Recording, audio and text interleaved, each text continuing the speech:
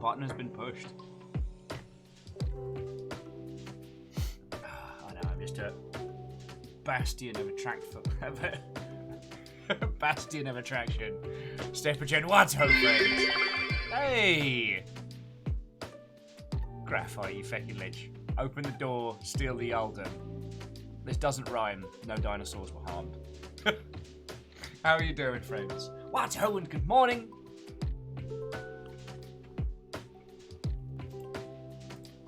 Oh shit. I didn't update any of the alerts. Fuck. Sadlin, good morning. What's ho?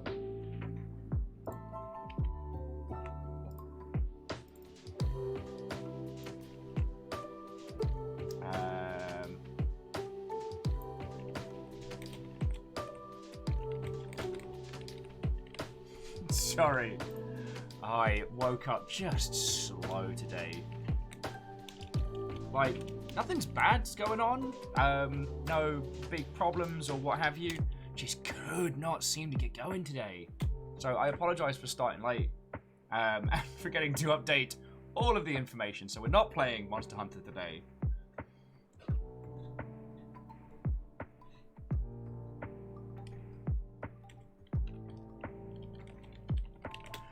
So, Deus, Kimball, Numbers, Arden, Watto, Bismarck, Watto, friends.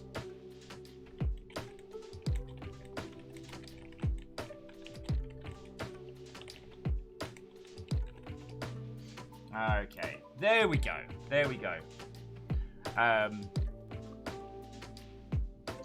Steppergen, I feel a distinct lack of control. And Deus is just getting, like, Will on mute right now. Oh, that sounds glorious. Kimball's like, Kimball just woke up from a 2-hour Easter nap. Yo. And Kimball, I'm so glad I got to show you the Jira. This is a test. This is a test of the Will.x operating system. This is only a test.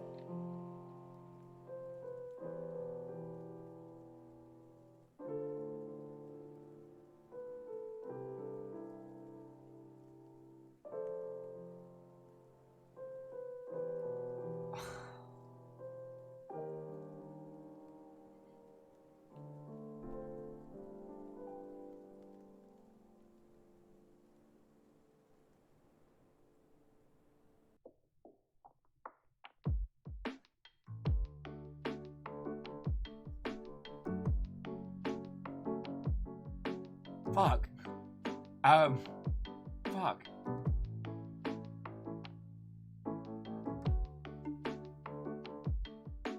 Holy shit. Wow.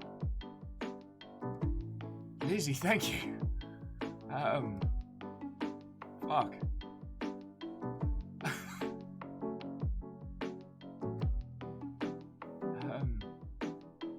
Oh.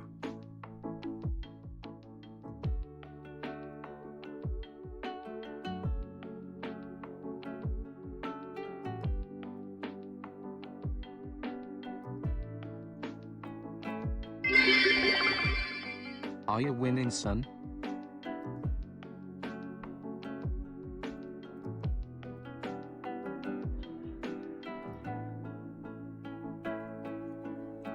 Answer Hazy. Ask again later. Lizzie, holy shit. Thank you. Fuck, sorry. Fuck. Thank you. Fuck.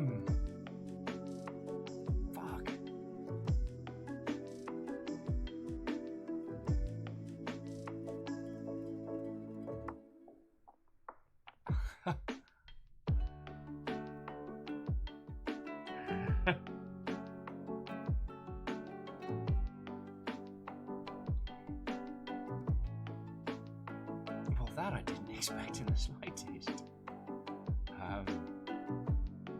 Holy shit, thank you. Fuck.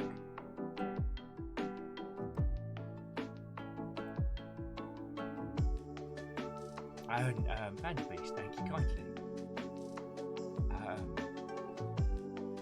Well, hello. Oh, okay. Oh.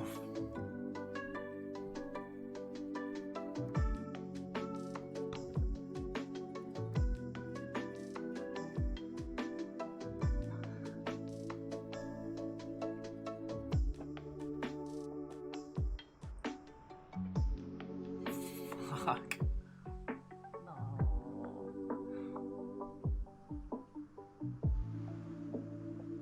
I was like 3 minutes in. I was not. He's barely had coffee, guys. I just brought it to him. He's like, it's still warm. You can still see the steam. Thank you. Okay, that was an inordinate amount of bits. Just on the feck cash.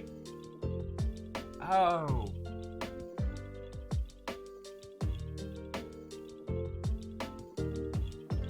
Sorry, Lizzie.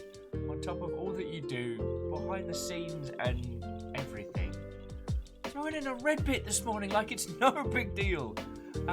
Graphite, your Jarldom was glorious but short. All hail, new Jarl. All hail.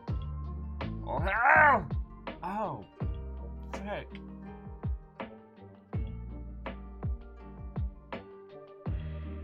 There are so many people I've not said hello to. I was not ready for that. I was not ready. It's usually like, I nearly said the Q word, yeah. There's usually a calm period, at least to start. Fuck.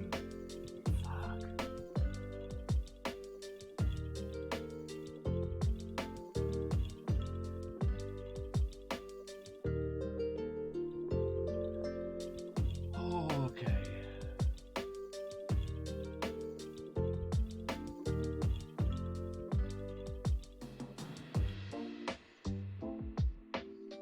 Yeah, I was not ready for that. Not in the slightest. Trying to hold my coffee with my hand shaking. Oh, my life.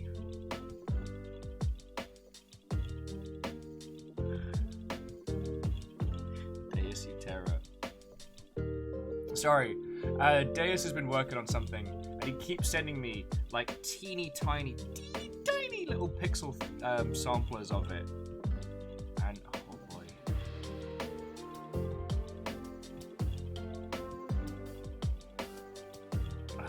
Sorry, just sincerely thank you. You know how much that means at the moment. And in fucking general, fuck.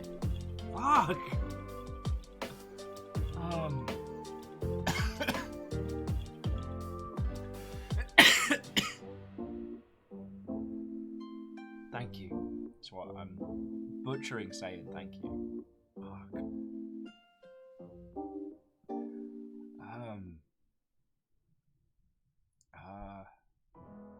Oh, hello.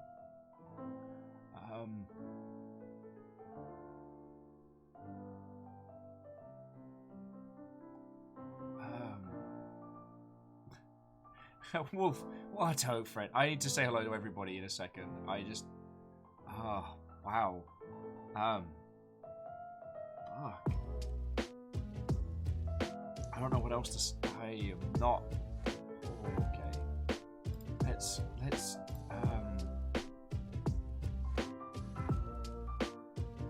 Thank you. Thank you is what I'm trying to say.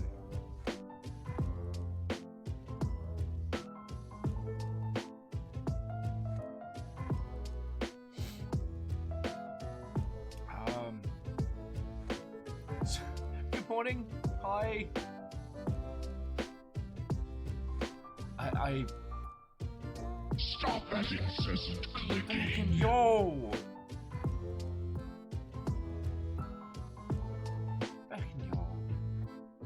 Agananarchy deciding that House Carl needs to rep for whatever is happening right now. Stop that incessant clicking. And Agananarchy gifted out 5 subs for Not Daenerys, Jocat, Bob Likes Dory, Bob Likes Dory, TOS, RK, and Grimmix, or Grimjux. Stop that incessant clicking. Sorry, for those of you who just joined us, Lizzie decided to not so much head into head into today is to smash the doors in with a red bit introduction. And I am floored, metaphorically, and I don't know what to say.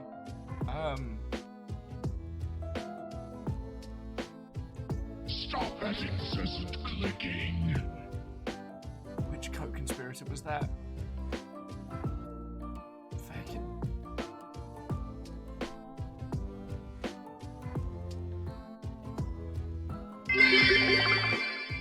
The pint glass is too full. Can't resist. Okay, well, thank you as well.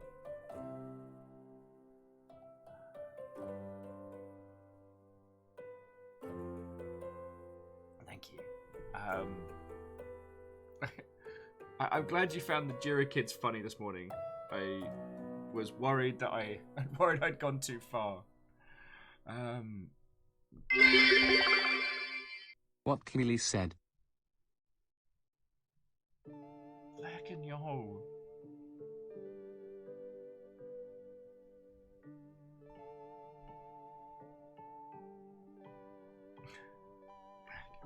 Fuck, I'm not ready for this morning. That's what I get for dragging ass in the mornings. Destroyed by you lovely mother upwards.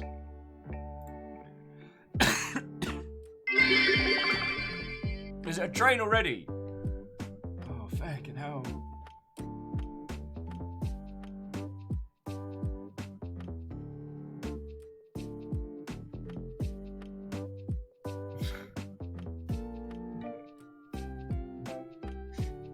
Sorry, J-Post was saying that Jira Jr. is more frightening than the puppets.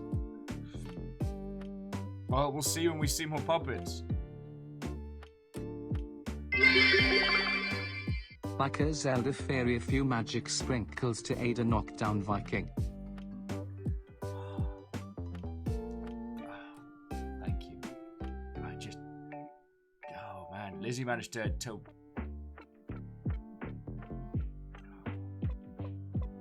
fucking yo. Thank you.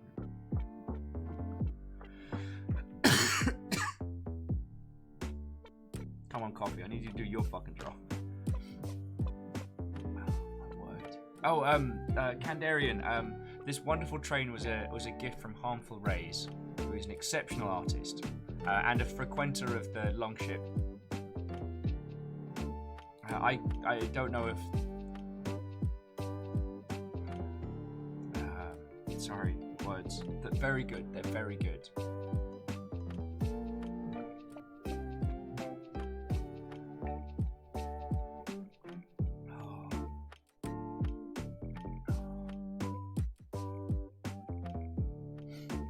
And yes, numbers. It is the same person that did the BRB Needs Tea banner. That's...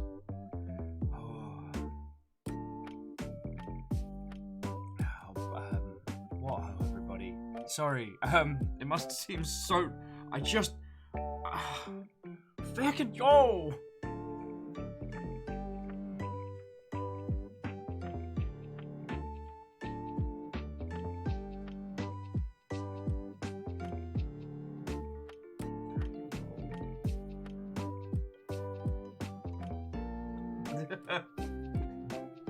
Ellie Epsilon, you did not arrive at a bad time.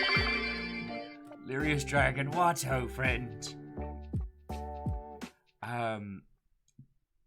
If you can imagine this little place as being a physical space, be it a bar, a longhouse, what have you.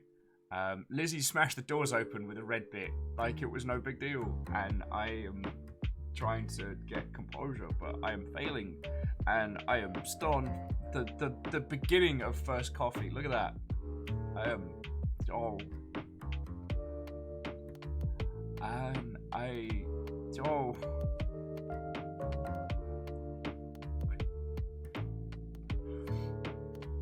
know it's not the hypest of music. I am.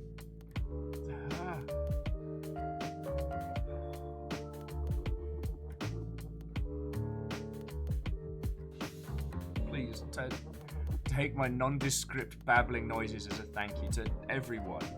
I am playing Control today. Yay!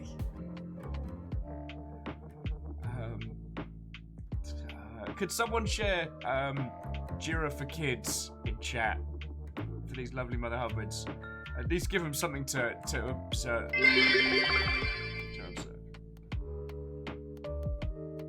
Calfraz, thank you for 100 for a bit of house order. Favor 6, wow.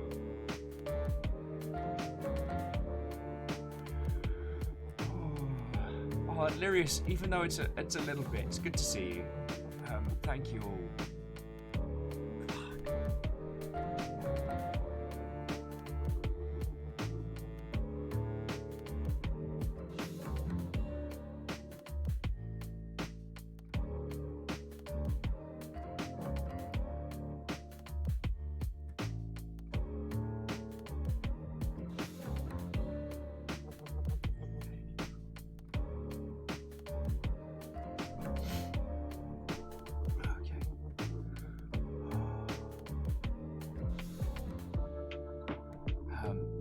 Sorry for.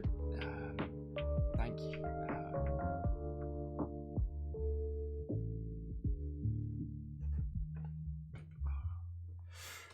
Okay.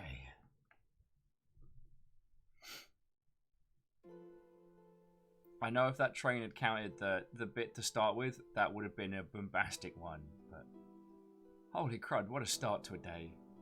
Holy crud. Not just Lizzie for breaking the bloody doors off, for all of you. Good morning, hello, thank you. Watto and welcome!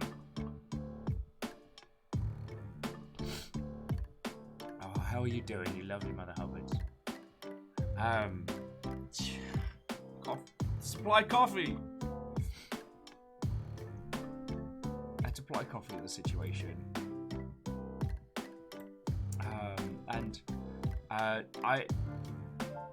I'm so sorry I have not said proper what ho to everybody, so... What? Oh, and welcome! Numbers. The video. So Jira is a famous, also infamous, project tracking software for... primarily for programming stuff, but like for... It gets used a lot in video games, and it causes... Don't forget to update your Jira. Write your archive book. Yeah, nobody likes it. Nobody. People use it. And so for April Fools, they announced Jira for Kids, and it's so funny. Oh, I will admit, yeah, get them young. Oh, J-Post was the Jira guy for a solid year. Oh. So how are you all doing? In the April Fool's sphere, I didn't see too many bangers. And Captain Steph, I saw looking styling. Oh, sorry, I'm just trying to get my feet back under me. Okay.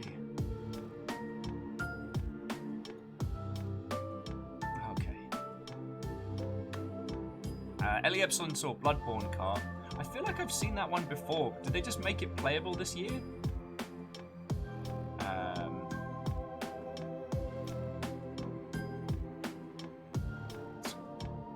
Kandarian said the Halo subreddit today was devoted to the 2008 Beyonce song.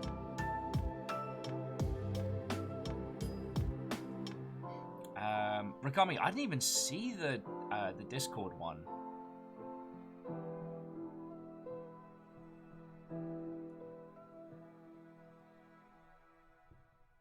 What was entertaining is that most people did seem to be going for the same, like, lol, what if dating game, despite the fact that dating game versions of many of the things suggested are things people would buy.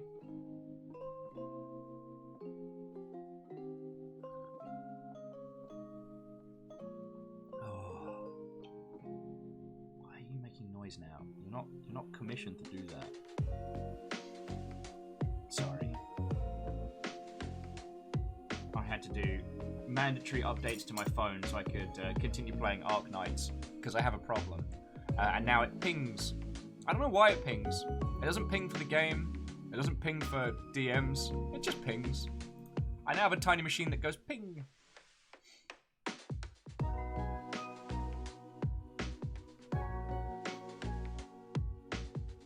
Yeah, Alan, that's all the dating game ones are. Just kidding. Unless... Sorry. I feel I got my feeties under me. Okay. So, friends, I want to say again, everybody threw in for the little hype train to start this day, and Lizzie for just bashing the doors in with a red bit like a flail pace. Sincerely, thank you. Like, that's an inordinate amount of cash. And that's going to keep us and guinea pigs fed and keep a roof over our house. Which is, I'm told, one of the core components of a house. Otherwise, it's just a mediocre shed.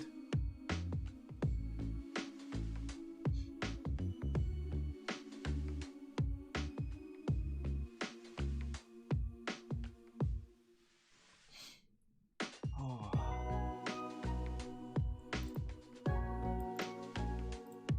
Just thank you all.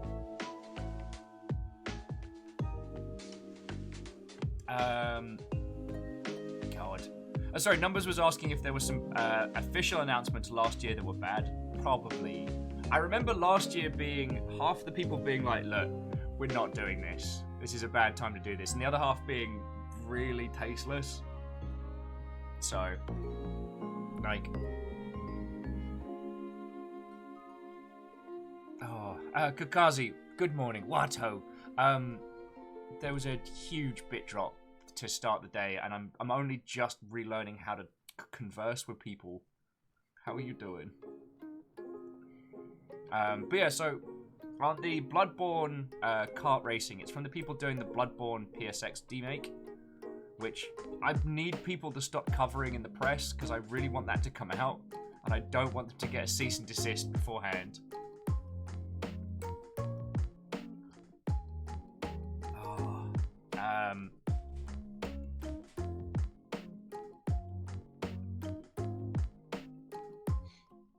Though, I'm kind of proud of what I put out last night as I was pottering about on Monster Hunter and watching the Walking Dead, which was...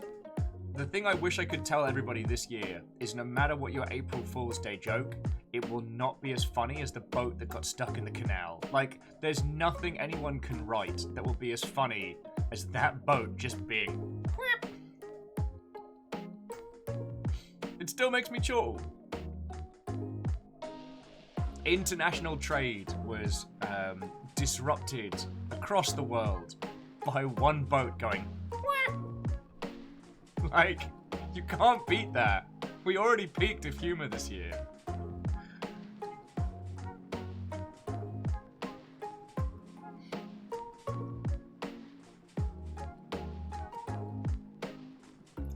Actually, so, Ellie Epsilon, I know that was a joke of draw a dick on Google Maps and stop 10% of the world's trade, but there's a whole, I don't want to say, there's a whole internet community dedicated to trying to draw inappropriate things that will be picked up by Google Maps. What is it with humans and drawing genitalia on things?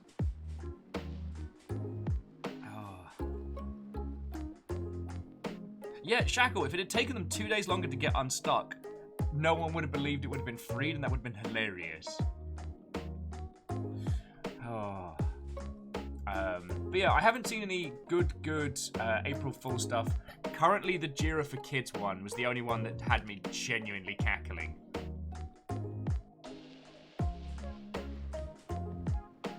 Oh, that's cool. Saylin's saying that their company did an internal only April Fools that didn't hate. That's cool.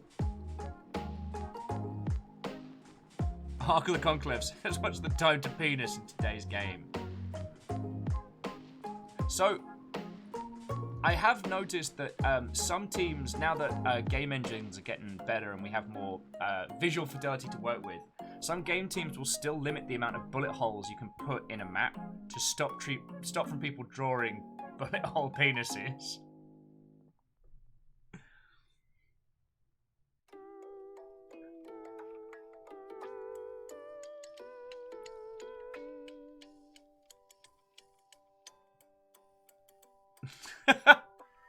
Okay, Wolfrad, that's funny.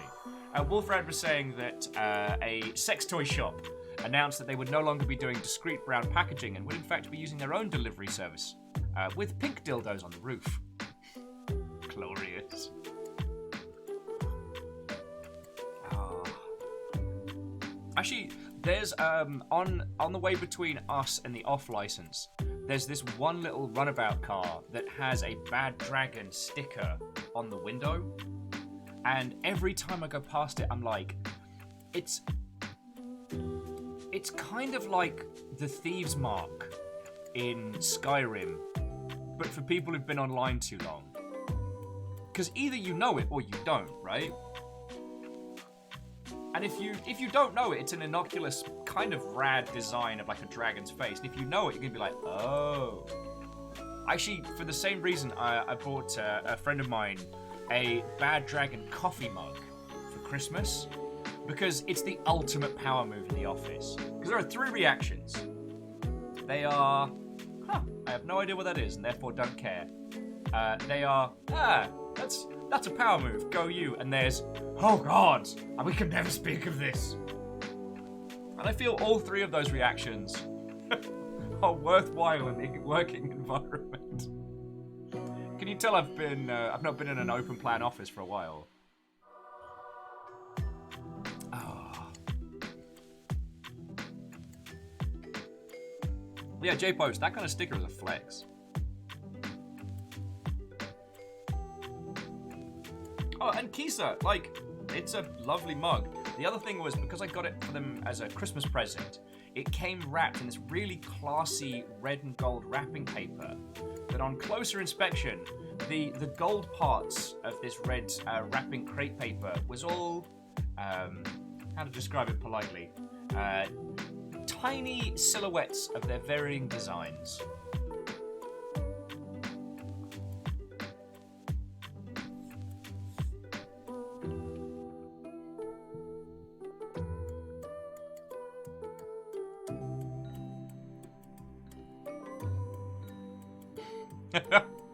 Sorry, Alnus was saying, I saw someone in a, let's be tasteful here, a t-shirt with a questionable kind of anime face. And I don't know who was more disappointed, him for wearing it or me for knowing it. Every evening when I take Rio for a walk, I go past this car and I just say it under my breath, weeb! Because it's got JoJo stickers, it's got ReZero, and the weird creepy school gambling anime with the red blazers.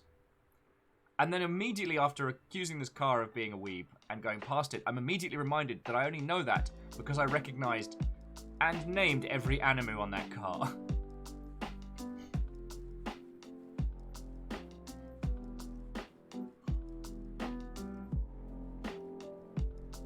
Yes, that's the one. I watched it on Netflix when I was hungover, and it was a show that I watched instead of suffering in silence.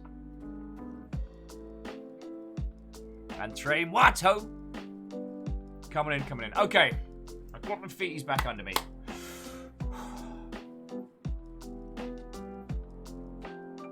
Crew members of the Longship, to all of you this morning, I say Watto and welcome!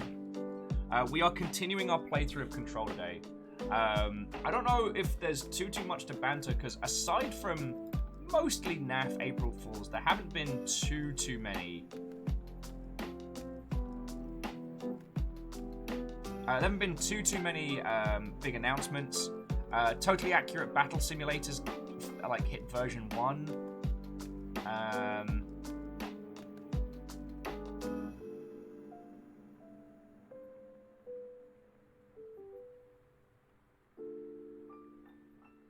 Yeah, I haven't seen much else that's been going down. As you well know, the Among Us map is out. Like, that's...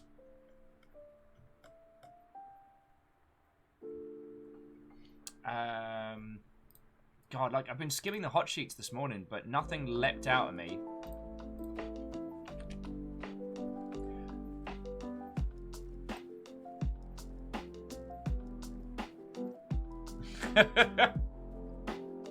Captain Steph just doing raid checks. Does everyone know where their backpack is and who their raiding buddy is? We're not raiding yet, but it's important to check.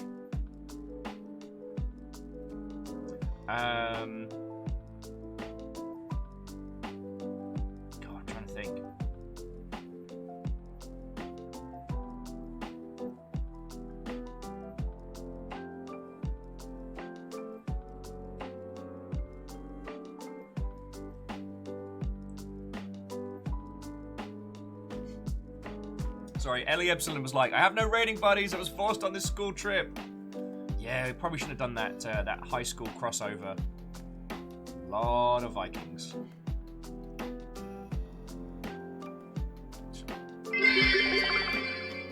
Wait, does anyone still need a backpack? I don't know. I've got a backpack. Do you need a backpack?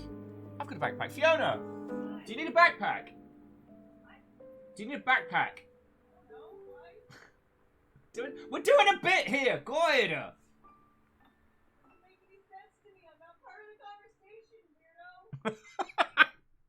I hope you heard that.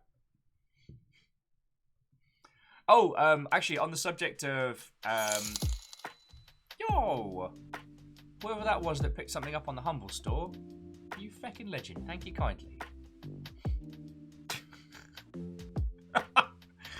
Kisa's just yelling, get out, nerd! Yeah, weirdo. Thank you for that one, Numbers. Oh, JPO says, Horizon Zero Dawn's on sale on Humble. Cat and Steph says hi.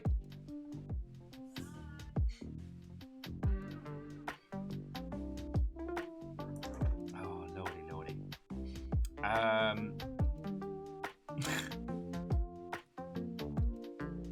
Oh, no. So, Cat and Steph calling me out. Suck it up, Buttercup. God. I don't know.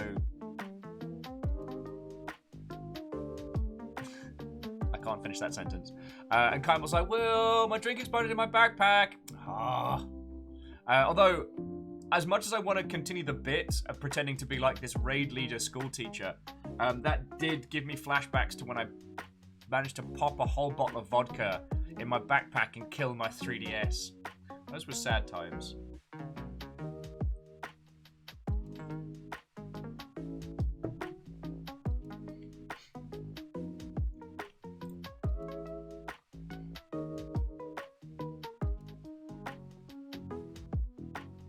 Like, sorry, I apologize for going to space for a few seconds there.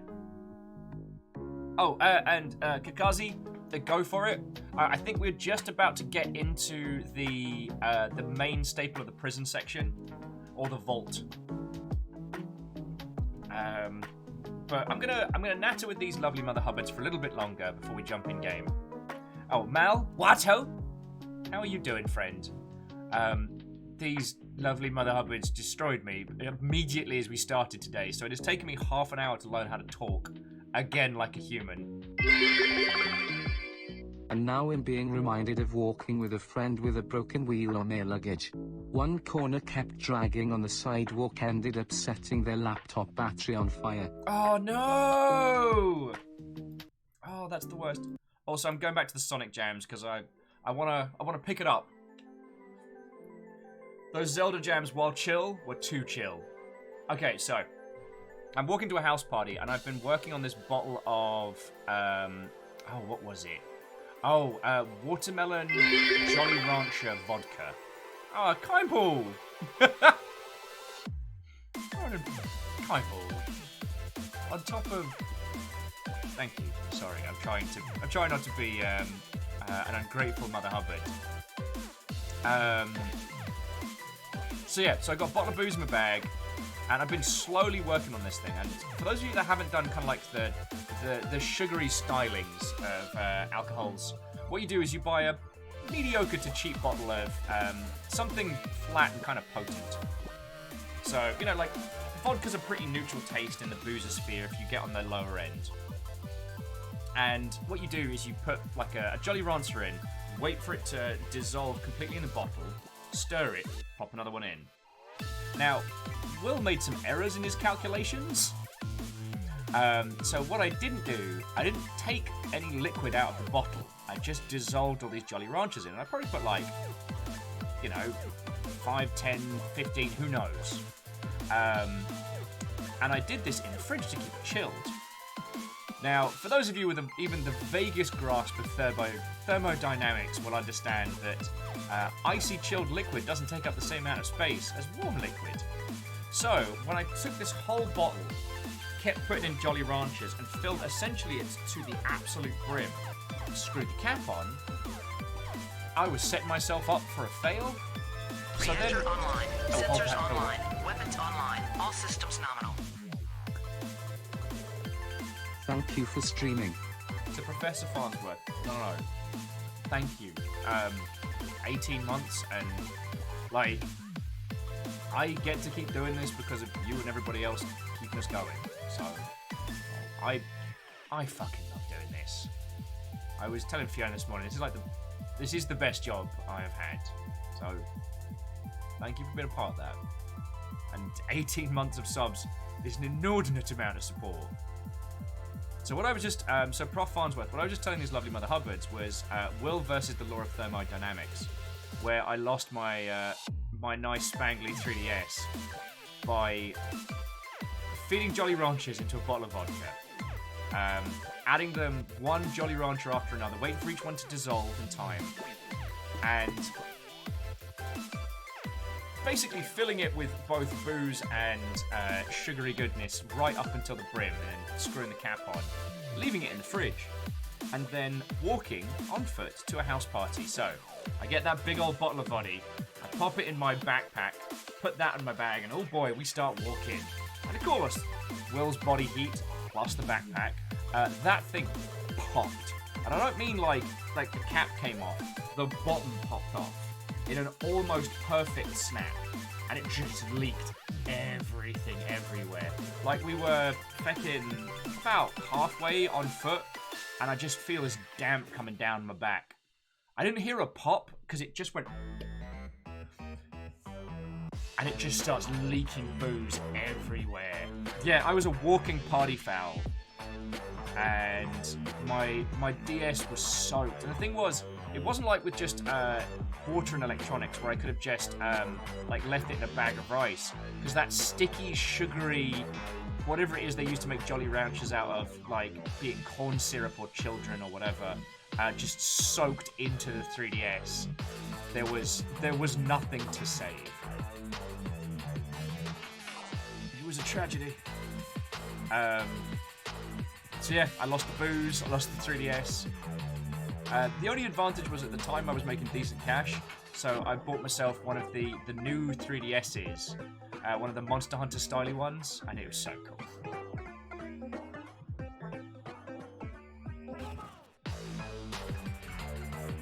Yeah, soaked in sugary alcohol, it was a very bad time. Ah, good times, good times.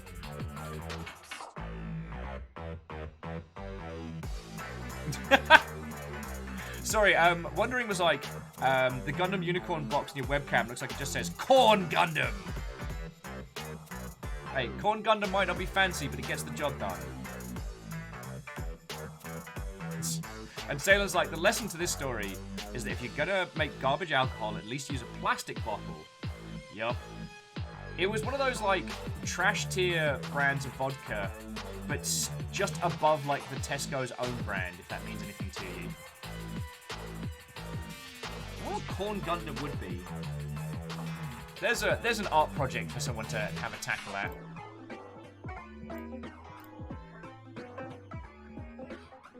Oh, yeah, Alnus is right. Remember to compartmentalize your alcohol. Don't just throw it all in there.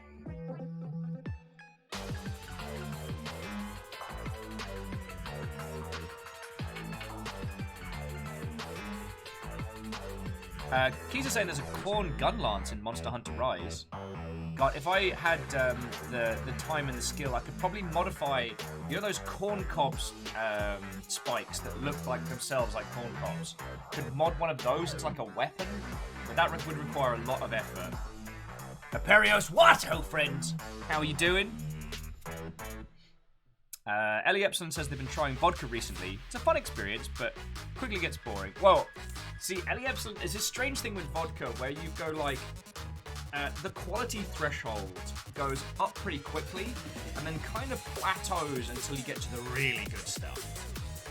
Like, I'm gonna be a bit of a heretic, but it's like, once you get out of like the budget vodkas and the own brands, you get past like the Russian Imperial. But like, I will tell you, like, Amsterdam, Grey Goose, Absolute, different flavors, but same kind of quality. Now, the buffalo grass stuff, if that's available where you are, drink that all day.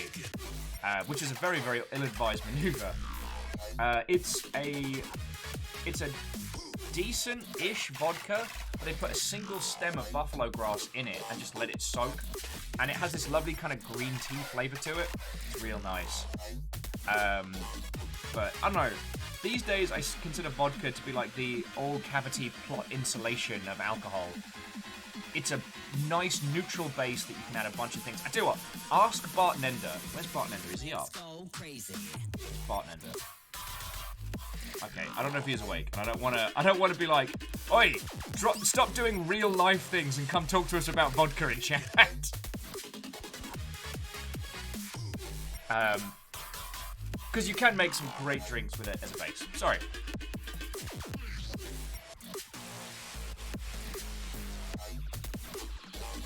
Elliot was saying, alcohol is too expensive and not fun enough for me to make a hobby. Understandable. I've often described my drinking habits as kind of like playing Warhammer. Like, I make a big event of it, it's expensive, and no one's quite sure who won at the end. Now, LZ, the thing that's been kicking my ass is we found a brand of gin called the New Amsterdam brand of gin, which is very tasty for gin, and you can buy in inordinate quantities in the US. Like, that monster bottle was under $20.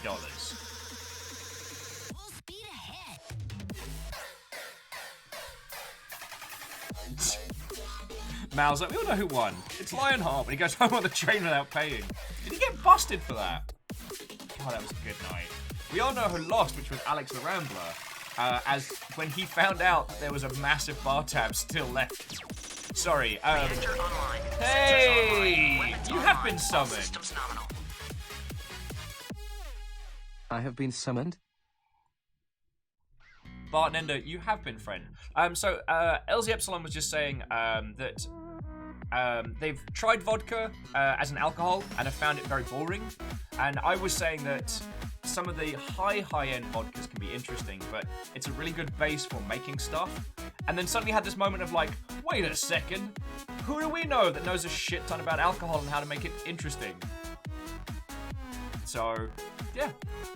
The question is vodka. And Alnus, I think you're right. Corn-based Gundam would be Iowa Gundam or Gundam Iowa. I feel like those are two different designs. You know, in my mind, like Tequila Gundam and Gundam Tequila would be two very different things. One is mildly inappropriate cultural appropriation, and the other is a very effective bottle of tequila.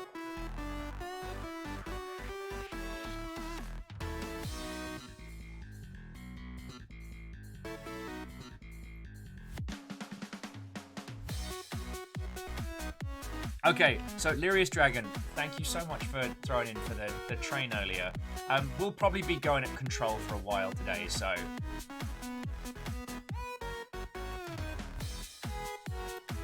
So if you find yourself free and clear later, come stop on by. But otherwise, have a lovely day at work.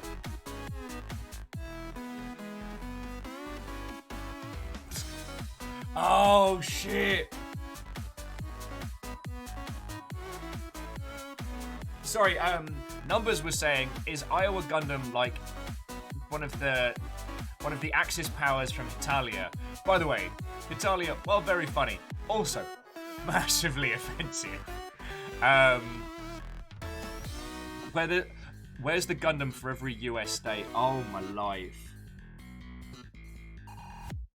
I'd need more people to help me out with this because there's a bunch of states that I have no cultural understanding of.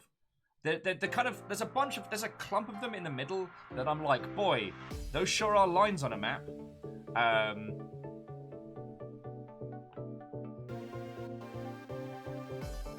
Yes, Numbers, you're right. A Japanese cartoon being massively offensive. Shocked, I know. Anyway, so very quickly, Bartland was saying different grains used to make vodka can provide a bit of taste. Ciroc is a weird one because it's made with grapes and you can definitely taste the difference. And had another vodka made with hops that was incredible. Ooh. had a very particular flavor that was, I know, this is what I hate about being dyslexic. I know that word that you've written there, but by trying to look at it, I am triple guessing myself into wrong. So I'm just going to go that very big word, giving it a hibiscus flavor. Ah, I did it! Yes! I have to not look at the word and not think about it. But Bartender was also adding vodka carries other flavors super well. So personally, I like to infuse vodka with flavors. Had a lot of luck with lavender infused vodka. Oh, the beet infused vodka was glorious. I remember that. Like, that was way better than it had any right to be. Sorry, it was a red beetroot infused vodka, and it was really tasty.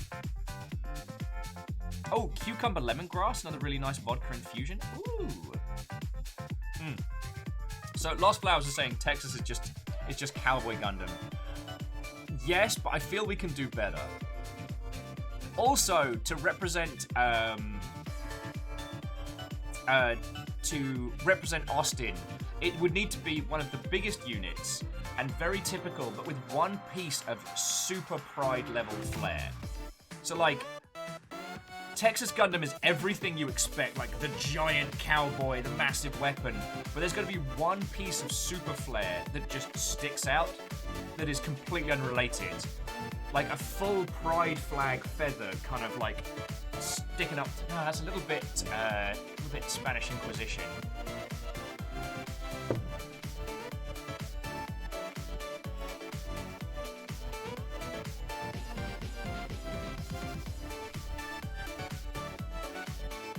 Oh, Mal was saying, what was that atrocious monstrosity for the Attila release? Whoa, whoa, whoa.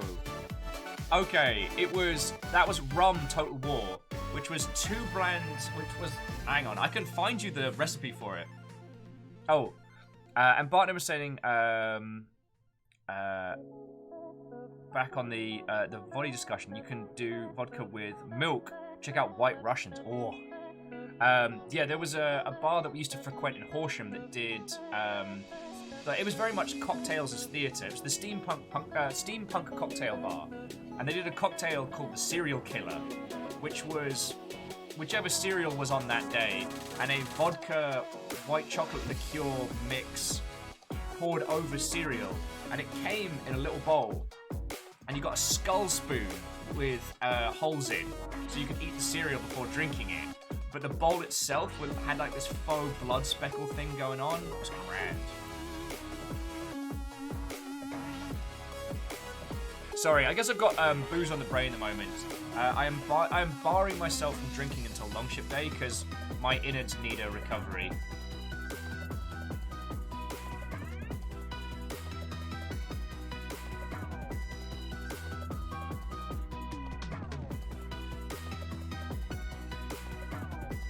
Bacon Adventure says, speaking of vodka, apparently I'm visiting this place. A creamery that is making a vodka from what they have left over from it. Okay. You know what? Wouldn't even be the weirdest thing I've tried, Bacon Avenger. Oh yeah, Kimball, the Ryan Gosling, which was a, what was it? It was a rye whiskey and a Gosling something blended in a pre-mixed bottle that you pour over a round rock of ice. But it also comes with a tiny picture of Ryan Gosling and colouring crayons, so you can draw it in. The best Ryan Goslings were kept behind the board.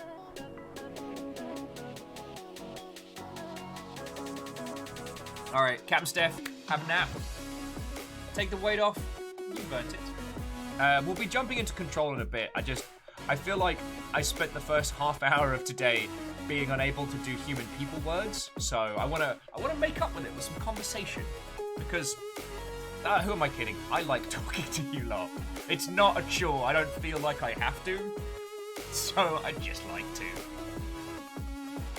And Control's a very good game to have a conversation with, but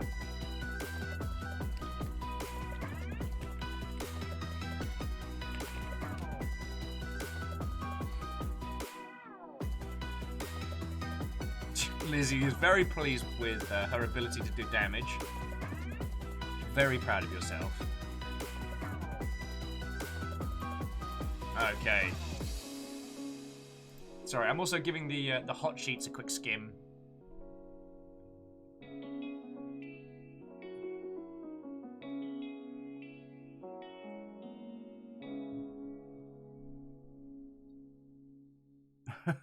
Okay, Johnny, okay. Sorry, Johnny was saying first half an hour. Oh, no.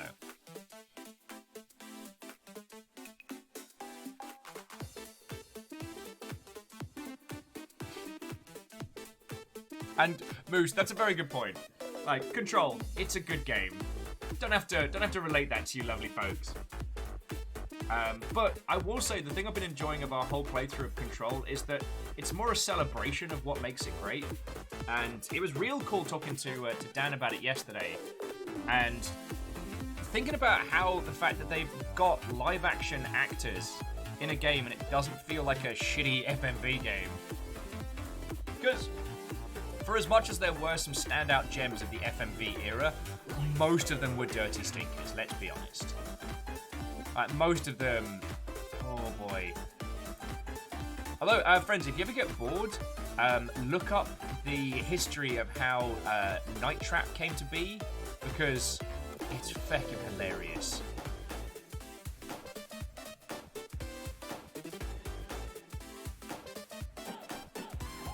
Oh, and Stammering Gamer, I did already get the complete edition.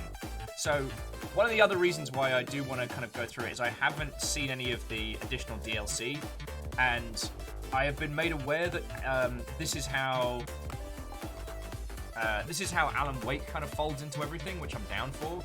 Because Alan Wake has been hinted at early on in the game, but supposedly it kind of brings it together. Oh yeah, numbers. It was Red Alert 3 that had Tim Curry and a bunch of other big-name actors. Tim Curry, George Takei, a bunch of MMA fighters.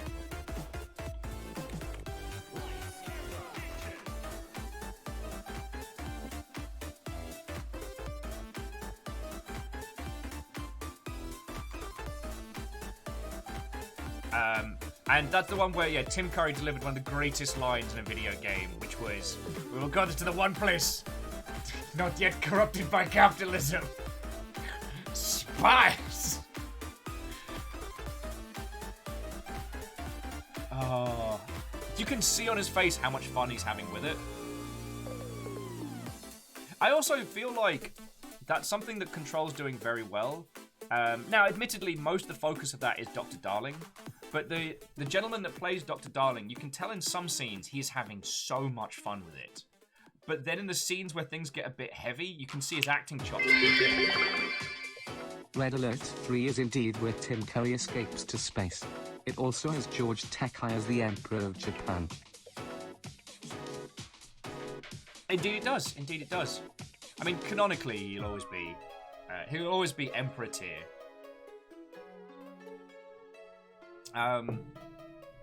But no, so one of the things that's interesting, and I realize I hadn't thought about this, is that some games adding FMV sequences does feel very out of place. It was something that happened a lot during that early push towards.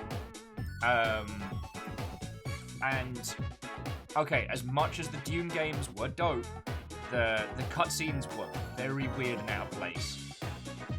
Mech Commander had a great intro, but that was because it folded the game into the discussion of narrative. If you haven't seen it, Mech Commander opens with like a bunch of different platoon leaders, lance leaders, and at one point you see him giving commands to the varying mechs in his lance, but he's actually using the game to do it. Also kind of love this song. God, it just... Sorry, this track reminds me of skiving off of doing varying things so I could just play Sonic 1. I got a 16-bit console way later than anyone else. But me and my buddy Rory still had like the Nintendo Sega agreement, so he had all the Nintendo consoles, and I intended to get all the Sega consoles. But it meant that when I did finally get a Mega Drive, I got a ton of games. So I had like this, Shinobi 3, a few trash tier that have disappeared into the annals of time. I had the Shinobi game, which had the like unlicensed Spider-Man and the Incredible Hulk in. Wolfrad. Okay, Dark Forces Jedi Knight 2 is another one where all the actors involved just chew the scenery and have the best time. I mean, the guy playing Kyle Katarn's kind of alright, but everyone else around him just owns that. It's actually kind of sad that most of the actors who were involved in those cutscenes didn't really go on to do anything more with Star Wars.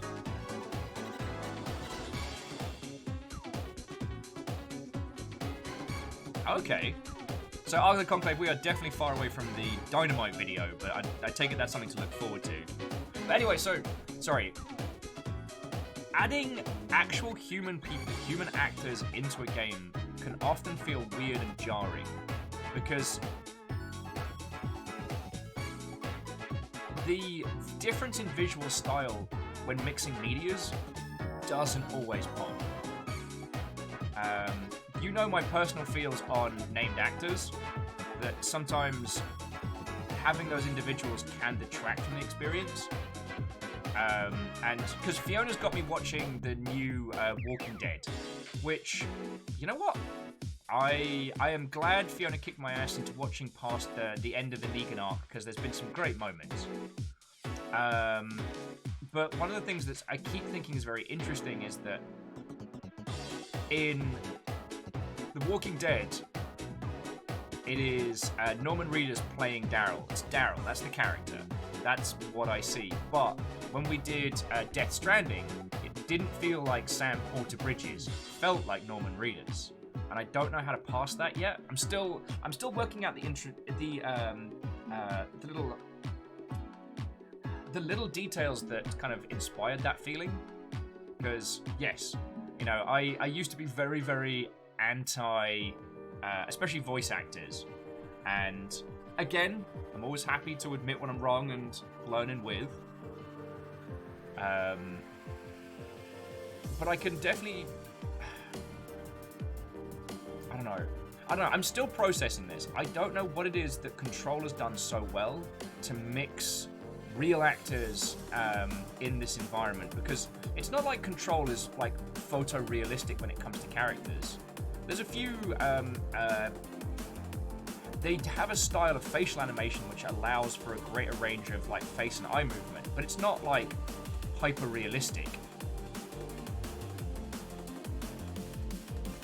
Oh, Stammering says when you get to the ashtray maze, prepare to have a lot of fun. Yo, what got me to reconsider Control from my own personal biases was the write-ups on the ashtray maze. I don't know what it's going to do, but the regard with which people speak of it, oh, I'm so ready.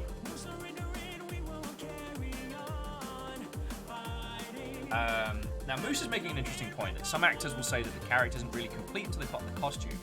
But for something running solely off the performance capture, they never really put the costume on. It could be. I mean, there's also this whole thing of like performance versus acting.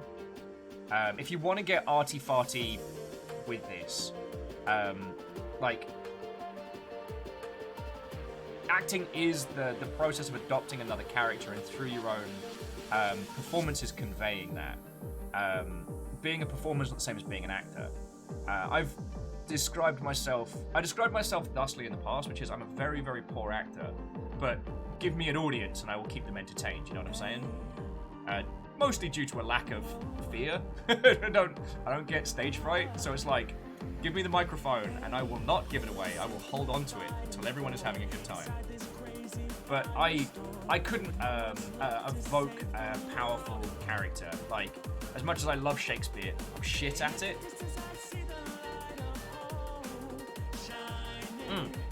See, numbers, that's a good point.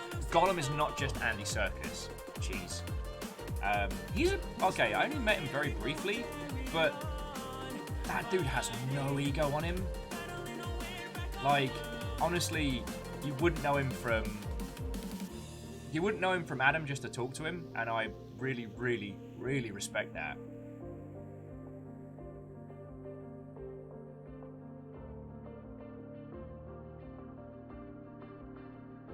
But, so numbers, that does get more into motion capture. So, because you're right, Thanos is a lot as a lot more than just Josh Brolin. Although I actually think that, and here's a weird one, but what he does with Cable in Deadpool is a very good example of his range. Anyway, sorry, how did I get onto this? Oh yeah, we were talking about mixed media stuff. So, I don't know. Deus says it's like, it's trying to relate the difference between the character mindset and mannerisms. Strong silent types look like the actor, don't have some disconnect appearance, and the actions, the performance. Minor qualities that make you believe the character is a real person with the experiences. Yes. I'm sorry to use it yet again as an example, but I think it's a good one. Would be good old Keanu. From Keanu being used in Cyberpunk, that the majority of Cyberpunk's animation system can't capture a lot of his subtleties, and he does a good job with his vocal performance, but quite often the motion capture to go along with it in the less intense scenes is a bit chunky. One of his best, in my humble opinion, one of his best performances in that game is when he is talking about an old club that got turned into like a feckin' fast food restaurant that he's all about.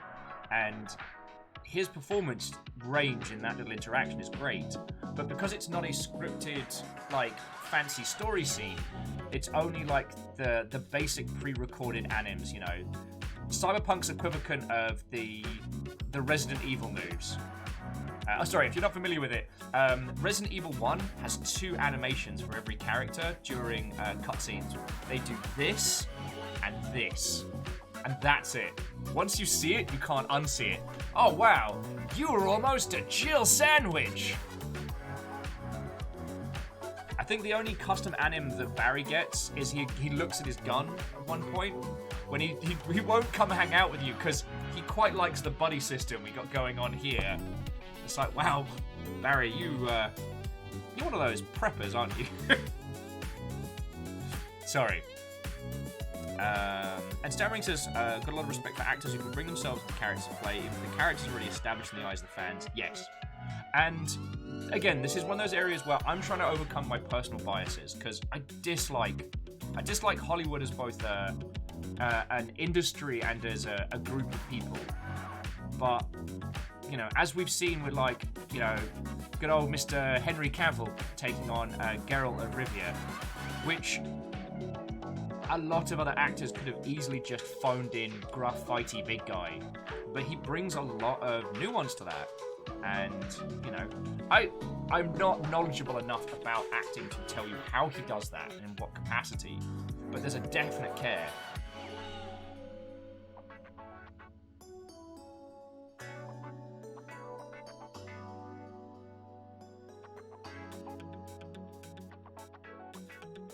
Anyway, it's something to think about today. The other thing that I wanted to talk about, at least on this of like, because I've kind of picked on Dr. Darling, but early on, in one of the scenes of Control, we see the actress from whom the likeness is taken for our character, and it doesn't feel weird or out of place.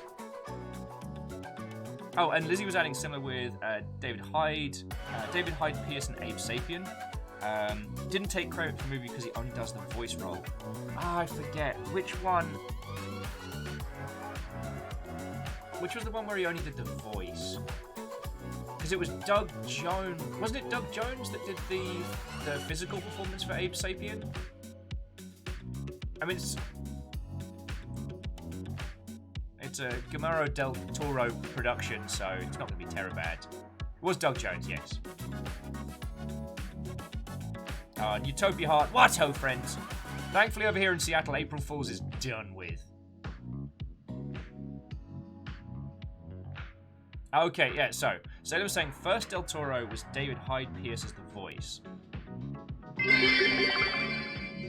Reminded of the comparison between Final Fantasy XIV's 1.0 cutscenes and the ARR and afterward cutscenes. In 1.0 everything was motion captured lip-synced with dialogue in multiple... It was multiple languages, I had your computer running, but it was super costly and took a long time to produce. Well, yes. I mean, in theory, touch wood, allowing for like AMV video scenes would allow you to outsource creation of certain assets to other teams. So let's take Jedi Knight's cutscenes, for example. Like, none of those are in engine. They are literally just video files that play, right? So what that means is that you can take a chunk of budget and just spend it on getting those videos done. Oh yeah, Eaton. I forget humans do that. Thank you, my love. So the development team is not responsible for creating custom animes, characters, creatures. However, the downside is that you've got to pre-script those ahead of time, and they can't be changed. Like, you can't just suddenly add new characters or swap everything around. With voice acting, you can get the actor back into the studio to do what's called pickups. Usually written into contract, but you don't need to have a full set, full production team, etc. So a lot of teams will choose to do things in-house because there's more control. But it does mean with projects like that, if there's a continuation and no budget, there is a definite decline. Now, the reason why I wanted to use Jedi Knight was that the expansion pack, Mysteries of the Sith, which was all focused around Mara Jade, they did not have the budget for any live action stuff. So poor Mara was reduced to having in-engine cutscenes that were spotty at best. The actual gameplay of Mysteries of the Sith was rad as hell.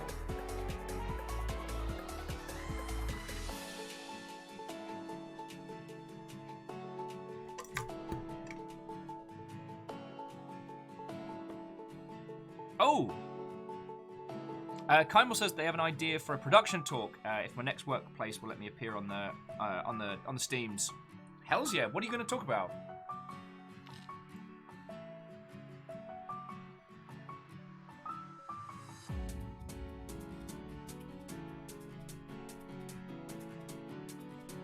Utopia Heart was saying when it comes to good animations, I love it when the game gets the facial animations right. Oh hell yeah! Unfortunately, the most expensive part of animating a human. There are so many elements that go into making a realistic, well not realistic, but making a well-animated face. Shit, you could waste half your budget on just the eyes alone. Which is where a lot of the Uncanny Valley tends to come from, is really poor animation around eyes and movement.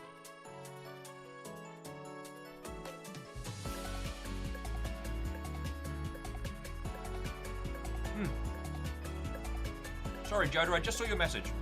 I was so busy nattering on. Joda, go have excellent sleeps, friend.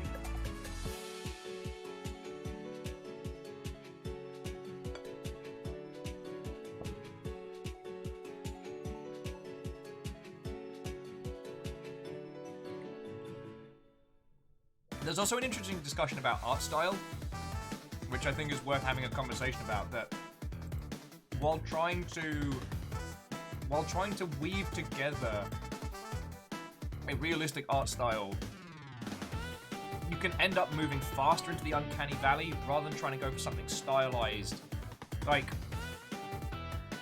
I couldn't tell you in what manner. Control is very stylized. I feel I'm hitting the ceiling limit on my on the language to properly explain how it is. There's a surrealist edge of everything about Control, even from the get-go, and shite. It's very hard to point to one thing and go, this is where the stylization of Control comes from. But it does mean that the FMV sequences with real faces in seem to hit right. I think the other one is a lot of the assets we see in-game first before we see them as cutscenes. Does that make a weird sense? So like Dr. Darling's presentations, we see them in the world before leaping in.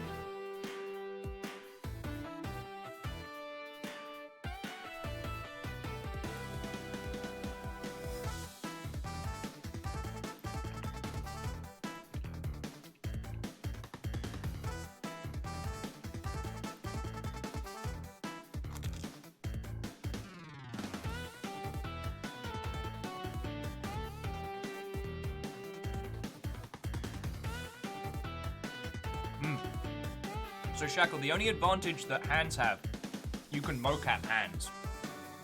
And yes, well, you can technically mocap facial movements. You can't mocap eyes. Well, okay, there are some software that can record, but that's what I meant about you could spend half your budget. Animating hands raw is difficult. Animating hands from mocap is easier.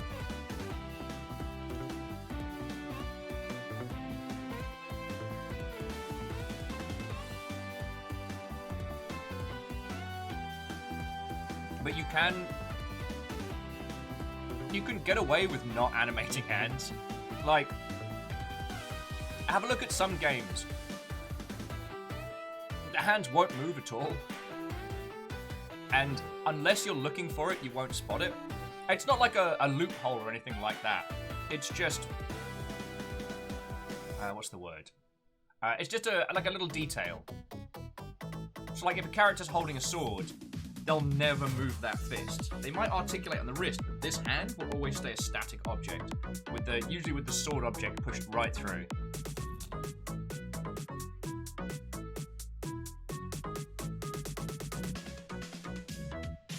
Keys is like, indie game trick.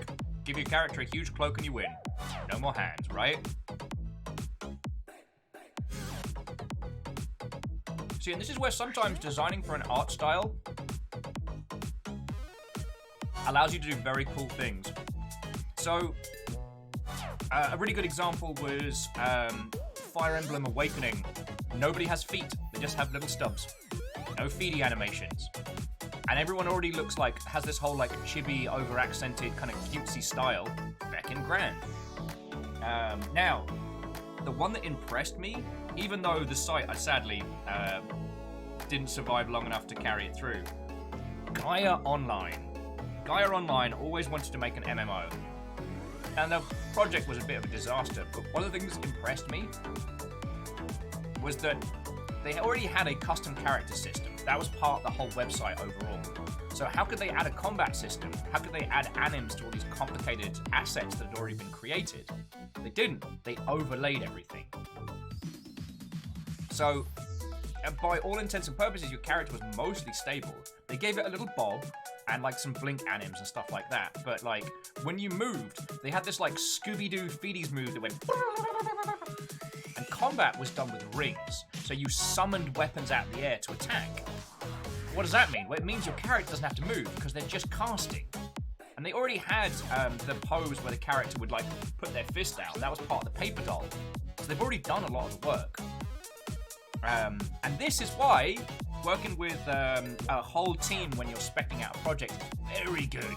Or at least having enough of an understanding of how to do these things as to how to spec them out. Now, personally, if I get the chance to, I always spec out Art Pipeline when, even in like the pitching stage, because how you're going to make your game isn't a question that I want to start asking after I've been given the money, you know what I mean?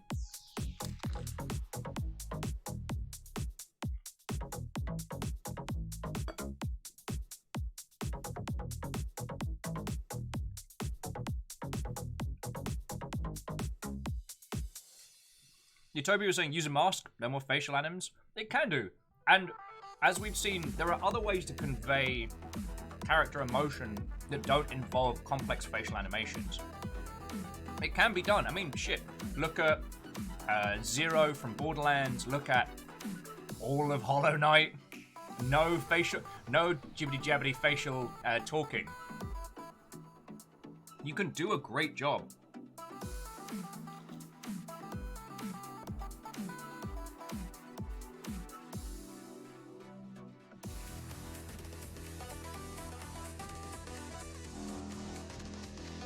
Sorry, Quasi. I didn't intend for the loud crunch. I just didn't realise how hungry I was until Fiona brought me toast. Fiona keeps my dumbass alive. Quasi's like, Foley artist wants to talk to you. Yo! I'll do Foley for budget.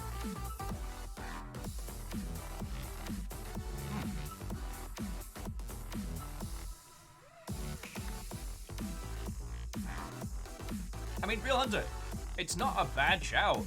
Like, you can be incredibly evocative with that character without having complex facial animations.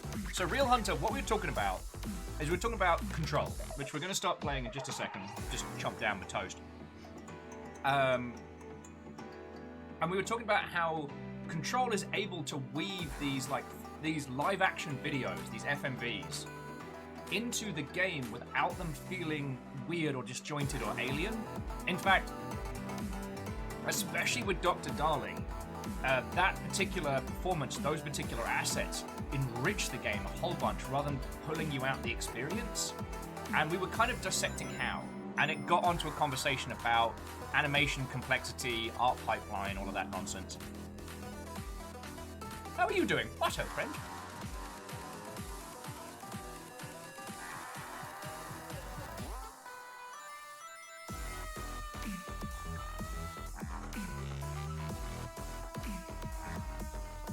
Oh, yeah, Lost Flowers is saying, look at the Kezu for faceless characters. Or don't. Now, Monster Hunter does some very clever things with its animation. There's like, I want to say like 4 or 5 different skeleton types in Monster Hunter.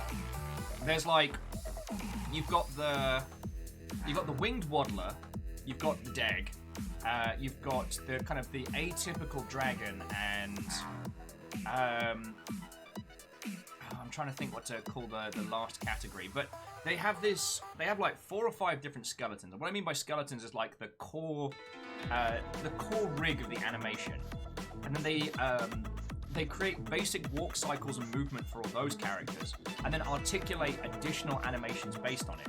So like a Puke Puke and a Kezu move the same. It's the same skeleton. Like they have the same waddle kind of walk and the same look around, but they get additional anims on top that evoke the character of the monster. It's actually very clever. So they don't have to do a complete anim set for every single monster from scratch. It's real smart.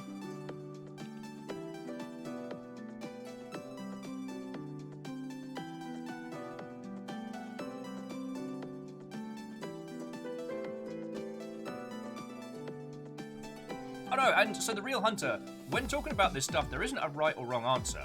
Because the Real Hunter was saying the scenes are, I thought, meant to suggest a level of disjointedness that actually augments the narrative. Because the oldest house is supposed to be disjointed mixed realities. I think that's a valid way of looking at it. The Threshold Kids is something I find jarring, but fits the themes and the unsettling nature of it, right? But the live action segments, I'm talking about, like, I'm going to use Dr. Darling as the example, but that feels grounded. That doesn't feel like a jarring of it. And is that because we're presented with Dr. Darling's videos in the universe in projectors? So in-game, Dr. Darling's videos are projected onto a wall or a screen, and that's how we first encounter them, and then re-watch them in menus. Or is it something else?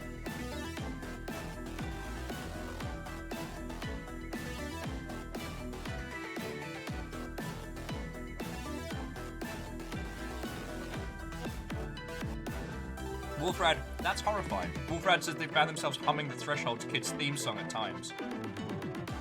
We haven't even gotten the third take yet.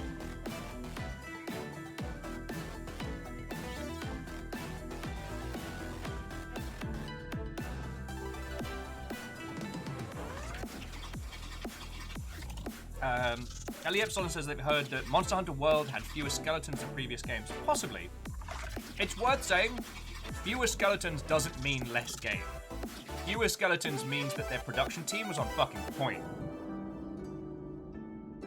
Or that the difficulty of adding skeletons into however they produced Monster Hunter World was higher than the others. That's one of the problems with video game stuff, is it doesn't always... The number of assets that go in don't always denote the quality of. Ellie Epsilon says that they did have to make all new assets for World. Well, I mean, I can't imagine the process of putting things into a brand new engine was just as straightforward, because Rise is the new, well, is the Resident Evil engine, which I guess is Capcom's new standard.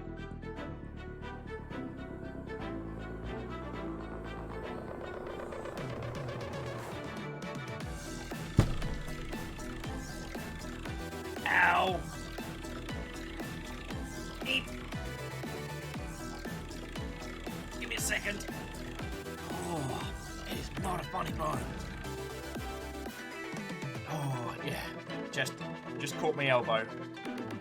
Oh, sorry about that all. Ardun was saying, remember a pre-release talk of Macarius would require enough skeletons, so we can't. I mean, that's understandable.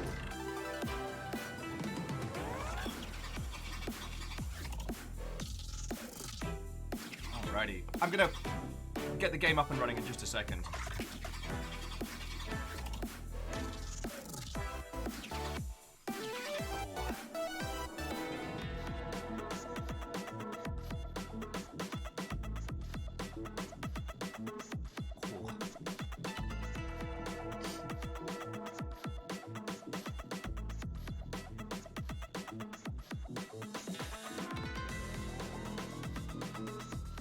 Hunter was okay. So there was a lot of discussion about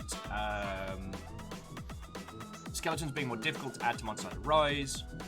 Real Hunter, in a way, conforming all of your model assets to a limited set of rigged skeletons is much harder, as it might save money. As much as it might save money, the animations would be harder for the 3D artists to create unique feeling characters around. Well, I mean, there's more tools than just the animations. You have the environments, and what they do is they start with multiple sets of rigged animations and then add stuff to them from there. God, in Rise, I was trying to think, is there any other monsters apart from the Disco Unicorn?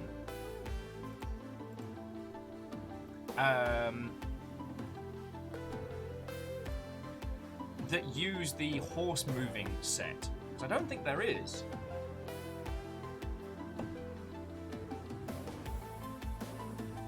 I'm having to think about that now. Well, anyway. The point of this was more like, for a game like Monster Hunter, which is so reliant on animations, like ways in which you can achieve the same amount of quality without spending stupid cash is a feckin' winner. Like, I guess that's, I mean, Kymble, you can back me up here. That's the challenge of production as a profession. Like, a bad producer will go, it's too hard, no, can't do it. A good producer will be like, we can't do it like that. Can you do it like this? Like, these are the resources you have. If you want to do it, is there another way you can put it together? Flower says that Kieran's fairly unique as a lot of Elder Dragons. I mean, understandable. And there may have been internal discussions to create other similar creatures, but they just budget and time. Kymble's like, I have 5 backup plans for everything.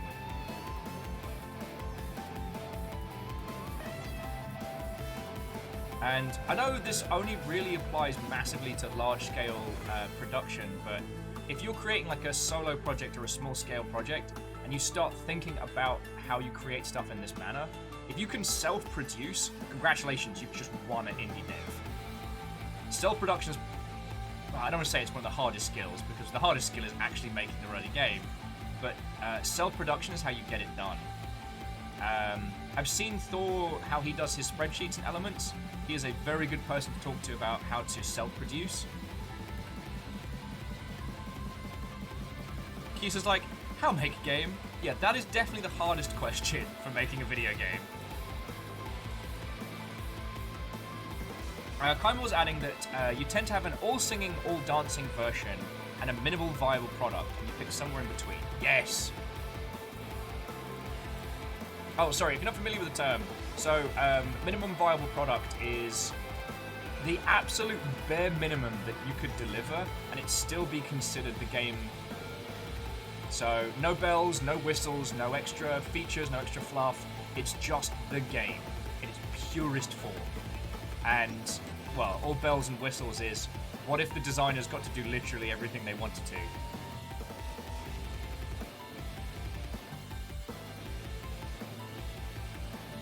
Kymble's like, I'm a game producer, so I'm a real-world DM. Yeah. Except for people are more likely to argue with your calls than in Dungeons & Dragons. Oh, sorry, Condor. I didn't mean to turn this into a Q&A with yourself. I do think that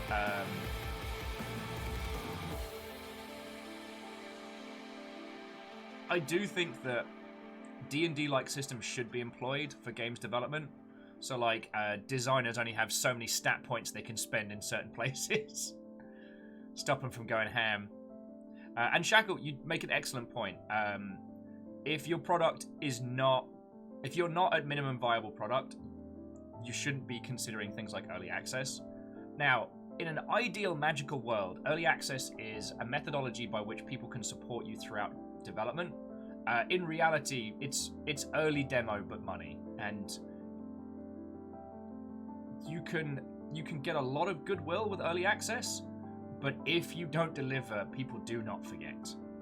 Like, you don't get a do-over on that one, unfortunately. Sorry, but we're getting off onto other topics. Let's jump into Control. I mean, we can keep talking about, like, MVP and stuff like that, because it is important to understand, if you're making a video game, what the absolute bare minimum of your video game would be. Sorry, Knuckles.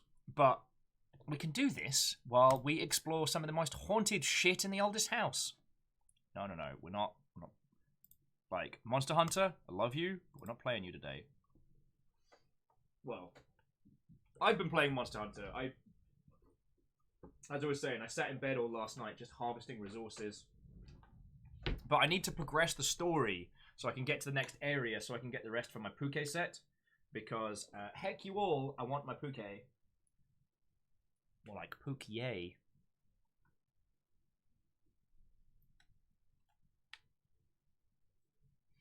MDH says, unless you're like 7 Days to Die, in which people understand you're never coming out of early access. Well, that's the thing. 7 Days to Die delivers the minimum viable. If you pick that game up, even at the early days, it did everything that people... It'll do everything it says on the tin.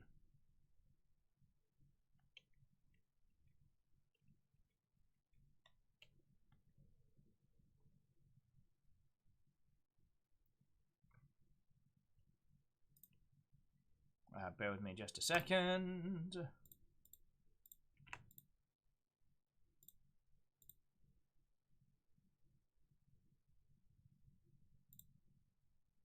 Steam, why you like this?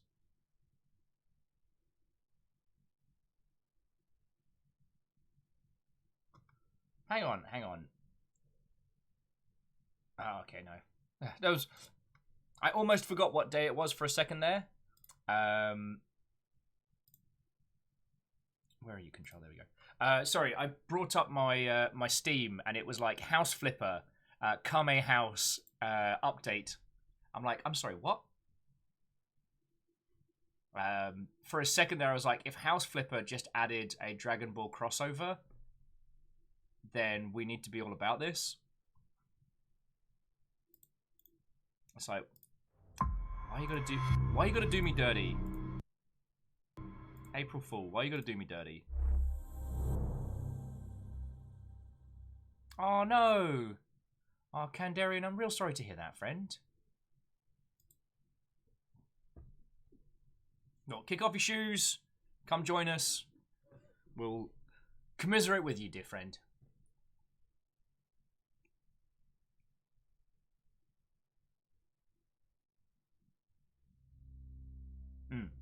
Oh, sorry, Real Hunter, I do agree. Sorry, Real Hunter was just saying that early access could be handled differently, and it's a valid way and an invaluable way for a game dev to be able to live test features and solicit feedback. Yeah, actually, if you want to look at a way to do early access, have a look at the whole thing around Sub Rosa, which has been doing real good.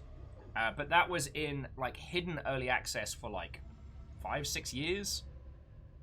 I still want to give that a play, but that's for another day. But what they did was they sold keys through their own site for people direct, and then brought those people in together for their early community.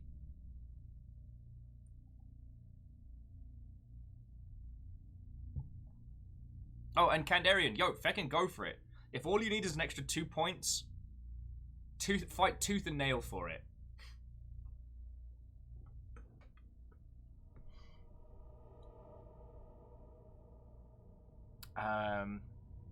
Sorry, I lost my train of thought a little bit. But yeah, so the Real Hunter, it's why I like having these conversations with everybody here, is that it's the ideal versus the reality. I'd love to see early access be treated in that manner of like, you're not buying the game, you're supporting the creation of the game, and you get a build in exchange. But that's not how it's seen. That's not how users treat it. And we've got enough data to understand that. And wishing users would behave a certain way when they clearly behave another is how projects die. You know, I feel that a lot of those big what would we call them? Overwatch competitors, you know, your lawbreakers and stuff like that, didn't look at how users were. They thought more about what they wanted users to be. Do this. Shield Hadouken. Hadouken. Alright. Alright.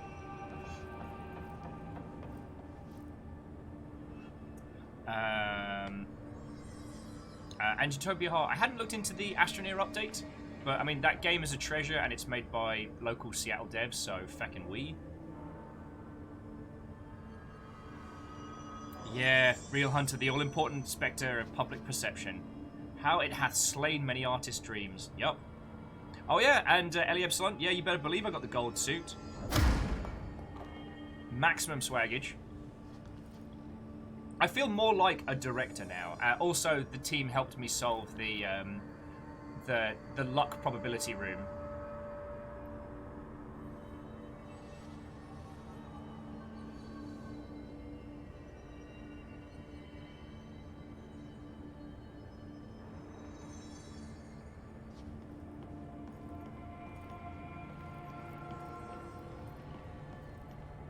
Oh no. These people are having a bad time. Having a bad time. I forgot to charge this. Okay, firstly, ow.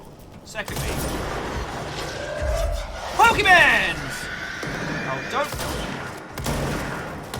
Lying, screaming jerkwads.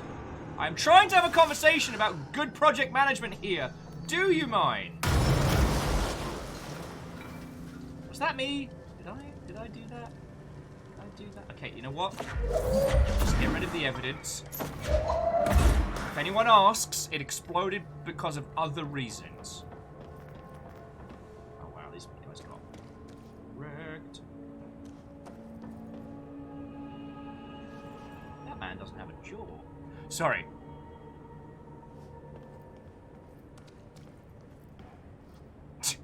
Real Hunter's like, why are the skulls from MGS5 trying to aggressively hug you? Starring the Skulls unit. Shot boost, is that better than what I'm packing? Oh, that one is.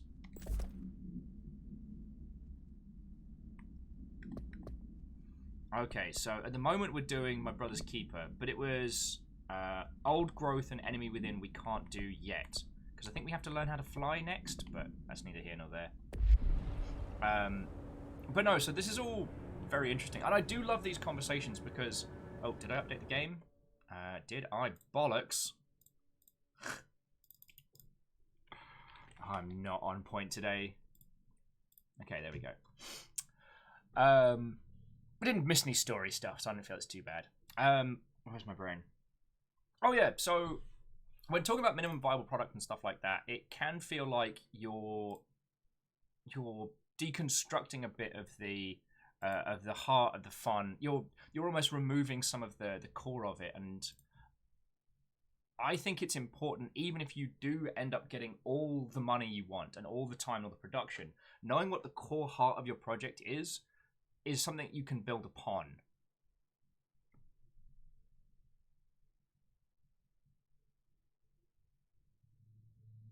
Okay.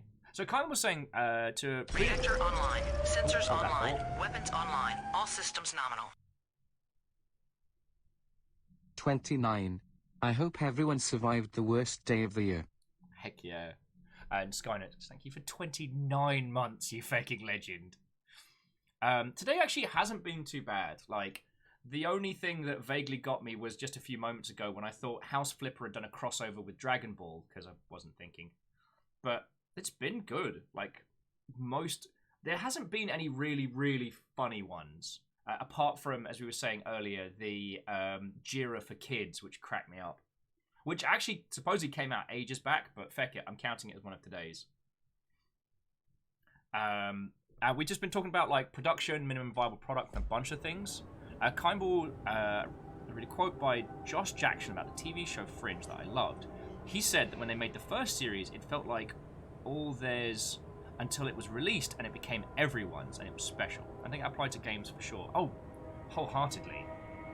Like, games especially because it's not... Games don't ask us to observe, they ask us to be a part of it. We play it. You know, whether we are the lead character or whether we are leaping into these worlds or experience plots and puzzles or what have you, we're there. So yeah, once you pass that over to people, it becomes a trip and a half. Anything cool down here?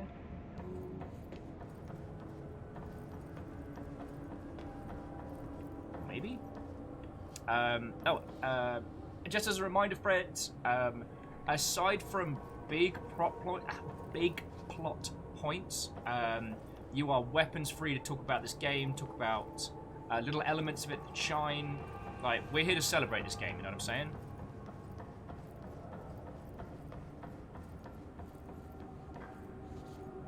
Okay, so we're not getting through there. Reactor online. Sensors online. Weapons online. All systems nominal. I love the lucky suit. Dak, thank you for 8 months. Shit, yeah. It took us a little while, but I had everyone's help to crack the puzzles of it.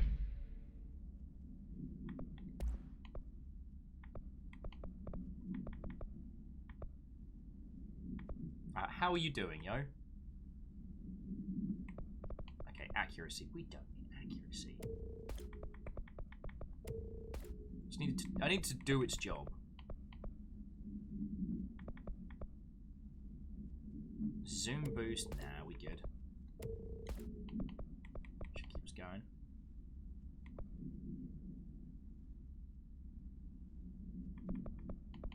Oh, we have way better, so there we go.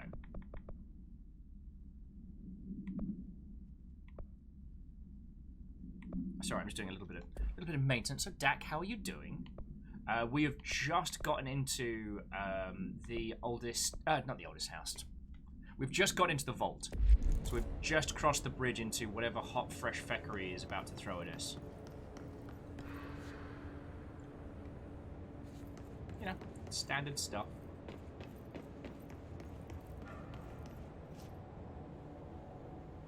It's a mailbox. What could go wrong? If we see the duck again, though, we run.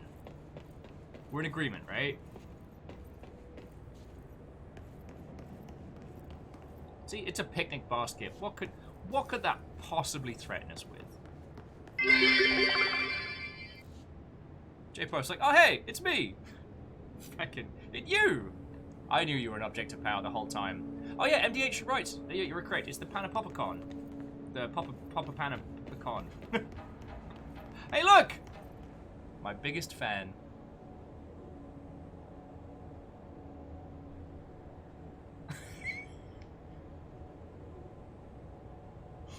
I bet I am the 1000th person to make that joke.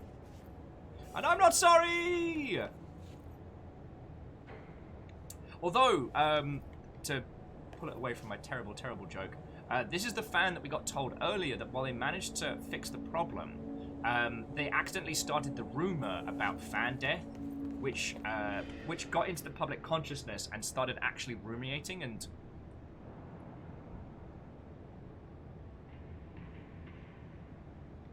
Oh, Utopia Heart says we've got to find the fridge. I'm thirsty. That is apparently some kind of comedy mallet. It's interesting there's no details here, but I guess we find those later on. And yeah, so for those of you who've just joined us, we were chatting about MVP, we were chatting about economy of animation, and this all... Are objects of power. What happens when the laws of reality make a mistake? Oops. Oops, indeed. Stammering Gamer, we did find the duck.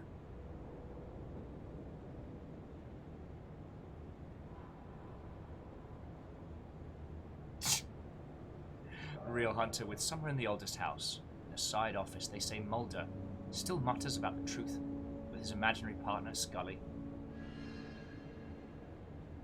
Oh wow, Wolfrad says the picnic basket attracts animals. As in, all animals. If you were holding that, the entire neighborhood would follow.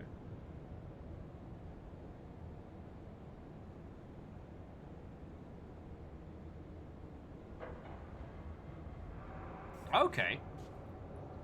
Kyball saying, an example of a game choosing where to spend its time, I noticed, was the level art difference between Alien Isolation and Soma. On Alien Isolation, they chose to spend a lot of time on the station to make it feel lived in and looked at the time. Soma chose level design as a priority. That's a good point. So there are sections in Soma that work really well, especially when you're being rushed or chased or hunted or followed. But, I mean, and in some regards it makes sense, because, like, you get to Soma well after things have gone sideways. But Alien Isolation felt like a place where people lived and worked. I'm sure there's nothing bad if we head further into the vault. Altered items, floor 1, fire break. Hang on. Subdue the bent-off object of power on the 4th floor. We're on the 4th floor. Okay.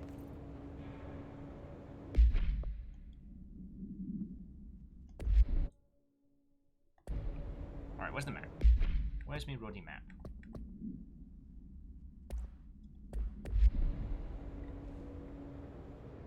I know I have a map. Oh, there we go. Okay, Pan of Popcorn. Alright, so there's 2 areas up here.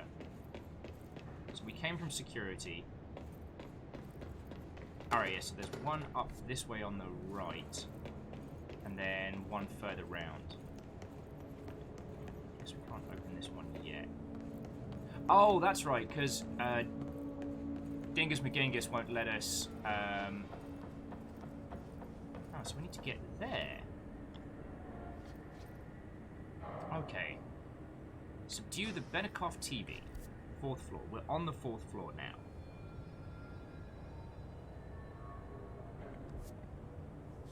And for some reason, every time we read Panopopicon, it makes me want to sing the Patapon theme, which is just Patapon over and over and over again.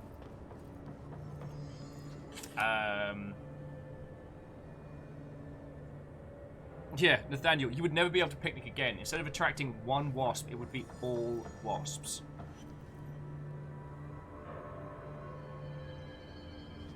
Shaka was adding that Soma is a world where things went sideways a long time ago, and Alien Isolation is a world where things are still going sideways. That's a very good point. And you know what? Oh, was I meant to go this way? No. But, buddy, if you want me to go solve your problem... This is one of the few downs of playing this week by week.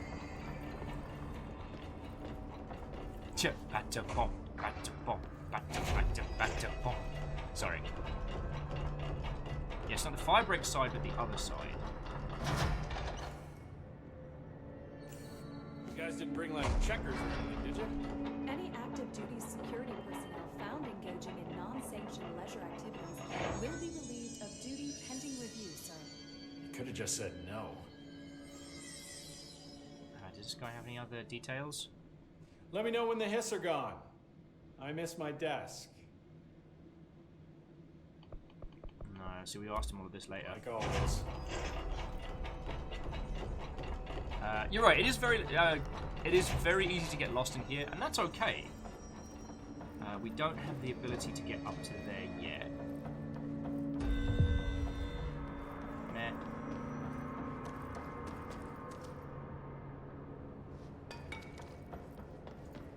Oh, okay.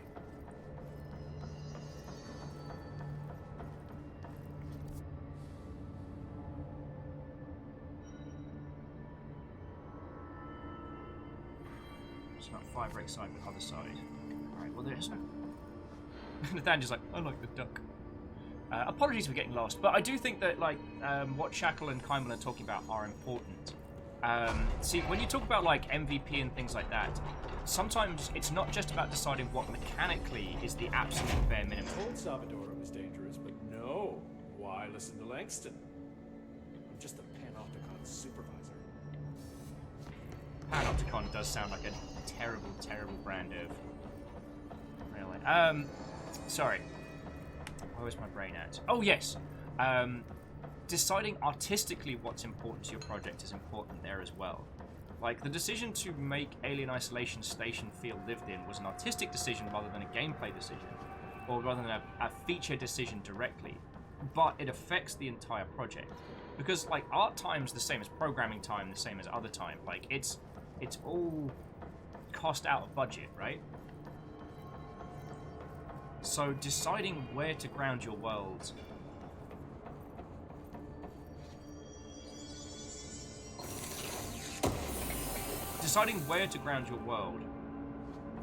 and where to put the time of your team is very important. Now, for this particular team, you know, the old house gets so much love. I'm Bayonaut Watto!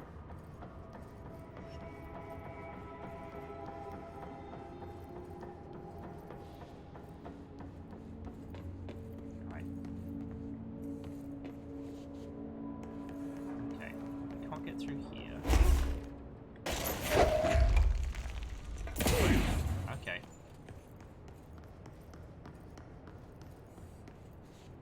Alright, so it means the telly's got to be around here somewhere, right? So there's the box. It's a regular. Oh wow, so this thing went straight through the fire break like it's no big deal. And that was the picnic basket. Good work, good work.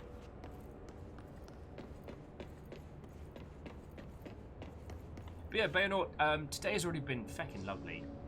Though Lizzie did manage to remove my ability to speak for like 5 or 10 minutes at the very beginning today, so I've not been on point.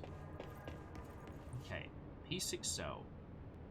So, containment 3 blank. Archives of Firebreak.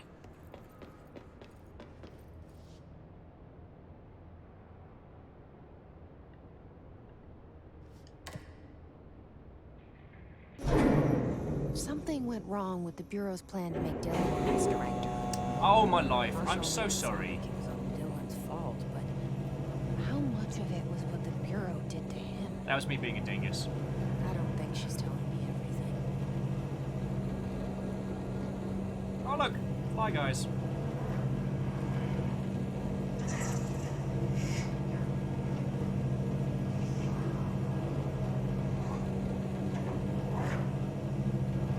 Bring it, Flyboy. Feckin' wee!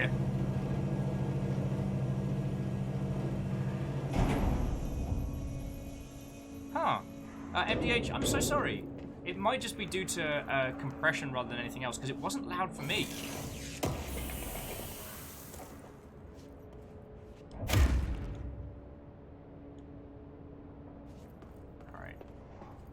So now we're going to go subdue a telly, which I think lets us do something interesting. Alright, so what have we got? Oh wow, there's straight up nothing in there. Oh. Hello? Lars? Is anyone there? The fridge! What are you doing in there? Oh, thank God. Look, someone has to watch this object at all times, or it deviates. My shifter blades have never showed up. Can you help me? Damn. I can't. I'm sorry. There's an emergency. I'll come back. I promise. Okay, just don't forget. I can't stare at this thing much longer. New mission, fridge duty. Oh, this I want to know. Also, that guy is super dead. Okay, so fridge duty. Assist Agent Porter after Dylan has been found. Okay, good luck! We believe in you! Yeah, it's just a fridge, dude. Calm down.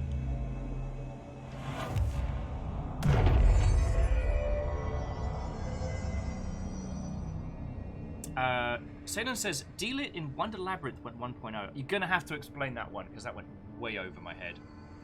And do let me know if any of the other sections are super duper loud.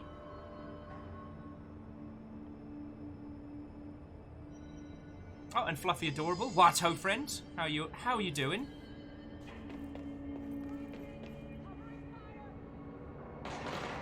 Oh.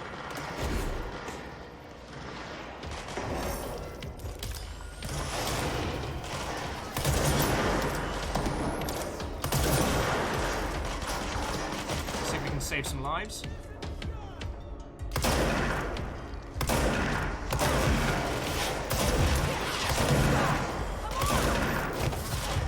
You work for me now. Alright, who's left? Any more for any more? Now we good. Yeah, so Lost Flowers, I think we have lots of notes about the fridge. The fridge was it managed to keep the children's pictures on it even after everything else.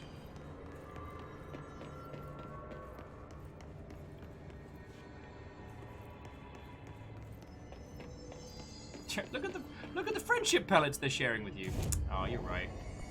Oh, we definitely don't have any content. Hey! Oh, now it's a feckin' party. Ladies, gentlemen, and individuals, we are under raid! They think they can throw meerkat upon meerkat at us. Let's show them what a crew of Vikings can do. Sorry. Lecter, how are you doing? Watto and welcome.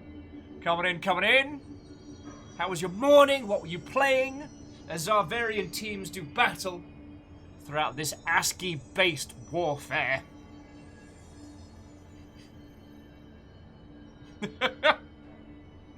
So how are you doing, you lovely Mother Hubbards?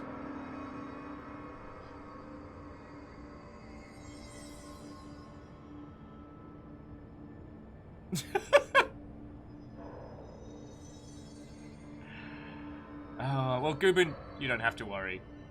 As much as we talk a big game, like, we'll bring everybody in. We got you. Heckin' yeah, bring it in 30 people. Now I've got to pretend to be vaguely entertaining. God, I actually have to work for conversation. Lecter, we are doing lovely over here. This morning was a bit of a... Not for any reason, just getting going today took everything. And then Lizzie played a round of the vocal equivalent of Sweep the Leg. We've nattered about the blending of live-action video in this game and how it works so well. And we've talked a lot about animation, minimal viable product, etc. Lecter has been playing Fallen Order. Oh, lovely.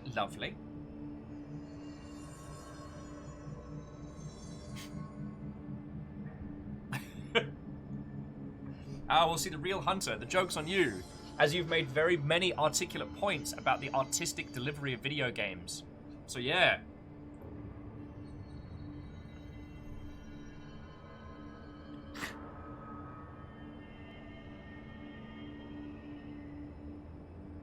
MDH, that's very kind of you.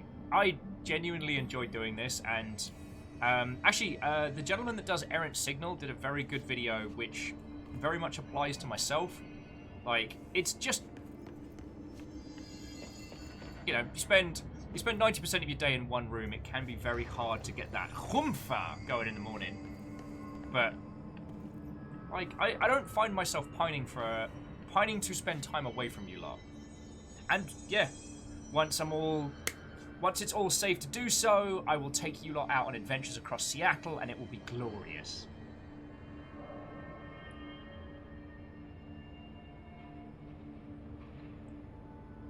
JP is like, I play games because I can go brr. Or Daka Daka Daka. But MDH, that's very kind of you to say.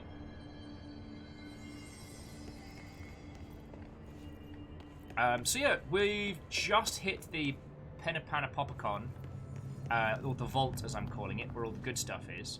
And we've got to go talk to a television. And also help a person not stare at a fridge. I forget.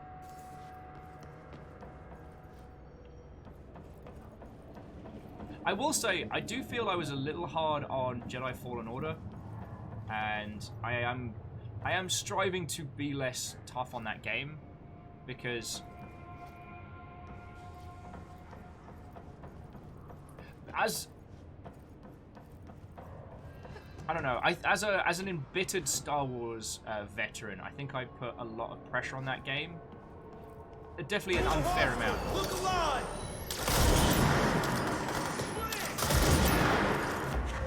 It's Pokemon!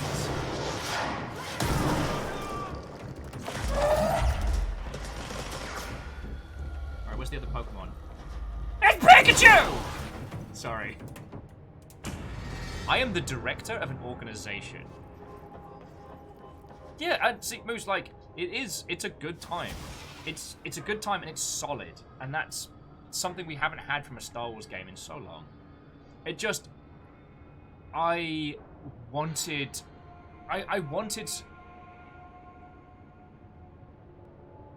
something that it was never trying to be, and that's on me. Sorry, I've been a terrible host. So, Mackenzie, Watto. Oh, Eddie, Control is a glorious game. Actually, as an FYI, you are free to talk about this game to your heart's content. We're only asking, like, major plot points be left out of the conversation, because there are some people here that haven't seen this. But we are going into full detail on all of this, so don't feel like you gotta hold back on your love of this. Rones Watto. Who did I not say hi to when the raid came in? Was I being a dingus? So, Pets a Songuben? I'm so sorry I butchered that, but still, Watto and welcome. And, oh, Lounge Tiger as well. Watto, friends. Right.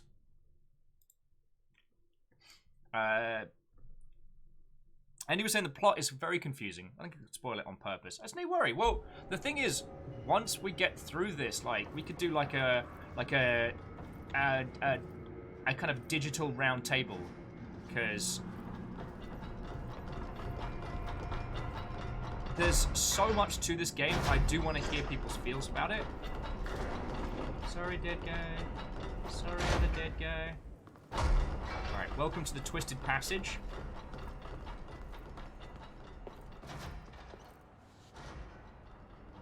This seems fine.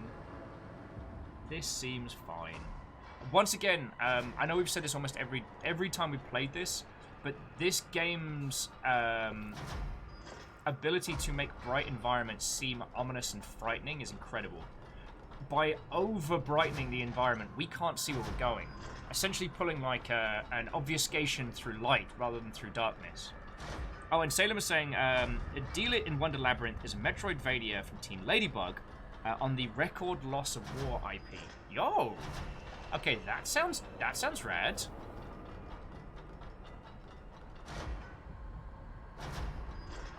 Stammery, get out! And then please come back.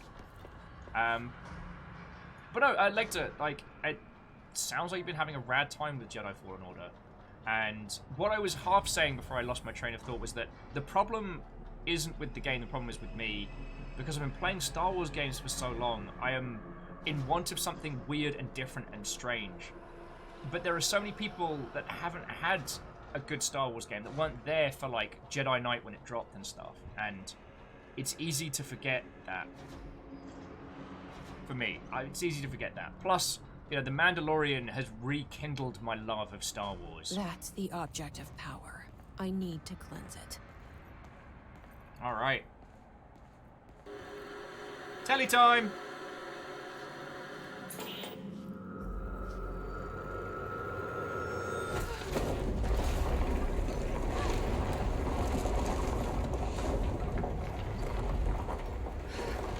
Feckin' wee!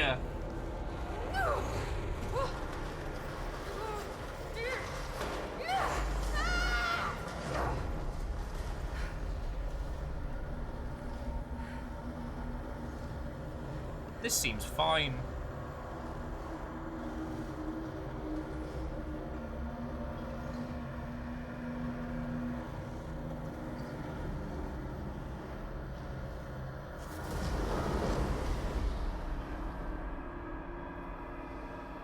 Follow that telly!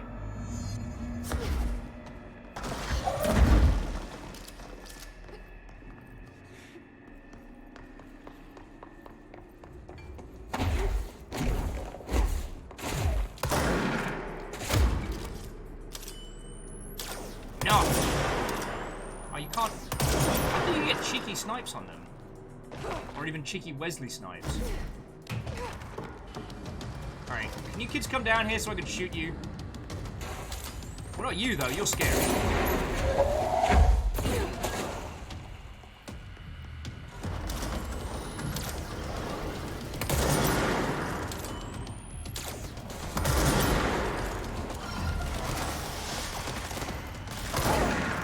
You work for me now.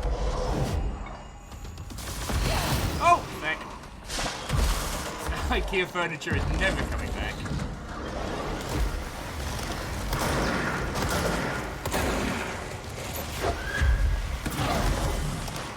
Salvador, that brings him down.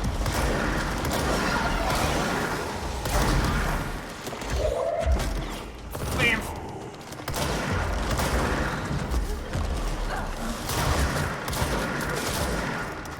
You also work for me now.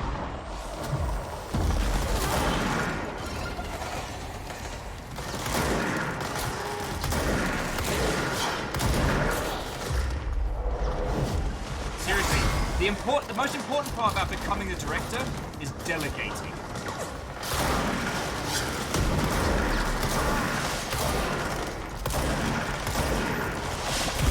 Ooh, already delegating stuff on my own. Bruce!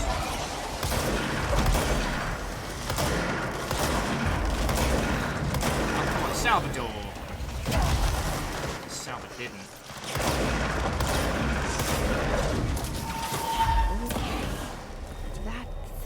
Salvador, the head of security. His team didn't stand a chance against his. No one here does. Oh, that's just fine.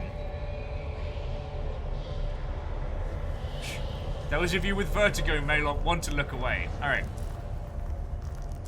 And Bayanor, I can understand why that fight would have been tricky, because it's a really tight space, there's nowhere to go, and all his nonsense is ridiculous. But I did find one file. I'm just making sure I didn't miss any others.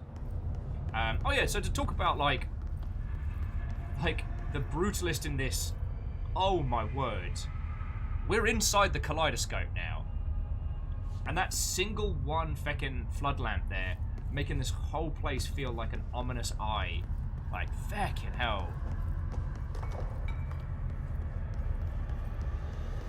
Actually, let's take a moment. We'll see what the research and records unread. Oh, so we got Salvador's ID.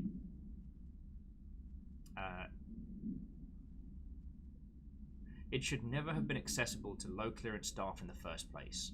Lynn Salvador. Oh, God. Case files. Okay, Anchor Supplement. Here we go.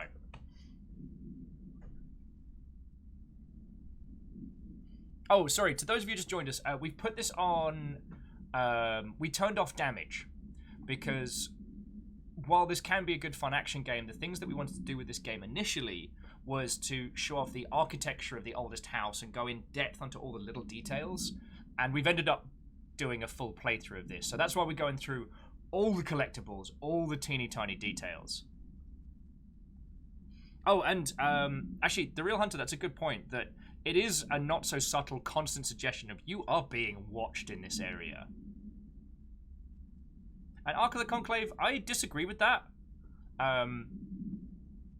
Like, not to jump on that comment, but you know, game journos have a shite time of it. They have to cover a crap load of different titles with very, very little time. Now, I will disagree with some of the takes that have been put forward by people in that field, but I don't think that's fair to put that on them. And much like with Soma, like, this game becomes a very different experience if you turn damage off. Like, by removing the possibility of failing through combat, it's just a story game with just a narrative. You know, by being the director, by taking up the service pistol, we are unstoppable. But why? To what end, and what does this lead us towards? The elements stop being about like grinding power-ups and like managing systems and starts being all about Who the story. wants to sing? Oh, and thank you, Fiona. It's giving us a host there.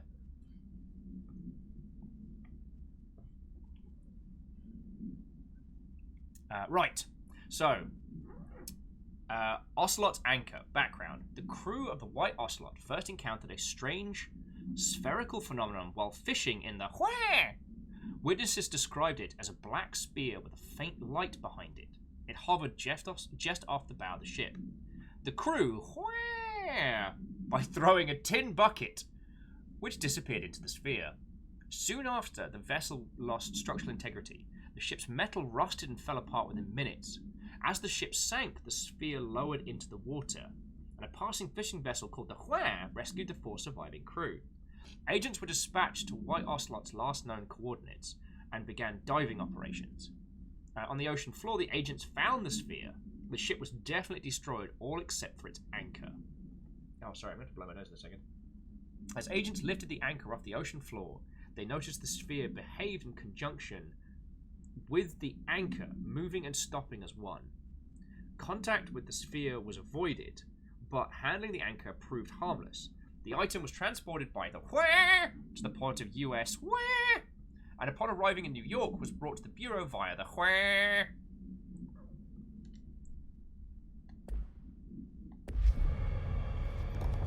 Sorry, and Ark of the Conclave, I apologise, I didn't mean to jump on that quite as fast as it... Oh, it was the telly giving us the watching eye look. Okay.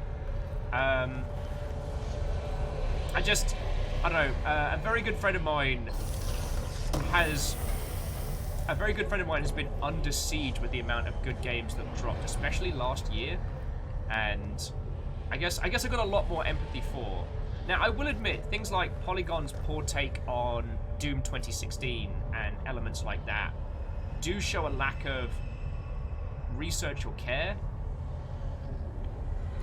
But definitely, when it comes to like tweaking the experience and how that changes it, I think is a fascinating discussion. But I've also won. We've had like 20,000 times. Anyway, let's touch the telly.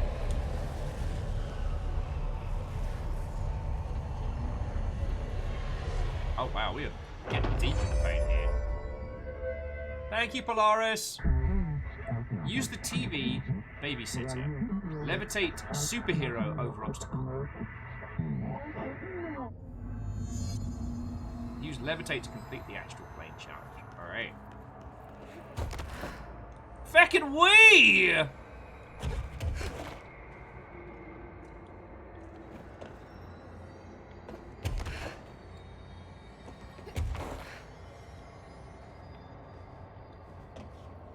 Okay, so we can fly now? I knew this was coming, but it doesn't make it any less awesome! Death. Brains from above! Okay, so there's a limited amount of time we can stay in the air, alright. Yeah, from now on, gravity is a suggestion.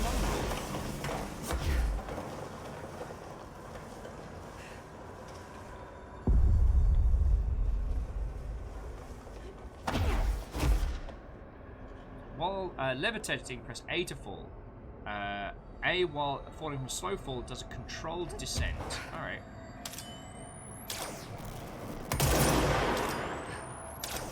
Heckin' wee!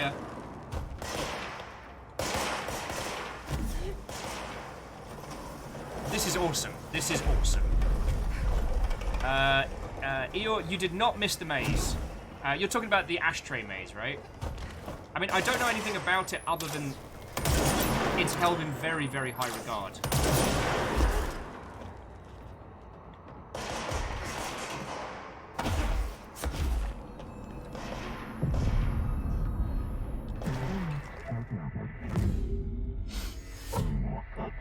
His static attack.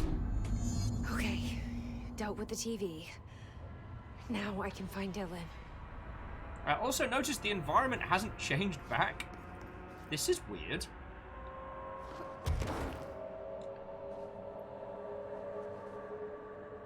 You know what? Something tells me flying out there is a very, very poor thought out idea.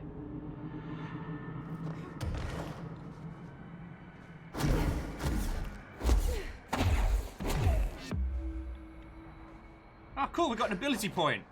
I was wrong!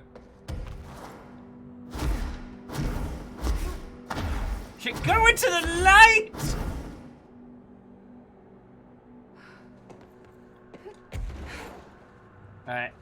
was just saying that levitate plus evade is bananas fun. Feckin' feels it. Also, I enjoy the manner in which she levitates. Does that make a weird sense?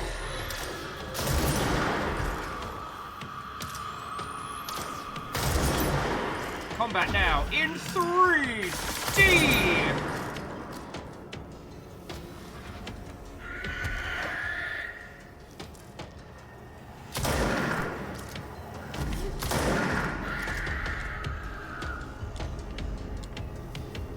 I choose you!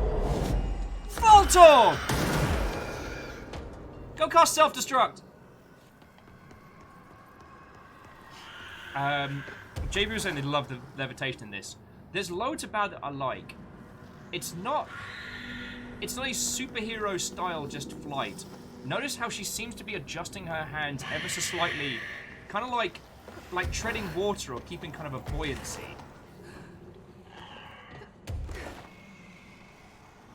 Why are there flowers? Oh, yeah, because the geometry of everything is screwy. Yeah. The telly has turned this whole area like full-on Escher upside down. Nice.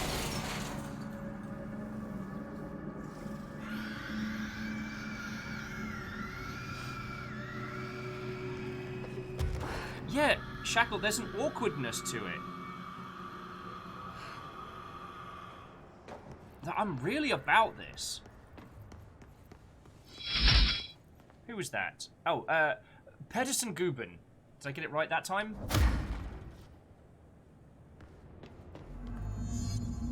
Okay.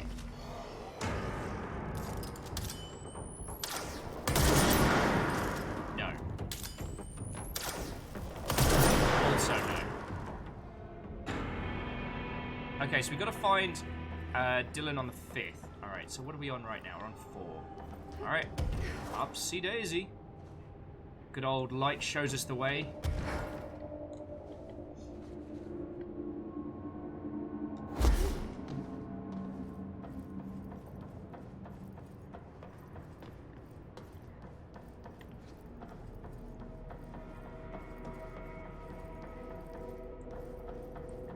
MDH says she looks like she doesn't know what to do with her limbs, kind of like being put in a carnival ride that suspends you in the air. Hey, speaking of carnival rides, check out that swan. Remember, friends, swans, they're like geese with privilege. Oh, that's the teleportation swan, wasn't it? No, that's the swan that just yeet people into the feckin' stratosphere. Alright. I do like that if we paid attention... Alright, I don't know what that one is. It's just a get well soon balloon. Did they get too well? A swan boat. Now we're in Digimon.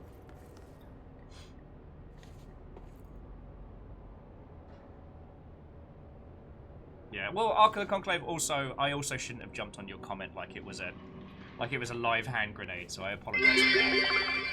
I'll make yes, myself... that is definitely the one and only swan that will eat folks into the atmosphere. There are no other swans. Compared with sailing it into the Swansea. Swansea, by the way, it's not worth it.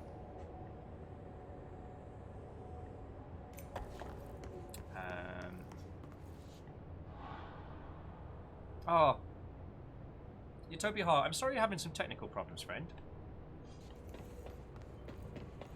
It doesn't seem to be anything going squiggly on this side. Huh. The water cooler. Do we know about the water cooler yet? Oh, Dak, there we go! For the open world sequel to Control, that'll be our Breath of the Wild trick. Get in the swan, get yoked up into the air, and levitate calmly down. Piece of cake. Like, I don't recognize the water cooler. Wolfrad's saying that every single altered item is mentioned in the document somewhere. Okay.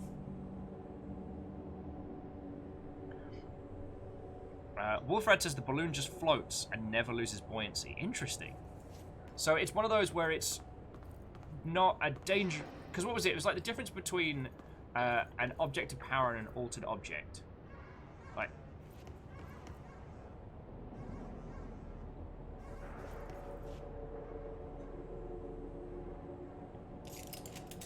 Gordon! Paging Dr. Freeman. Paging Dr. Freeman. You left your crowbar in the Panopopicon. I'm pretty sure it's just a regular crowbar. Why are you like this? You know you make the researchers jumpy. That's not okay. Dylan. I'm sure it's fine. So close. This is fine.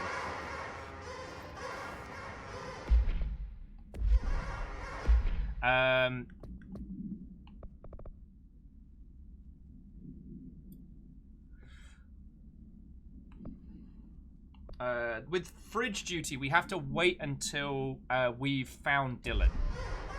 So we can't, so Utopia Heart, we can't get to Dylan yet. Oh, well, Steel Fox, have a good time at D&D. Cheers for stopping in.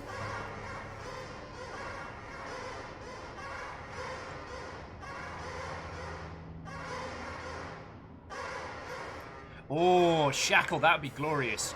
Sorry, Shackle was saying that having a couple of... I believe in you!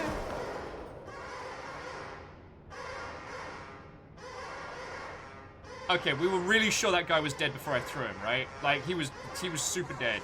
Yeah, no, totally super dead. Sorry, Shackle was saying that one of the fun things they could have done was have, like, number generators at the beginning of each save that randomize some of the objects of power just to mess with people. God, I love stuff like that.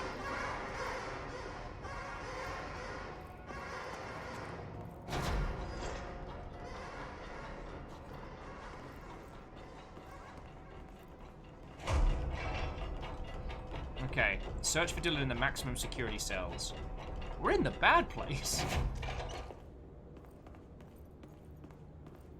There are. I don't know what I did.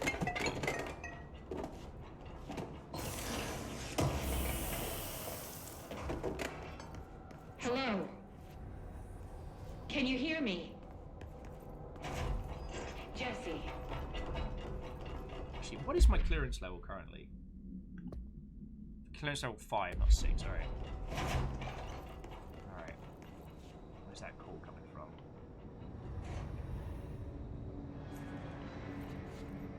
Well, this seems bad. Are you there, Jesse? Emily? He's gone. Dylan isn't here. He might be nearby. Or maybe the hiss got to him. I don't know. Jesse, listen. Dylan's here. With us. He just walked in. He says he is giving himself up. He's been affected by the hiss, but he is different than the others. We must isolate him. I'm on my way.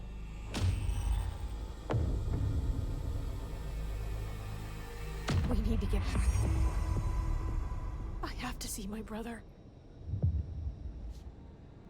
New mission, the face of the enemy. That's bad. Okay, so let's have a look at the Dylan Faden observations and... Oh boy, it's gonna get going. Yeah, so... Utopia Heart, now we can go save Fridge Guy. Well, so, Andy, I've been... One of the cool things is, like I said, aside from big major plot points, like, people are weapons free to talk about all of the stuff, so, like, I'm making sure I'm not missing out on things like that. The only thing I'm worried I've missed out on is...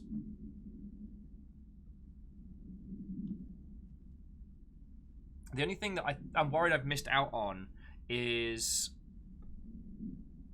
any more episodes of the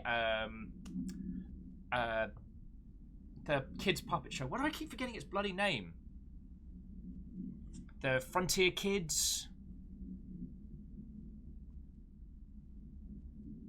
Like creepy ass puppet show. That's the only thing I'm worried that I've missed out on. Threshold Kids, thank you. It was something along those lines. Yeah, so they were watching him every day.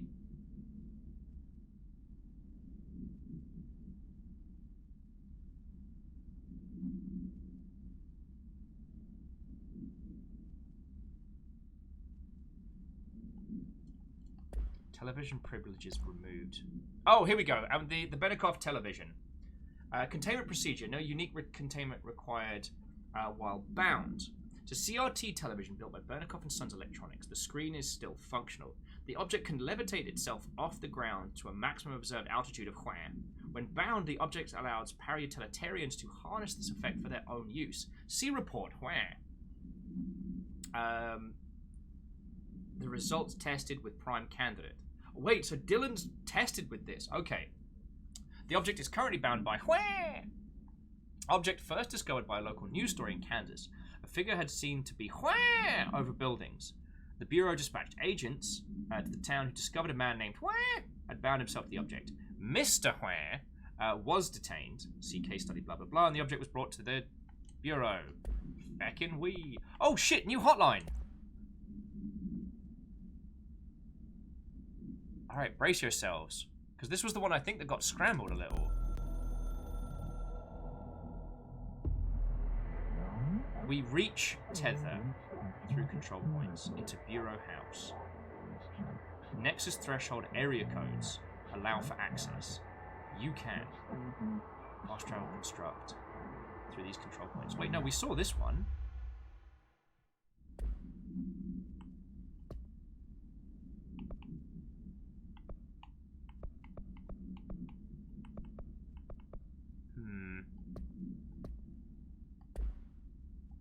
We saw that one. Ardoon says, so the TV is a stealth Superman reference. Possibly. Alright. I want to go down there and explore.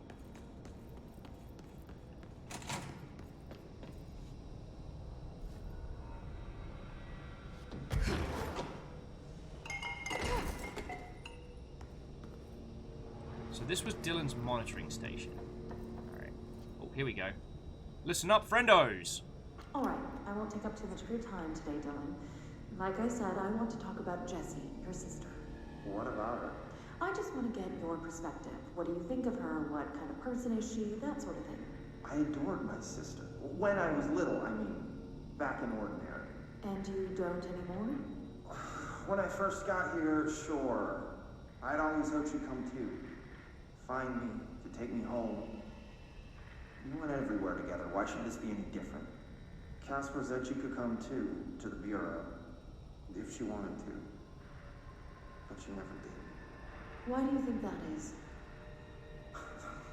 Because she didn't care about me. She always wanted to be out on her own, seeing the world. She always said so. I guess she got what she wanted. Great. So, she wanted to see the world. Did she ever mention any place in particular? Why? We like to ask questions around here, you know that. Any particular cities, towns, landmarks, anything like that? I don't remember. What about family and friends? Were you close with anyone living outside of Ordinary? I'm done with this. Tell Casper I want pizza for lunch today. Dylan, wait. We're not... End of session. Okay.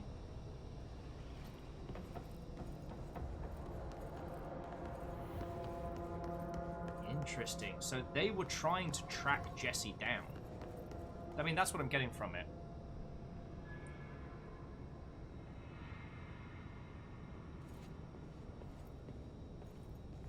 Whoa, so Shackle, that's one of the things where I guess I'm not saying I disagree with Floydo, but like, the access levels are a great reminder that the director is not a point in charge. The director is a title. It's like Chosen One or Hero. Like, we're not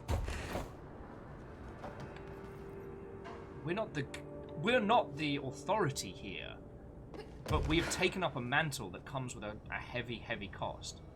As we've seen, all of the directors have been people of power, like para-utilitarians or things like that. But kind of each with their own, I'm trying to think of the word, each with their own quirks and traits. Oh yeah, and if they wanted to find Jessie, they should just ask the janitor. Artie knows everything. And I find that really fascinating.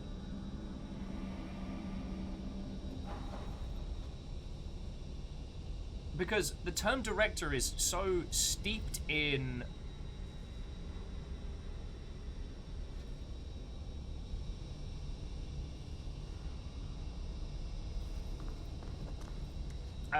the director of this is so sorry. The term director is something that we all understand from day-to-day working. You know, it's the person in charge of, or the founder, or... And yes, to an extent. But Eeyore, see, Jesse just picked up the service revolver and then was made the director, and everyone just rolled with it. Like, everyone in all their varying roles. But we're not actually telling people what to do. Like, they are asking things of us and we're doing them, but we haven't told them where to go and what to do. Do you know what I'm saying?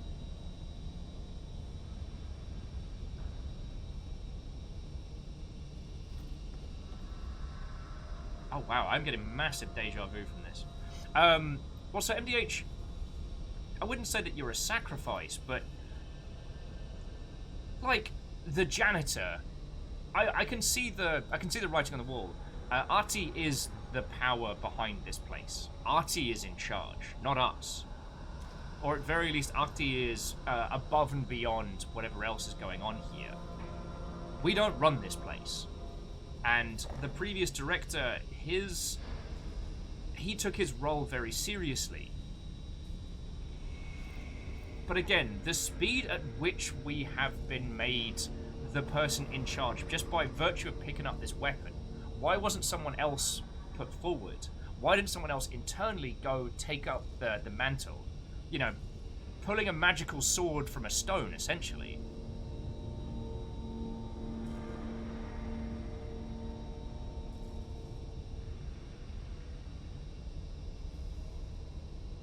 Yeah, see, Camille, Artie is the chosen of the house. We are the chosen of the board. There we go. Now you're getting into it. Just Jesse. That's some smearing. I'm gonna hope it's blood, because anything else would be gross.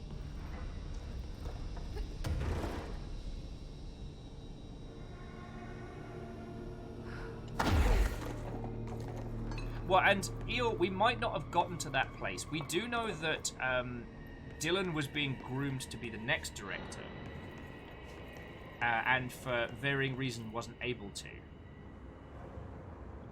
For some reason, he just snapped, and...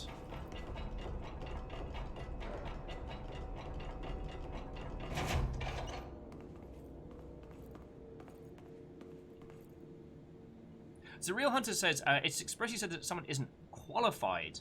They handled the gun, they died, somehow. But that would be a measure of one's ability as a para-utilitarian or some other quality. It doesn't mean you're qualified to run a government agency, do you know what I'm saying? That's what I'm finding fascinating about this. They're using an everyday term as a descriptor of one's abilities, as one's power.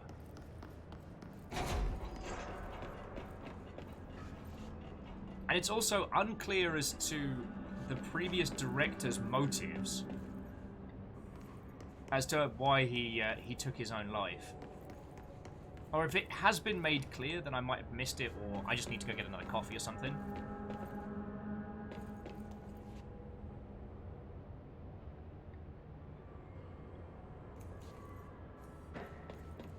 Yeah, so Moose, and that's another very good point, is that as our clearance continues, as we continue to get more clearance and get more involved, like, no one's being straight with us, even though we're supposed to be the one in charge. Like, Pope's been the most clear with us, but the rest of everyone's been playing. Anyone with any knowledge to know about us or what happened. Oh, Shackle says, why the previous director did what he did has not been made clear yet. Okay. Well, and Dak, one of the things they do say earlier is that the Bureau used to be a government agency. It wasn't until they discovered the oldest house they gained this kind of like obfuscation. That's when they started operating in this manner. But prior to that, they were just another agency that had to deal with, you know, budgets and board hearings and whatnot. Then they got the oldest house, and the effects of the obfuscation extended to their agency, not just the things within the house, but them as an operation, which is fucking cool. Oh, wait.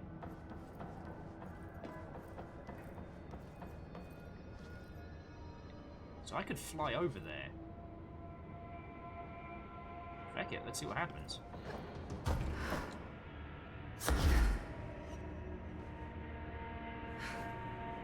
Freaking wee!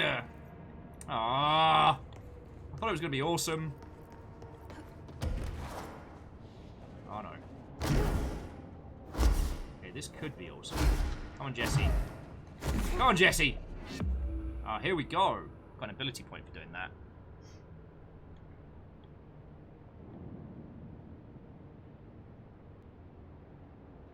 Well, and so Eeyore, that's the other thing is, I'm not arguing against what you're saying, and I'm not arguing against Floydos. It's that this is the thing I was talking about earlier, is because we've changed this into a story game rather than a typical like action Metroidvania, it allows us to take a beat and read more into what it's trying to say rather than the pure mechanics.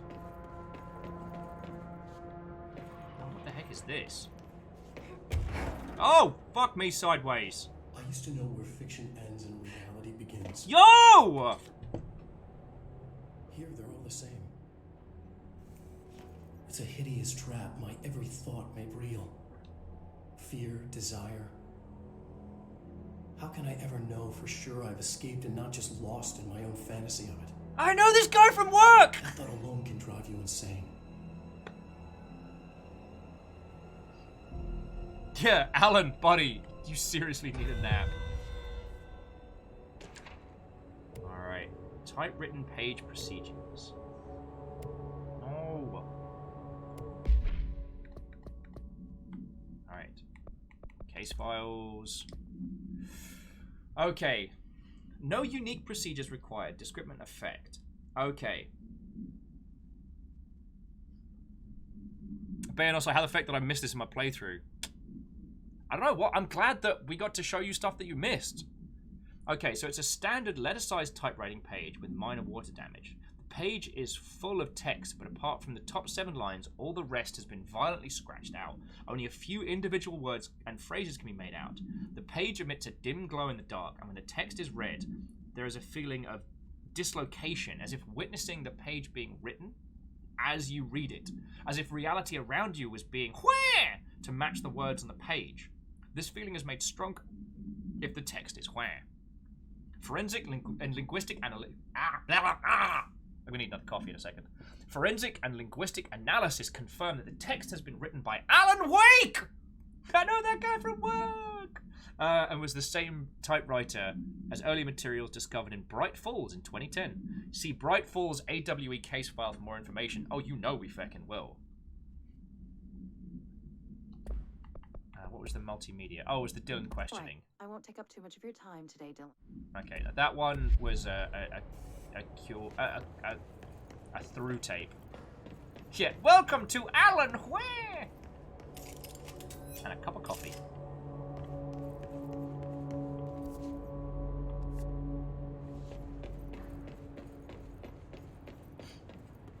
But yeah, so Eeyore, that's one of the reasons why I love having these conversations, because like, there aren't many games out there. Oh, I forgot to fly. Oh, I'm going to pay for this later. Huh. This could have gone worse. All these goodies. No, it's one of the things I enjoy about these kind of conversations around video games is that when we start taking a look back and looking at it from an artistic standpoint, from both the systems models, what the story says, how the gameplay folds into that, then you start being able to extrapolate like really arty, fun stuff from it, and that's where I love to be. Oh, what's this? So this is Pram Supplement. Okay, interview with where concluded in the French translator. First person is, where were you on August 2nd, 1979, Mr. Bailou? Bailou. Mr. French person. So specific a date, laughter. As if I could forget. It was called, I was called to a fire at the Rue Huin. And what do you see? Smoke! White as a new pope rising from the windows of a small shop. I sent my men in. I was fire chief back then. And what happened next? We pulled the store owner out. He was already dead. Smoke in his lungs, and we found the source afterwards. A baby's walker. We poured water onto it, but that only seemed to encourage the smoke. We pulled the carriage outside, and smoke kept shooting out. A crowd gathered, and people said it was a miracle, but I disagreed. It seemed to be more of an omen. We brought the strange thing back to the fire hall. Some Americans like yourself came later and took it away. End of relevant portion. The pram's missing! Smoky pram's missing! Bayonet's like, what's the positive equivalent of an art wank? I know what you mean. I know what you mean. Open up some of these doors so we can walk around a bit better. So this...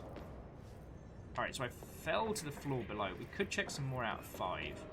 I might do that quickly before... Oh, actually. Unless we're right by... Oh no, it's by save point. Okay, sorry. Also, and Eeyore, this is one of the things that I love discussing is, see, deep dives into lore are fantastic. But because of the nature of video games, and because of how we treat video games sometimes...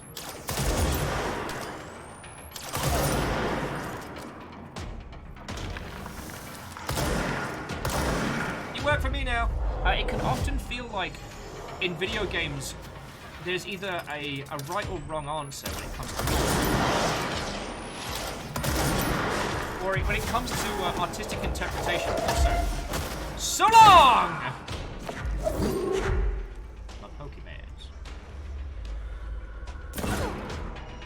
Feckin' wee!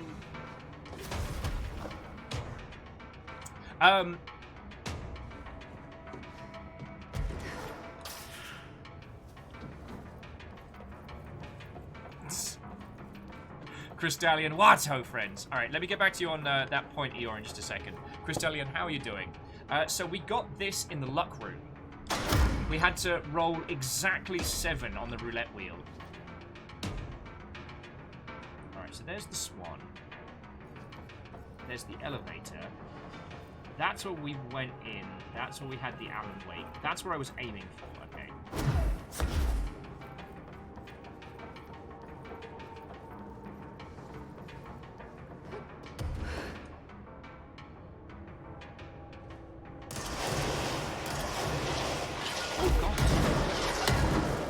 Fecking excuse you.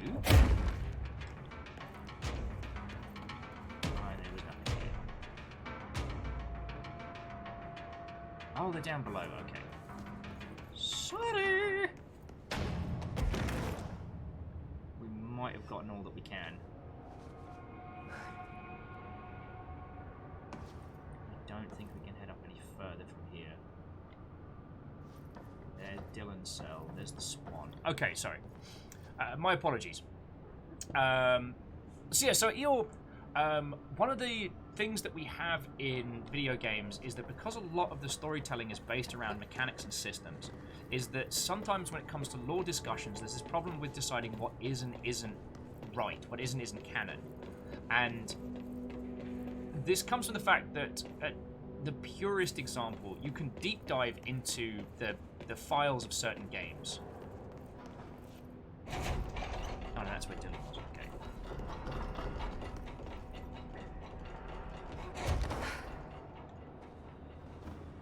Oh crap.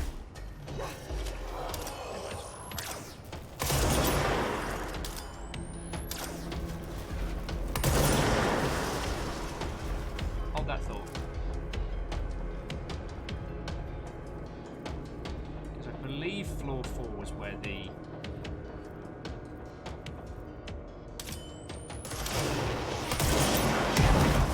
Oh, I dodged.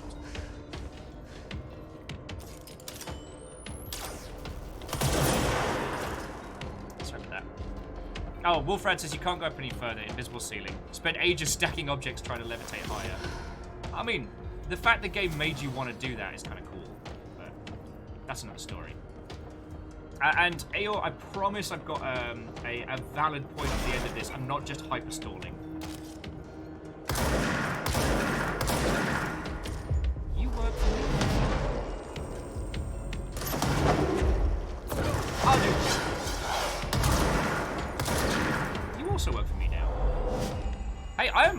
doing a very, very aggressive hiring strategy.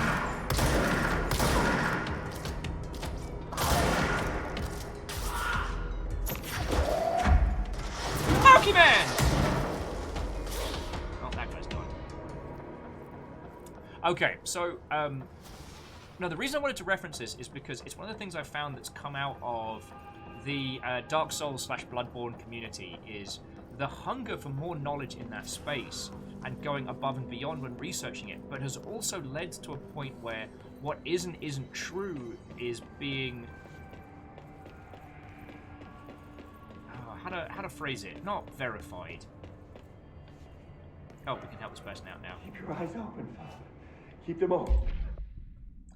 What isn't true and correct inside FromSoft games is like very, very hotly discussed, right? Oh, what the hell are you? Rate of fire, ammo cost while levitating. No. Deconstruct that.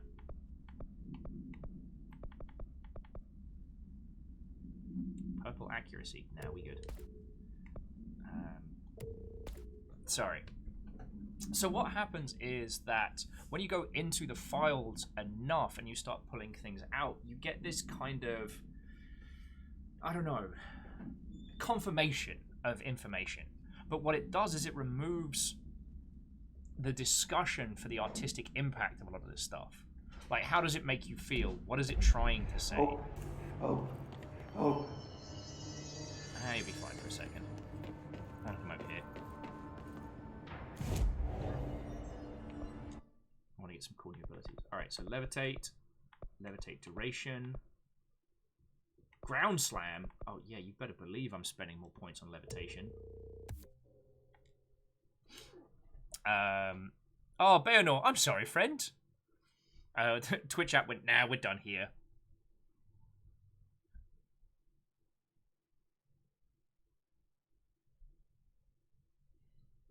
Okay.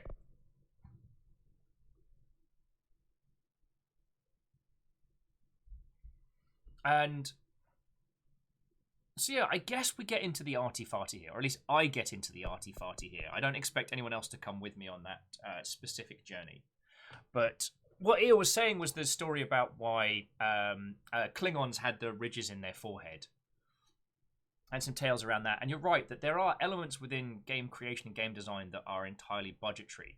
But the thing we were talking about earlier about how once something is done, once it's in the hands of the viewer, in our case, the user, the player, our interpretation of what comes back from that is entirely valid.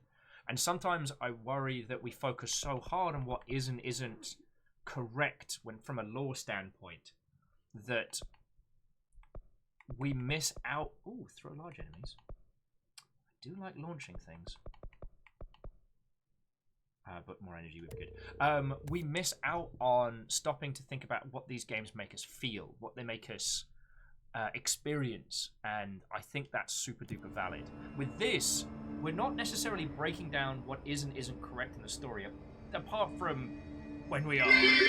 Shit, I'm going way off there. Of course we can't go arty-farty with you, we don't have the beret. Winking face. Bloody beret on. Alright, beret's on. Alright, we're doing this. Alright, the arty-farty beret is on. Right. Yes, when we discuss like lore points, like, you know, whether a certain character did or did not die, unless it's left ambiguous. The fact that Jesse has the service weapon, that's a fact. That's not a discussion point. Ooh, charge. 3 explosive shots. Upgrade. I do like shatter. I'm using it a lot. You know what? I will, as a treat. But for the rest of it, our interpretation of, and I think, at least to the point where we are in the story, the interpretation that the role of director is not designated as the absolute leader, because we're not. But it is very much something that was given to us when we took up the service revolver. We had no intent of becoming part of this. And I think that's interesting. I don't know, and so, that's why that discussion was great. The long and short of this big old round is that it's valid to discuss.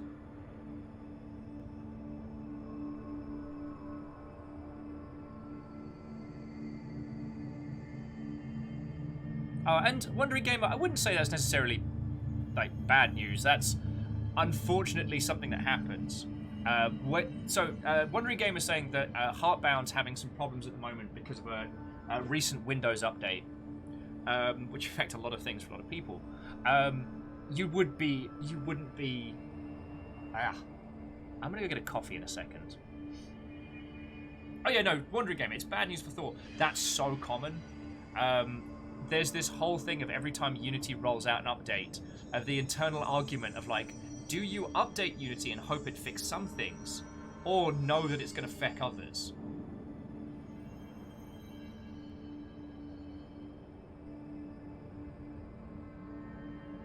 Stammering was saying, after completing the main story, they realized that despite being a main character, you're not that big in terms of this world.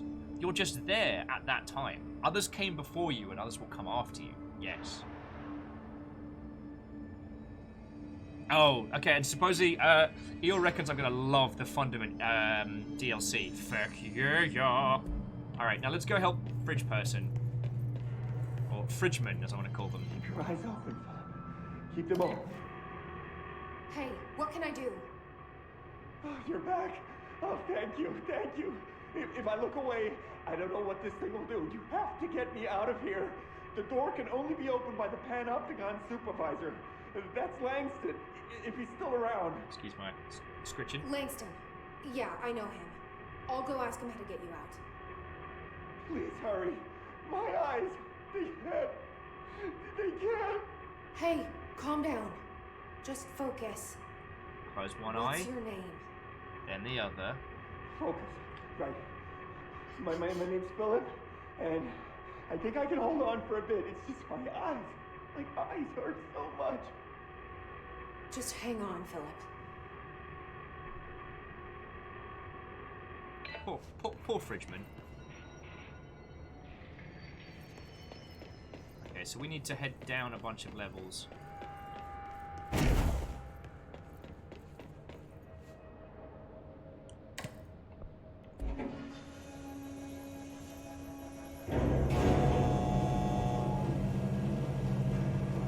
Well, Wolfrad, if you want to jump ahead and play the DLC, go for it. Like, we're playing this once a week at the moment, admittedly for many, many hours, but we're going slow as molasses. Because there's just so much to unpack, and I love it. Oh yeah, Kisa, no, he's super dead. Fridgeman's not coming back.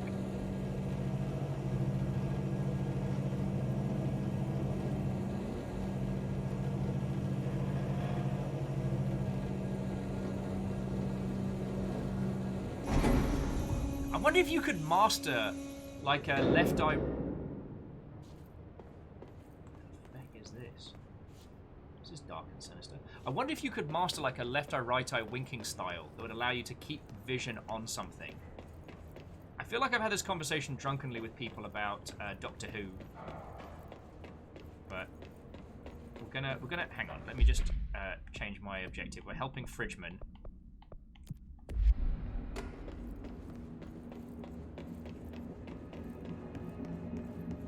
No, Die Fridgeman is... That's the,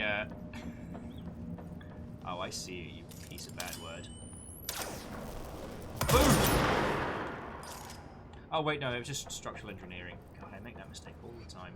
I kind of want to check out, like, stuff like... Oh, wait, that door's open? Oh, we are going up to the archives after this. Okay, we'll save Fridgeman, and then we'll head back up and then kind of, like, skim around.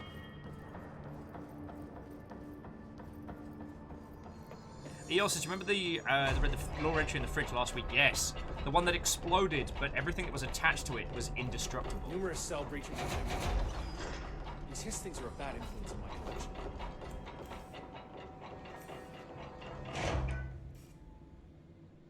There's someone named Philip up in a cell.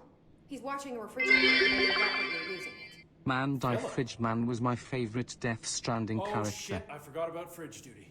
He's been in there for over a day, I totally forgot. You forgot about him?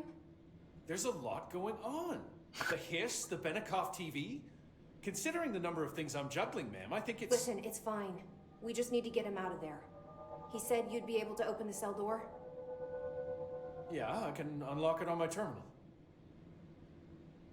God, this guy's such a jerk. Door open. But Philip can't just leave. The fridge is behaving erratically. Ocular contact is the only thing that seems to placate it. If we don't have someone in there watching it 24/7, people will die. I'll figure something out. I'm pretty good with these things. Being pretty good with altered items isn't standard bureau procedure, ma'am.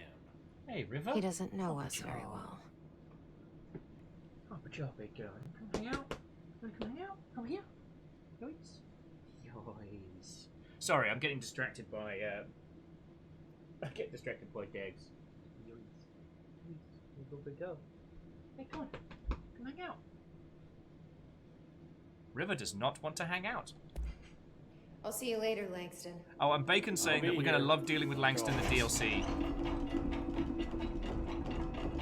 Yeah, oi! Captain Comb over! Save bloody Fridgeman!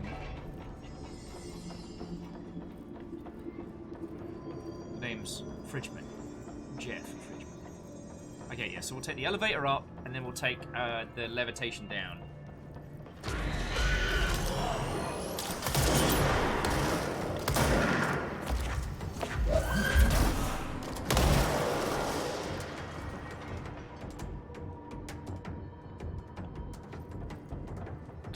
Yeah, Wandering Gamer, Die Fridgeman does sound like a very, very Kojima name.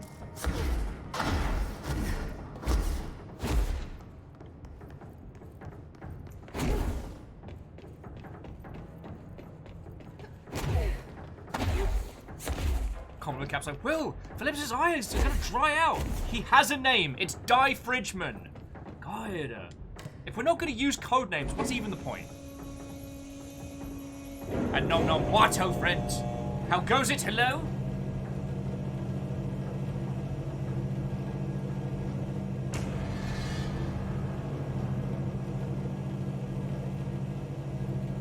I will say, thank you again for helping me get the gold suit. It is spangly, makes us feel more directory.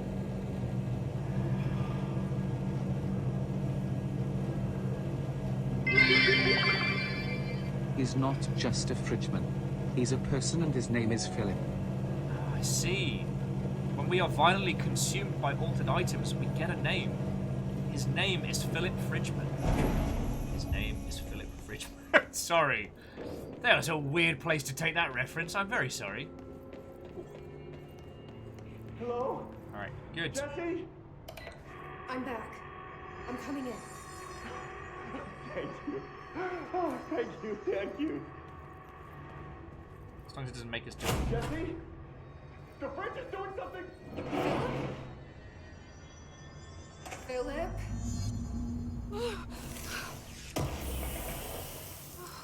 If I look away, it hurts me. Okay, employee incident. An incident in question occurred on Hware when brought to HR department's attention by internal security personnel. According to report, supposedly by security camera footage, Agent Phillipson entered the staff kitchen with the intention of consuming his private meal, a homemade sandwich cut diagonally packed in plastic containers, but discovered the refrigerator had his meal. Agent Phillipson began to kick the Bureau-owned application with the expression of his frustration. Fridgeman. Ooh. Didn't meant to make you die. I'm sorry that you got killed by an appliance. Carry on. Carry on. 'Cause lunchtime really matters. Crystallian, thank you for the 200 bits.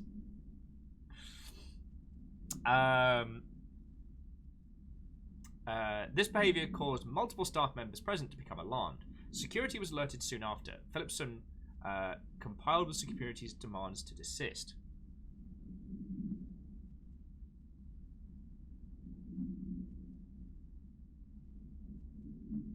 Wait. So Phillipson... So the magical fridge ate his lunch and he flipped his shit and attacked it. Okay. Okay, Phillipson is I can't get Smith. out, and I can't look away. Maybe I can cleanse it. Oh, also, Shackle saying that looking away from on the split second is instant death. You're right, that would have exploded us.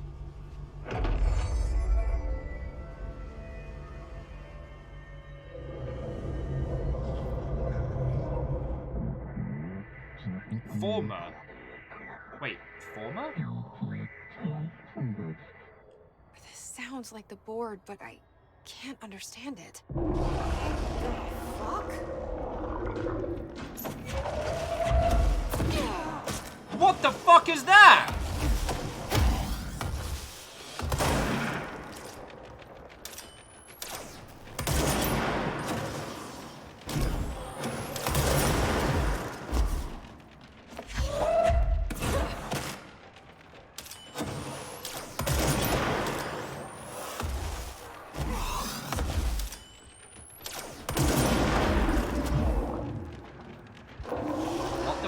What the fuck is that?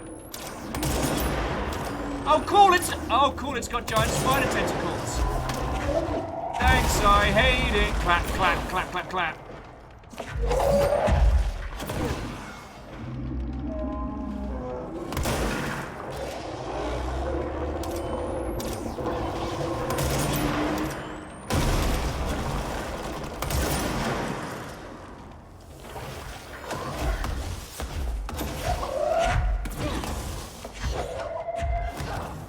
Oh, what the shit?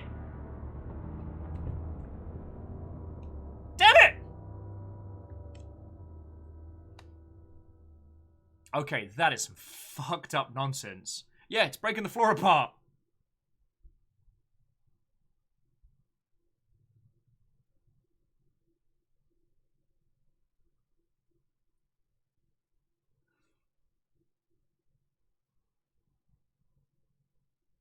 Utopia says, remember the projector in the Astral Research Lab?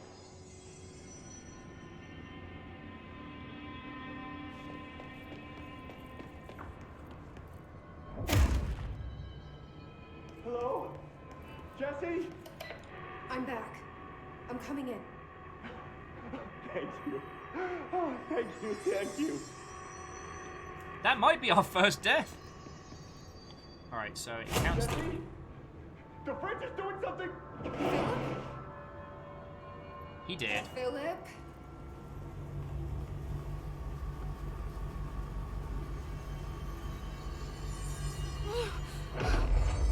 Hey Phil, welcome to Purgatory. If I look away, it hurts. Yo, okay. So the projector in the Astral Research Lab, there was an image of the being being projected. The former. This sounds like the board, but I can't understand it. Fuck?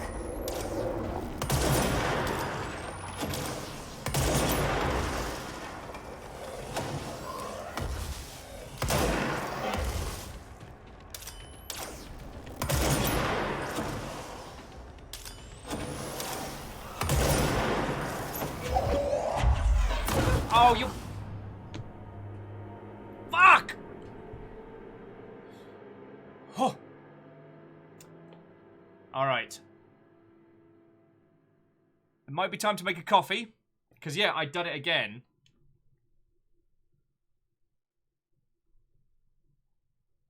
MDH, the boss isn't really all that hard outside the floor problem.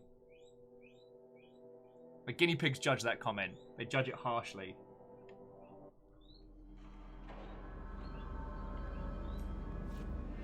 Yeah, considering that I don't need to worry about getting exploded in the sky, I can take gravity as a loose suggestion. Hello? All right. Jesse? I'm back. I'm coming in. Thank you. Jesse? The fridge is doing something! Philip Fridgeman. Philip? Fridge Hardman. Die Fridgeman, that was it.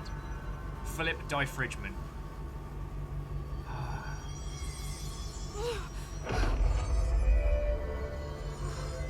Lost Flower says, take in what she said. It hurts me. It sounds like the board. It does.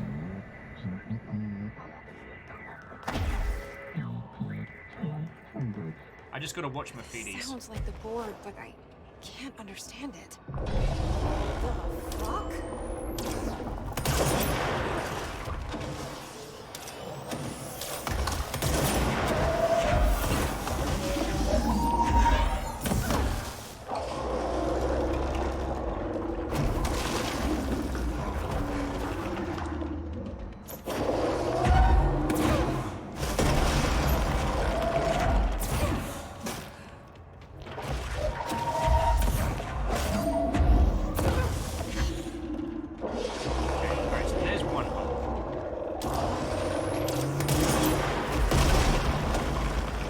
So it leaves holes with its...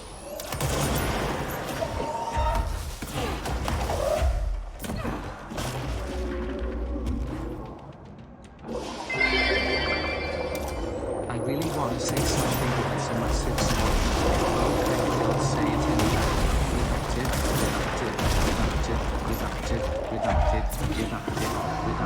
Redacted, redacted. Stammering, you scared the heck out of me.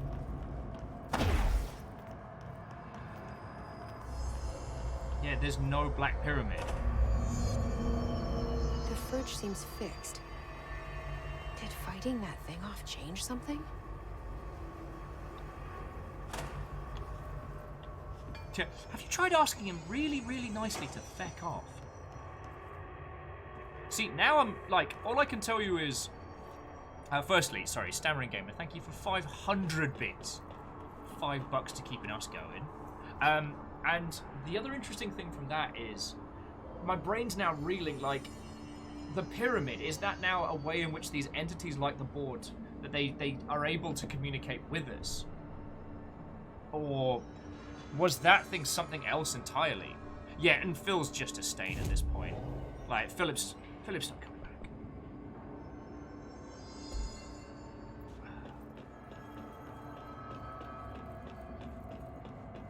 Yeah, MD8, that's a good point. If we'd never helped him, would Philip have just lived? Alright, so we checked 4. And there wasn't any higher that we could get than 6, was there?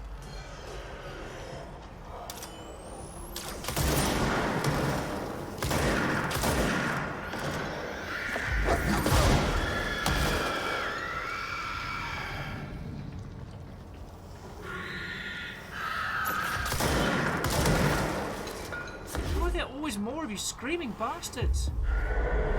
Alright, rats. Battle him, my Pokemons! Alright, Pokemon 2v25. Here we go. Get him!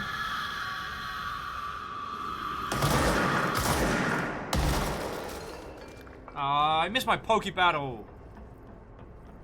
Real Hunter says Philip would have eventually been eaten by the sentient refrigerator, but thanks to you, it happened for the last time. I feel like I should take that as a compliment. And yet. Alright, so now we're on 3. We have not explored 3.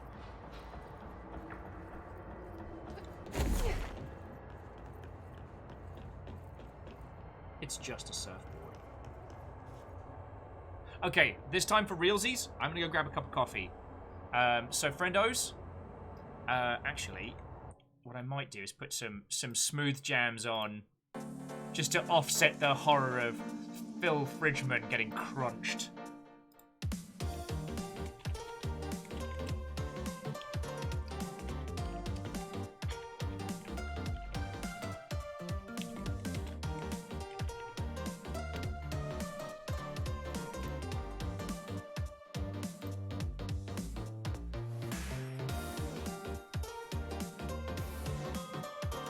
So Kymble says, mentally, I'm trying to work out a better way around the fridge problem. There's gotta be. Well, does it have to be physical observation, or can it be observation by distance? Because that's another superpower.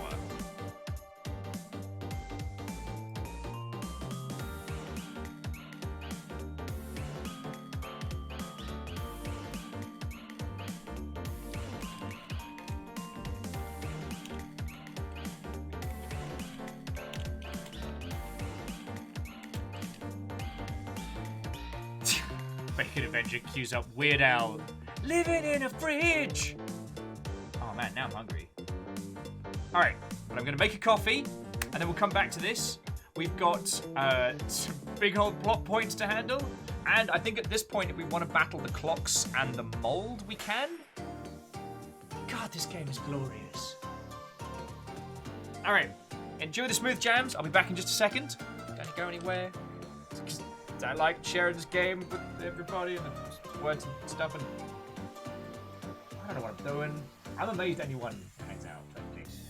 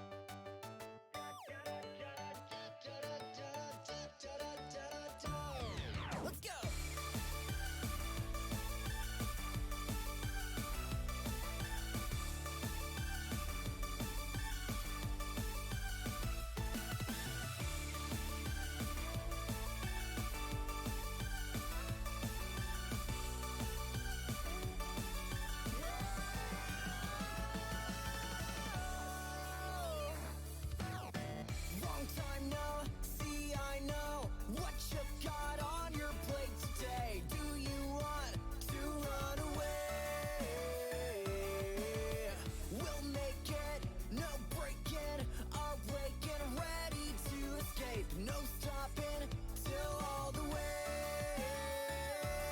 Don't count me out, chasing disaster, I'm going faster, free my feet, I'll be unleashed. Reach there, I dare you to come through. In the air, we dance like we used to. Na na na na na na na na na na na na na na. You're giving me a little mania. In a dash, we crash down the party. I can taste the race in your heartbeat. Na na na na na na na. Hello, hello. Sorry, I didn't mean to pick the thing back up. River's down here being fucking adorable. Look at that day. Look at that day. I came back and she was just lying down here next to my desk. And I was like, oh. Thank you all for waiting. Also, I got meatloaf, so I got some cutscene styles food. Vanderbeest, thank you for filling the pint glass while I was away. Pun Spectre, you cheeky mother Hubbard, and Kindle as well. So thank you. All right.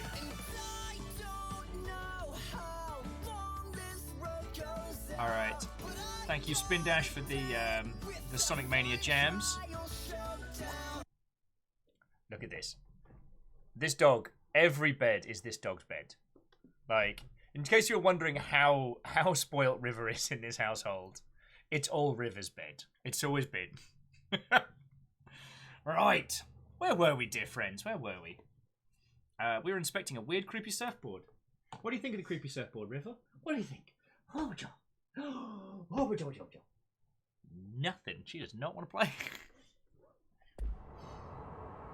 Oh.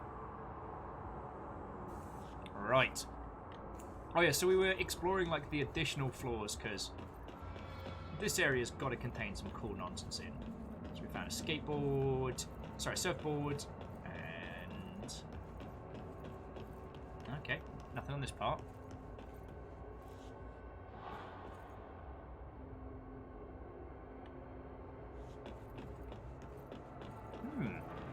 Utopia is saying, if you look deeper into it, the board speaks in broken English. Well, the board speaks in double meaning, but yeah. And the other spoke with more of a natural speech. Well, I don't know if I agree with that because while we couldn't understand it, it did seem like the other creature was also speaking with kind of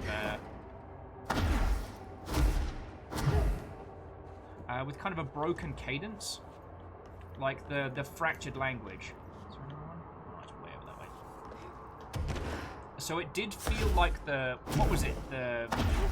We just fought it. How have I forgotten its name already? I want to call it the Foundling, but it's not. The Forgotten? No. Bleeding Nora. Anyway, but it did seem like the former, that was it. That it was speaking with a similar cadence, but without a translation, without an understanding.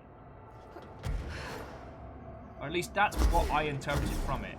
The thing about the board that's interesting is they speak with essentially with words that have multiple meanings.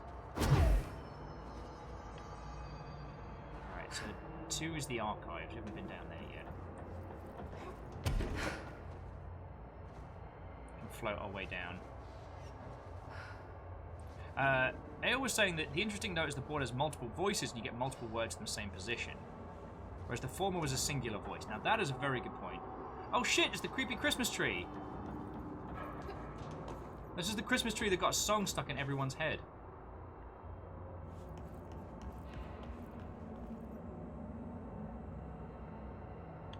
Wow. Worked. Now all my brain can hear is fish hunt, fish hunt. This fish has legs and this fish can run. Well, okay, so what I've gotten from the board, at least in my interpretation, is that they say things in a manner where in their speech, something has 2 meanings simultaneously.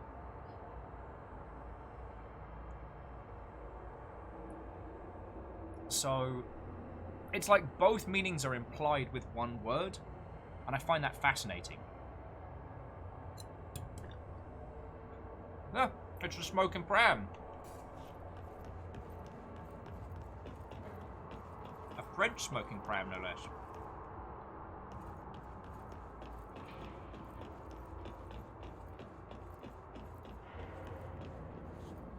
Well, and see, this is the thing that I love, is the meaning of what the board says is conveyed to us quite clearly, but why and how is very much up for interpretation. And friends, we are in Tilted Beret territory. I am all for this nonsense.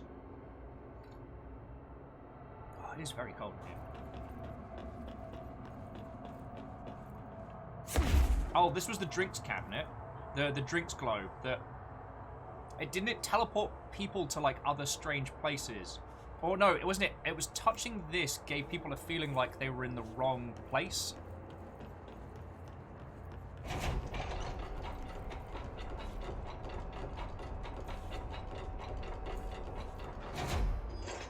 All right. Let's go into the archives.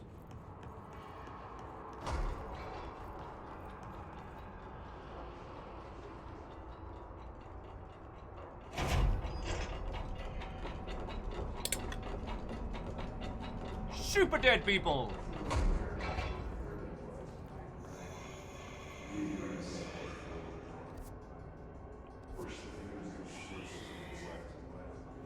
Oh, okay, quick heads up.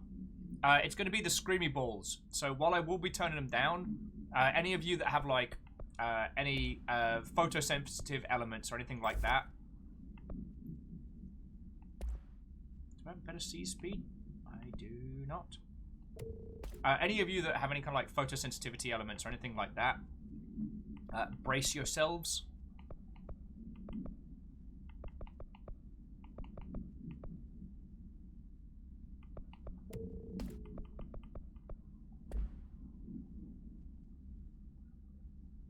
Oh, Loki, that's good to hear. I mean, Loki, I didn't mean to single you out for that one. I was just...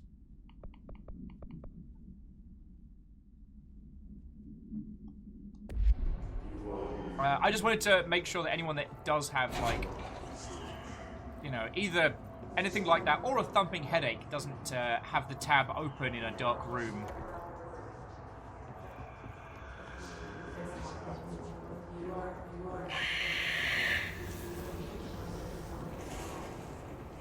Oh, and it's got Screamy guys as well. Oh, 2 for 2. How did they know?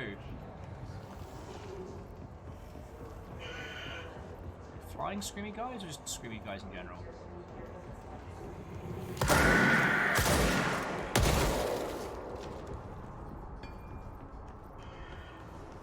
I mean, the reason I'm taking this weird roundabout route is I'm trying to see if I can...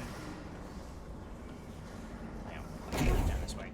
I'm trying to see if I can grab any lore stuff.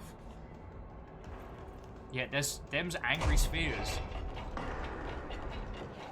Oh yeah, sorry, and jumping back to the discussion of the board, there is also the idea that their language doesn't consist of words. They're just, they're concepts. Kind of like a psychic equivalent of a pictographical language. They don't convey to us things in speech, but in feeling or in emotion. Or they try and evoke things.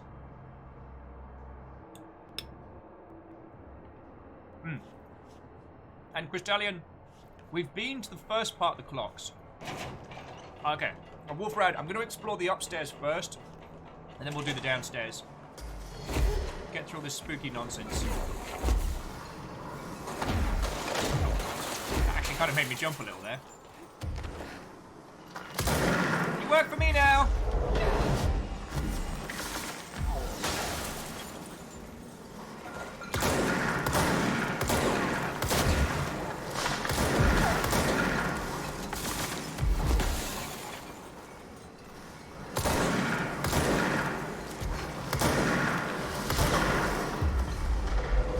Also work for me now. Lord.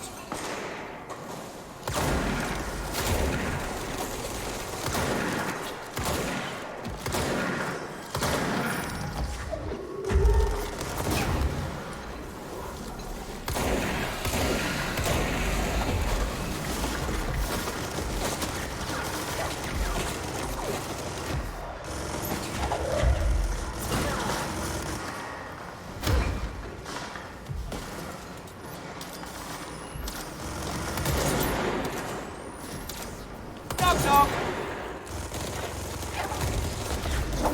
Trolley service.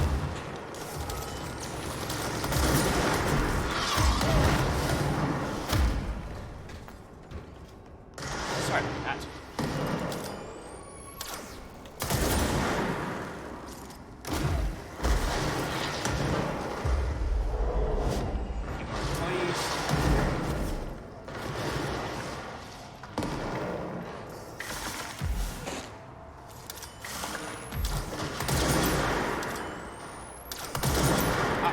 Those blobs of angry don't work for anyone.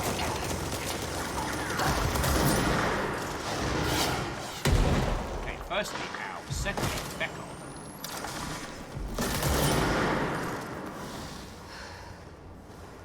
Okay, so long as we avoid the blobs of rage.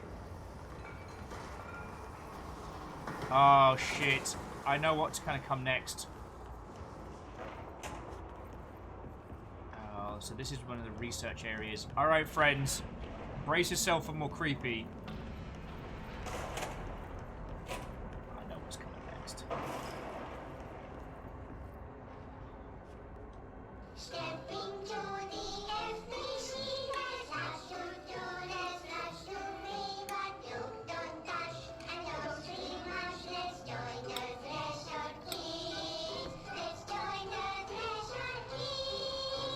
I don't wanna.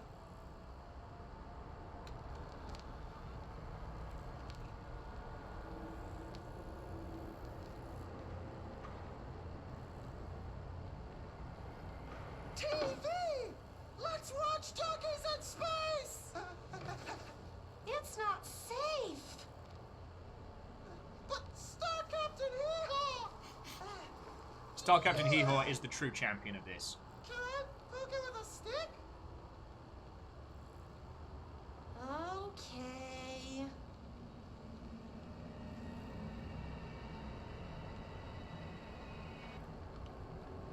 Bureau rule number 74. Always be suspicious of things that weren't there before. What?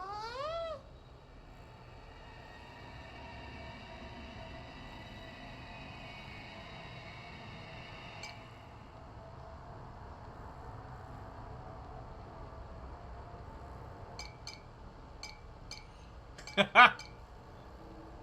worried for nothing. Looks safe to me. Donkeys in space! Ah! Wait! It's not even plugged in!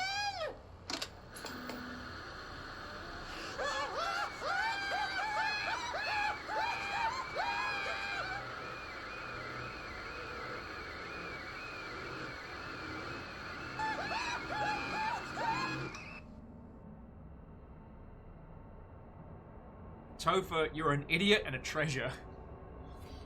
And that was how the puppets died. Horribly.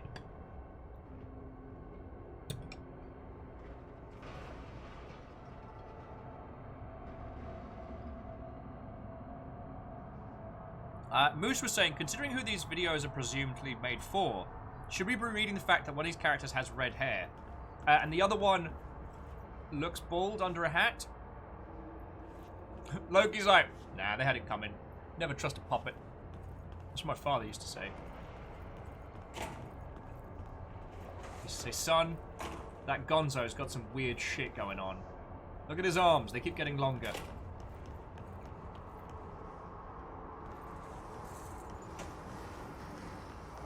Sorry, I know I was going with that.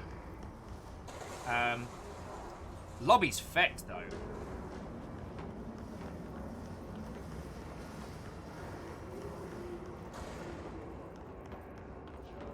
Okay, Kisa, that's enough. Well, can we watch another episode of The Threshold, kids? We could watch the same episode again, in more detail.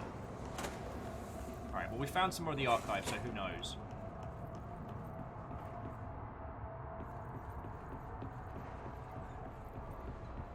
Yay! Reading!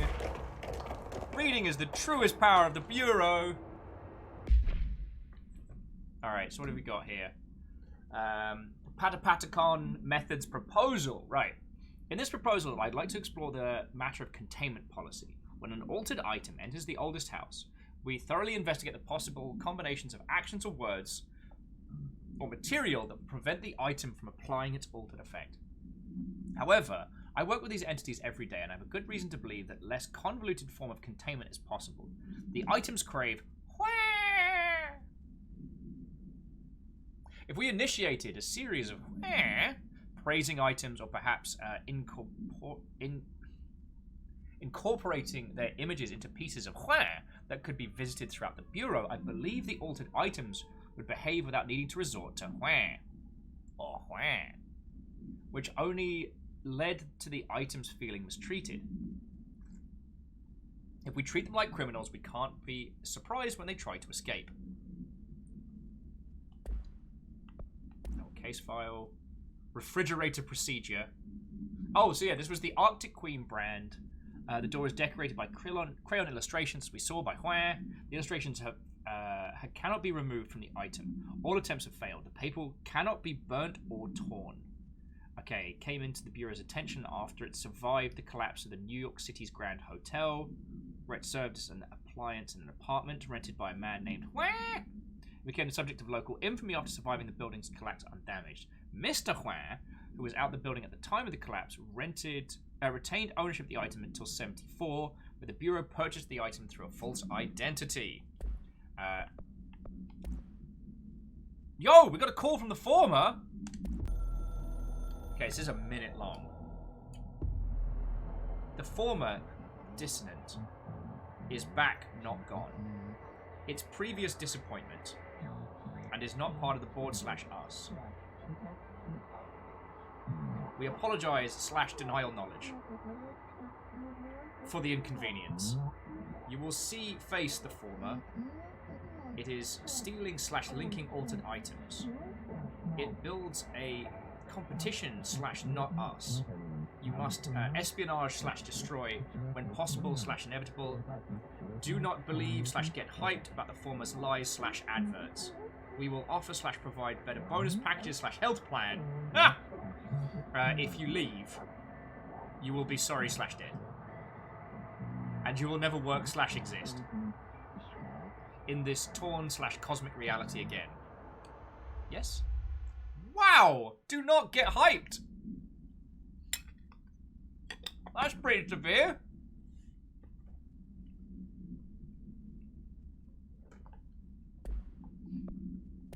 Oh. We should rewatch the Threshold Kids on altered items. Alright, brace yourself, we're going back in, just in case there's anything we missed.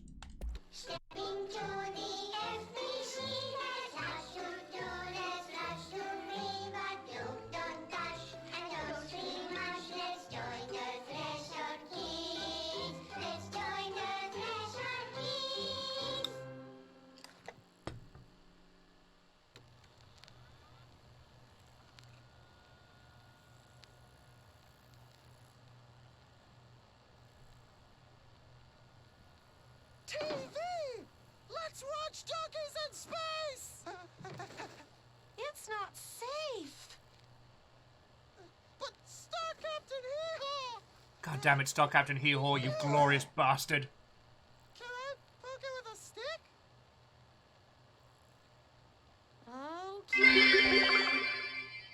Okay. Deus with announcement. Do redacted. Get hyped! Bureau rule number 74. Always. Tova's just singing to himself during this, like, there before. Captain Space Donkey. Captain Hee-Haw.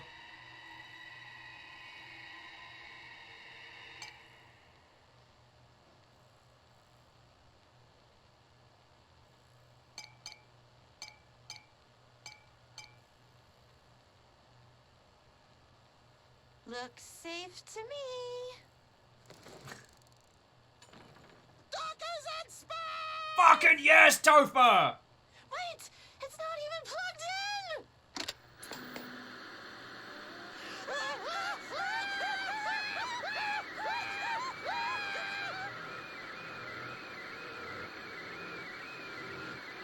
It unsettles me that there's no voice for those last bits. Also, Vanderbeest, thank you for filling the pint glass.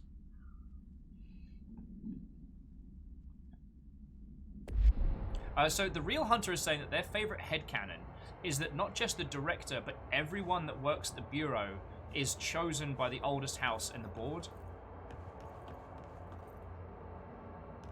I mean, I feel I don't know enough to comment properly, but that would make a whole heap of sense. Alright, well, back into the flashing lights and bad times.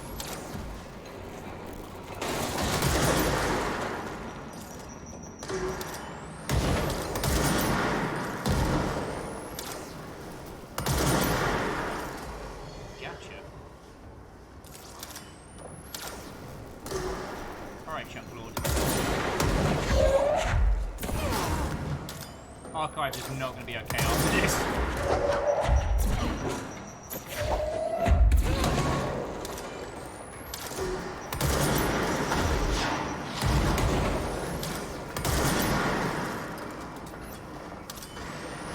How do you think this is going to play out? Telegram, please, sir!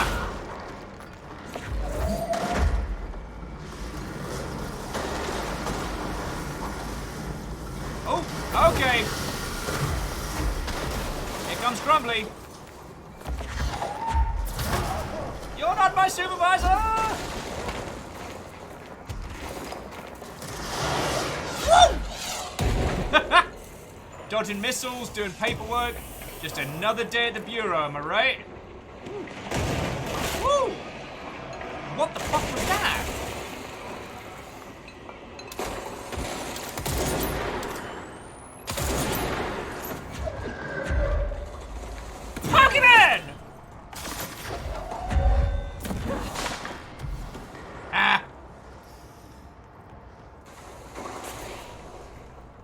Job might absolutely destroy us, shatter our very fabric of being and remove us from space and time.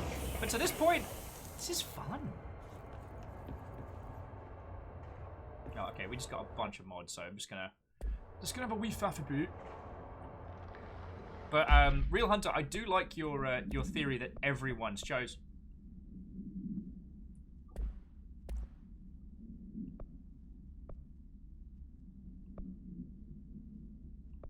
Okay, so that's damage to armor. All right.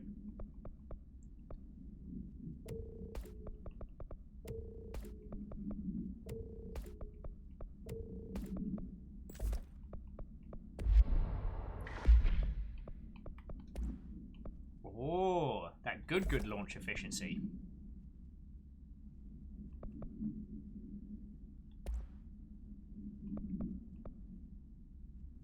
I might go for evade efficiency as well, because I've got good siegage. Sorry. And we did find a research and records.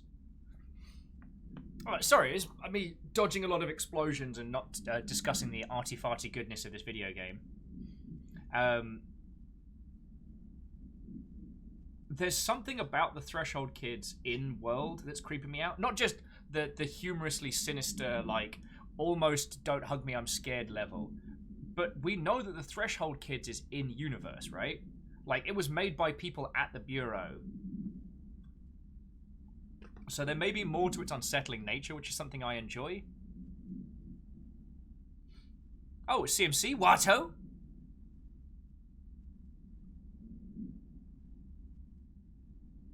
What do you... Wait, okay, Wolfgrad, what do you mean this doesn't count as doing paperwork? Did you see how much paperwork was being thrown around there? That was definitely done. Like, there's no need for anyone to handle any of those files ever again.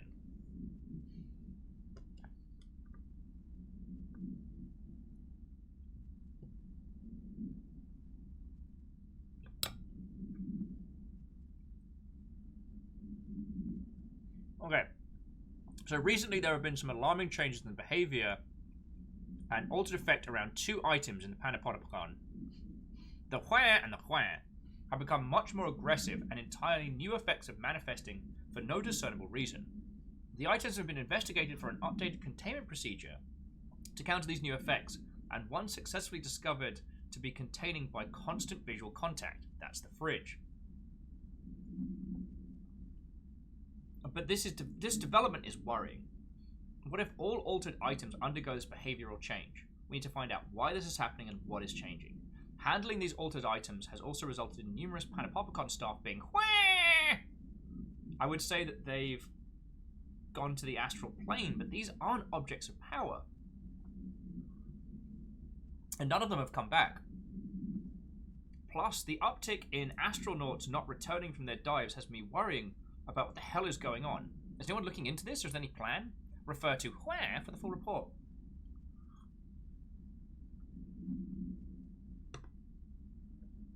Oh yeah, so Eil's saying Threshold Kids was 2 employees attempt to create an entertainment show for Dylan, who was the first child to be raised in the oldest house.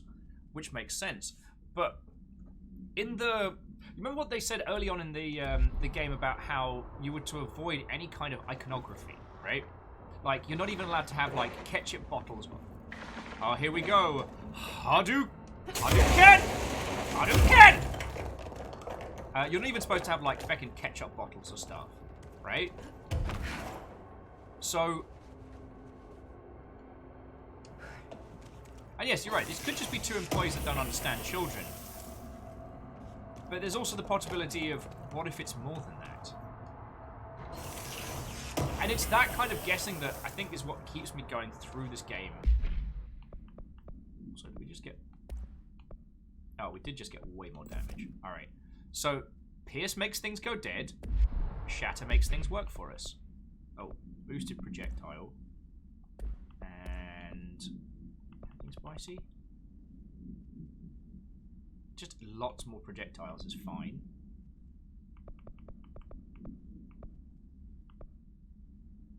Damage boost's cool, but damage against enemy armor? Because we do often use that to break shields, so jobs are hecking good at that.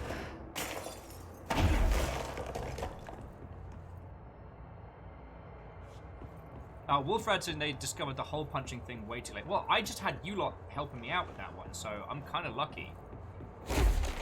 You know, I had a very clear, this is what to do guide from your lovely selves, so...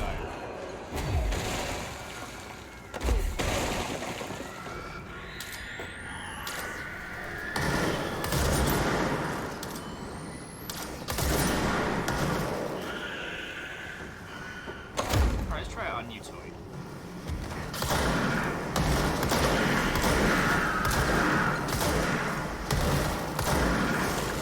Uh-oh.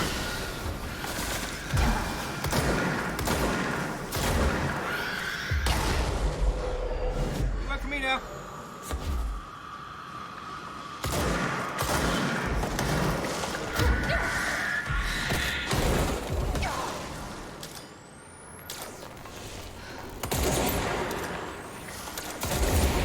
Oh, we still have to go downstairs, that was it.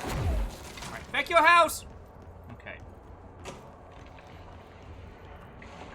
So Eeyore says, have we come across the term prime candidates? We've been introduced to the term, certainly. We haven't known much more than that Dylan was part of the prime candidates program, which, by our understanding, was going to be people being essentially trained to be the next director. Which I will assume means very powerful, like... Oh, fuck me, sideways!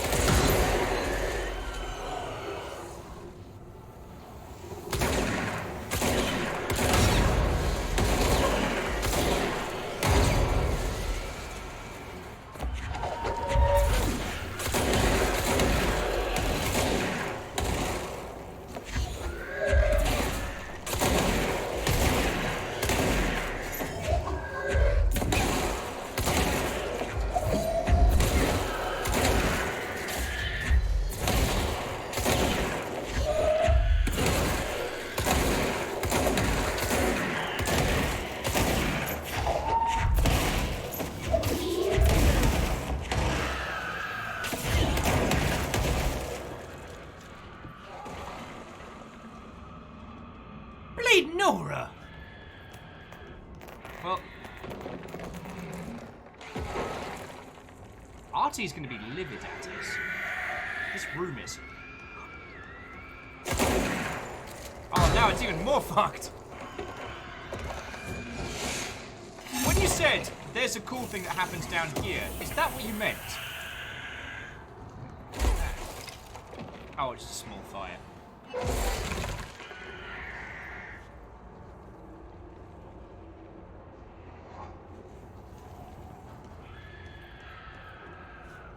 Astral blip. Astral blip is a material. Interesting.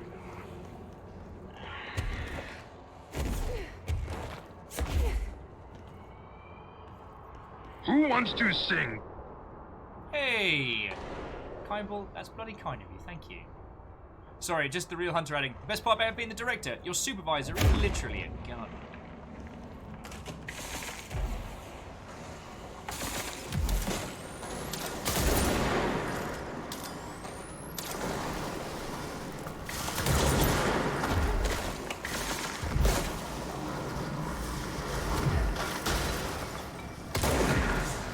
You work for me now! Welcome to the Bureau! Welcome to the Bureau. Good luck. Darn it, we can't get into here just yet. See, the thing is, we are the director, but we do not have the highest level of clearance. Like, shenanigans.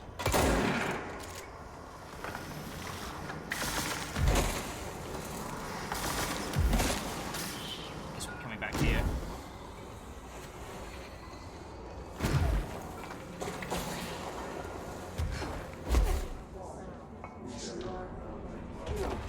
Okay, did we grab everything in here?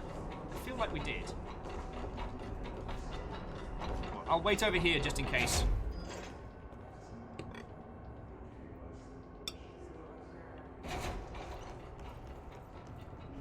Fapping mimics.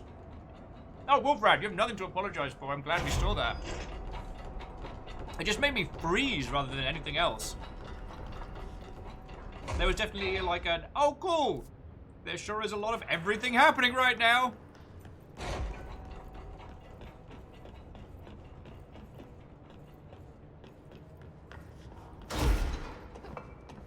Okay. I think we've gotten everything out of the 2 in the archives.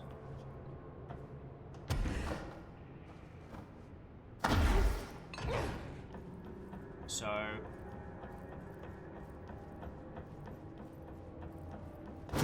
we now inform this jerk of what happened at the fridge. And then our decision is, do we want to progress plot or do we want to go sort out the clock fight? Some of the security cameras aren't working. How do I get those fixed?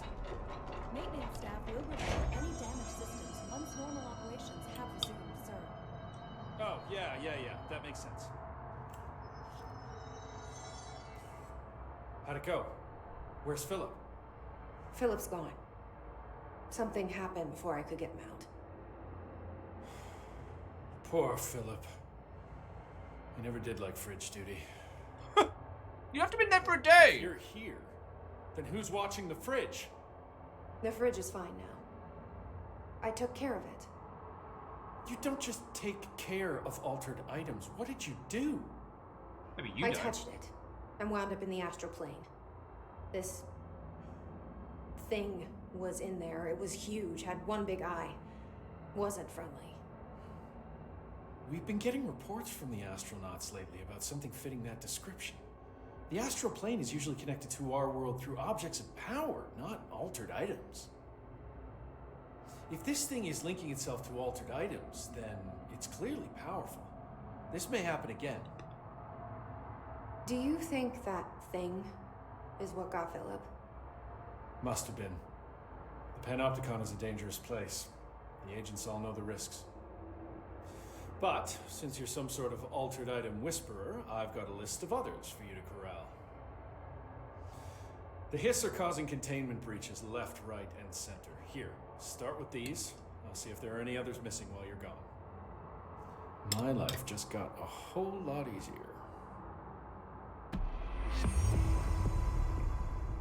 You feckin' jerk! Langston's Runaways. I'll see you later, Langston. I'll be here, like always. Like, Real Hunter, I'm seriously considering your plan of just throw him in the ruddy hole. No, okay, anything that gives us health. You are not needed.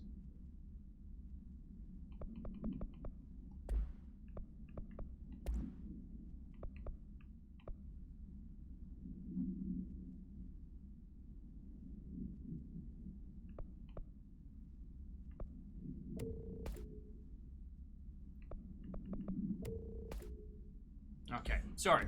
I mean, lost somewhere. Actually, Kimball, that's a really interesting thing. I had completely slipped my mind. So Kimball's saying that CD Projekt Red did an update about how they're changing their project management, how they're going to be moving, they're doing a transition to an agile, more regular release schedule. Definitely not a straightforward problem.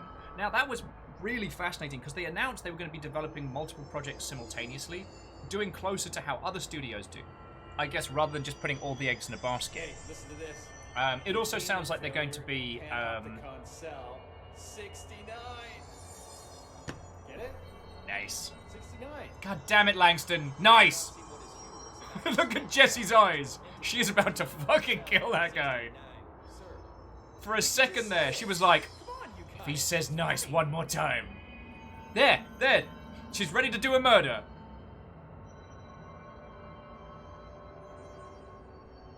I better not. Alright, so these are our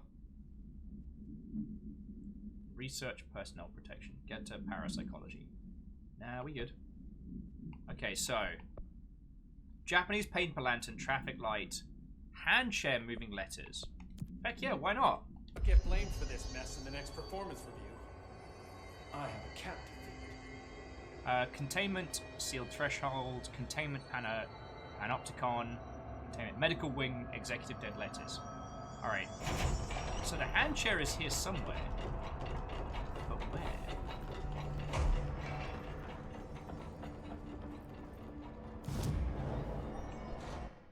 New abilities.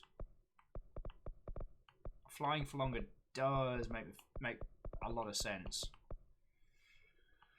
Oh, but I really want to get... Oh, it'd be really cool to control big dudes. Yep, no, I'm going for it.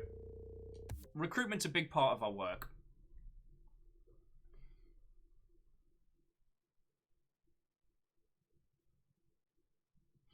Well, so Eel, I think the thing that's very interesting about CD Projekt Red's announcement that Kimball has pointed out is that they weren't doing things like that similar. In big development, you usually rotate teams and have multiple projects working, so it does mean that whatever their internal structure was before was a lot more chaotic, which does explain some of the problems that we saw, at least consumer side, from their last big release. And if you've played through Cyberpunk 2077, I don't think it's unfair to say that whoever was in charge of that project was definitely on the story team. And it does not feel like production had a lot of power or had a lot of authority on that project.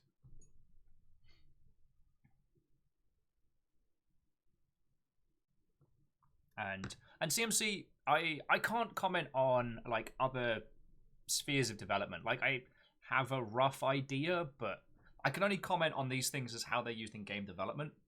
And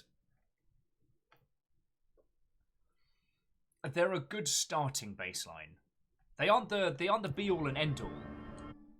Ooh, weapon form. Upgrade shatter to max. Don't mind if I feckin' do.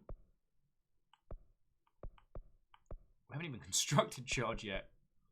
Oh shit, I can use my untapped potential. That's amazing.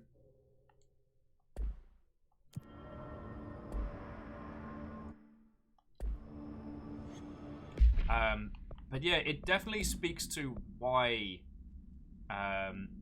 old CD Projekt Red were having so many problems.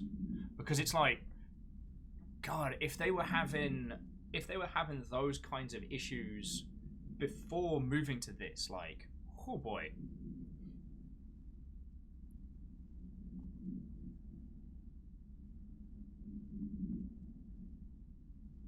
And Kimball Kimball's just saying that they very much prefer to use the right methodology for the team they're working with. Absolutely. There isn't one perfect method. And Eeyore does data science at a bank, which means, well, as they were saying, they have the opposite problem, which is they have so much project management bloat and bureaucracy that they can't get stuff done. Yeah. I mean, the difference, Eeyore, is... I'm sorry, I don't mean this to sound trivial. If something goes wrong at your job, you know, people lose a lot of money. If something goes wrong at a game company, yes, fans are angry, but no one dies, no one's company goes under, except for maybe that company, depending on how bad it is. But that's another story. Sturdy Kiwi, what ho, friend?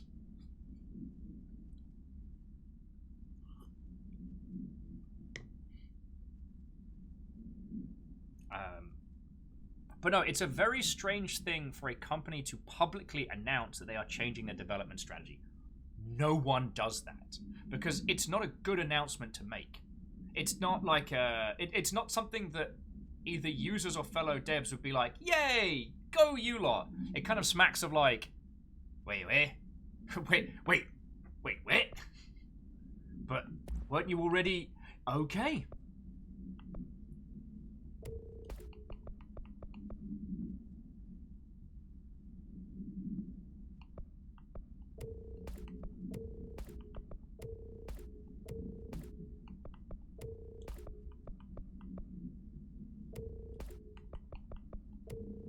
Alright, sorry, just clearing up some space.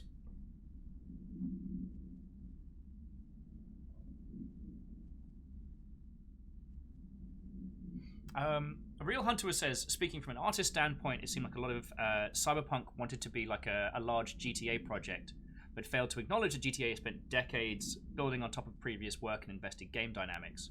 I wouldn't say that I disagree, because actually the one thing that Cyberpunk did succeed at very well was environmental design. Like, the best parts of that game are when you just go. You leave the story behind, drive around Night City, and just let the world do its thing. So their interconnected systems outside of like the police response elements are very well put together. What it felt like was that they pitched the team this open world game, and then the story team got all the resources. The story team were allowed to dictate so much, and that pulled away from the other elements. The sheer amount of bloat, like custom art, custom assets, custom anims, custom voice lines. Like, for these in-universe scenes, there's so much of the story that boils down to this was an in-universe air quotes cutscene that could have been like a feckin' VO log. Like, the other thing that's worth taking into consideration with Control is how much storytelling they do with very, very little extenuous movement. Remember we were talking earlier about custom animations and how feckin' expensive they are? Imagine if you had to do a Monster Hunter's worth of animation work for each cutscene, and then your boss is like, "Oh yeah, no, we're gonna have our main character just sit down for noodles one time and have this one-to-one conversation with their friend. It's all gonna be mocapped, custom anims, VO, you know, the whole shebang." What does this give us? Well, it grounds the character in the story, and yeah. I genuinely believe that a strong production lead on Cyberpunk with a very, very, very strong shoe could have saved a lot of bloat on that project and ultimately allowed it to shine in the areas it was succeeding. I mean, the other thing that we found out, which won't surprise any of our games industry people, but wasn't common knowledge, is that the E3 demo, while it did use some assets from the main game, was its own custom little fork, and that a bunch of the things built for the E3 demo just weren't feasible for the main game. So a chunk of the team was pulled off to go make this demo that had nothing that was going to be poured back into the game. Even though every time any team says, "Oh no, we'll do a side demo and it'll be fine."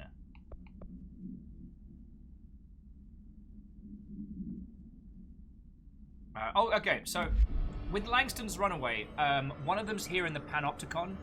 Would someone mind telling me in the Panopticon where the traffic light is? Because I haven't seen it yet, and I don't have a map indication.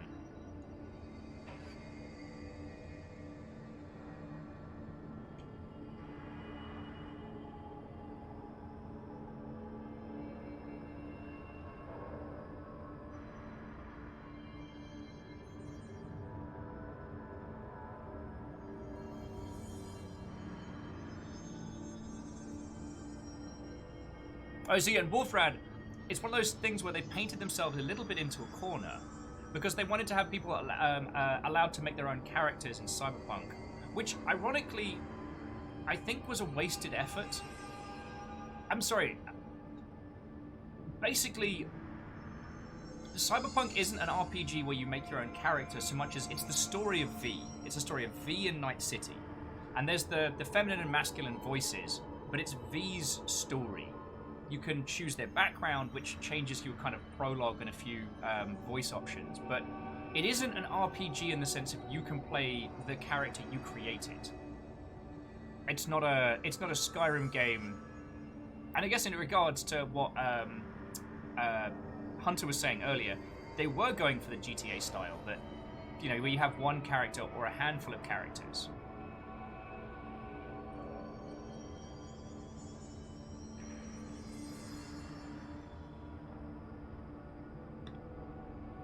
But like ultimately, there isn't too much wiggle room in V's character. There's just a lot to do. There aren't very many ways in which you can really change the world around you per se. And depending on how meta you want to get, you could argue that Cyberpunk as a game is not your story, it's Johnny Silverhand's story.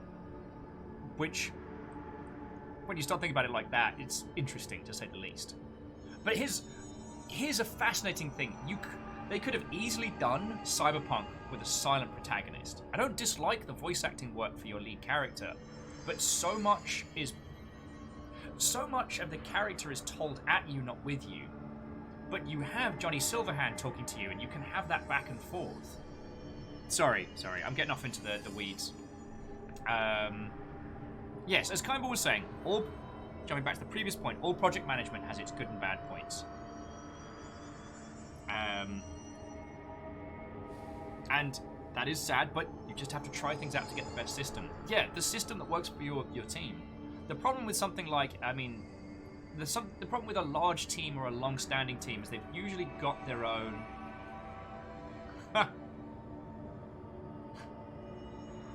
Okay, I will not mess with the Fulstrom culling. Okay, back where the TV was. Okay, so that was... I want to say 2?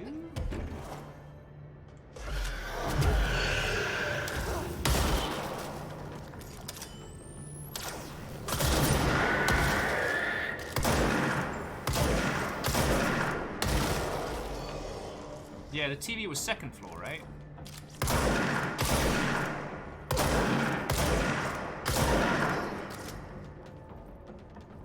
think so.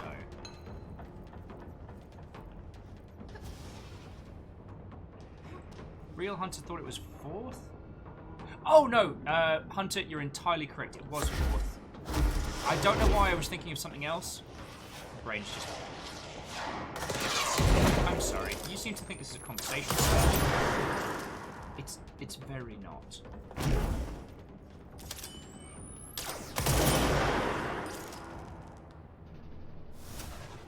Any more for any more? Okay.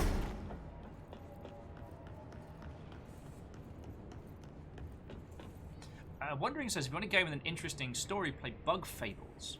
Optional information about how the world is built, the history of it, sets up a literal doorway you'll never be able to enter to let the player know the world that Daves has created is more vast than the world you see in-game. Interesting. But it's also worth talking, Eeyore, that like, all my comments about project management and software management stuff, I can only discuss in the video game space. I don't know banking software. The most I ever got was applying to work technical support at a B site, and I got a tour.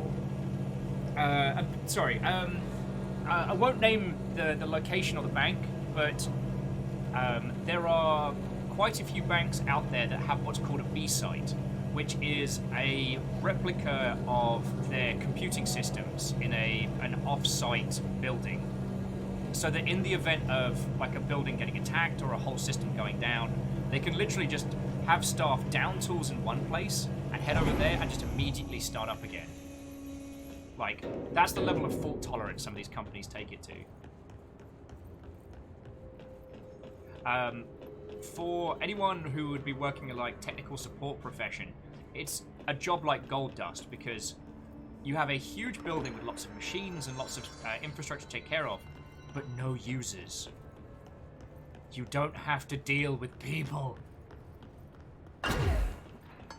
Which, if you ever had to work support on anything, is literally the worst part. But yeah, so I didn't want you to think that I was trying to explain your job back at you. I make a care not to...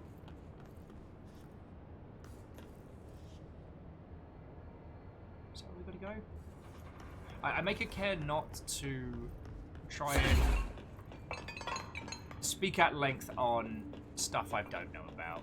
There's too many pasty white blokes on the internet that think by virtue of being aforementioned pasty white bloke that they are immediately knowledgeable on all topics. Oh yeah, no, it was across this way. Sorry, I'm getting spun around.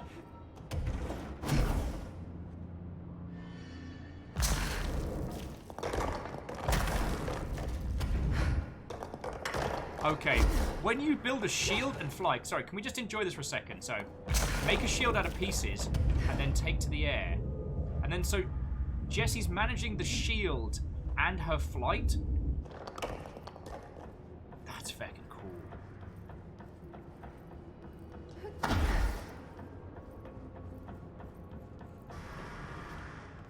Oh, that's bad. Oh, that's green. Yellow? Oh, there we go. That must be one of the missing altered items.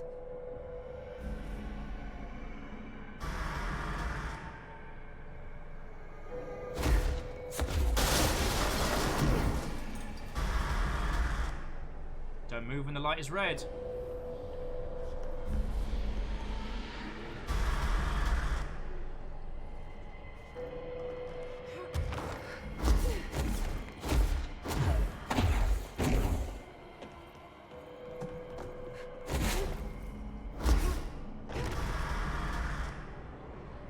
Oh.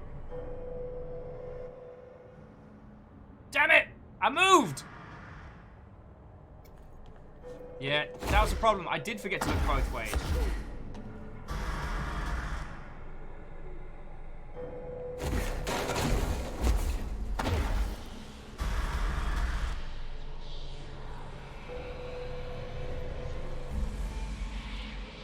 Woo! Oh no! Escaped altered item to worry about. Okay, so the other one's Sealed Threshold, Medical Wing, and Dead Letters. Now, are those worth doing now? Or should we just pick those up as we're going through?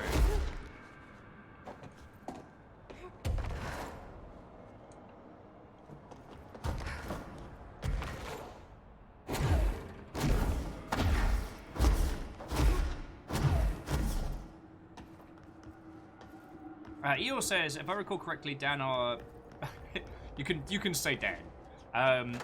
Struggle with what you're supposed to do here. I haven't seen this run through. But, I don't know. It's one of those interesting things when it comes to puzzles in video games. Like,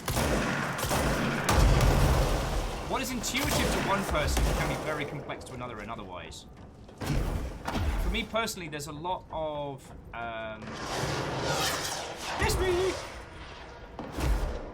there's a lot of puzzles involving like physicalities and things like that that just make sense to me.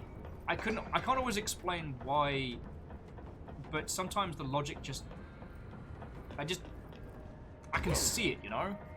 And I think we all have like areas of skill like that where it just makes sense. It's why it's very interesting. A lot of people will recommend that you get like your grandparents or people who have never touched video games to play through titles you're working on, because they'll show you elements of the world that you would have thought was intuitive and yet isn't. Plank saying, what's intuitive to one person is complex to another. This is why Drunk Half-Life Co-op is so much fun. I don't know, I killed a lot of people last time we did that. Wait, do we want to do like a Deus video break? Because, I mean, everyone apart from Fearless is probably still pissed at me for that one.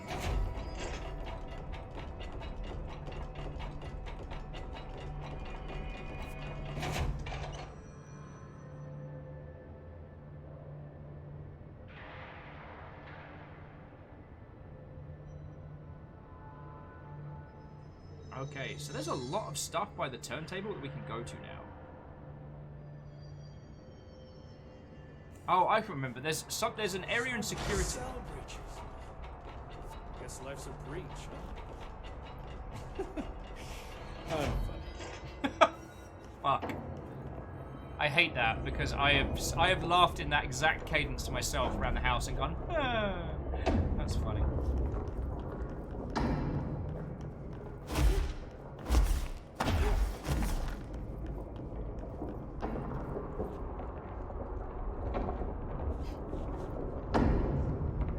Yeah, Caffeine's like, I'm never going into a tunnel with Will again. That's fair.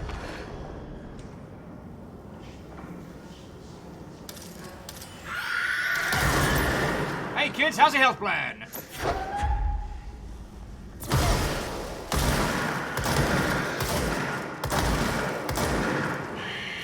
Oh, that's behind.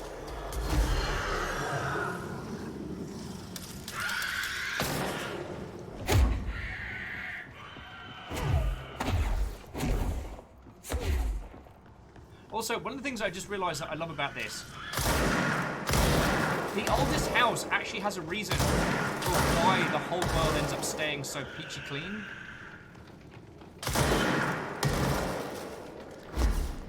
Like in other games, you have to kind of like reset environments because of technical reasons, and in this you do too, but they've folded it into the narrative of the oldest house. I still don't have clearance.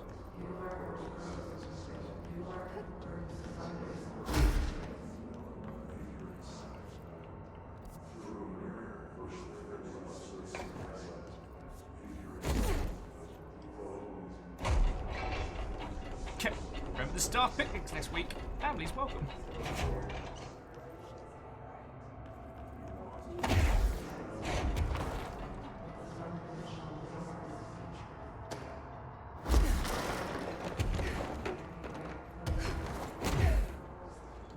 Okay, yeah, this is where I was trying to get to. Alright. Wait, no. August 4th, 1964. We discovered the oldest house while investigating a suspected altered world event. Yes, yes, we know, Dr. Darling, we know.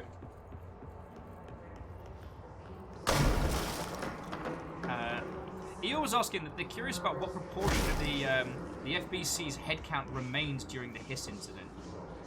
Alright, yeah, so I can't get to that area yet. What's the closest?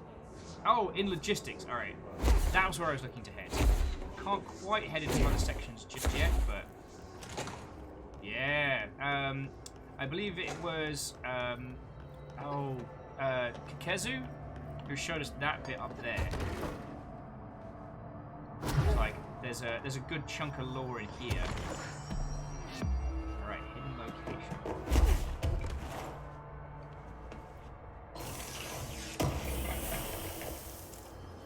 Oh, and let me just jump back into chat as well. We're having a natter. Sorry.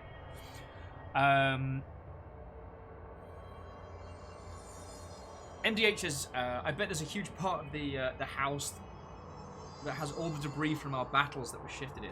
Or whether, because supposedly outside of the cleansing, no one sees how the oldest house shifts the environment. That's not something we can just observe. But it could be, yeah, that gets like ported out into a threshold dimension. Agnaniki was thinking about working on a new game involving a sassy 20-something reptile who works in a cafe and has a more puzzle dating sim kind of vibe. Or maybe less intimidating. See, you know what, Agnaniki? I kept expecting a pun, but that seems like just a good game concept. That seems valid, yo.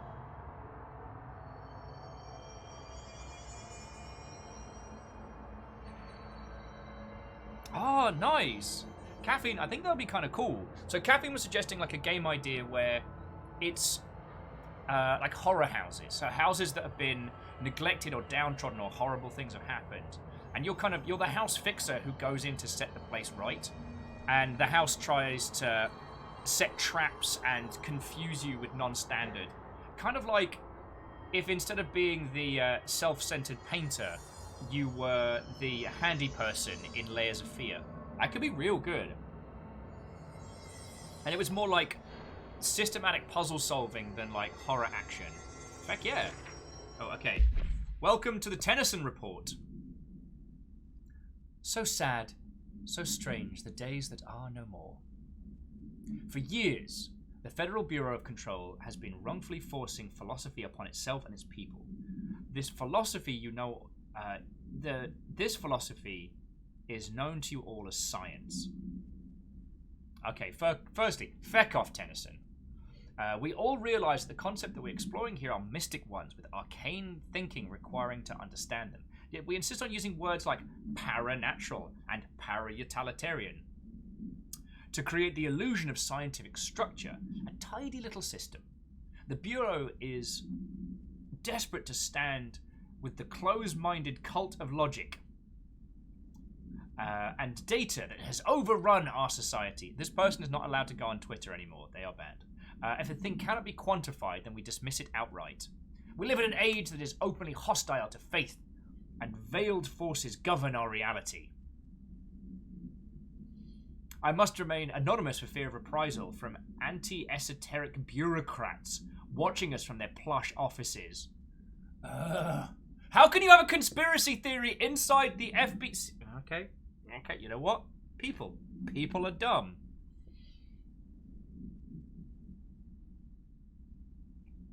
So anyway, Jed, jumping back, Agananiki, that sounds like a really good concept, and I think you could make it happen.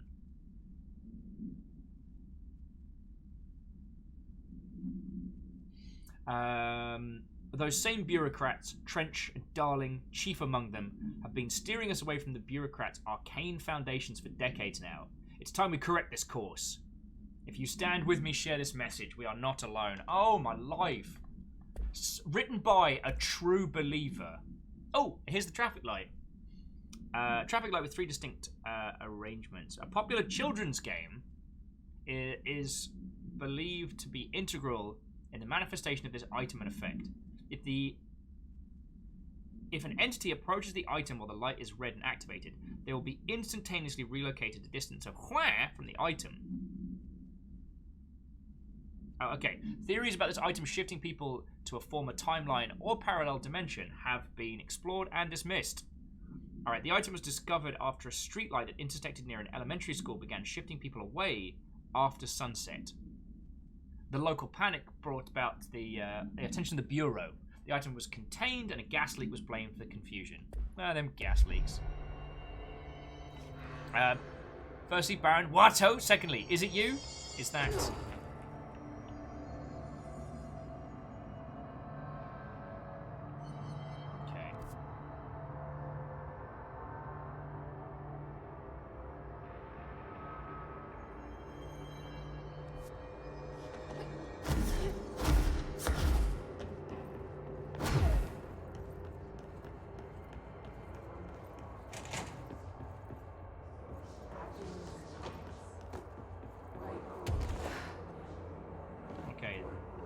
Here's Ann Shelter.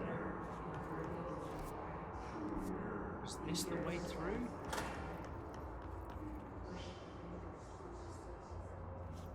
Interesting. Yeah, this was the way.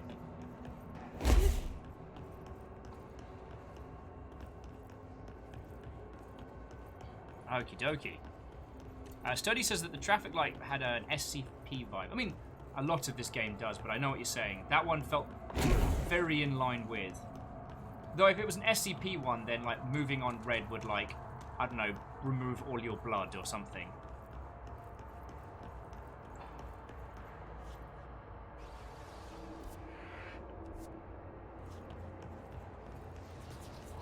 Oh, that's bad.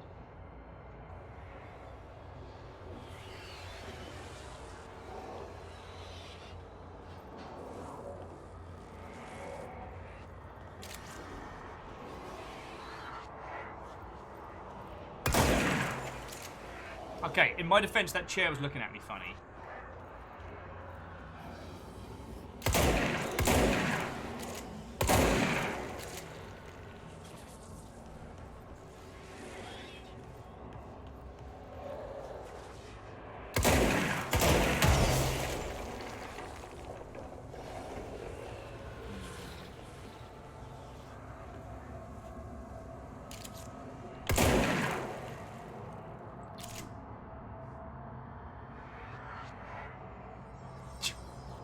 Sturdy. Wasn't that a funny looking mimic check?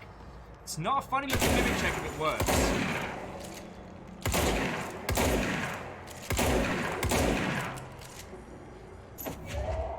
And remember, you're not paranoid if people are out to get you.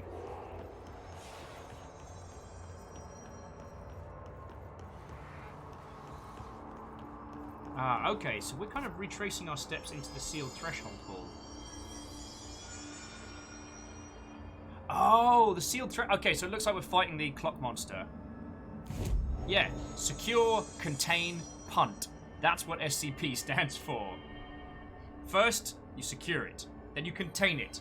Then you fucking kick that stuff into the sun at full tilt.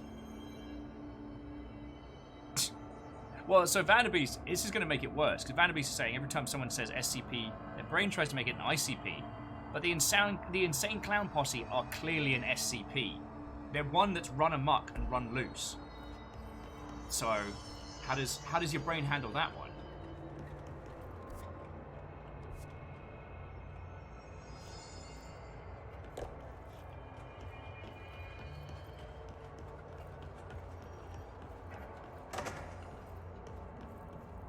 Oh, I'm sorry. What's in this mystical room? It's the toilet. It's the toilet. Loki says that they're going to change it to the SCY agency because instead of punt, yeet seems more appropriate. Express rocket to the sun.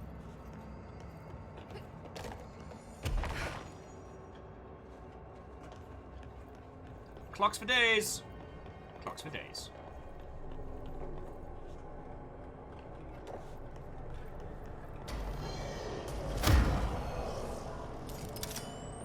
It is go time. Cha! Cha! Alright. Which of you wants a job? Not you, obviously.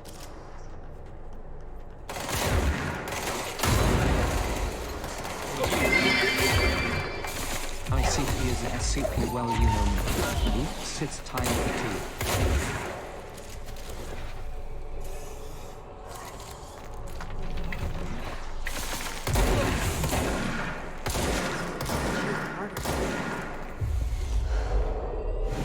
They work for me now.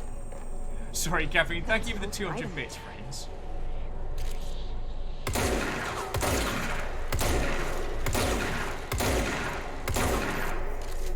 Oh, wow. That was the paper lantern. We're just like a blob of clocks. Wasn't so bad. Right. Piece of cake, cup of tea, fish and chips. You know, England.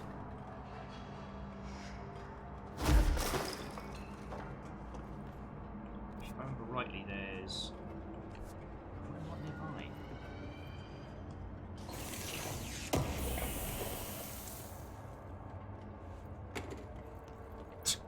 Real Hunter says, you know, if you ask them nicely, they'll give you a minute. I'm gonna have a sip more coffee before we do this beast of a bastard bite.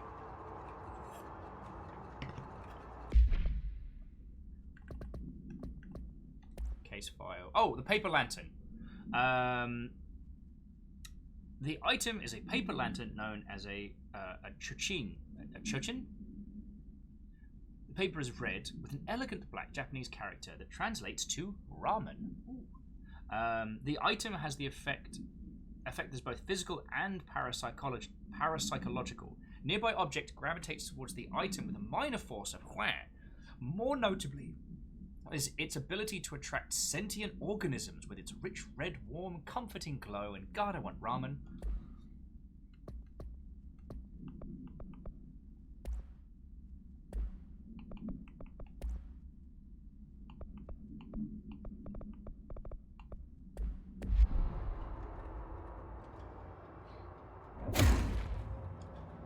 All right.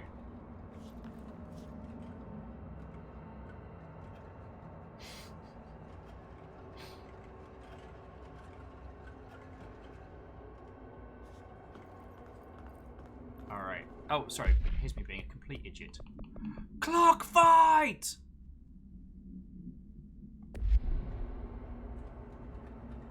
This is the safe room Wells showed me. The one with the altered item inside. Who's ready for a clock fight? Okay. Sealed threshold account. Alright. The threshold will affect Huan. Manifestations in the containment sector in the middle of the Huan department. Simultaneously, numerous amounts of Huan appeared in the area, injuring and killing many Huan. After rescue operations were completed and Huan, rangers were sent in to discover the threshold's epicenter. The sheer amount of Huan made the expedition impossible. The area was sealed off after removing the clocks provided an impossible task. The department was relocated and the area abandoned.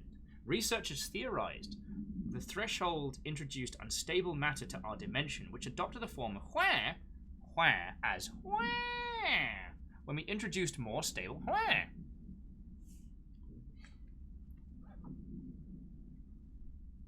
MDH was saying, I wish the altered items made just different kinds of clocks. That would be awesome. Though I don't wish that upon the artists. It's just a plug in the wall there. As if to say there was once a wall, but now there's not. More clocks. What were you expecting in the clock room, Jesse? A nice beef bourguignon? A fully stocked minibar?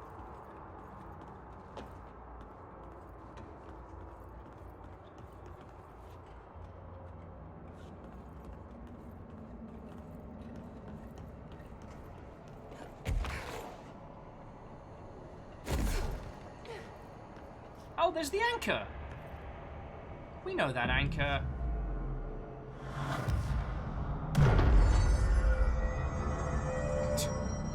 Sorry, MDH was saying, who else hopes we really just fight a giant clock? I mean, I wouldn't be against it.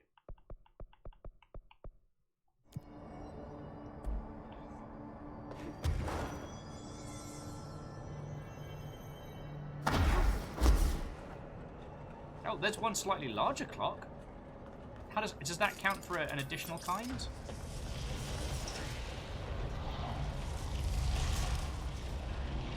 What the fuck is that? What the fuck is that?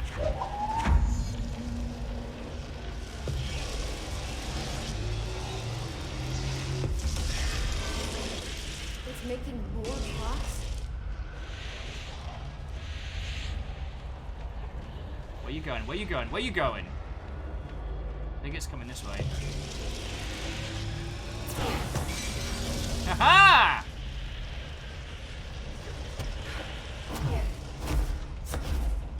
Guess who doesn't like clocks for dinner? Don't cook clocks if you can't take them. Whoop-ah!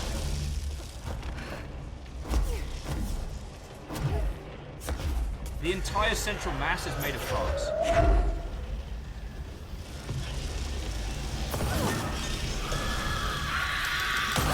Oh, my face.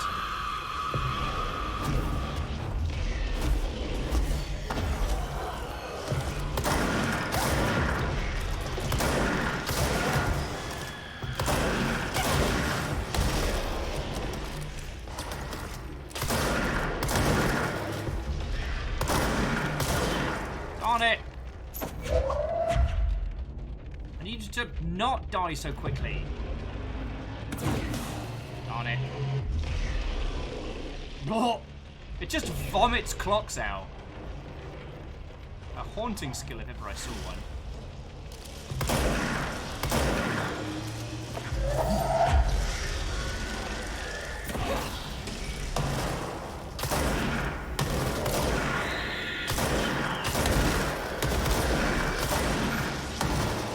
Alright, here we go. Big clock, here we go, here we go. Line it up, big clock. Move!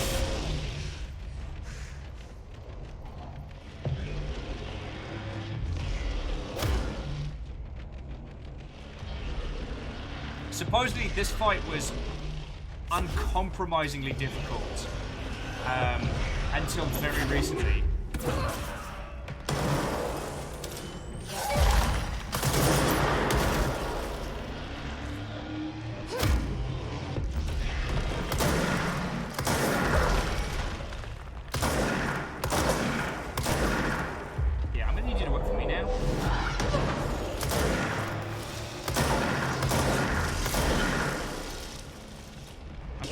side, we now have an employee. Which, as you know, delegation is very important.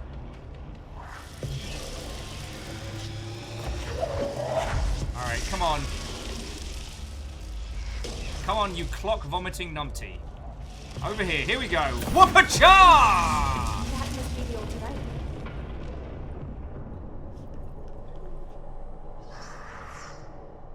Yeah, you can take 5, buddy.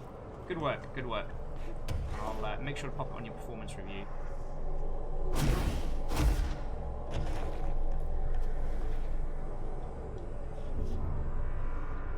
So it's a giant sphere of nonsense that vomits clocks repeatedly.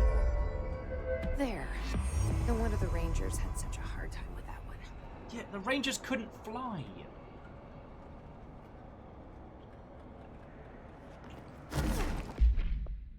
Okay, so... assets. Oh, some more folded conception of reality. And we got... oh, one more case file. Okay, so the anchor procedure. Okay.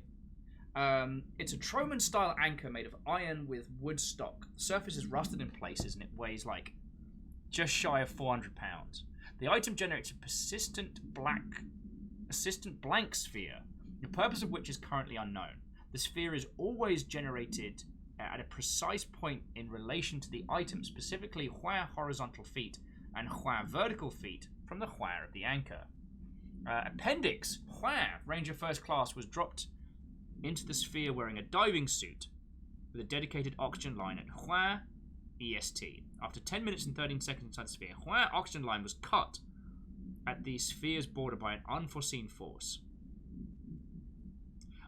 All agents in the room into Hua's entry experienced vomiting, vertigo, loss of fingernails within an hour of each other. Ranger Hua has been declared MIA and presumed dead.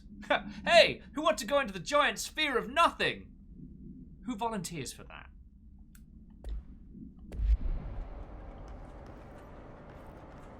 At least in, oh god. At least in good old Lobotomy Corporation, they have a semi-canonical reason as to why they have all these people who are willing to just throw themselves headfirst in.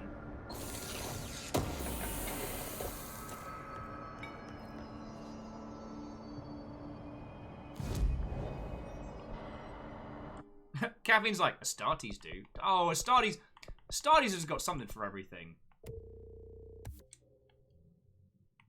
And now we can have big friends. Before, we had small friend. Now we have very big friend. Wolfrad's like, say what you will. They have some dedicated people working at the employees of the FBC. That's a good point. Well, there's also a certain kind of like, there's a certain mentality. You know, you are the best of the best of the best, and you are all that stands between humanity and the end of humanity. Oh, let's go talk to Dr. Underhill before we do Face of My Enemy. So where's Dr. Underhill? In Central Research. Right, fast travel, research, Central Research.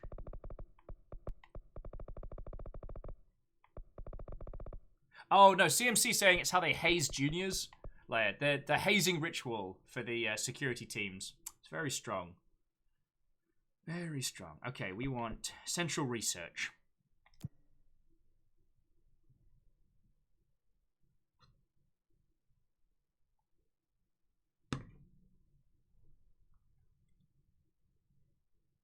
Ugh.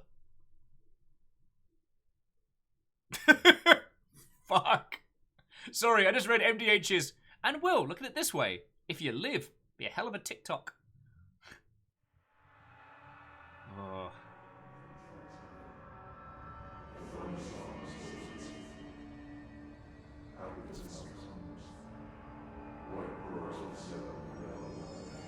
Okay, so there's stuff we haven't seen in Astral Exhibition.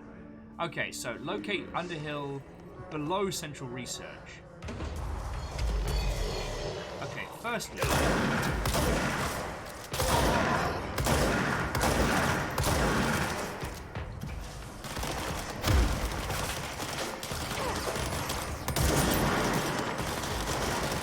Oh wait, I can control that thing?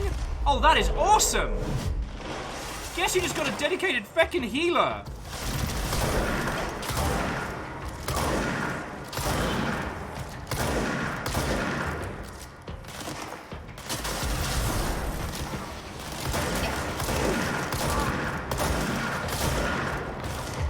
Don't worry, friends. We're always hiring.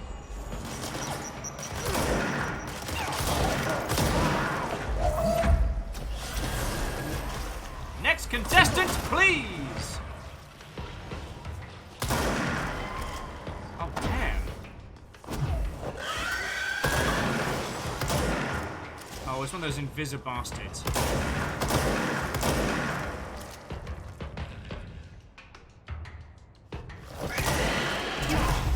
Oh, God. You are hideous, but now you work for me, so... Oh, God, just... Oh, God, make yourself useful.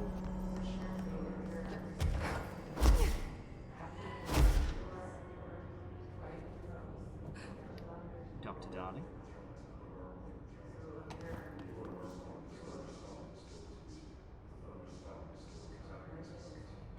MDH says, I want to say Vine because it's the origin of the joke, but Vine is dead. MDH, Vine's not dead in the FPC. Vine became too powerful. Ever wondered why something that cool had to be abandoned? Now you know. Okay, I hear you screaming at me, and I say no. Oh no, that was probably my my new working assistant.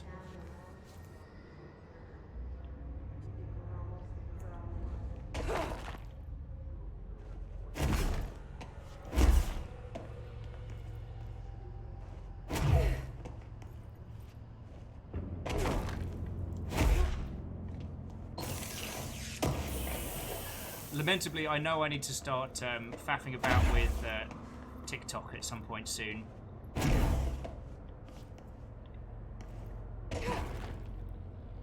I'm tempted to just honestly just... Hey! Cryosticks, what ho, friends? Now, Cryosticks, I know you brought in a raid, and I don't want to diminish them from that, but we just got to underneath Central Below research. So if anyone would like any delicious mold, like, honestly, we've got a buffet available. Swaths, reams of different flavors. Help yo... Cryosticks, how are you doing? Delicious mold! How are you doing? How was your day? Tell me your tales, friend. Oh. Last I spoke to Cryosticks, I've been going through a full all achievements run of the Soulsian series. Which... Oh, look, it's a mold-covered picture of us. And I like that the whole mold thing, this isn't even part of the hiss. This was a separate thing that was happening around the same time. And I choose to believe got out of hand because of the hiss attack. Oh. What are you... Oh, there we go.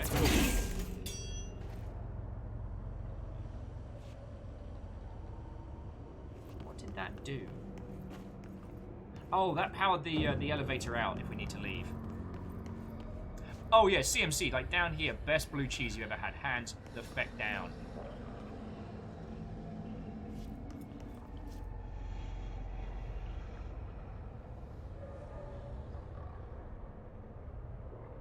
Okay, a spot of rally driving as a break from Dark Souls 2. Congrats on getting all the achievements in Dark Souls 2, by the way. Cheers to you. Get it? Cheers to ya? We've been playing this all day. You obviously don't need me to tell you how good this is.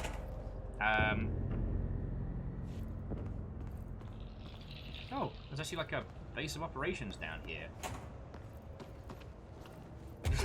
Hopefully these kids have like the good hazmat.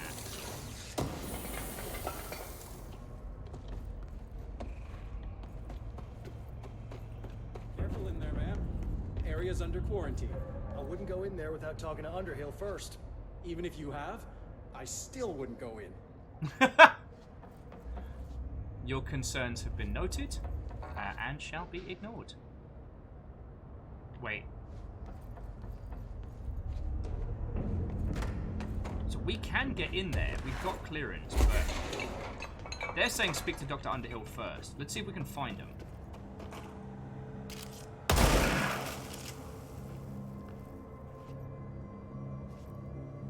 Oh, cool.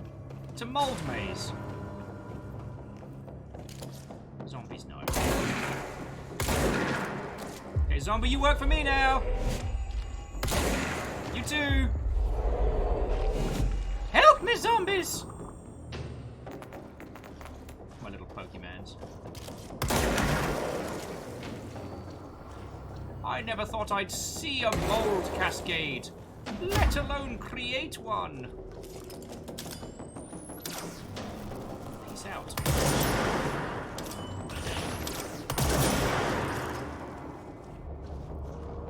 Well, you two were absolutely no help. Well done.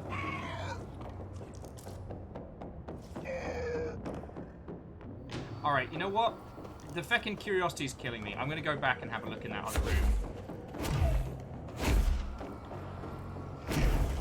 I know they said wait for Dr. Underhill, but I'm the director, so...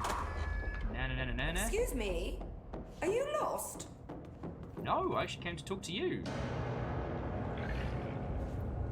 I mean, they made it sound like this was a bad place, but...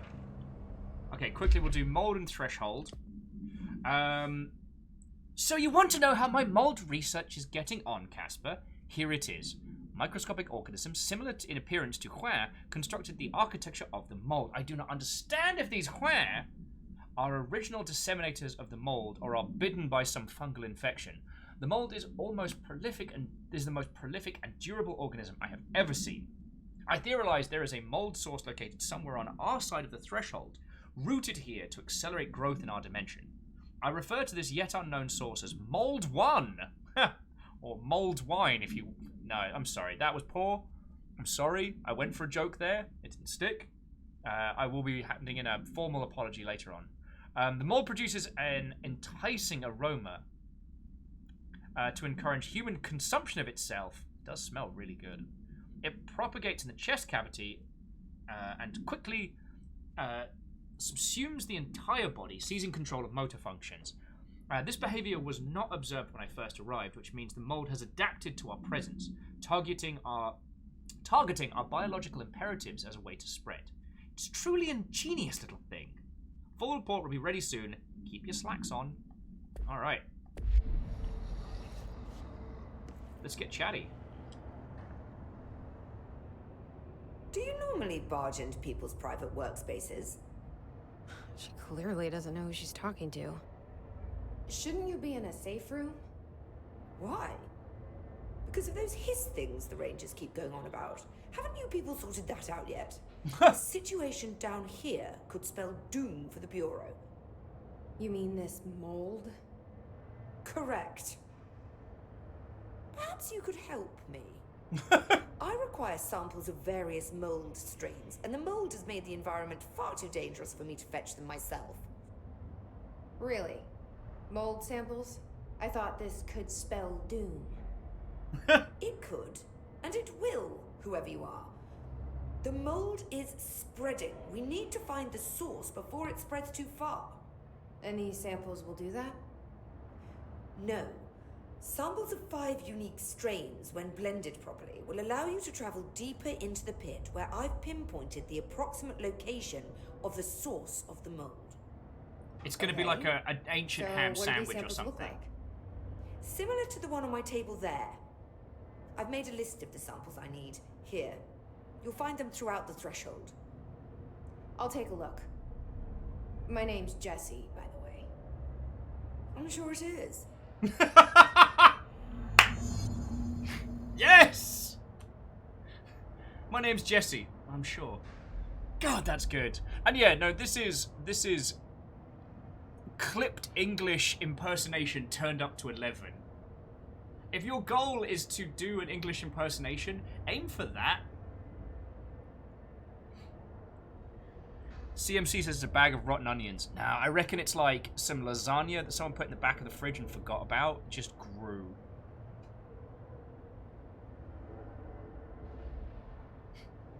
Oh, and Real Hunter. Never let Never let difficulty stand in the way of your experience. If the game won't let you proceed because it's being too difficult, well, change the game. He was like, nah, I'm from West Country.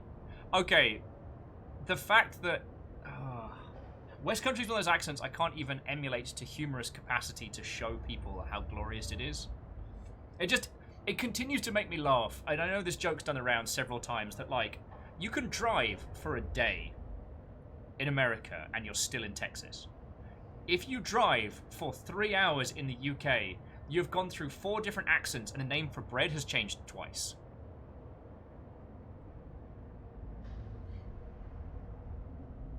Oh, you aim for West Country. Sorry, my apologies. Anyway, let's ask some questions. Gives me a chance to sip my coffee. Have you worked with Emily Pope? Our paths have crossed. Darling arranged for us to have a coffee. A meeting of the minds, he called it. She's talented. I can certainly see her doing well here. I feel like there's a but coming. But she's drunk a bit too much of the Bureau's proverbial Kool-Aid. She shouldn't be afraid to forge ahead on her own. Science is skepticism. Everything must be questioned before the truth can emerge. Alright, well, what do you think of Darling? So, is Darling your boss? If you insist on clinging to such outdated hierarchies, then... yes. However, I would wow, that argue came through that bitter our fields teeth. are too dissimilar for one to manage the other. Of course, Darling would much prefer to find his own miracle solution to the Bureau's fungal frustrations. He always needs to be the hero. She has mastered the art of, like, the smiling fuck you, if you'll forgive the terminology. That thing of, like, yes, I can see why you'd think that, but I hate your guts. But I'm going to say it in a clipped British accent with a smile. So you know what I mean, but not what I say.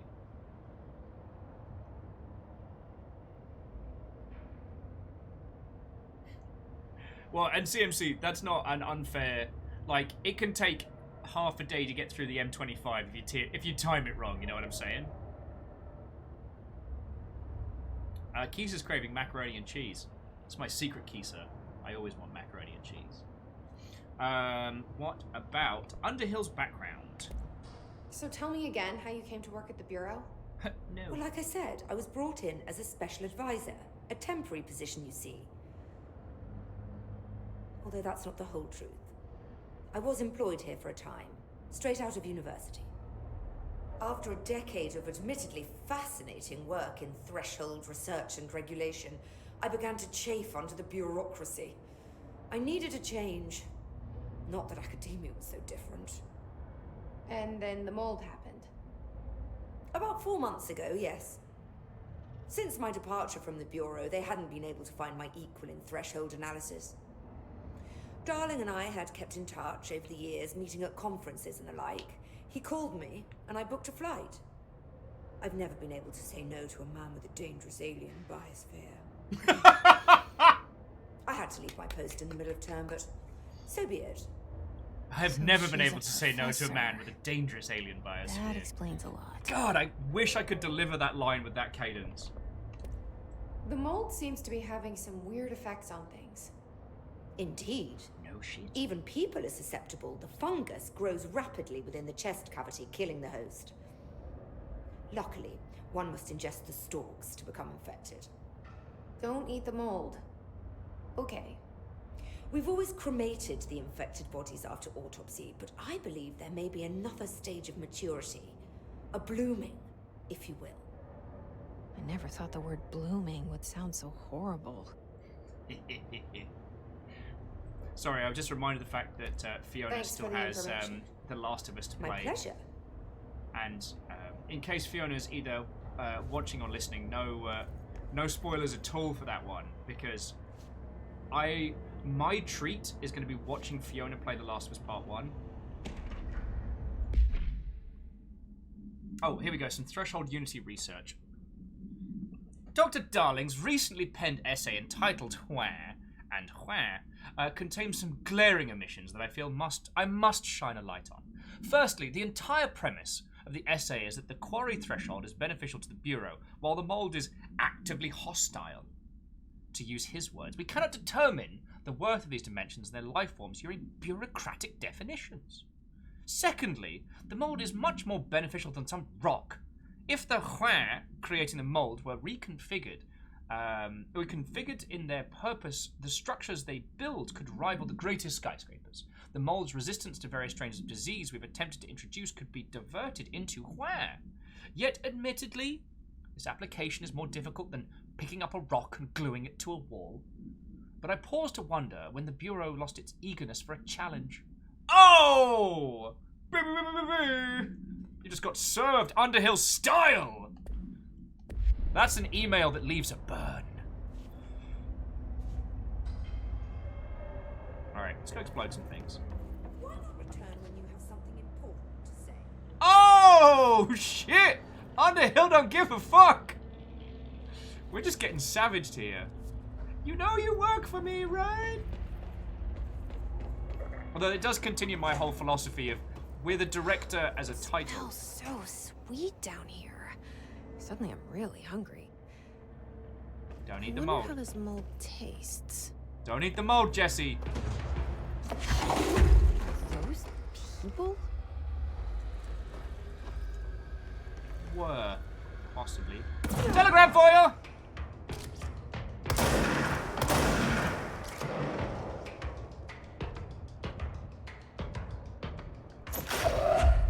Chef oil!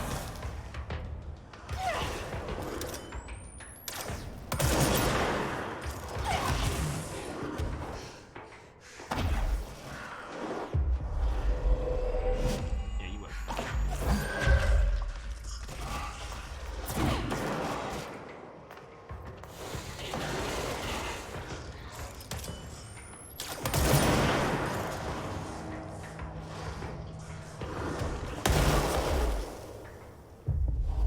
Okay, I'm really digging this whole, like, aerial employer thing. I just fly around hiring people willy-nilly. It's glorious. Alright, the map doesn't tell me diddly. Okay, so we can't go into the lower levels yet, so I guess we just explore. Oh, why do I feel like the restroom is just going to have something gnarly in it?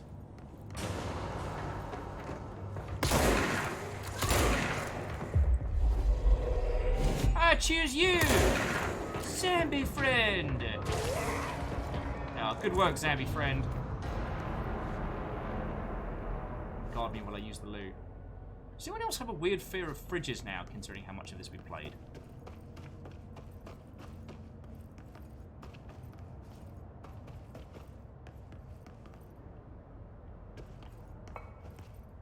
Also, there's a part of me that thinks that early on we might have missed a cool secret. Aha! Oh fuck. Okay, so I've got some good news and some bad news. I found a mold sample. The bad news is I found the Threshold kids again. One of Underhill's samples. Oh no, I don't wanna. I don't wanna! Ah!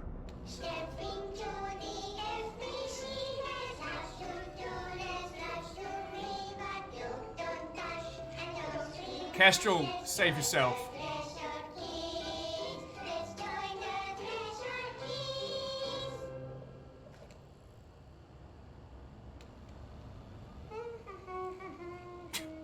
Fuck.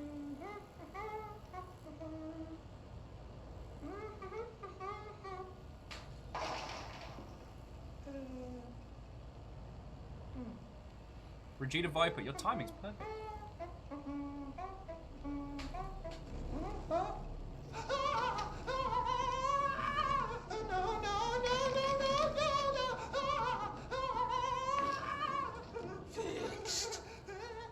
Oh, thanks, Dr. Bones! Building shifts occur at random and without warning, but with the Bureau's cutting-edge technology, we can stabilize the oldest house. Safe employees are happy employees. Be happy, Trover! Certain rituals allow agents to navigate the oldest house as well. But accidents do happen. I don't like you, Dr. Bones. Trapping agents inside the walls. I heard you got stuck in your room for 3 days, Topher. Too bad you didn't have your book with you. Or any food. And remember, kids, when you feel the floor deviate, it's already much too late.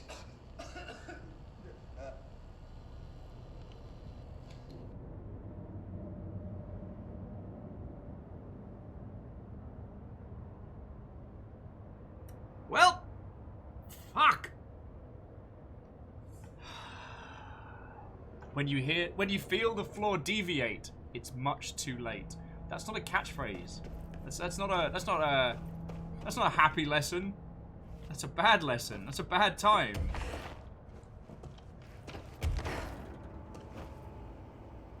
Okay, fresh corpse near toilets, near staircase, near the pit. Okay.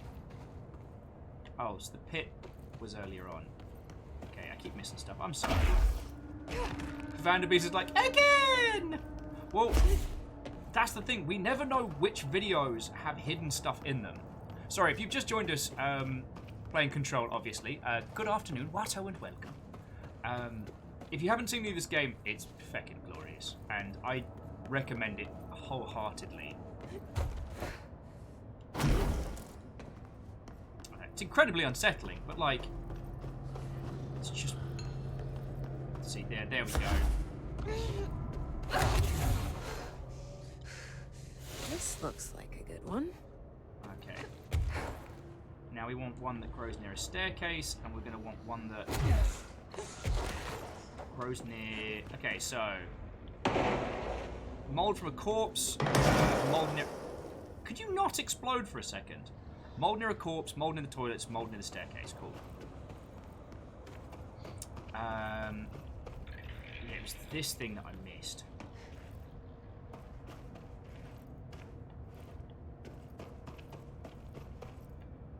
Oh, it was just, oh no, it was goodies and lore. I love both those things. So sorry, Kestrel, Regina Viper, how are you doing? Pink Flamingo supplement.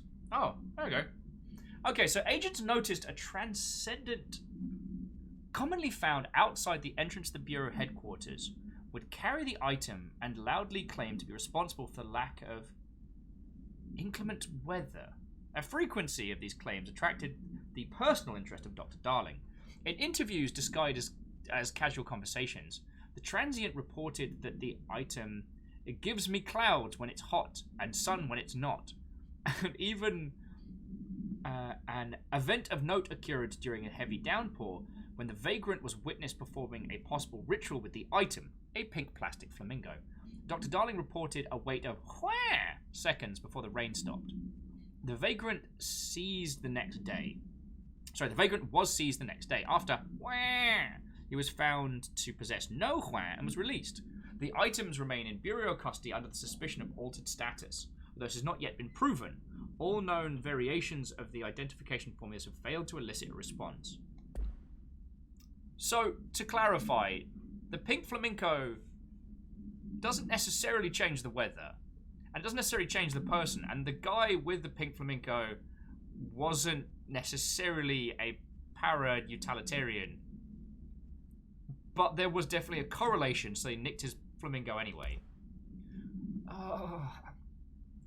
I don't want to watch the house shift again. Sorry. J-Post added, they're still more scared of Jira Jr. Ugh. That's a feckin' SCP. Still the best April Fools, though. Hand taken down. Oh, Kestrel's like, house shift, house shift, house shift. I don't wanna.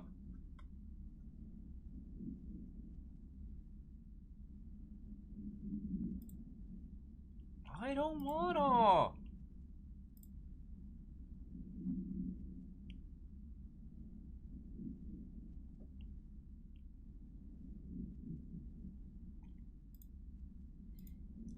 All right, once more for Miyake Nizuka's like, let us see. I'm sorry. I don't think Dr. Bones is a nice person.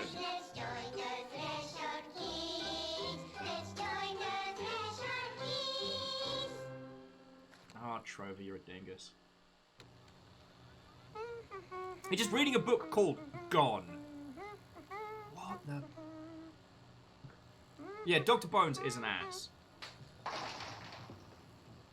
Our alternate universe Lord Calciumbonia.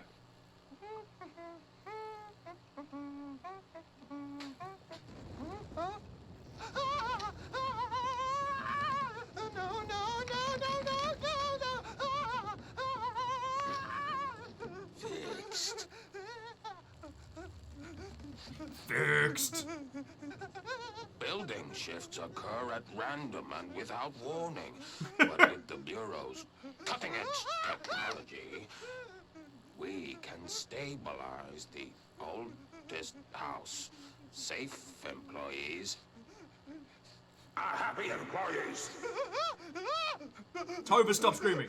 Certain rituals allow agents to navigate the oldest house as well. But accidents do happen. Trapping agents inside the walls. I heard you got stuck in your room for 3 days, Topher. Too bad you didn't have your book with you. Or any food. And remember, kids, when you feel the floor deviate, it's already much too late.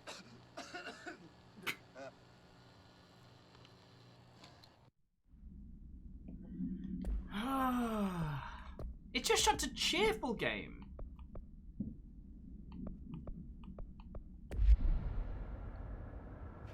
Oh, that's why the missions keep flashing at me, because we've cleared one of them. So we need to look for near a fresh corpse, near the toilets, and near the staircase. All right. Well, the toilets were definitely over that way.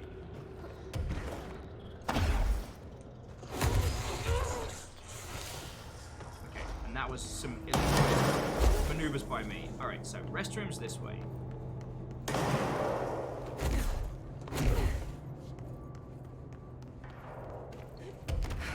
Oh wow, when they said near toilets, they meant like this strange shrine to the porcelain throne. Gross. Hey! He's gonna owe me for this. Bartender, welcome back, dude. How are you doing? Alright, so that's 2. Now we need a fresh corpse and some stairs. Okay.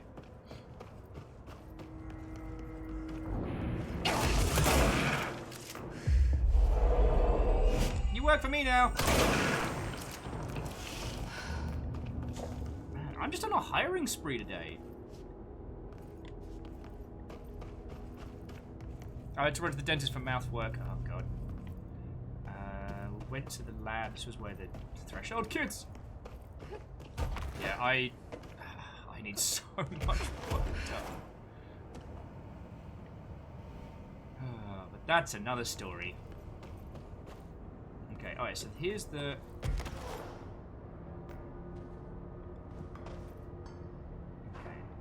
So be on the lookout for a fresh corpse.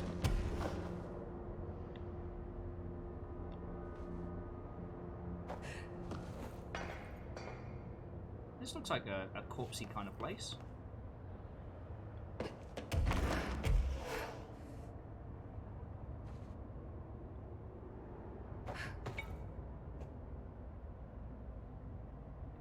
Is that... Have we just found an object of power? Chair, what are you up to? Alright, let's see if it really is an object of power. Nope! Just an object. Sort your shit out, chair. Wolfrad says, isn't there something near the entrance to this chamber? Ow!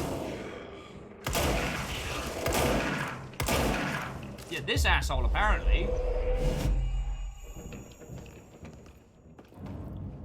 I can't see a bloody thing.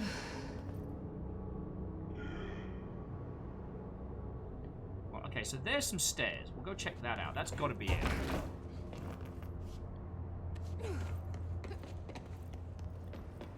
Yeah, so there's one. Found one. So now I just need fresh corpse. Ah, shit. Bartender, I'm so sorry, friend. I should have asked you to grab some fresh corpse while you were out the store, or at least outside. I'm so sorry, dude. Like, I could probably Postmate a fresh corpse or something. I mean, I might be able to, like... Don't want to assume and all that. Fresh corpses! Hey, hang fire on that Postmates order.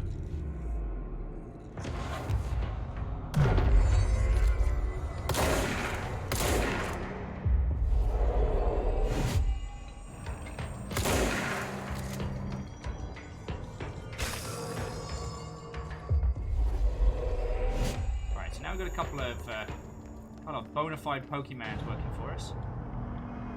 Turn on some tunes. Fresh corpse, fresh corpse.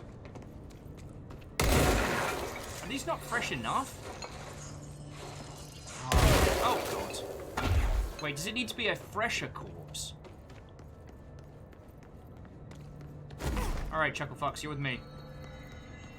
Find some corpses. Oh, okay, no, Real Hunter says we can still grab him at Burger King if worst case. So we can do drive-through. MDH with don't use Postmates to get corpses. Uber Eats has higher quality and delivers directly to your house. So many dead. This looks like a good one. Alright. That's all 5 samples. I should get these back to Underhill. Yeah, Eel, you were correct. Those were exactly the right amount of freshness.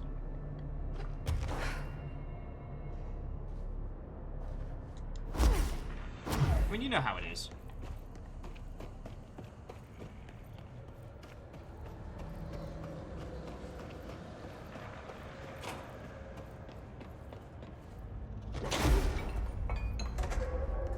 You look like a woman with mold for me. Fuck. Sorry, I know that's not a zinger of a line, but I just love the idea of saying that to someone, just as an everyday conversation. Oh, hello, nice to meet you. Be like, bam, you look like someone with mold for me. I'm sorry, what? Could you repeat that? No. I found all 5, but I kind of wanted to eat them. The mold has that effect on some people. Likely due to the fact it's not actually mold or even of this dimension. I suspect it is the result of 2 incompatible molecular structures, one dominant, coming into contact. I call it mold or fungus because it's closer in appearance and behavior than anything else we know, except perhaps bacteria. She reminds me of my old biology teacher. Did you happen to meet any more members of my ranger detail? I didn't see any rangers. Just walking mold people. Unless... Yes. If you found mold people, you found my rangers. Underhill doesn't give a fuck. They, like other unwary agents, succumbed to the appetite. But that's nothing for you to worry about. The pill I'm about to make with these samples will make the lower level perfectly safe to traverse. It has the added benefit of immunizing you against the pit's toxic spores. Feel like I should ask to see her credentials. There. That didn't take too long now, did it? Ingest this pill, then go and find the source of the mold. Only there can we begin to understand how to stop it. Okay, Take a friends. mystery pill because a rude lady in a hazmat suit tells you to. Welcome to Great the FBC. idea, Jesse. Free pills. Okay, friends. Honestly, did you want me to wrap it in cheese? Not the taste, the smell. It stinks in here now. Good. That means the pill is working. The worse it smells, the safer you'll be. Now go. Find the source. I did like that. Do you need me to wrap it in some cheese for you? Which is a very common way to give dogs pills, because dogs are foodies through and through. Just wrap it up in some cheese and the dag's like, feckin' yeah! Alright, so place bets now. What do we reckon the source of mold is? Now, I've already said it is an old forgotten ham sandwich. Now, that's not entirely me being facetious. Remember the person who said his lunch got stolen? Which was a from home made sandwich? Oof. That's where it's at. Thanks for the information. Barron's is a tuna sandwich. All right, but if it's a sandwich of undiscernible nature, then we'll count that as a draw between you and me, Baron. Real Hunter's betting on Grover the trash monster. I never understood. Return when you have something important to say. Oh my word! I still haven't ascertained Grover and Oscar the Grouch's relationship. Like, are they related? Are they siblings? Or is it like a lifestyle choice? You know, the old, it's a trash can, not a trash cannot. This must be the pit Underhill was talking about. Jesse, I say this with love and respect. What other pit could there be?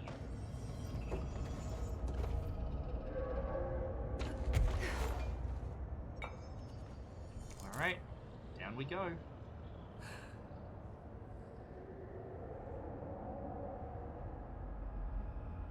It's gonna float into the belly of the beast. Miyaki Sakura says going with the old Bebop theory. Yep. Well, also valid. Oh wow, that's a level 9 beastie. Also valid is the Space Dandy theory.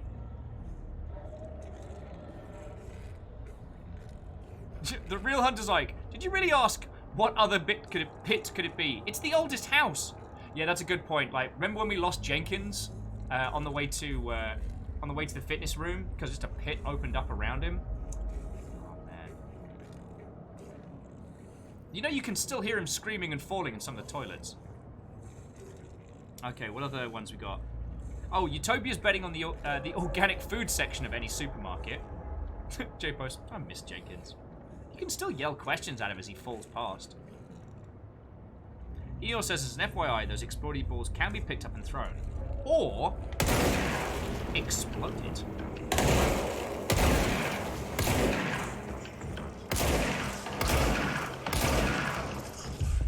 You work for me now. You also work for me now. And now it's Pokemon's again.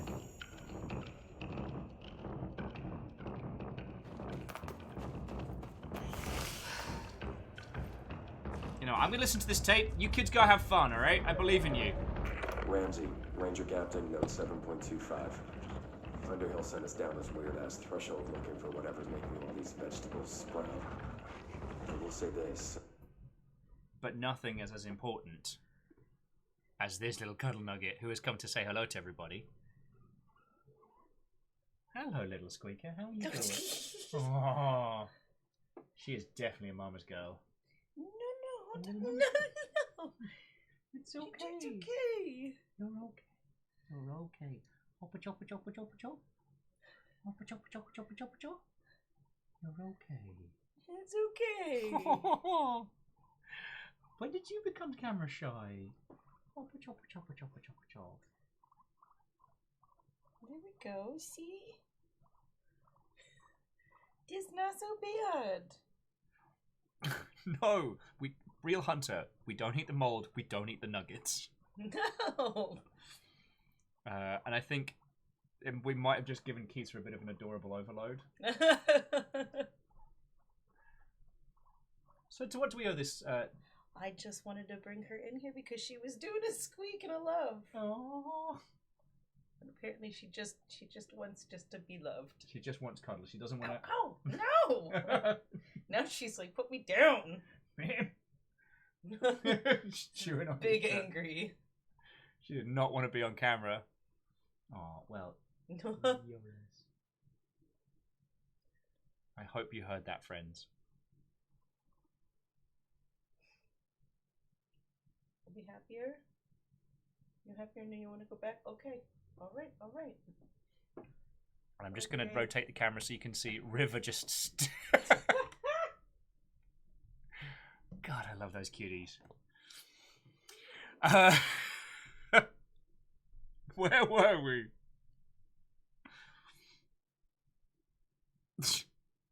You're right, Real Hunter. We should have given Cleona more time. Like, for Guinea Pig Nation this morning, like, you know, we do like a little, like, guinea pig stylist section with them. Miyaki Sakura. No paparazzi! Okay. It smells delicious.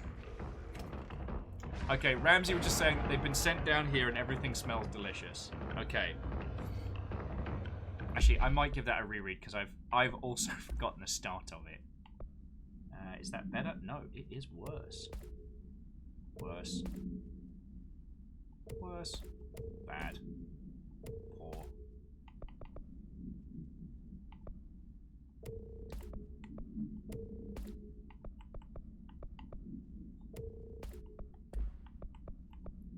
God, it's just we're picking up weapon mods faster than I can clear through them.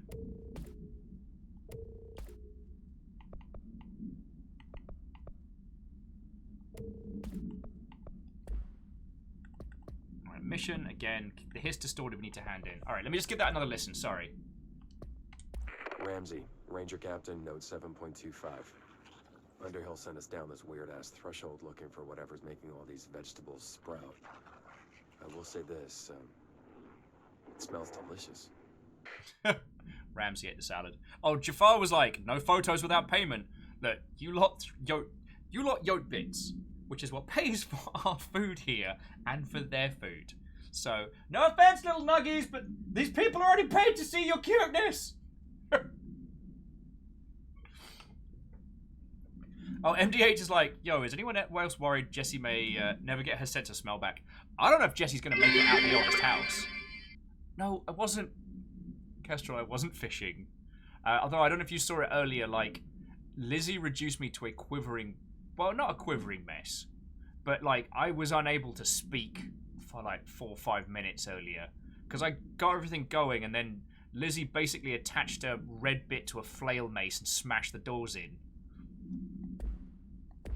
Which is not the prescribed method of entering a room. J-Post, thank you kindly. Alright, speaking of other cuties. Here's a cutie you all haven't seen in a while. And look at how feckin' big she's gotten. So this is Lilania. This is the one that was very, very ill. And she's never going to be 100%. But look how big she's getting. She is a regular size nug. Hoppa choppa choppa choppa choppa choppa chop. Hoppa choppa choppa choppa choppa choppa choppa choppa choppa chop. She has put her paw on my face. Hoppa choppa choppa choppa choppa chop. It's okay, little one. You can do what you want. Remember when you used to be so small we put you in a teacup and you were cute as shit? Now you're cute as shit but you're bigger. And occasionally we'll get like purrs and squeaks out of her now. Like, she's doing good. Well, I got a full-blown purr from her earlier today. That's so fucking cute. Yeah, Regina Viper, she's looking wonderful. Our little golden nugget. Oh, Lexa's like, oh, look at my baby girl. Doing the little bitters. Yes. She likes the scritchies that are right behind her earsies. That's what I was told by Tom. Ah. Tom got actually a big purr out of her. He's like, she likes it behind the earsies. Well, I got purrs out of booty scratches from her. She just has to be in a happy mood for it. Yeah. Lecter, your timing was perfect. Lecter just got back from Lurkage and was like, cutie nuggets.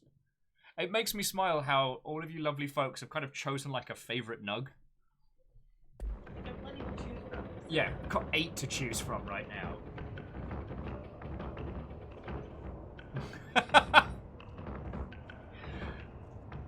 My love. Syndrome was saying, don't take the nugget away. It's increasing the charisma level here. Savage, but also right. Like, we know who the true talent is. Hey, I thought my Pokemons were supposed to handle you. Right, off you go. Oh, God. The further I go, the worse it smells. Just like Blackpool.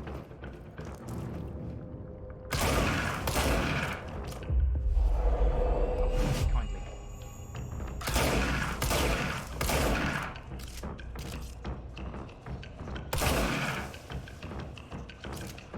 Oh, that is disgusting. zombies. You'll keep slacking. Note to self, get better undead. It's like a zombie maze down here. Agonanarchy, 8 nuggets, no dipping sauce. Also, is anyone else noticing we're getting kind of like this? The lighting kind of... Oh, I'm a Pokemon. The lighting kind of crackles and sparkles on the floor, creating this really gloriously unsettling vibe. And I'm for it. Okay, firstly, no.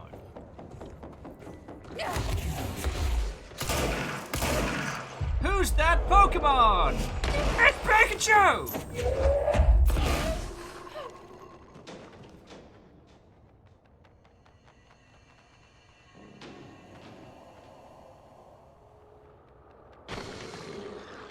Yeah, you two have fun. I'm sorry, I didn't mean to get involved.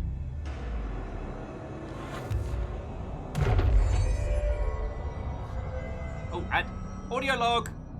Ramsey, Ranger Captain, note 7.28. Wait, 6, 7, whatever. Still in the threshold. Hey! Straight up eating the vegetables now, because, well, why not? Mom said, mix your vegetables. Eat too many and your skin will turn green. Green like Ollie's. Hey, Ollie, what'd you find out? Ollie's just gone full native. I like the idea Ollie didn't even wait like 20 minutes before tucking in.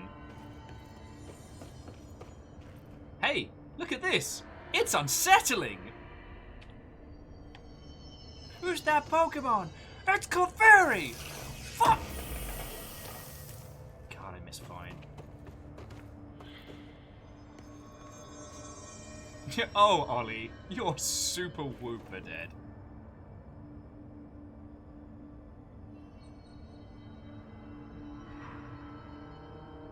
Oh, and wait, Syndrin, have you seen Guinea Pig Nation? Like, we haven't had it up due to... Oh, it needs to hand this in. We haven't had it up due to a couple of other things going on, but it will return.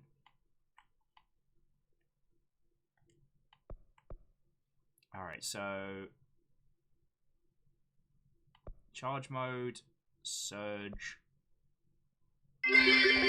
Kill Hiss Warped? Oh no, my sub is officially old. Oh, whoa! J-Post, that might be the first 30. That might be the first 30. Feckin' yo! Sorry, J-Post, I just want to take a moment and say feckin' thank you for 30 months at a tier 2. Feckin' yo. I'd like to know, 30's not old. 30's basically like being 20, but then overpowered. It's great. Hiss Warped? 1 Hiss Warped. Why not?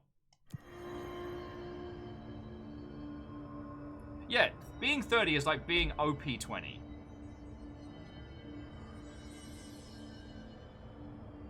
Pun Spectre, if 30 is old, I'm ancient. Captain on the bridge. Why would you Yes! look at all that doom that's upon thee? That's a lot of doom that's upon thee. Baron, you feckin' terror. And Baron, thank you for 30 months. Like, on top of everything else you've been doing. 30 months at a tier 3 is a lot. It's a lot. It's a lot. So, thank you, friend. Oh shit, everyone's procking off now. Is it now the time of the 30s? Yeah! Welcome to your 30s, friends. I hope you enjoy your stay. I mean, in fact, we've got less than a week now till Longship Day, which is terrifying. And Vanderbeest, 30 months at a tier 2. Like, I understand how much money that is that you have put in, how much time that is. I cannot say thank you enough. On top of all the repping for House Order, you legend. Sincerely thank you, alright? Okay.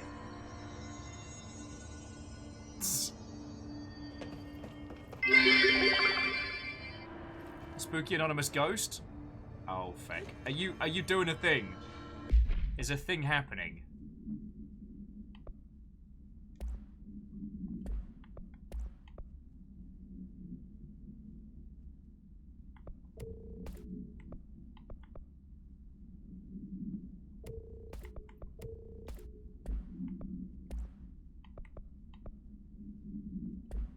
Feckin' hell.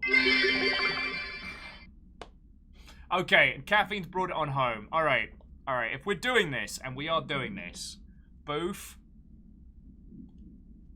What's that?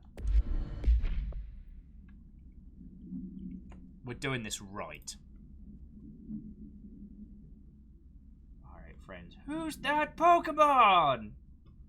It's Pikachu! Oh, wow. Alright. I gotta get the unsettling noises from out the back. Alright, here we go. Much better. That's some train music. Okay, so, alright, well, if any of you wanted to get off at level 1 or level 2 stations, tough non-denominationals, because we have screamed past them. So, on top of Vanderbeest, Baron Sheep, and J-Post celebrating 30 months. Spooky Anonymous goes through in 100, Caffeine through in 100, Syndrin, someone wanted a thing? And then Vanderbeest and Kestrel refilling the pint glass. Fucking lol.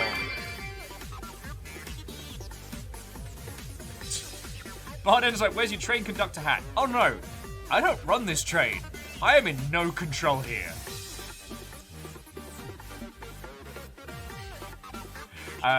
Graphite, thank you for throwing in another 100. Kestrel Deus. The Rainbow Cup overfloweth.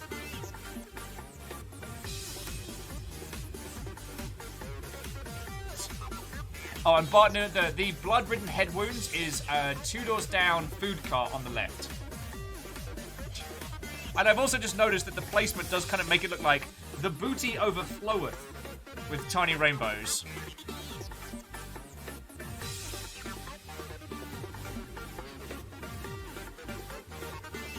I mean, the fact that I've not been obliterated by the front of aforementioned train impresses me. Kestrel, you're welcome.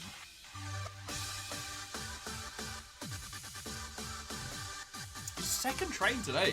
Like, although Lizzie's great big dynamic entry wasn't counted in the last train, so...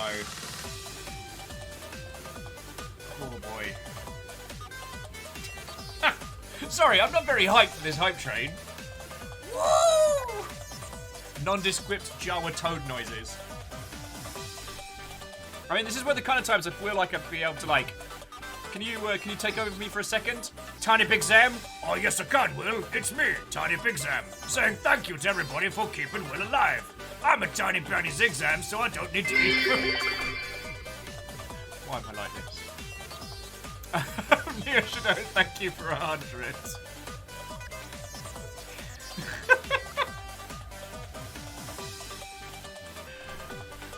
I can't believe you're laughing at me. Me, Tiny Big Zam, the space clam of destruction.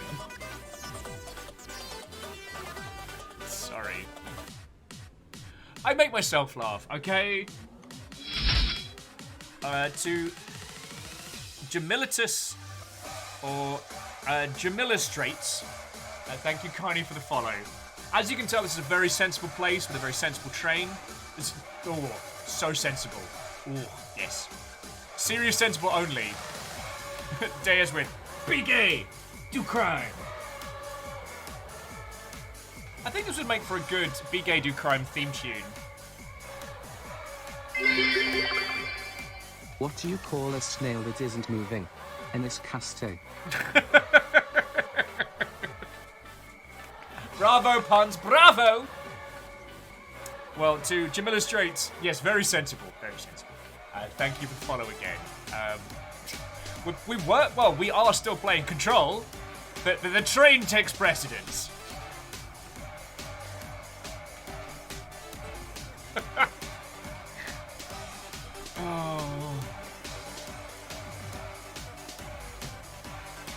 Oh, you glorious mother hobbits.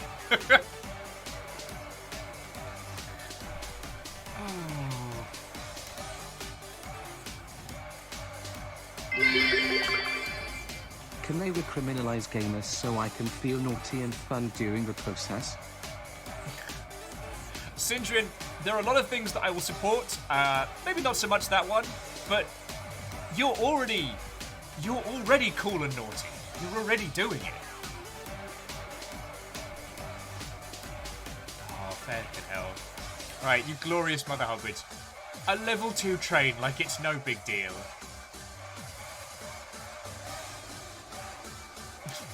Okay, and so JM Illustrator is a great name. I just really like Jamillustrator, like Jamiroquai, but drawing instead of uncomfortably dancing in hats. Reactor online. Sensors Hey! online. Weapons online. All systems nominal. Kestrel with 30 months! I've been booped. Oh my word. Where does the boop come from? Casual thought theirs was tomorrow. Twitch is real strange. Like, sometimes on the first of the month, if you're close enough, you can just refresh, and it's like, alright, go on then. Like a bouncer letting you through. Ark of the Conclave asks, where does the boop go? Probably one of the threshold dimensions. Okay, but no. For a mild serious, Jamillustrator, thank you for coming to join us. My name's Will. I worked in video games. Now I do this for a living. How are you? Actually, that was something I was thinking about, and I didn't really know, like, where to post this on the internet. But it was one of the interesting things that Dan was talking about yesterday, was saying that Dan's still in the games industry. And I hadn't really pondered it in the same manner. Okay, and it looks like House Carl is not fecking around today. Neo Shido, thank you for gifting a sub to JM Illustrates. I'll probably still call you the Jamillustrator, but I apologize for that. But no, it's something I've been thinking about a lot, because Dan was Sony in-house doing content, then Microsoft in-house doing content, and then independent but doing content on video games or for video game companies. And I'm over here like I was dev side QA, dev side community, dev side director, and that was all like video games but with a focus on doing stuff like this. Then we had the before times and that whole feckin' fest of nonsense. And then after that exploded, I kind of up here, but I'm still talking to people who are in the industry and bringing guests on and discussing and trying to help people launch their games, trying to help people take their projects, like, to market. I don't know, am I still in? Or is it self-aggrandizing of myself to say that I'm still games industry side? Do you know what I mean? Kessel's like, you're halfway in. Is that the source? It's kind of pretty. Oh God! Oh God! All systems nominal. No. I was enraptured in awe the first time I bought a universal remote control. I thought to myself, this changes everything.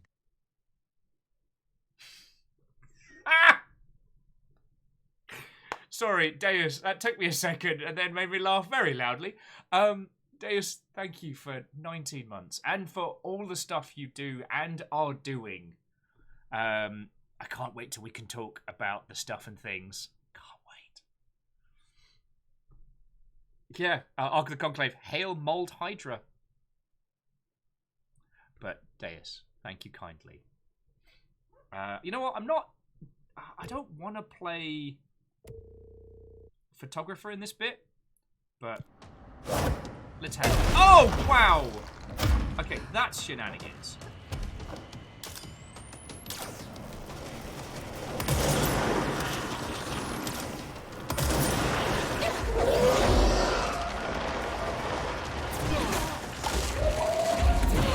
Oh! We're gonna fight mold with mold, my friends. Oh! That's in my face.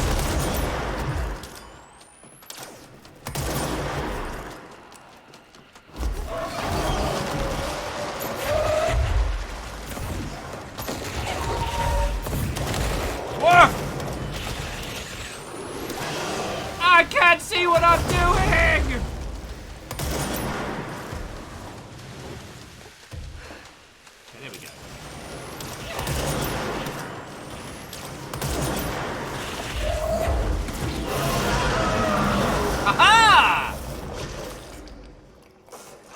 stop being surprised by all the weird shit in this place.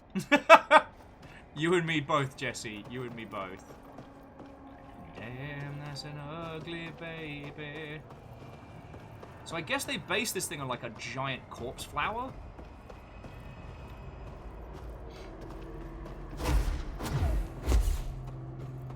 Okay, what's this? Another control point to cleanse.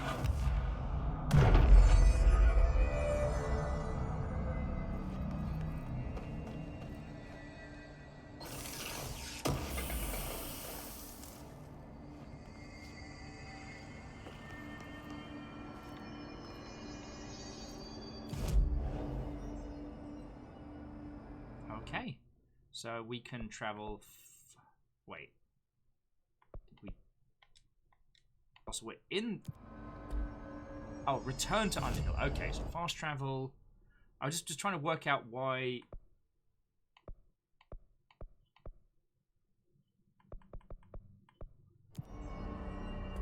Oh, don't tell me I didn't activate the other ones. Oh, sure I did. I was sure I did.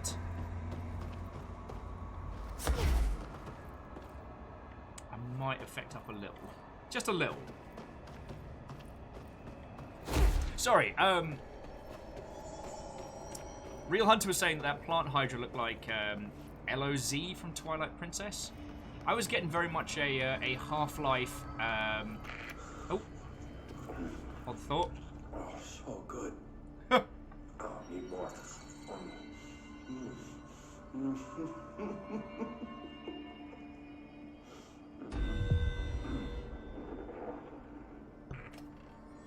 Well, we know what happened to the Major.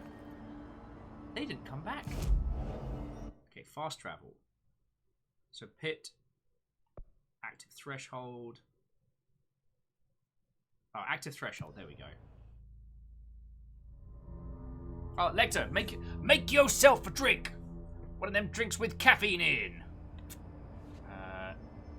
Okay, yes, here we go.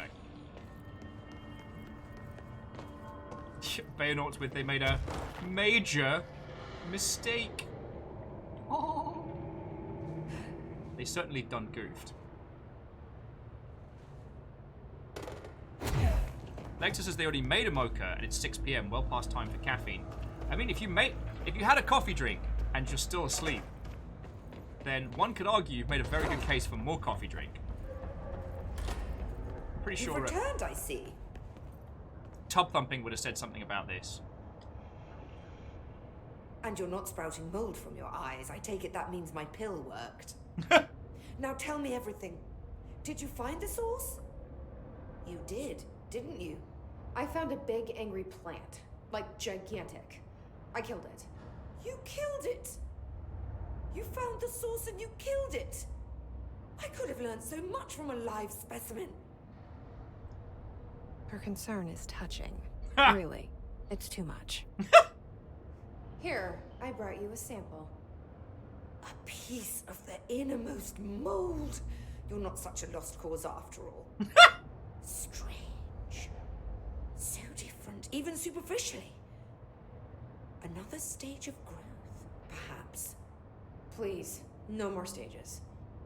You'll be pleased to know that cutting down the creature at the source has already resulted in a notable cessation of the mold's rapid growth. You've bought me time for further study. So what now? I'm glad you asked. While you were busy in the pit, a number of mold hosts were sighted beyond the threshold. They managed to sneak out without the Rangers noticing. How? There's a reason I didn't send Steve and Andy to find the mold source with the others. These vagrant hosts must be eradicated as soon as possible. The mold can still be spread by their overgrown bodies. Any idea where they went? The hosts I've observed are not a sprightly bunch. Here are the reports I've received. They'll help you find them. I'll go take care of them. Good. And do be quick about it. There's a nice way to say that.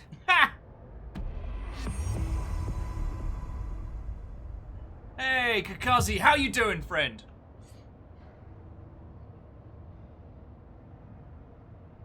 Oh, wow.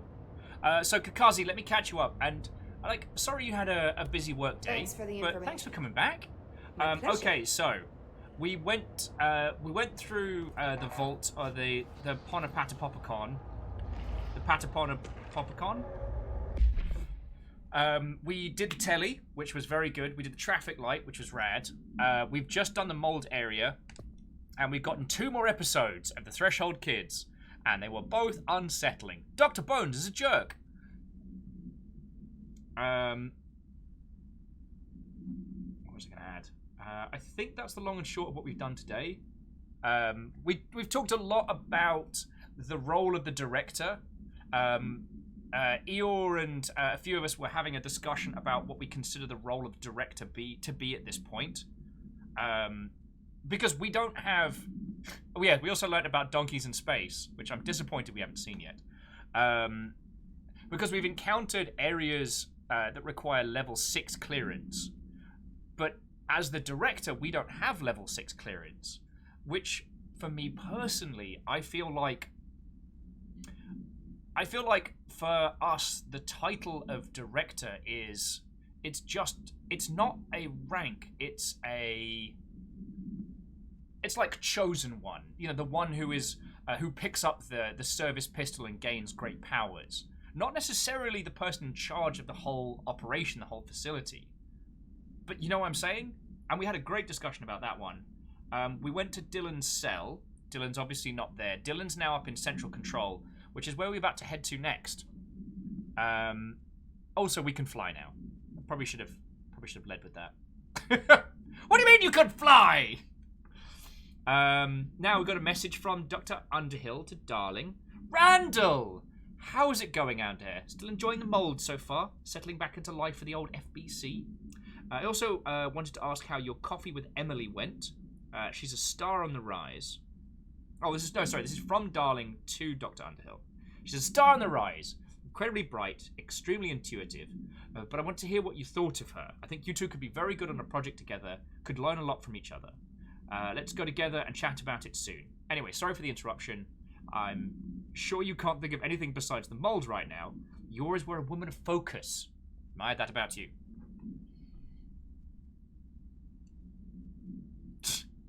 Fearless is like, Will, go easy on the staff for getting you access. The day's been wrecked. You haven't been able to get the operate the keycard printing machine. I do like that. I just want to remember what this guy's name was. Ramsey, Ranger Captain. Oh, it was Ramsey, Ranger Captain. He doesn't come back. 7, whatever. Still in the threshold. I'll straight up eating the vegetables now, because, well, why not? Mom said, eat your vegetables. Eat too many and your skin'll turn green. Green like Ollie's. Hey, Ollie, what'd you find now? And then he just goes... Oh, so good. Oh, need more.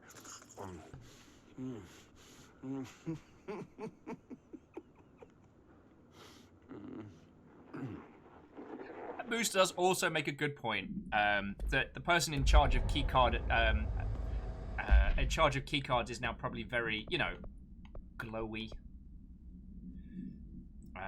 All right, so we're going for face of Miami. Speak with Emily. Okay, so we've got to go up to Central Control. Joel. Yeah, Kestrel, at least they're happy. Director. Oh, now you call me director.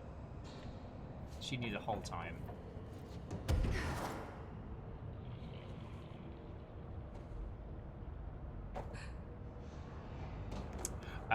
For everybody who ends up getting murderated in this place, death by mold doesn't sound too bad.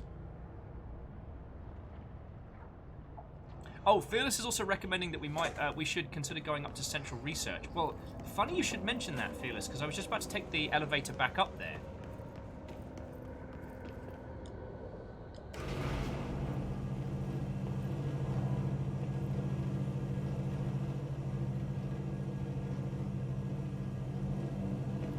And yeah, Kakazi, you're right. People getting keycard access is probably not high on the list today. That's a good point. Alright. Let's see what we can see. Ah, friends, did you hear that noise? Potential employees. Oh, no. Oh, no, she... Yeah, I'm with Ia on this one. Like, if you had to choose the ways to go in this, I'd probably rather go via like mold consumption than a lot of the other ways one could die in the FBC.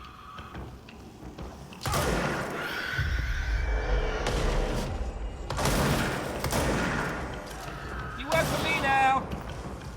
Ooh. Ever since I realized you can get the orb to work for you, and if I time it right,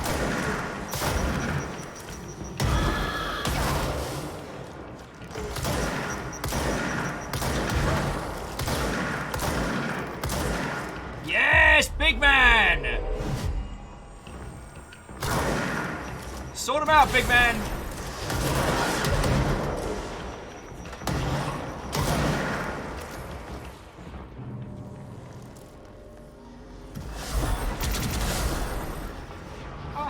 Hey, floating orb. What's up? You just being cool? Good on you, tiny floating orb. I just realised that floating orb healing tank face keeps tank face up, right? That's kind of rad. Alright, so yeah, now we've got float. Fearless is recommending we try and see if we can get to any of the other balcony sections, which I agree with.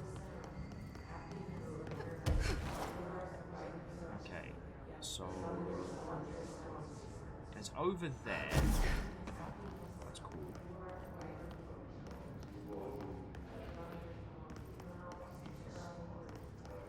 Oh wait, no, I think I know. I think we know what that is. That's the that's the nearby save point. So there's Darling's office.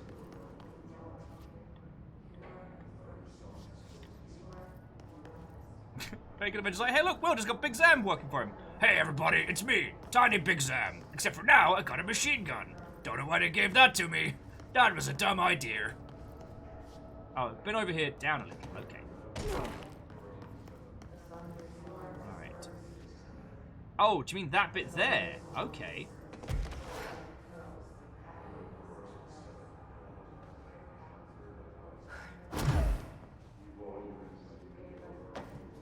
Yo! Fearless, thank you for the shout. Don't know how we're going to get in, friends. This flimsy wall of glass seems to be stopping us. Whatever will we do? Hadouken! Sorry, I'm sorry. I said Hadouken. Thank you. God, the manners in this place sometimes. So rude. Buttons? Yo!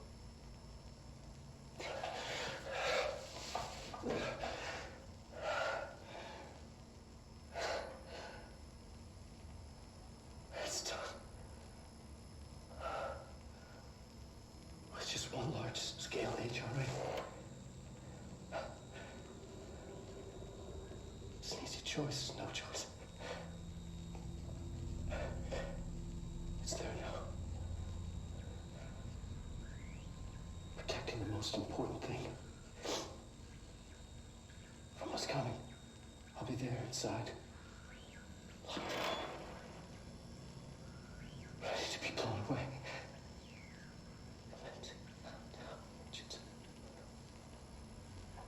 Ready for the journey. Oh, we are rewatching this one. There's got to be a ton of hidden shit here.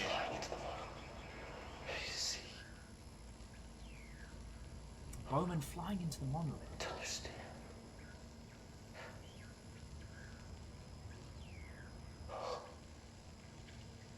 Wait, who was Bowman again?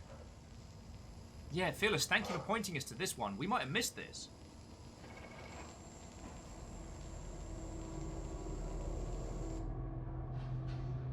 Bayonot says, no pants only applies when working from home or reading the news. I mean... Oh, and to Some Dirt, Watto, welcome. Thank you for the follow. We're getting into the feckin' guts of it now. Oh, and some freebies.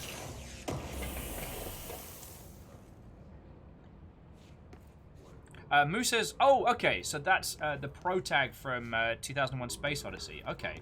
But it's not a character of the board that I've forgotten or anything. Shinku Hadouken! Sorry, that's how I open doors. It's my directorial style.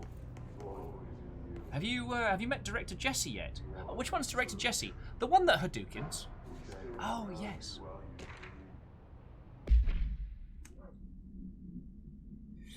So Kakazi says, I forgot what's up there, but there's another balcony near the ceiling in research. Yep, feckin' we'll go for it.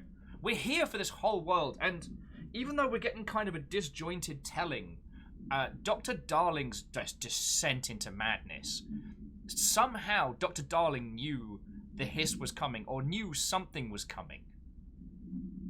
And feckin' yo.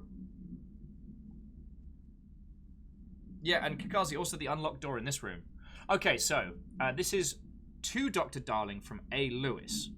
Dear Dr. Darling, I feel I must inform you of the very questionable documentation I am seeing from Underhill's desk. She clearly has no concept of what the mold is. She claims there are microorganisms responsible for constructing the mold. Ridiculous. It's a rapidly growing fungus, not dissimilar to Kudazu. She's fabricating complexity to justify her absurd budget demands. Speaking of which, I find it interesting that an old friend of yours gets her budget approved with no questions asked. I wonder if the Operations Oversight Committee would be interested to learn of that. Yours in estimation, Dr. Abraham Lewis. Man, I might have to start signing off my emails with yours in estimation. Alright, so we're going to rewatch the large-scale HRA video, because so far, a lot of the ones with Dr. Darling in universe, where it's not just like directly projected, have had hidden stuff in. So let's have a feckin' look.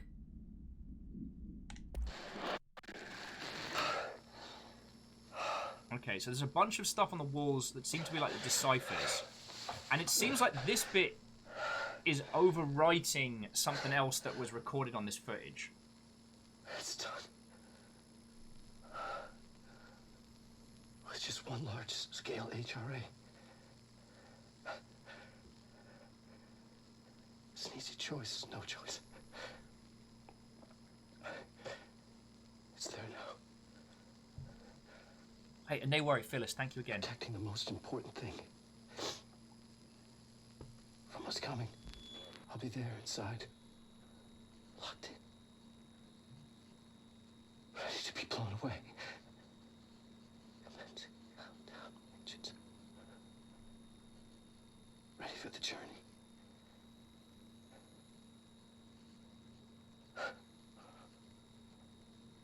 To be Bowman flying into the model. Ready to see. Sorry. So Moose confirms that it is Bowman from 2001 Space Odyssey. The monolith, they're not referring to the reverse pyramid. They're referring to the obelisk from that film. And Moose puts forward another thing that's... Okay, so yeah, that was definitely re-recorded over something else that that Dr. Darling had recorded. And Moose puts forward a very interesting concept is, are we seeing Darling's descent into madness? Or is this just the desperation of the only person that knows what's coming? Kind of the curse of foresight. Alright, so what have we here? Lab 10. Oh, God. Oh, we wouldn't have been able to go in here without the pill. Alright, so what have we got? Hammer procedures. Oh, hey! It's the comedy hammer we found earlier. Okay, no method for suppressing the items. Okay, that is a big old Latin word. Effective to be unknown. To prevent infection, wear proper safety gloves when handling. The item is a wooden mallet from a High Striker carnival game. A long wooden handle extends from the head. The item affects any organic material with an unknown disease upon making physical contact. The effects of the disease are similar to leprosy, but developed at a much faster rate. Oh! Within a matter of days, tissue loss develops, limbs closest to the point of infection. While the disease itself has not claimed any lives, secondary infection has resulted in numerous deaths. Oh! Bad time, bad time.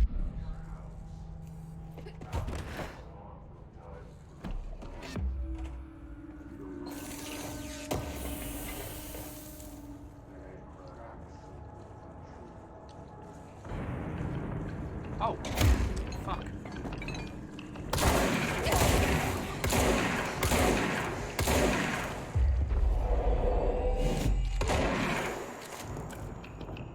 That's a lot of zombies.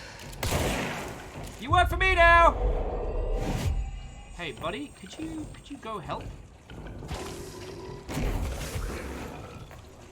Could you go help? Who's that Pokemon?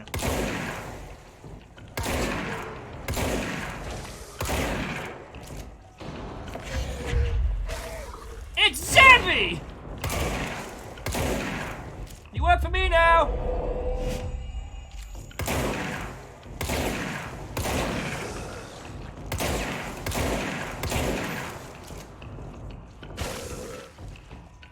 So Lecter, I don't know if you're still lurking, but it's very unsettling that one of the people at Gig on the regular is eerily visually similar to Dr. Darling. I found it very unsettling.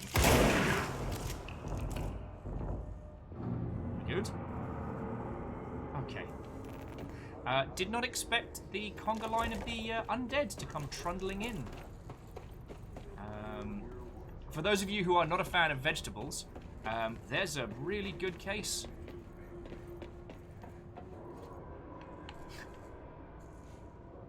Lecter, you know I'm right. I wasn't even the one to point it out. Blue.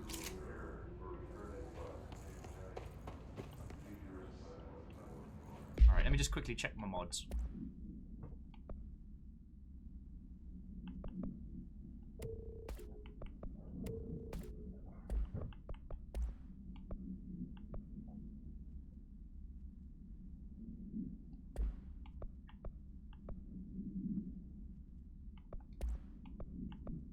Seems sad to get rid of shoddy 2 hotties. But I do like smashing armor. Good times, good times. Sorry, where were we? Where were we? Shackle's like, well, what did you expect? The conga line to come waltzing in? That's an incredibly different dance. Also, a fairground hammer that gives you leprosy on the arms. Like, oh.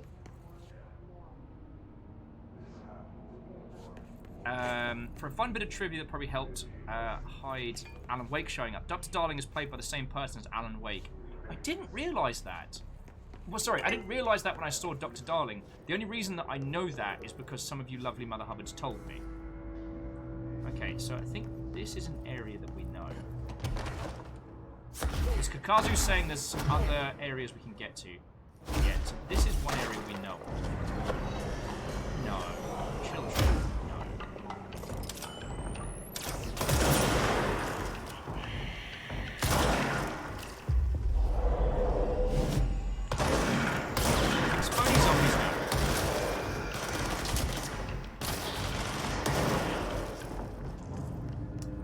Problems solve themselves. Oh, okay. So the guy who plays Dr. Darling did the voice of Alan Wake, but not the physical performance. Because I will say, okay, so is that where I need to get to?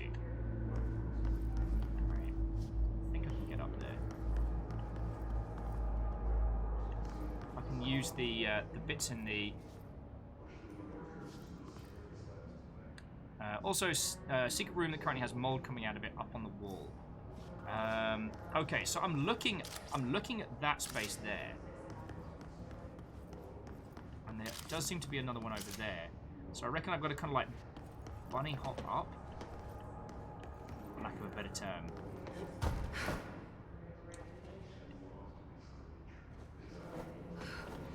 Oh, haha.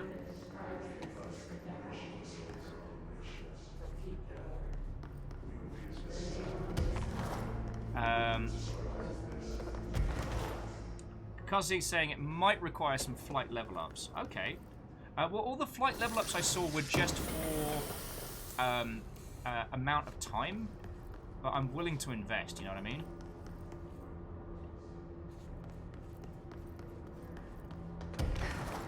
Oh, feck me sideways. Well, I mean, they certainly will require level ups if I feck up sideways like that. Alright, let's try that again, shall we? No. No. I'm sorry. No. No. No. I am trying to do very complicated things here. It's been a very stressful day. I do not have the time or the patience for your shenanigans.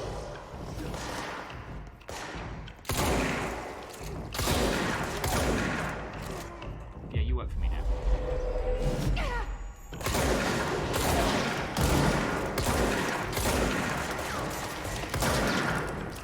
I'm not gonna have one of these rocket zombies ruin my day. I'm not gonna have one of these rocket zombies ruin my day right as I try and get the flying down. And Kakazi, thank you kindly for your vote of confidence. I might have been able to get up there just fine if I hadn't been a dingus.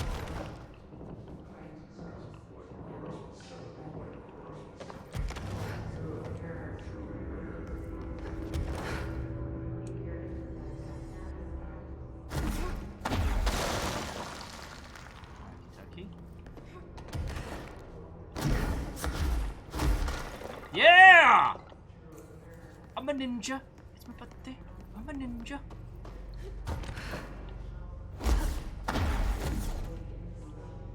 This is how we get things done.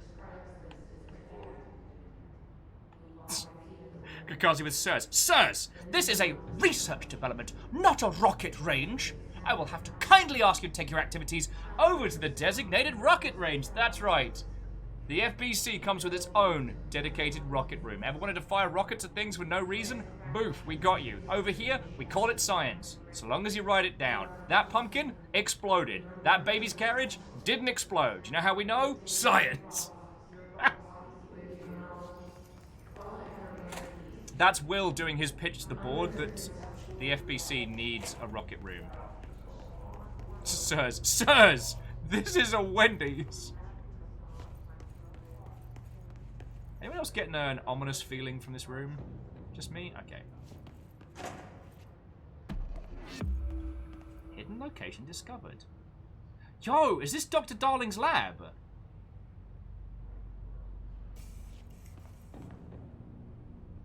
Kinda looks like it. I'm just seeing if there's any documentation to check before we push the glaring button.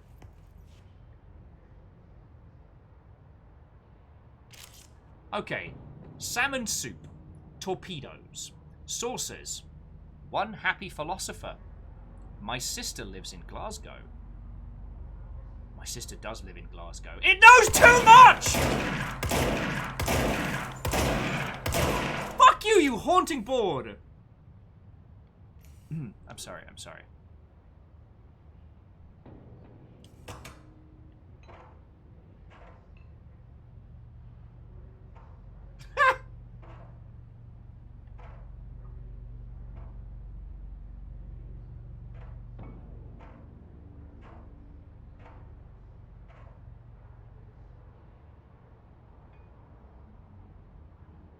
Kakazi's saying they bet there's a secret message in that board, but they've no idea what it is.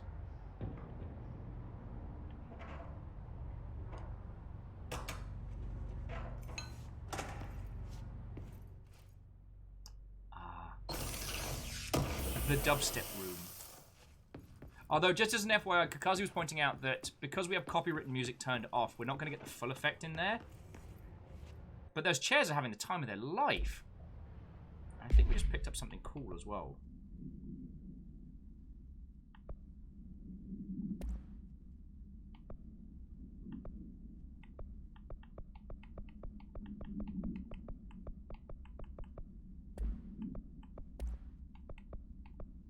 Oh, okay. Efficiency of ammo whilst levitating. Okay.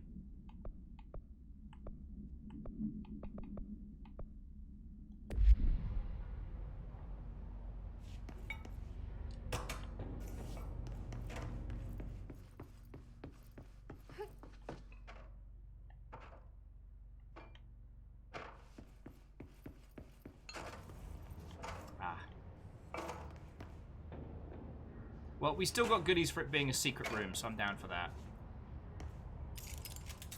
Okay, and there's a whole bunch of music, so... socks and ballerinas. Huge stuffs, what have we got? The Pentatoxic Waste, A Tour from Hell. The Sound of Bromance. A new LP by LP.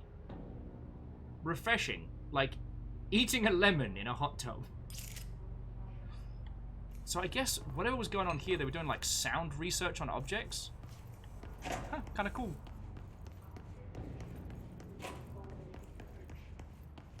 Utopia says they can't wait till we get to dimensional research. I mean, ain't no party like a dimensional research party, am I right?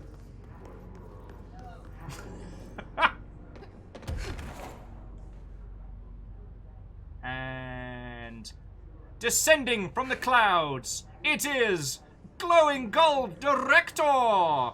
Feckin' we. Feckin' we. Feckin' we.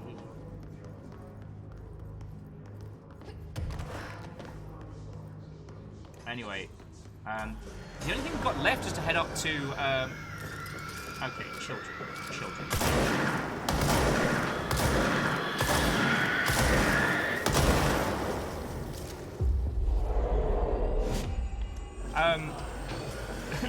Vanderbeek's like hot tub lemon party. I mean, I've got nothing else going on tonight. I'm pretty sure I have something going on. Alright. Oh my word. Weapon mod's full already?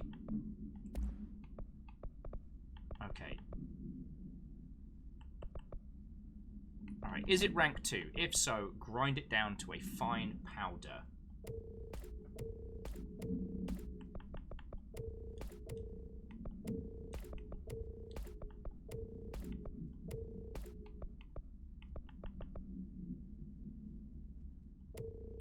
Done.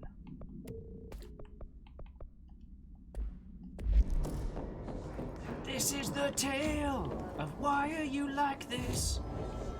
Oh, cool. All right. So what have we got? So that's duration. Cool. I do like an additional enemy though, and some more flying because flying's cool.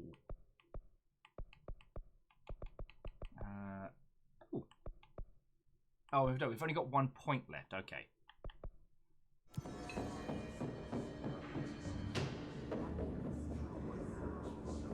So Kakazi says, I looked into the research from here and Mold office might be across the way. Do you mean directly across the way from here? Or do you need me to head back up? The curse of Twitch, of course, is the 30 seconds. But I can head straight back up again.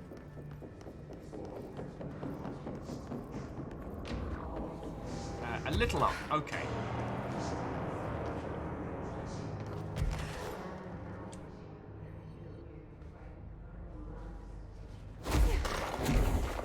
Okay, so we're at Lab 32. There's nothing directly here. I mean, could be around the corner, but nothing I can see. Then there's a couple of labs above.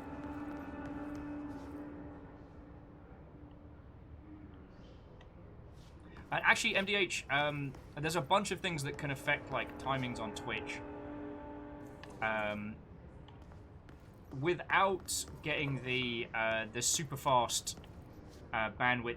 So if you are in North America and have super fast internet, you probably get like 5 or 6 seconds, depending on the time of day and depending what else is happening. So there's a window part way up the wall, a giant one. All right. Mold is growing outside of it. Yeah, so Shackle's getting about 6 seconds on the clock. That's not bad. Alright, so it might be easier to see this from above. Alright, so this was where we found... Alright. Corpseon. Okay, so we're looking for a large hole with mold coming out of it.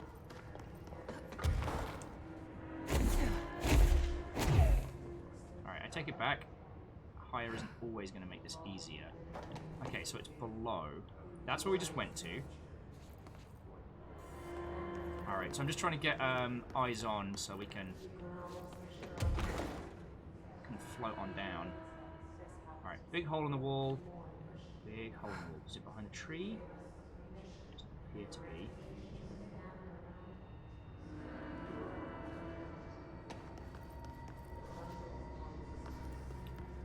I'm going to look further down. But I'm looking for a hole in the wall. A big one with mold coming out of it. Alright.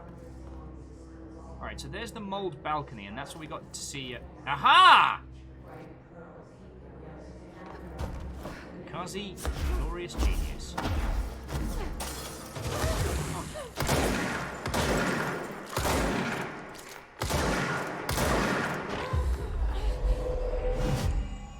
Rude son of a bad word. Alright.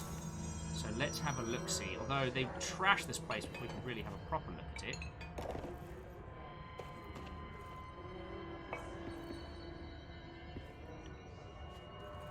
Okay.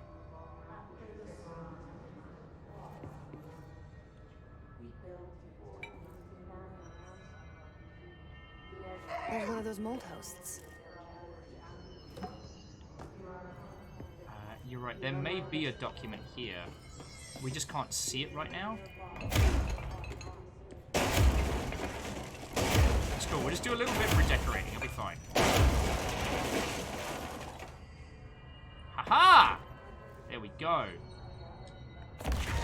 Oh wait, no, it's not a tape, it's just a...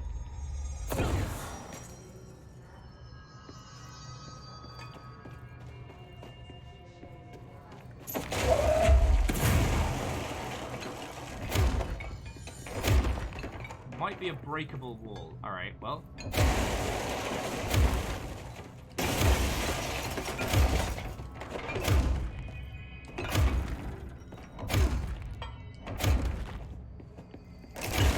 I mean, the walls are being broken, certainly.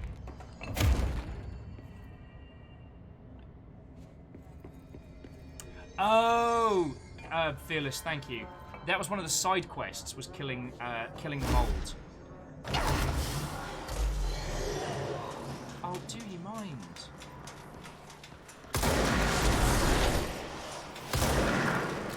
Alright, healing orb, you work with me now. Children explode each other at this point, I frankly don't care. No!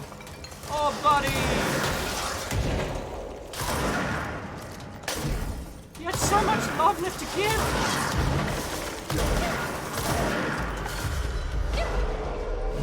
How are there so many of them? Oh. Okay, weird, creepy guy in chair. You work for me now.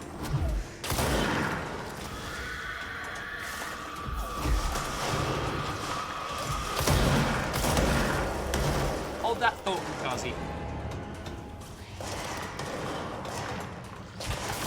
This is like grown-up Shin Megami Tensei.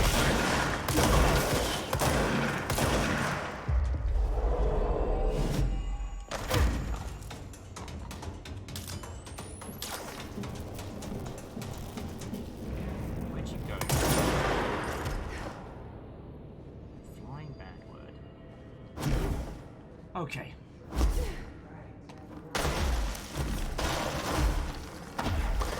And Kakazi, do nay worry. Like, I'd much rather you lot direct us to interesting things that might have ended up being something super cool rather than we miss out. Like, the whole point that we're doing this whole big old playthrough is to go into all the little nooks and crannies. And... Alright, so fast travel, and we want to go to... Wait, so Central Research is where we are, and we want to go to... Board. Wait, so we want to go to Executive, Central Executive. Alright! And Fearless, I do believe that if there was a crossover, Dante from Devil May Cry would be a known entity to the FBC, but I think they just leave him to it. He's kind of like the outsourced. Oh, Kakashi says, oh, this is going to be fun. Like with candies and puppies and balloons? That kind of fun? I know it's not going to be, but sometimes you got to let hope spring eternal. Oh, also, Kakashi, did you see any of Everhood? Because that's the other meta game that's doing my noodle at the moment, but in a good way. Right, so what have we got here? Oh, God, did she have to write everything in her made-up gibberish code? Fucking Marshall, serious bullshit, God. We got a jukebox token. And how you doing, buddy? I found this token. Any idea what it does? Ah, that is a jukebox token. Little bastards turn up in the weirdest places, like bad pennies. The Rangers use them to activate an old object of power. A jukebox, I assume. Does it have any good songs? Nope, just the one record. Hey, be careful turning it on, though. When it's playing, you get a free trip to the formation. The formation? That sounds ominous. Why does it send you there? The Bureau has been wondering that for years. I mean, it's just a pile of rocks built by God knows who, but... Well, researchers have confirmed it's in the same threshold as the quarry. Well, no one's ever been able to map a physical route to the formation from maintenance. So it's in the quarry. You just don't know where. Pretty much. We only send in annual expeditions to the formation now. Checkups, Salvador calls them. This year's team went in the day the hiss arrived. Come to think of it, the song should have brought back hours ago. I can go in and take a look. I'd appreciate that.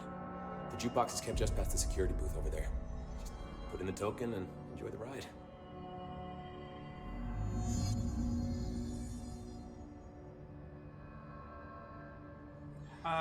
Okay, so Eel's recommending that we give the jukebox at least one try, just to show the coolness. Tanari Wow, Wato, how are you doing this fine evening? As Eel was saying, the jukebox is interesting, but there aren't story elements. Oh, Tanari, well, it was sort of Cabin in the Woods. We were in the Panopticon, the Panopopcorn, the vault, where they keep all the cursed objects in the oldest house in the FBC, and there were some weird ones, like a fridge that squished Phil. His name was Philip. Was it Dead Fridgeman? Dead Fridgeman. I'll never forget the name of Philip Dead Fridgeman. We hung out with a television that warped space and time and now lets us fly. Oh, a monster that vomits clocks. So, you know, it's been a pretty standard Thursday, to be perfectly honest. How are you doing?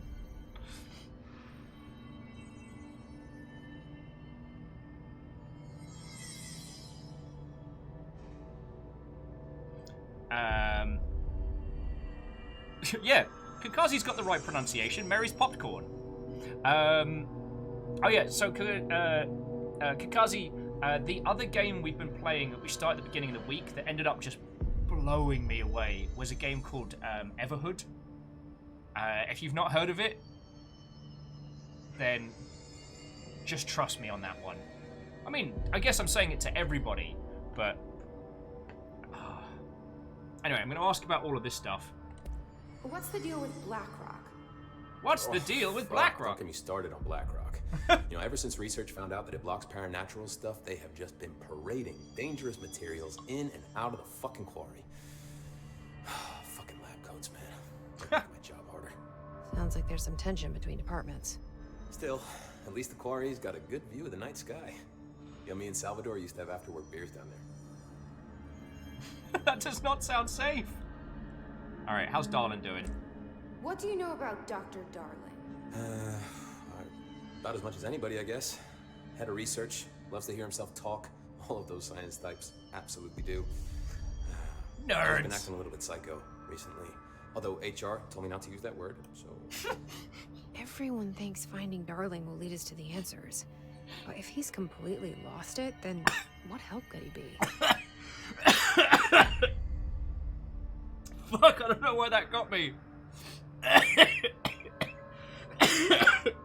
It came out my nose. Fuck. This guy is going to be one of my favorite characters. It's like, HR told me not to use that word. I don't know where that got me. Alright, I'm not going to drink anymore while he's talking. You're security, right? Oh. Do you work with Rangers? Not often. Rangers are specially trained in threshold reconnaissance and ground zero AWE response. Security is more interested in the dangers inside the Bureau. They must see some weird stuff out there. Oh yeah, definitely. You know, every week they are tackling things that were previously unknown to the human experience. Most Rangers, they retire due to cognitive collapse.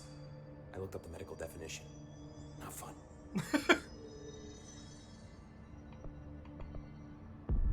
Tenario's like the tequila repeater. No, that had a definite trigger point, and it was that guy going, Dr. Darling's got a bit psycho, but HR told me not to use that word. Ah, burns my nose. Oh. How does the Bureau handle thresholds? Handle might be a bit of an optimistic way to put it. Marshall sends her Rangers in to map them, check growth rates, locate epicenters, take samples, measure stuff, basically. Sounds like he's done his homework. Now, down in maintenance, thresholds are used just like any other tool. Lab coats mine black rock from one, maintenance siphons water from another. We use it for pretty much everything, except drinking. Why don't you drink it? Do I even want to know? Yeah, a lot of time we find these little chunks in it. It's pretty gross. I didn't want to know. Oh, don't drink the chunky water, friends. Friends, don't drink the chunky water. What do you think of Marshall? Marshall? Marshall's a fucking badass. Rangers could not ask for a better leader. She's a little, intense, but given the stuff she's seen, I'm not surprised. She does have a bad habit of disappearing, though. Where does she go? Last time she vanished, I did some digging into the security logs. I found camera footage of her entering the quarry. She was down there alone for days. Now, typically that's not allowed, but Marshall is kind of above the rules. I wonder what she finds so interesting in the quarry. Yeah, don't drink the delicious chunks. However, I have to go. Mold salad's still You're on not the the only one who's busy, you know. Okay, so... Wait, why do you have more stuff to tell us? I don't think I ever told you this, but I was actually on the path to being a Ranger once. Did the whole boot camp thing. Even got rookie status. Hey, smallest bird, come on in! My own Ranger squad was a great bunch. There was 6 What, plus me. friends? Remus, Hazard, Cho, Guy, Heptonstall, and Thompson. They were supposed to get back from an expedition yesterday. We had beers and wings planned. Problem is, they weren't here when Darling handed out the HRAs. Then they had nothing protecting them from the hiss. You see, they prepped for the worst, but I think that we're already past that. We all wore these pouches around our neck, and I really don't want the hiss to get them. Could you find them for me? The squad would have come back through maintenance, but they probably spread out from there. I'll keep an eye out for them, Arish. And Okay. I won't let them stay hiss. Oh, so, to the smallest burb, thank you for bringing your tiny crew in. How are you doing? White-O and welcome. What were you playing? What were you up to? How goes it? We've been on Control pretty much all day. I'm having a grand time with it. How are you doing? Even remembering to drink water, except for when this guy makes me laugh and it comes out my bloody nose. Oh. Smallest bird was hunting ghosts in the dead of night. Oh, we're also talking about chunky water. You'll notice this is not chunky water and is therefore safe to drink. I will admit I'm saving Phasmophobia, or I'm going to keep calling it Phantasmophobia because it makes people's teeth grind. But I'm saving that for later on when it's got a few more features in, and then bringing a squad of other people that haven't tried it, because I think that's going to be the best way to go at it. It's a great game and feckin' terrifying. I have to go. Me too. You're not the only one who's busy, you know. Okay, so... Don't get sloppy out there. So jukebox tokens can be constructed control points and earned through Bureau alerts, board countermeasures, and for defeating elite enemies.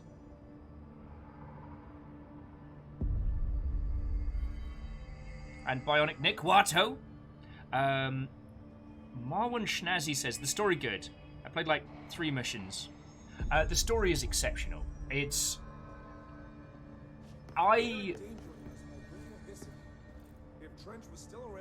So, I talked about this a lot the first time we played this, in that I initially dismissed this game because I had a very negative opinion of Quantum Break, which I will also give a play to in the future to kind of to review my findings.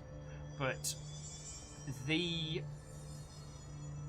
reason we started playing this was because I really wanted to do a deconstruction of the environment and how they do storytelling, especially when you first enter the oldest house.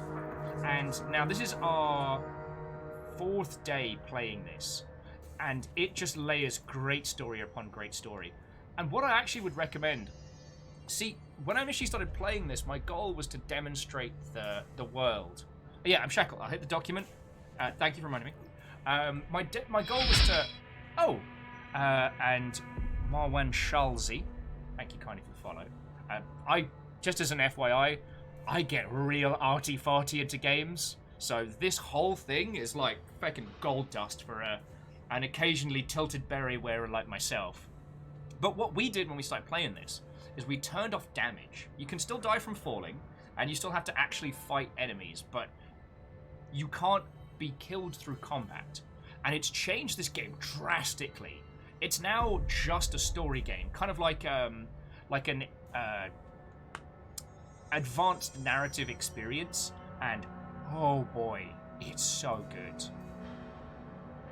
Yeah, as Phil says, the game's art is effing brutal. Ist. Because he's like, arty farty's what I'm here for. Brought the gas mark just in case.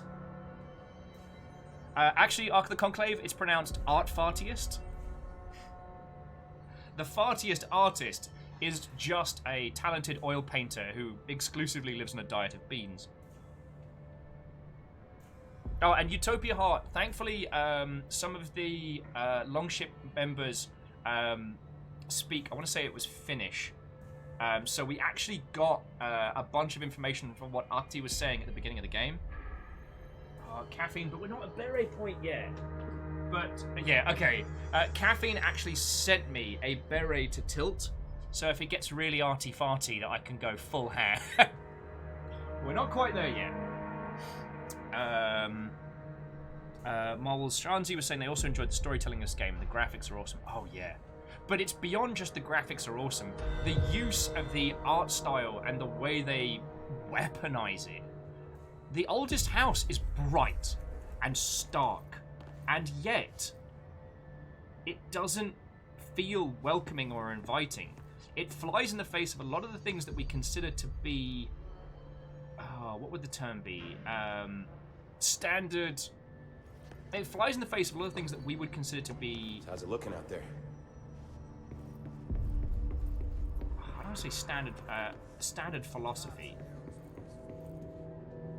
Well, that's a good point. Now, which way was it to the Executive Affairs, Host Changer, Dead Letters?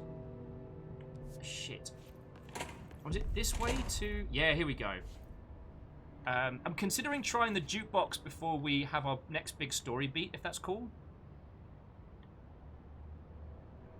Fearless says, light is not good, as they say on TV tropes.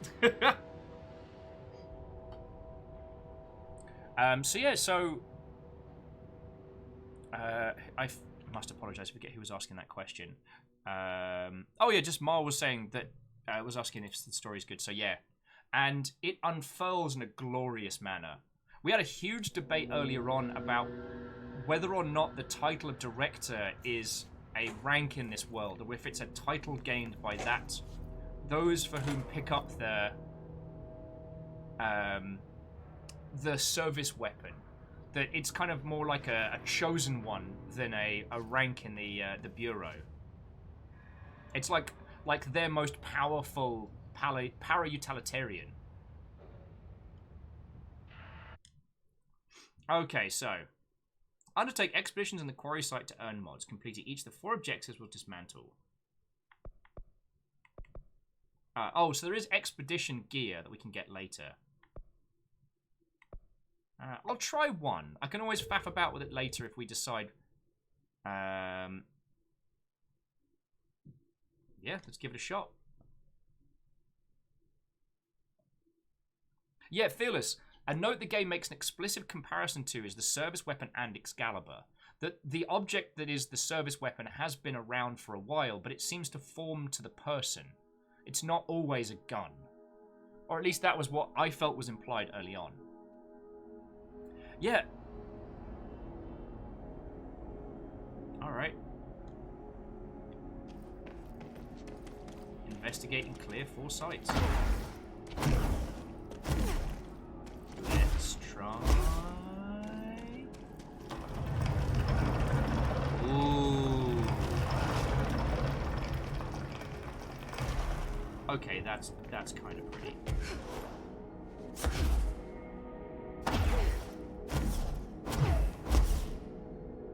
That's hella kind of pretty.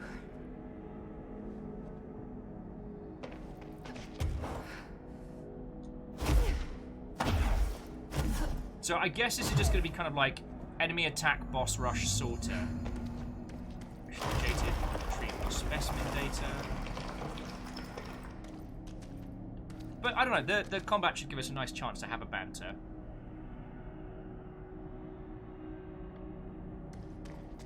Okay, so Utopia says, I wouldn't mind if you played this off. It's no worry. I mean, the only reason I do it is to get that additional outfit, because outfits are fucking cool. Oh, sorry, I didn't mean to step over these. What the feck are these? That's not a... Is that a human skeleton? It does not feckin' look like it. Very long spinal cord.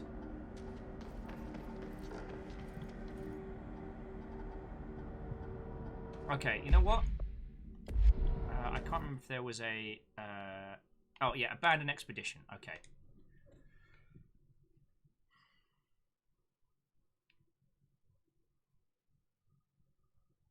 Ooh. Okay, so Shackle's saying their understanding is that the service weapon is a tool of the director. The director can best use to impose control on the world around them. Said the thing! Depending on the director's experience and worldview is what form the tool takes. Interesting.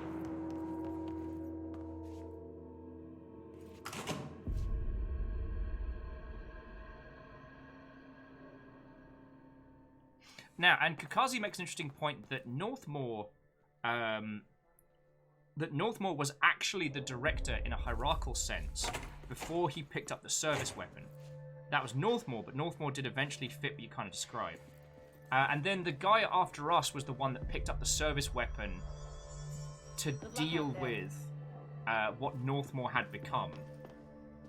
Which has been implied, but we haven't seen it. I don't know if Northmore's gonna do a thing. Oh, cool. New astral constructs. Oh, yeah, we made jukebox tokens.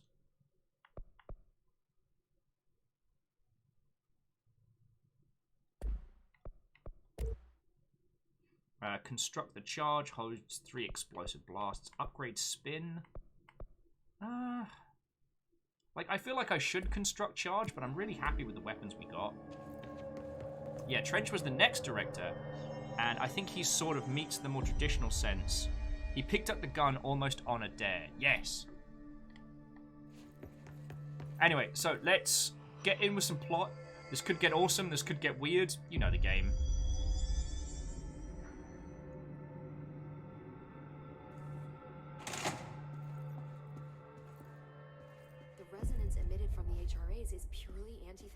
Every variant of the Hiss signal I can arrange. But how did Darling create it? Alright, so we've got speech analysis. Analysis of the speech of the Hiss part 3. We understand the Hiss to be a force based on vibration resonance, and perhaps this incarnation is an effort to express a resonance using human vocal cords and speech. Would there be a difference in incantation if we're recited in a different language? The most commonly used word is want. Interestingly, every single usage of the word is attributed to you. You want to listen. You want this to be true. You must want these waves to drag you away.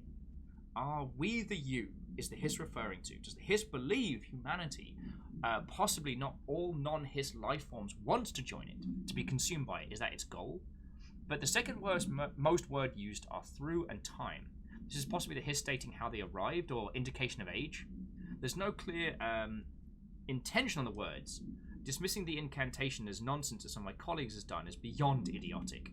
Refer to where for the full report! Oh, Quasi says, curious, have we finished resolving the fridge? Not for Mr. Dead Fridgeman. Mr. Dead Fridgeman did not come back. Oh, and that's the his part 4! Okay, so we got some other ones for possible timelines. Okay, establishing a timeline is difficult at present because of the lack of reliable communications between Bureau sectors and staff. Primary models indicate ground zero of the invasion is located within the executive sector. Once it becomes possible to interview the surviving personnel, pinpointing the exact location should be feasible. Other outstanding questions! How did the Hiss get past internal lockdown? How does the Hiss resonance advance through space? Is it deliberately or uniformly? What is their ultimate goal in the outside world? Refer to Hua as a full report. Is this a cross-dimensional thing? Utopia, that's a great question. How often do directors, like, swap out? Decades? Months? Years? There's a lot of faces on that wall of a lot of dead directors, or fate worse than dead directors. But at what frequency? Is it, you know, could it be every 20, 30 years? Like, some of these styles look very modern. Like, if you look up there, there's not a single cravat or old-timey attire. But with the suit being somewhat timeless, it does mean that it's difficult to tell. Alright, so I think that's it for the documents. Alright, let's get into the meaty-greety. Alright. It's happening. After all these years, Dylan is here. But am I too late? How is he? I need to know. He's clearly been affected by the Hiss, but it's different than any other manifestation we've recorded. Maybe what makes you so special is genetic. He was a prime candidate. Or maybe it's Polaris protecting him, something else affecting the situation. I need to run tests. He seems more in control, more present. I want to see him. My brother. Or is he? Of course. Now, Marshall set up an HRA-warded cage to contain him. It's on the upper floor, up the stairs. Okay, I need to go. Jesse, be careful. Oh, and JM, have a lovely rest of your evening. It's lovely to meet you. I hope we get to hang out some more, yo. But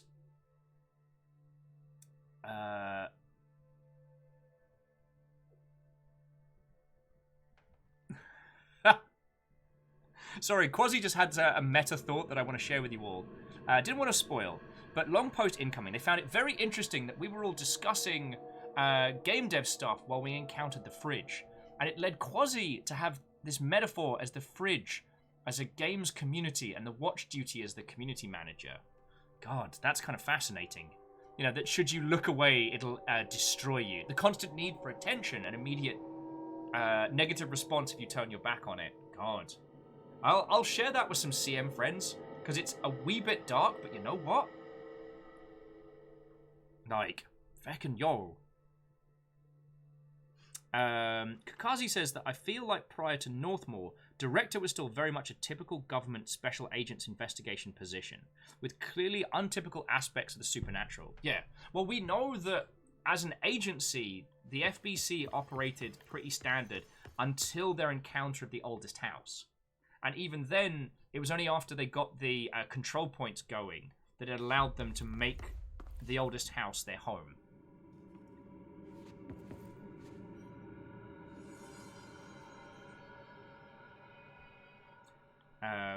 And Eel's saying that there's lots of pictures, but in the fundamental DLC goes over a lot of the early history of the Bureau that wasn't that long ago.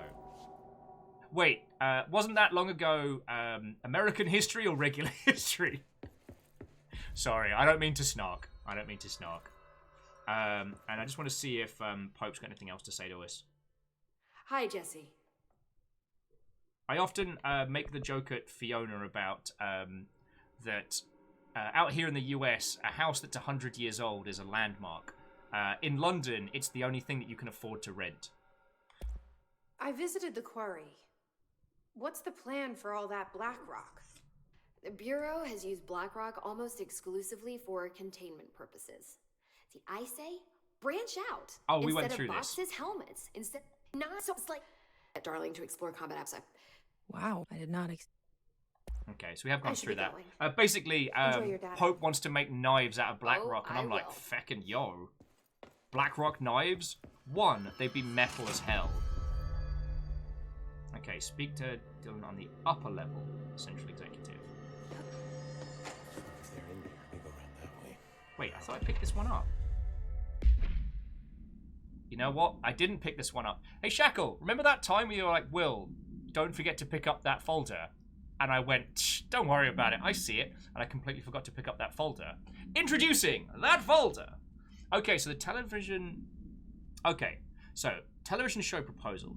Based on the success of America Overnight, I would like to propose the creation of a television series that presents superstition and skeptical thought as entertainment in order to popularize these concepts among the civilian population and create less resistance to redirecting information regarding public paranatural events.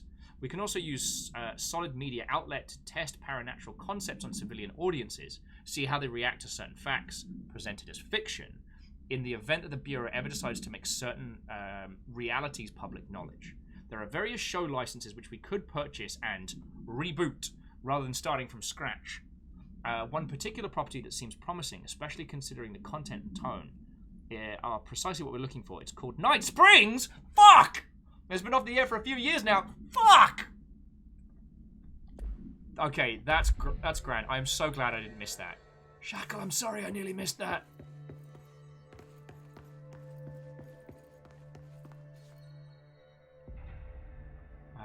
Now, where did they say he was again? Was it Executive Affairs?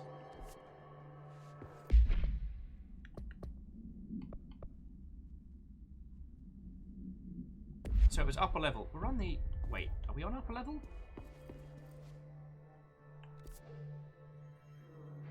Woodroom, cafeteria.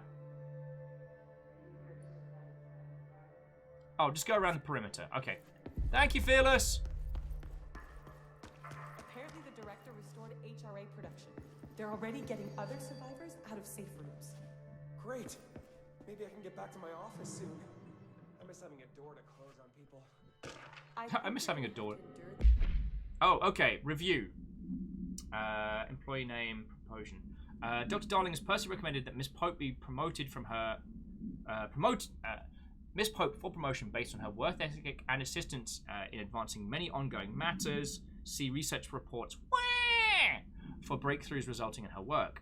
According to her colleagues, Pope has displayed a keen eye for detail and quick grasp of paranatural concepts. She is professional and diligent, though some of her co-workers complain of social disinterest. Psh, don't need to go out for beers when you're solving the space science. Review committee has approved this recommendation and promotes Miss Pope to the position of research specialist. Cool. Good on you, Pope. It's a lot more files that weren't here. Collective unconsciousness, astral hearings. Oh, okay. Wait, no, I'm sure we read that one before. Because that one leads into the whole television experiment, where everyone felt super mega depressed. Just when I thought things were stabilizing, Marshall abandons us. I'm sick of no one telling us what's going on. Information's always been on a need-to-know basis. Alright, director's office. Wait, that's my office. Cool. I haven't really checked out my office since we've been fecking I heard around. some rangers saying he's taking in maintenance. They were attacked by a new kind of hiss, and Arish got them out. Director's office, nothing new. Bloodstain's still there. Oh yes, and that was the hotline chamber. Okay.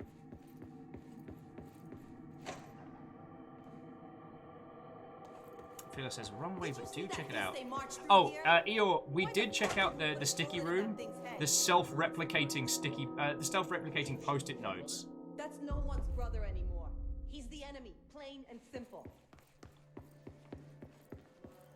Yeah, MTH, that's weird. We seem to have a clock. I'm sure it's fine.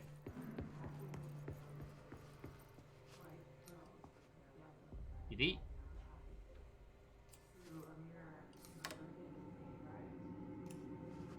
Oh, he's supposed to be listening to the copywritten music. Alright, here we go. Well, there's no way this ends badly. Who's ready for plot? You are a worm through time. The thunder's home distorts you. Happiness comes, white pearls, but yellow and red in the eye. Through a mirror inverted is made right. Leave your insides by the door. Push the fingers through the surface into the wet. You've always been in there. You walk as to be true. We stand around you while you dream. You can almost hear our words, but you forget. Through time, the thunder's home distorts you. Happiness comes, white Okay. pearls, but yellow and red in the eye. Through a mirror, the Hey, yeah. Kestrel, hey, a brother, looking good. Grace suits you. through the surface into the wet. You've always been in there. You are a worm through time. Shit. The thunder's home distorts you. That's Dylan. White pearls, Can but you hear yellow and me? red in the eye. Through a Come on, Dylan. I'm here. I found you. surface into the wet. You've always been in there. You want this to be true. Do you know who I am? Oh, you know me. Say it. You are Dylan Faden's sister. He's talking in the third person. That's not good. Always a good sign. Do you know who you are? Not Dylan. Trench and Darling made sure of that. I'm P6. P6. But I'm better now. The hiss made me better. Push the fingers through the surface into the wet. You've always been the new you. You want this Can you to stop be that? true. Please. Not exactly the reunion I'd hoped for. Yeah, he's looking real It good. feels good to say those words. I want to say them. They sound good. They make me feel good. Don't you want to say them too? No. Fuck off, no. You need to help me get this thing out of his head.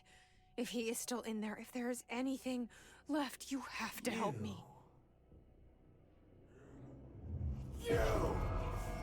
You came in through the hole in you. We let you in. You've always been here. The only truth. A copy of a copy of a copy of a copy. Stop it! Orangefield. Shit. Shit. He can see you. This is not safe. We found Polaris together with my sister when we were very small. This is getting weird. And ordinary. In the desert, through the door opened up by the slide projector. But she didn't help when Trench took me away. She didn't give me any powers. All the powers are my own powers. She didn't help when they locked me up for years. After the song time for applause, we build you till nothing remains. The egg cracks and the truth will emerge out of you. You are home. The Bureau brought the slide projector back here with me. And the Bureau did what the Bureau does. They used it. And they found... They opened the door up to the hiss. That's the only thing I can thank them for. There. There it is. We stopped the Altered World event in Ordinary when we shut down the slide projector. And now the projector's here. An earworm is a tune you can't stop humming in a dream. Baby, baby, baby, yeah. Just plastic. So safe. Nothing to worry about. I keep waiting for things to pop off. I am literally... I've stopped breathing through this cutscene. I let it in. To get rid of her. The hiss set me free. Polaris is using you. The Bureau is using you. You are a puppet. You can almost hear our words, but you forget. If we shut off the slide projector, maybe that will stop the hiss. Maybe it's not too late for my brother. You must see the truth for yourself, Jesse. Sister, the horrible truth about the Bureau. The Hiss is the better option. Go to the Prime Candidate program in the containment sector. I have the keycard to get you there. Salvador wanted me to have it. Wanted? Bullshit. I saw what the Hiss did to Salvador. What it turned him into. Okay, Dylan. I'll go. I want to see the truth for myself. I'll go. But only to look for this lie projector. You can help me. We can end this. You are a worm through time. You are a worm through time. The thunderstorm distorts. Okay, I spent that whole time just waiting. Apparently we can keep talking to him. So feck it, let's keep poking the glass. I don't know what else I'm hoping to find here. Dylan. Can we talk? I'd like to tell you about a dream I had last night. Yeah, just tap the fishbowl. Off to a good start. Okay.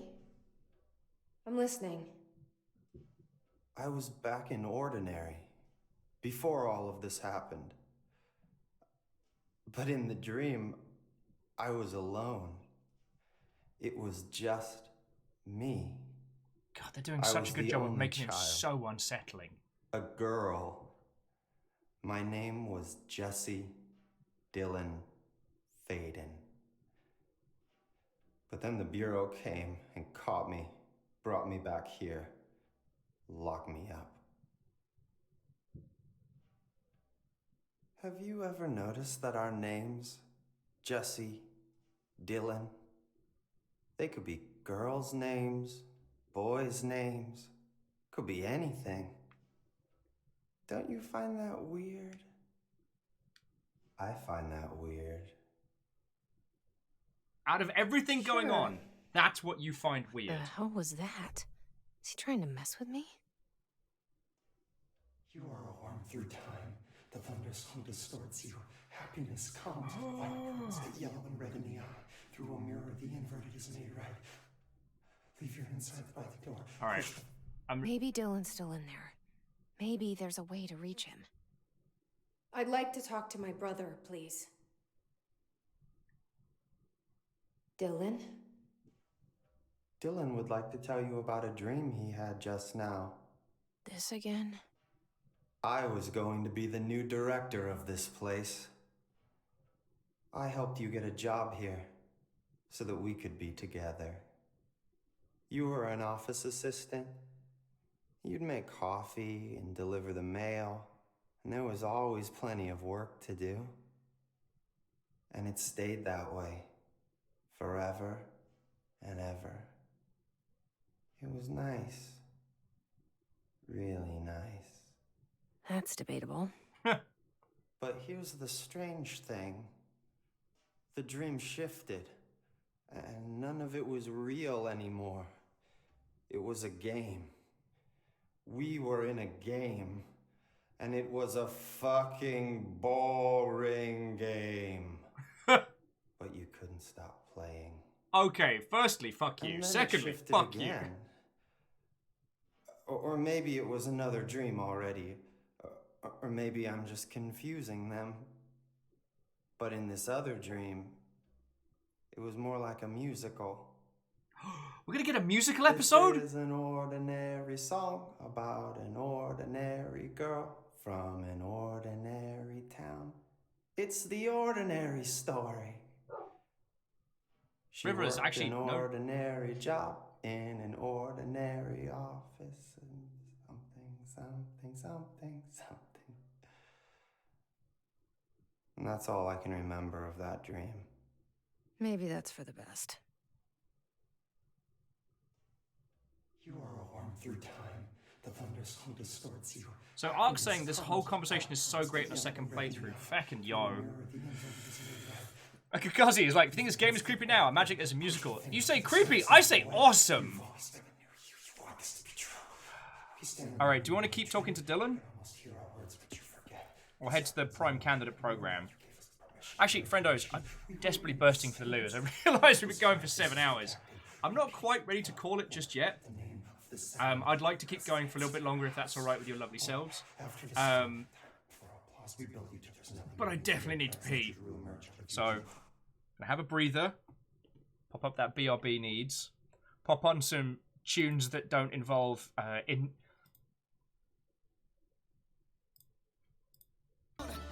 There we go, some Chipper Sonic tunes for the background. Actually, we'll go full BRB needs tea. I'll be back with you all in just a second. And then we can decide if we want to talk to Dylan some more, or if we want to head to Threshold, or what have you. Oh god, MDH, no one wants a musical episode of the Threshold Kids. I take it back. I take it all back. I take it back.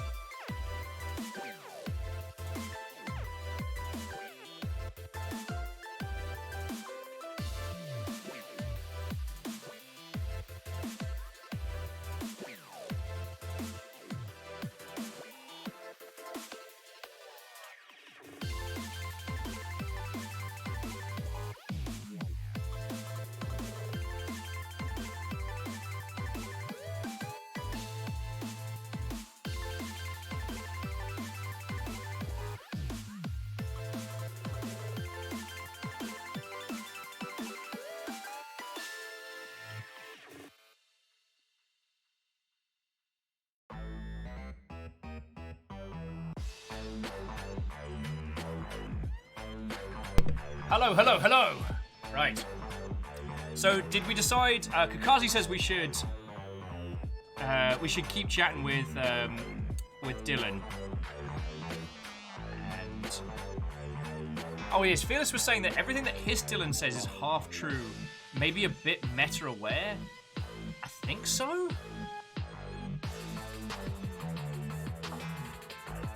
Oh, he only has 1 or 2 more dialogues. Okay. All right. Thank you, Dope Sonic Tunes. Let's continue to chat with a Dylan. Our home, you remind us of home. You've taken your boss with you. All hair must be green. Under the conceptual reality behind this reality, you must... Maybe I can learn more about the hiss from him. Can we talk? I just had an interesting dream. Shit. Only gone for 2 seconds. That's fascinating, but let's talk about the hiss for a change, yeah? This dream was about the hiss. Best I'm gonna get. In my dream, the hiss had broken free of this prison, this house. I'd set it free. And the president himself was there to welcome us. He was the first one to take the hiss in. Spread the word. At first, many people thought it was horrifying. That he was horrifying. But also, many people who heard his words wanted to welcome the hiss in. And slowly, more and more of them came around until the whole world was brought together by the hiss. You all heard that alarm sound, right? It was wonderful. Okay, thanks for sharing that. For the record, that will never happen. Not as long as I'm alive. The thunderstorm distorts you. Happiness comes. Yeah, Deus, they've nailed the creepy smile. The inverted is made right. At no point are you ever sure of where he's at, what his intentions are. You've always been near you. You want this to be true. We stand around you. Kakashi says the alarm sound was a bureau alert. Fucking yeah, it's a bureau alert. There's some weird shit going on. Maybe I'm just here to punish myself. Any new dreams you'd like to share, Dylan? I'm glad you asked, sister. This dream, like all dreams now, felt very real. Like reality. And reality now feels like a dream. Maybe it's all a dream. Maybe it's all real. Dream where my brother endlessly tells me about his dreams. I was in a dark place, and there was a dark man there. His name was Mr. Door, and he told me that there are many worlds, side by side, on top of each other, some inside of others. In one world, there was a writer who wrote a story about a cop. In another world, the cop was real. Door said he himself was in all of them at the same time, endlessly shifting between them. I asked him how I could reach these worlds. I wanted to bring the hiss there. But he didn't want to help me. He didn't like the idea. What did he know? I'm not wild about the idea myself. Through time, the thunderstorm distorts you. Happiness comes, white pearls, but yellow and red in the eye. Okay. Through a mirror, the inverted is made right. Who wants to break that down? Because that was meta atop meta atop meta. That was references to Max Payne, Alan Wake. Well, This happens more and more now. You gave us permission and regulation. We wait in the stands. The word that describes this is redacted. okay, Kakashi says the next one is the last. Let's fucking go for it, but It resonates in your house. Oh, after the song. I just want to take another moment to address the fact that... Oh, and get to the boat. Yo! Hey, and Caffeine, if you get early sleeps, friend, I support that and I'm jealous. Under the conceptual reality behind this reality, you must want these waves to drag you away after this long time for applause. Yeah, Kakashi, it could have also been a reference to Quantum Break, but I'm not sure. But definitely Alan Wake and Max Payne. Now let's see where this rabbit hole goes. Here we go again. Okay, Kester, we'll Once see you in a more bit. with feeling. Let me guess. You want to tell me about your dream? Yes. Yes. In fact, I'm having a dream right now. Oh. That's new. In this dream, I'm standing in the corner watching Jesse and Dylan talk about this very dream. This very dream! He said just now! And repeated it again now. I'm standing there and watching, and that's all I can do. It's as if I'm trapped there. And that's all I have to say about that dream. Okay, Dylan. That's good. Is he still in there? Or is this the Hiss playing mind games? I don't know. The inverted is made right. Leave your inside by the door. Push the fingers through the surface into the web. You've always been a Okay. I don't see anything else special in this room. There's no additional assets or documents. It's just the HRA resonance kind of... It's definitely a converted office space, but yo...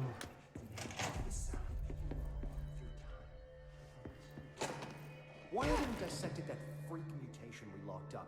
We can learn so much from its physiology. He's a valuable resource alive, and Pope forbade any physical harm. Of course, if you disagree, you could always go tell him. River immediately disagreeing with that previous statement. Yo, they've made like a little shrine over here to those that have passed. That's fucked up. Yeah, so yeah, that fourth wall disintegrated. Dylan can see, but what he's implying is that in one universe, this is but a game that we are playing, and in another, this is happening real to these people. That's some feckin' meta and a half. Oh wait, in the... Oh, containment, prime candidate.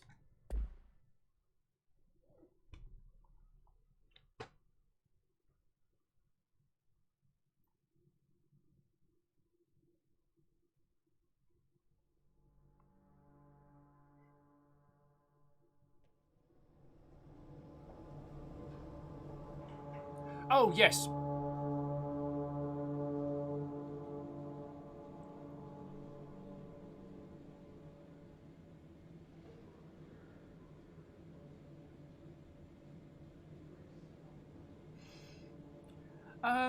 Actually, so Gets the Boat, that's a fascinating question. Gets the Boat asks, I want to know, how does the transition from being a community manager for a game dev to having a community that, it doesn't revolve around me, but I know what you mean, like, that I was part of bringing together, and it's, I already got this one, but let's get it again. Hadouken! Does it refresh the goodies back here? No, it just refreshes the wall. Sorry, oldest house. So, I will say this, like, I've done more community management stuff since I took up the streaming as a profession than before, because you've got to do it all, but also there's no one above you to mandate what does and doesn't happen. Alright, kids.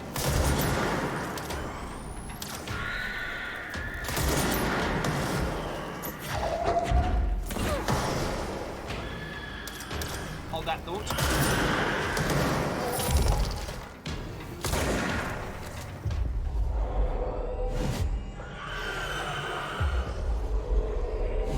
And you two work.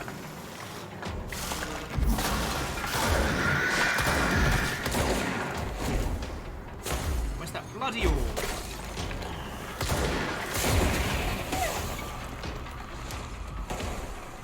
I don't know, and Gets the Boat, no, it's a fascinating conversation, and I promise I will... okay. There's stuff I missed in here, so once I've killed these screamers...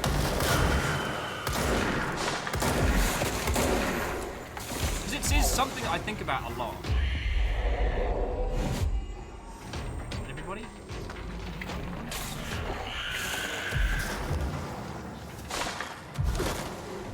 Oh, does anyone need any remote thought? I picked them up a second ago, and, like, it could save someone a trip to the store. Oh, and Fearless, to answer your previous question, like, you know I'm a big fan of gin. Like, a nice gin and tonic's good for the end of the day. So... The thing that's been interesting, Gets the Boat, is how we find people. How we find one another in this space. Because usually what happens is to join a community from a game, you need to be a fan of that game.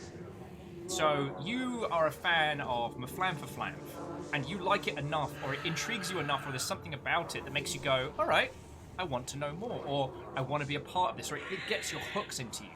So you go and you seek out that community space, you find that Discord, or that Twitter group, or whatever it might be, a Reddit or otherwise.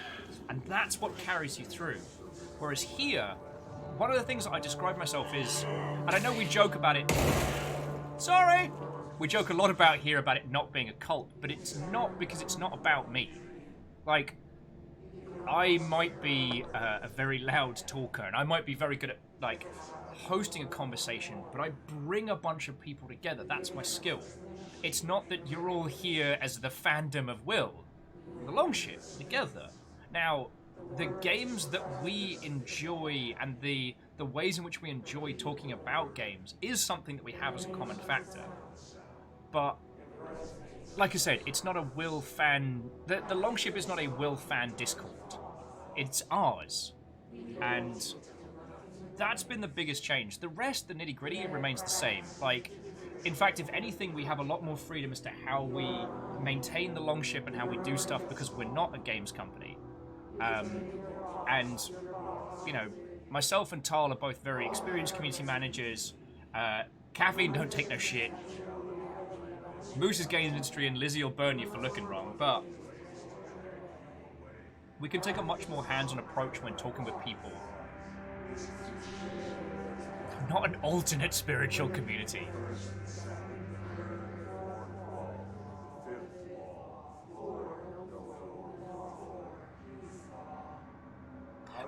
And Shackle, I don't actually... That's the thing I was hinting at earlier. Sorry, I will bring it back to that the idea that the Altered House actually physically repairs damage and cleans up behind us.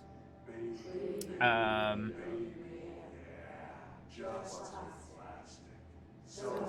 well, get to the boat. That is a big compliment. And Fred and Emily are glorious humans. They taught me a lot about doing all of this, like how to be vaguely good at talking to people on the internet.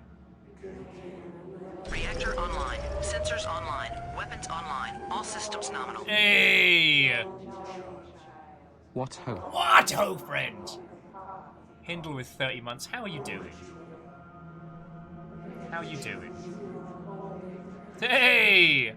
Back to back with Camille. Both Reactor of you. online. Sensors online. Weapons online. All systems nominal. Boop boop. That's 2 boops. Better than 1 boop.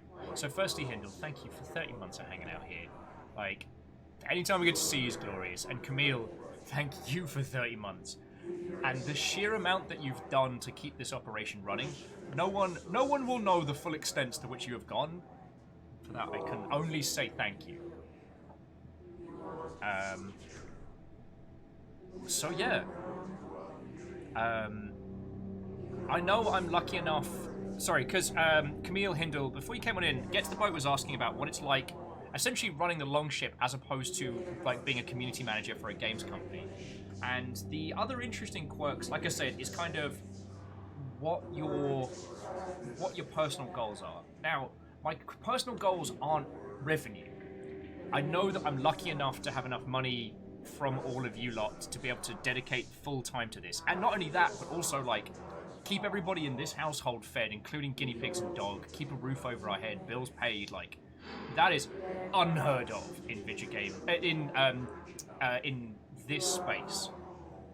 So what I look for as markers of success overall is actually closer to community management. And sorry if I'm getting a bit too inside baseball here, but in community management there's a term called engagement.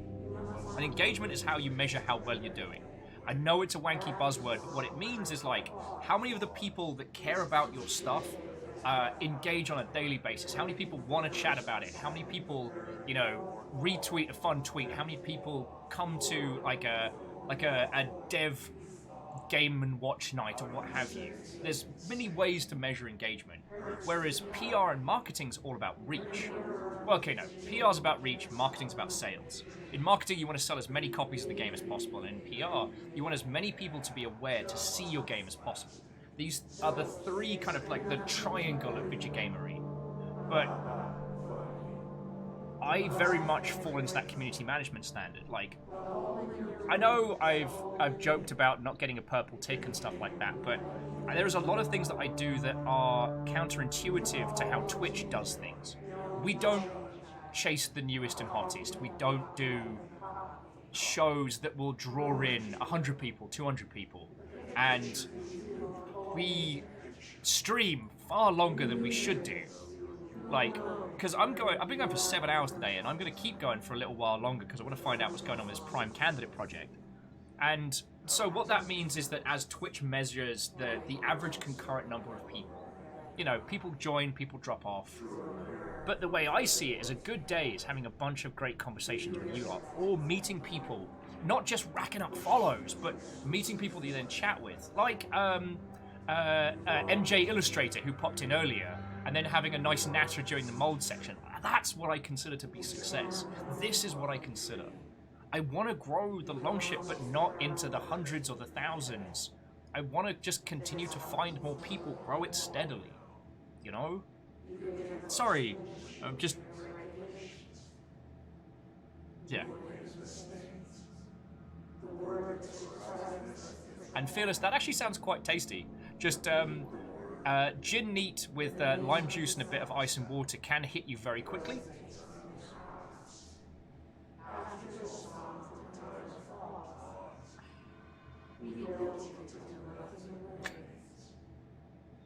You're right, get to the boat. I'm not... I do have the British modesty and I'm not good at... Yeah.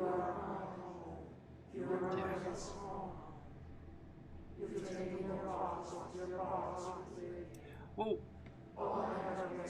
I guess, Shackle, I do want to grow it, and the Longship will change as we go on, but I want to make sure we're always changing into something that we want to be. Humans are in a constant state of flux. To ask anyone to be the same year in, year out is a fallacy. You know, there are people that used to have the time to hang out here in the Longship, and because of real life they don't, or because things have moved onwards and it's not their jam anymore, and that's okay. You know, the Longship will morph and change as we keep going, and what it will become, I don't know, but I want to find out, and I want to make sure what it becomes is something that we all like and can all feel a bit of pride of being a part of, you know? Sorry, I'm getting all into... This was a weird place to have this conversation with the hiss in the background.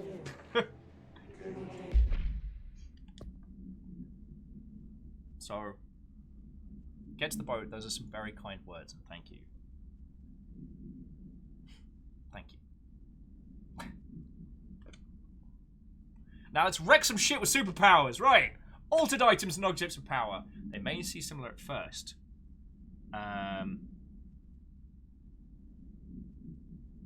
I actually think we've read this one. This is just about how objects of power are behemoths, but altered items are kind of the smaller.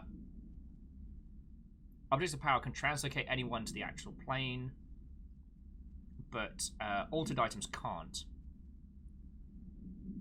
Yeah, objects of power are much more power naturally than altered items. Okay, I'm sure we read this one before. I wonder if there's anything that we get like a repeat of.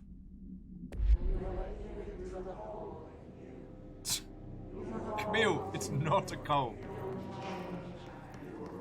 Oh my word.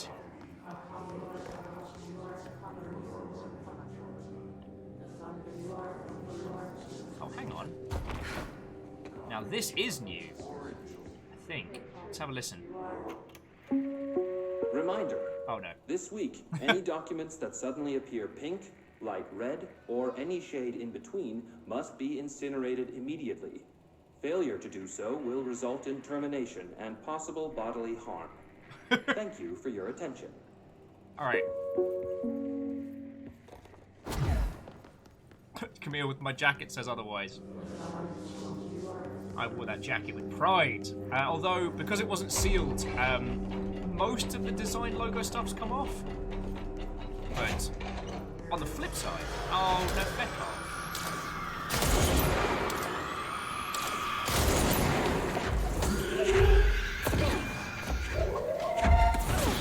Ah! Desk of the booty! Chair booty!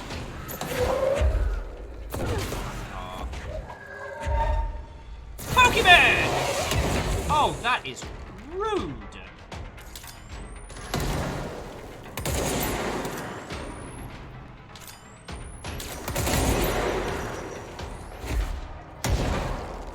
Sorry.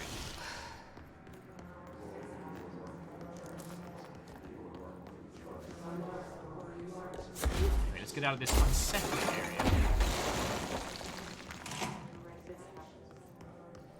Meanwhile, in security. So we're in logistics. Oh, yes. So now we can go through the prime candidate area. Lovely.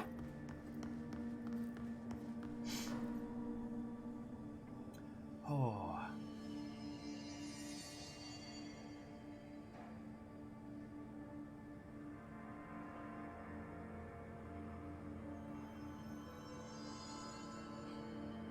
Well, so gets the boat. The other thing that I will add before we get on to violence and other stuff is that, one, everyone's always welcome here.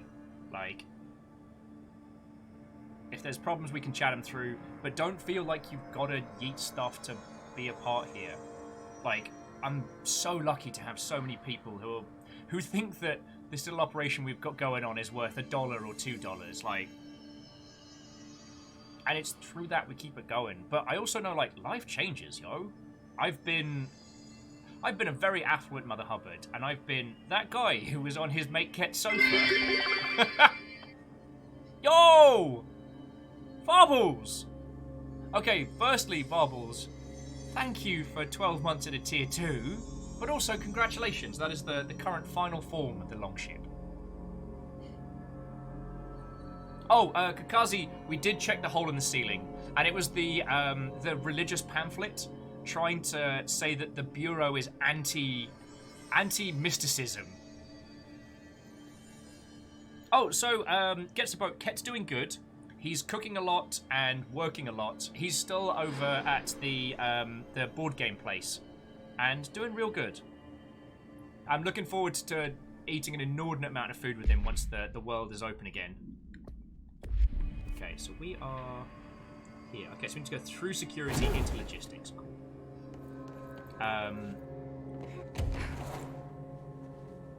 But yeah, I guess that was all I just wanted to add. Like, get to the boat. You said a bunch of lovely things. Like, I know I'm terrible for answering DMs sometimes. I do occasionally let the weight of the world get on top of me, but I love what we got, and I hope I can keep doing a good enough job here to be worth all the time that you lot put in. And I do want to say one more shout out to, like, Tal, Caffeine, Lizzie, Moose. Like, I would have drowned under so much stuff if I didn't have a fucking cool team of people, you know? That would be the only cool thing that would come out of having, like, a massive user base, is having the kind of cash that would allow me to pay them full-time wage. That's the mystical future. Oh, hang on a second, I just got to do a quick murder.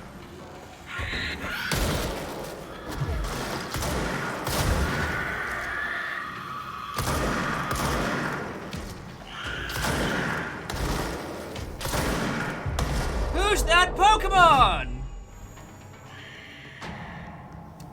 Fearless. Fuck. I hadn't thought of that. As the previous director said, a director needs a team. Alright. This is gonna get weird.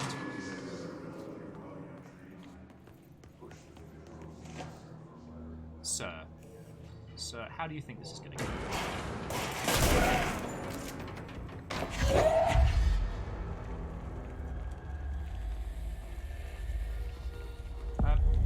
Prime candidate program. Does anyone need a corpse? Oh, God, he is not going to be in the next movie. Control 2, not for him. Alright. Hang on. Missions. What was that? Self-reflection? Locate the mirror in synchronicity. Shit, yeah. Oh, because we didn't have access to look at that earlier. Case files. Alright, mirror supplement. Where? She was admitted to the mental ward for emotional instability soon after relocating to Illinois with her family in 1914. The item only appears on record again in 2006, when a bureau investigation and a sudden rise in disappearances in Where? Illinois. Agents found the item hanging in a local library. They contained it quickly, though the missing people of the town were never recovered. Supplementary materials. We clarify that the case of Mrs. Where has shown her to be a lunatic under the reasons of hysteria, bad company, and imaginary female trouble.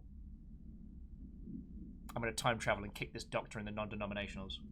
Her fixation with the family looking glass is noteworthy, though not an uncommon matter when considering the female disposition. Oh, lock and load. We're going for some time travel ass whooping.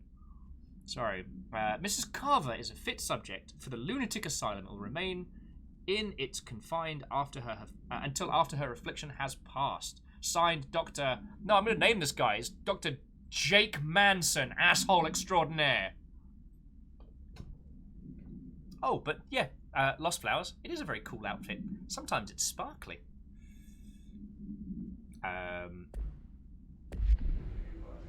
So anyway, so Camille, how have you been doing? I finally got to see some of the pictures proper of that, the Meat Fest, and you were right. I am jealous.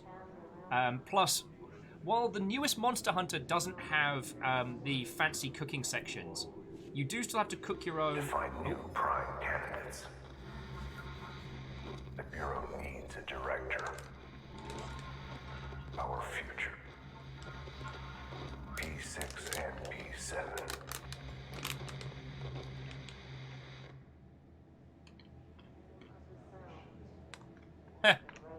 P.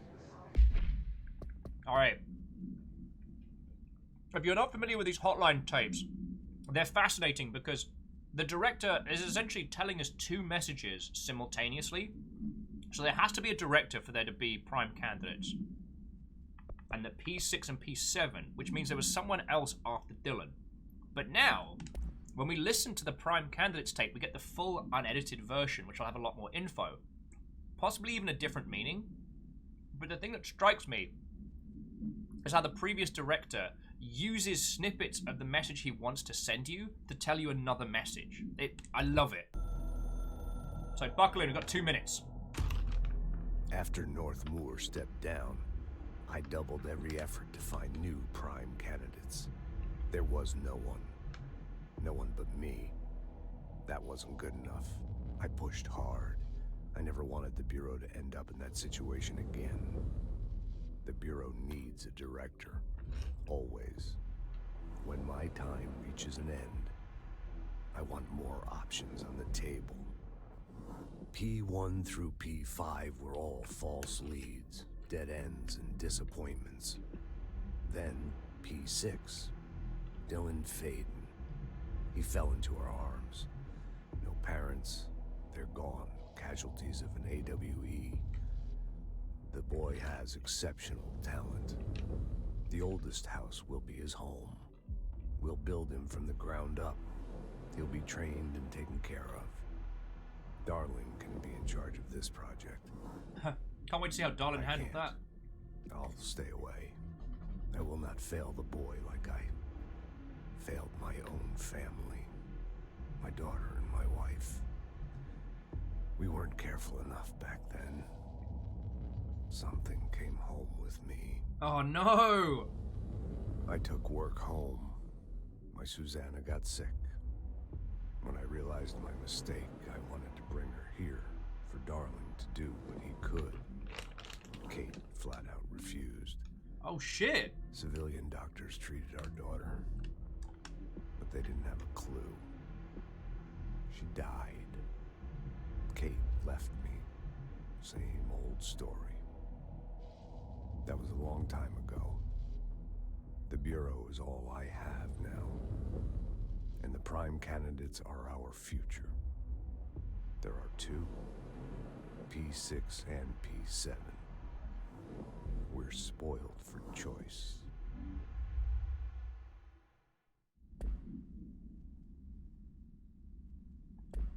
I don't think it takes a genius to figure that we're P7, right? Found at the same time, the way they questioned Dylan to try and work out, like, our whereabouts.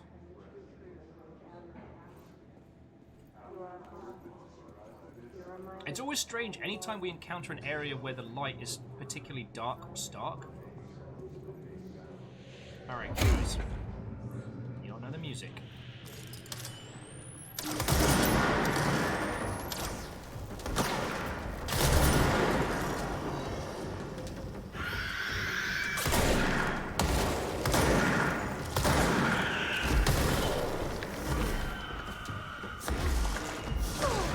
the health orb. Why are you running?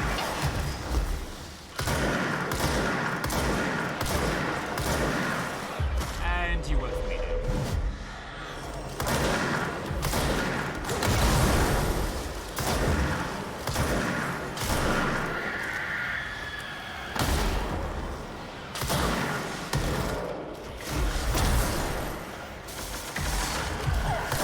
Oh, speaking of potential hires, look at this big boy.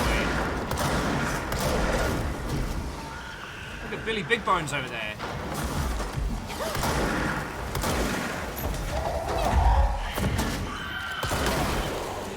And you work for me now. How's the orb doing?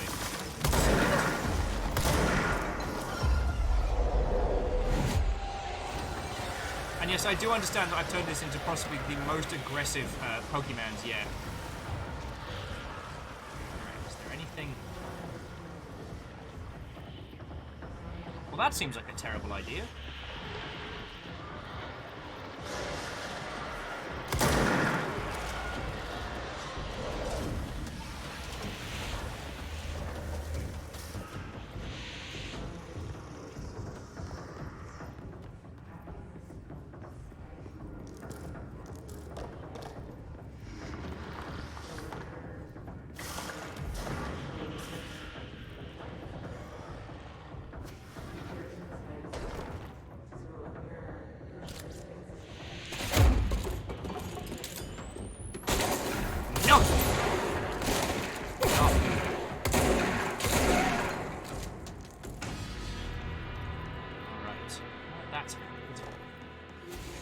Kestrel, welcome back.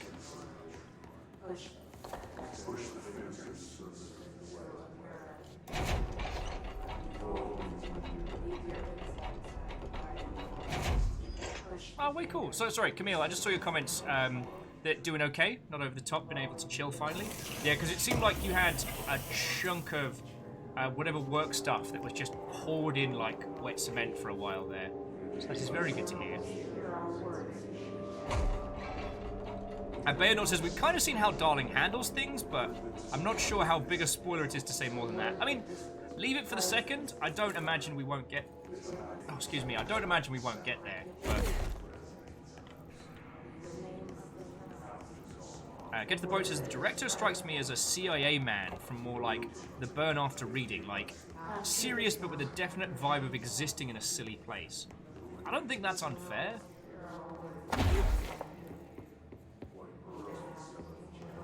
Okay.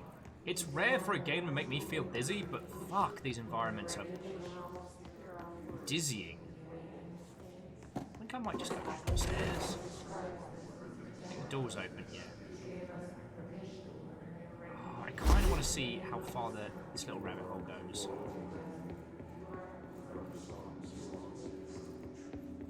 Oh, this is really fucking weird. Alright, but for dealing with this bizarre vertigo... Ah, there we go. Phyllis was saying looking for a note on the ground. I see it. It's behind the bin. Alright.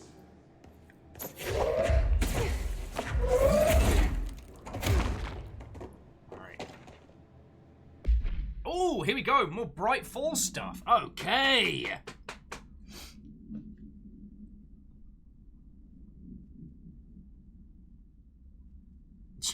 Eeyore's like, the Bureau really needs to reevaluate their evac protocols. Like, all these secure rooms are empty. It's like the half-full lifeboats on the Titanic. You're not wrong. Yeah, and Camille, you're right. That us being one of the prime candidates would also be why everyone went, oh, okay, you're Director Jesse. Because they were already briefed on the idea that it was going to be Dylan and maybe Dylan's sister Jessie. But we just turned up at the right time. Anyway, who wants to hear about Bright Falls? So Alice Wake, who was Mr. Wake's wife, was found during a Bureau investigation. She was interviewed and evaluated. She showed signs of severe mental trauma from the memory of memory loss.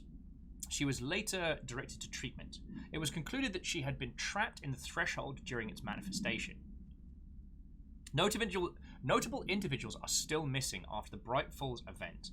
FBI Special Agent Robert Nightingale. Dr. Emil Hartman referred to the creator's dilemma, re Cauldron Lake Lodge. Bureau researchers believe that this was the event of a forceful precipitation of subjective reality stemming from Mr. Wake, overlapping on our own. Wake has been flagged as a potential para-utilitarian. See Prime Candidate Program file for more details. Yo! What if Alan Wake was meant to be one of the candidates? In 2011, a book by Clay Stewart titled The Alan Wake Files was published by Roundabout Press. Agents interviewed Clay and suspected minor para-utilitarian sensitivity. He was placed under indefinite surveillance. They've seen him pee. Note, a monitoring station was established at Cauldron Lake to alert the Bureau of any future activity. Yo! Yeah, MDH, surprising little wear for that long document.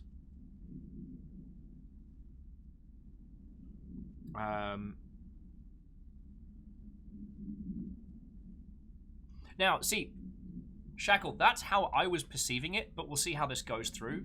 Because Shackle was saying they prefer the idea that by successfully picking up the service weapon and the adoption of the board, it kind of warps reality that makes Jesse Faden the true director. That's how suddenly there's so many pictures of you around the Bureau like that.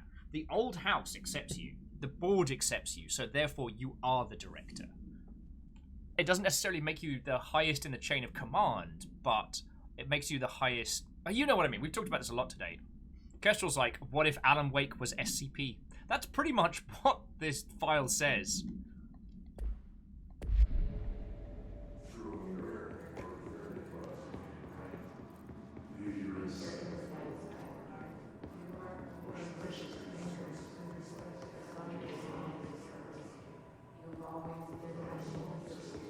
Sorry, my brain was going to a strange place of like thinking of famous people that aren't SCP entities, but you're pretty sure they might be. And like, I'm not talking about your immortal Keanu's or anything. I'm talking about like your I don't know, like your Steve Buscemi's. Okay. Oh wait, where was?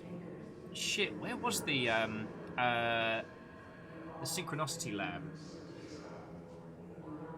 Oh, that was in a completely other section. Alright, so we're going to keep going with our current mission, but we can look at which was find the Prime Candidate Program. But by my understanding, the self-reflection mirror is in a different area. I think so, anyway.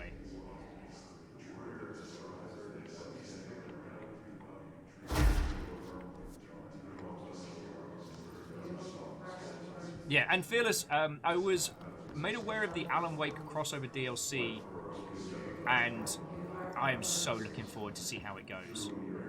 Alright, so we've got... Alright, so this is... Okay, so this gets us through here. Oh, and the mirror's got a tough boss fight and a puzzle. Okay, so that might not be something we do this evening, but it will be something that we get stuck into. Alright, so let's try closed cases. Ah, fuck.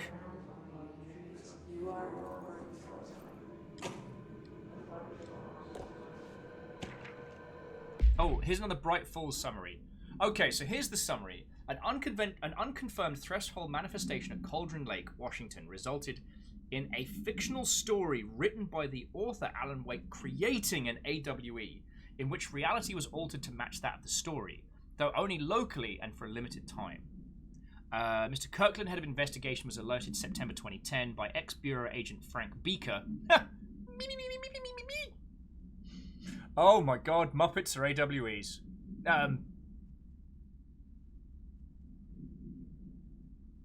Oh, wow, sorry. Just the idea that Beaker was a research assistant at the FBC from another dimension. Cool, that's going to mess with my head for the rest of the evening. Sorry, that AWE event was taking place in Bright Falls. Beaker had received a call from Barry Wheeler. Barry Wheeler! Alan's literary agent on behalf of Beaker's daughter, Sarah, who is the current sheriff of Bright Falls. It's all very condensed. The Bureau field team arrived at site 2 days later, only to confirm that the event was over. Interviews had concluded, blah blah blah. Thomas Zane, Tor Anderson. Alan Wake was believed to investigator. Eyewitness reports highlighting an old light switch, possible objects of power, that missing. Wake was not found at the scene. Reports claim he dived into the lake, but no body was recovered in the search. Yo! Yeah, Lost Flowers. Elvis didn't die. He just went home. And Gets the Boat says, I'd like to think the more benevolent celebs like me SCPs, like Tony Hawk. That's not a bad shout. That the fact that no one could recognize Tony Hawk in the real is because of an object of power and AWE is I don't wanna. Alright, friends, hold that thought. We've got to get creepy. We went so long without seeing these, and now we've got 3.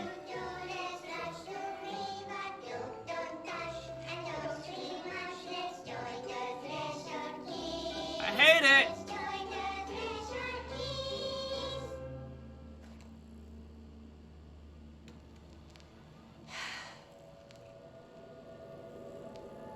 Oh, you got an F on clairvoyance. You're upset, Meg. Why don't you tell Uncle Mr. Bones what's wrong? I did bad on my clairvoyance test. You can't ace every test, Meg. You see, everyone has different brains.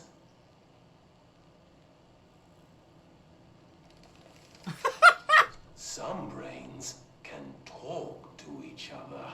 We call this ESP. ESP? Fucking hell! Some brains can lift objects like a baseball. Mr. Bones. Talk about a fly ball, eh, Meg?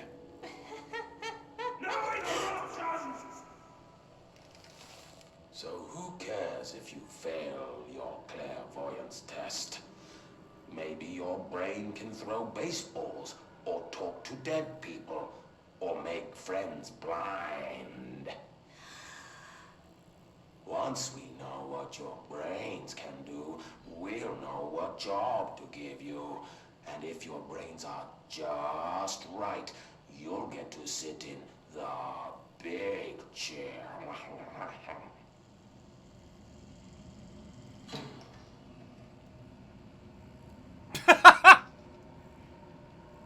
Chair not to scale. What if I don't want the big chair? What if I don't want the big chair? Everyone wants the big chair, Meg! That's why we're all here. Use those brains to listen for once, or the only chair you'll get in is the one with straps. Thanks, I hate it.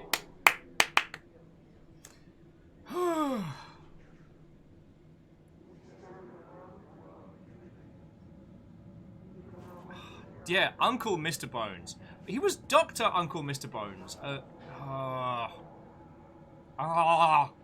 It leaves me with a weird taste in my mouth, but in my brain. Oh, sorry, I didn't make sure I didn't miss any folders. Yeah, okay. Fearless was like, hey, you were the one who said you wanted more of the Threshold kids. I did this to me. I have a palate cleanser joke for you after that lovely video. How do trees feel in the spring? Relief.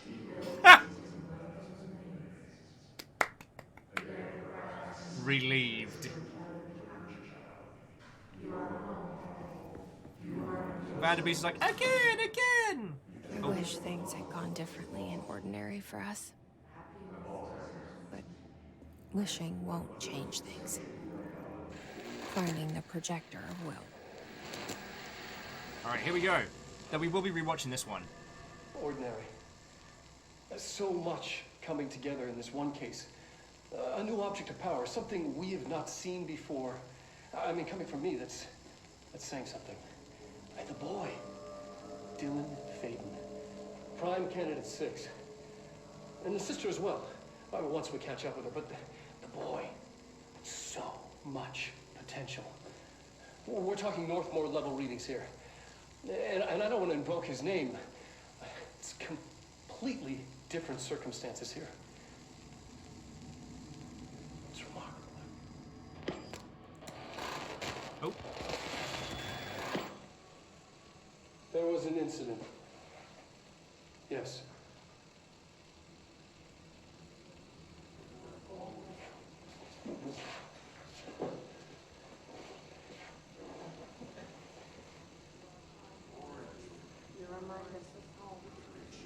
We lost a valuable member of our team, yes. Excessive force. Dylan has so much. But he's just a kid. Like, I'll take the blame. He needs some slack. I mean, boys will be boys. He's exceptional and under a lot of stress. Roberts got killed. It's an unfortunate accident, that's all. Marshall needs to realize this. We will make this work. We'll make this work. Oh. Also, Kestrel, everyone hates the term boys will be boys. And Punspector, I should have said a proper thank you for the 200 bits there. It's been very, very rude. Holy fuck. We'll give that another watch in a second, but holy fuck.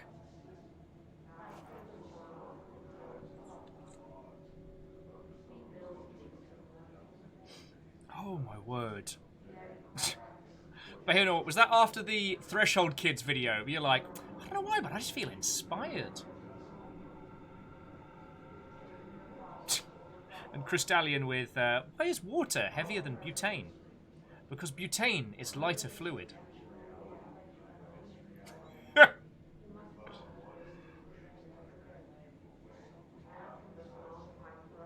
Yeah. Kakazi, you're right. Sorry, Kakazi being like, how's the water, Dr. Darling?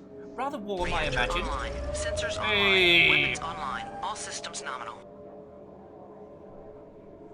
Oh hey, I waited long enough to do my sub today. But now I must think of a pun to go with it. What did the conductor say when she found her missing music score?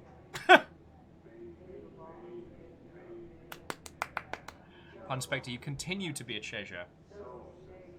Fearless, hey, I say go for it, but I'm a terrible judge. I'm a terrible ideas person. I'm on strict no gin until Longship Day. Okay, so confidential. This is a transcript of conversation between Dylan and Dr. Darling.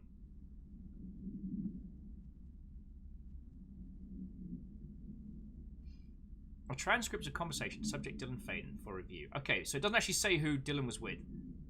Oh, okay, subject was alone during this outburst. So Dylan's like, you again, I thought I told you to leave me alone. Why are you showing me this? I can't do anything. Can't you see where I am? Why don't you help me get the fuck out of here? You're showing me things I can't do anything about. Stop showing me her. I don't care anymore, and I don't care about you. You both left me here to rot. Has Polaris been playing the nasty? And then, feck off, you bad word. I will dig out my own brains if this means getting rid of you. I don't want you here. Get the hecking message. Subject repeats the phrase, fuck off, numerous times before being sedated. Oh boy!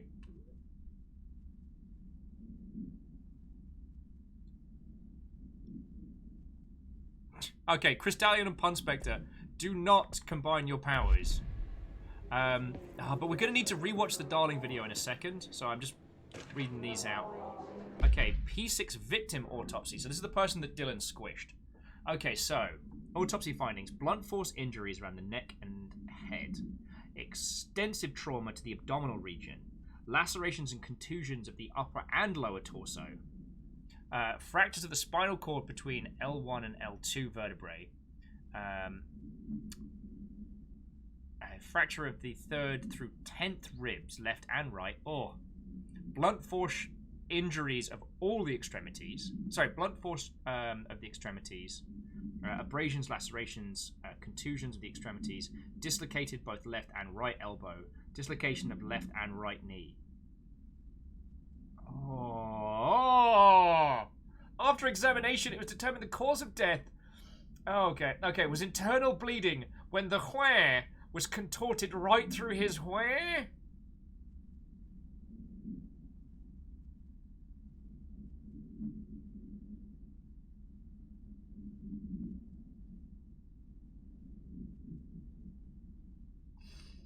Oh, that's not good. All right. All right, do you want to do Dr. Darling, or do we need to do Threshold Kids again? Yeah, Kakazi, Dylan's victim lived through that. They died from internal bleeding, not from the rest. And Lyrius, I don't know if it's better or worse that it got redacted, because my mind went to a messy place. Like a bad, messy place. Kettle's like, both? Both! Alright, we'll do Darling, then Threshold Kids. Alright, so let's look in for details. Also, there seems to be another laboratory. Ordinary. So much coming. We don't have a together time in and a one date case. on this. A new object of power, something we have not seen before. I mean, coming from me, that's saying something. The boy, Dylan Faden, prime candidate 6, and the sister as well. Once we catch up with her, but the boy, that's so much potential. We're talking Northmore level readings here. And I don't want to invoke his name, but it's completely different circumstances here. It's remarkable.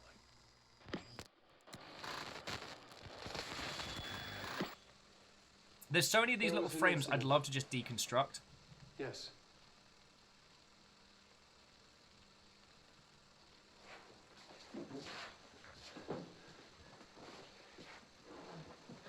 Oh, Northmore's was the name he didn't want to evoke. The guy that's in the reactor. We lost a valuable member of our team, yes. Excessive force. Dylan has so much. But he's just a kid. Like, I'll take the blame. He needs some slack. I mean, boys will be boys. He's exceptional and under a lot of stress. Roberts got killed. It's an unfortunate accident, that's all. Marshall needs to realize this. Sorry, I'm just scouring it for clues. We'll make this work. And it's time to get creeped out again! Dr. Uncle Mr. Bones is the worst. And we haven't even met whoever the other character is, and I don't want to.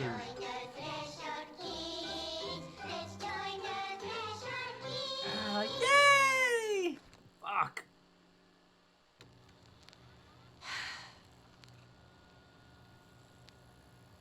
I can see you're upset, Meg.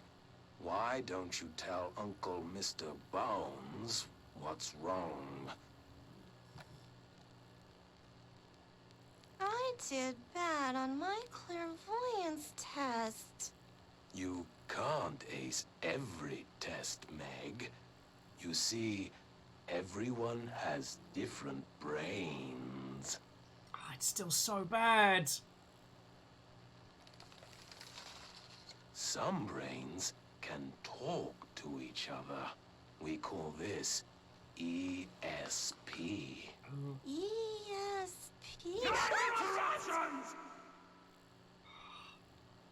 I miss Uncle Death at this point. Like a baseball. Uncle Death was supportive. He said things like, "Cool dude, and you can do it, senpai." No interruptions! So who cares if you fail your clairvoyance test? Maybe your brain can throw baseballs, or talk to dead people, or make friends blind. Oh, I hate how he lingers on that. Once we know what your brains can do, we'll know what job to give you.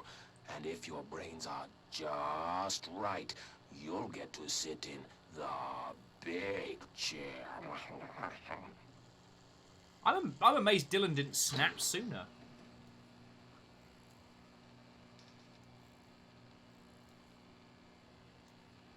What if I don't want the big chair? What if I don't want the big chair? Everyone wants the big chair, Hank!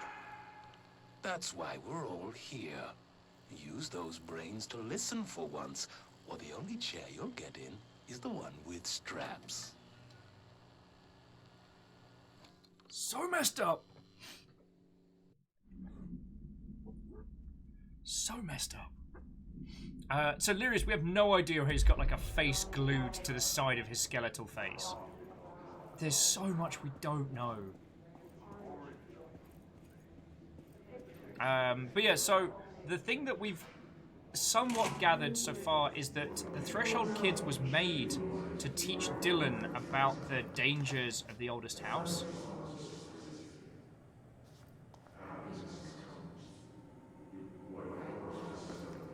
Oh wait, was that? Oh, so that was where we just came in. Alright, so what's this? Oh, P7. Is this what Dylan wanted me to see? It doesn't matter. We need to find that projector. Are you sure? Because it's you. They have been tracking you like a whole bunch. Oh wow, we just got a candidate P7 outfit. That's not weird. Petting dogs, shoplifting, destination do not touch. All the times I felt paranoid, I was right. The Bureau could have given me the answers, but they just stood by and watched me. Jesse, I say this with love and respect, as we are apparently the driver for your world, but they're a shady government organization. I don't know what you were hoping from this, but it was never going to be like a... Oh, Jesse Faden movement tracking. All right. Oh, wow. Okay, so departs Cheyenne, Wyoming, arrives in Sydney, NE?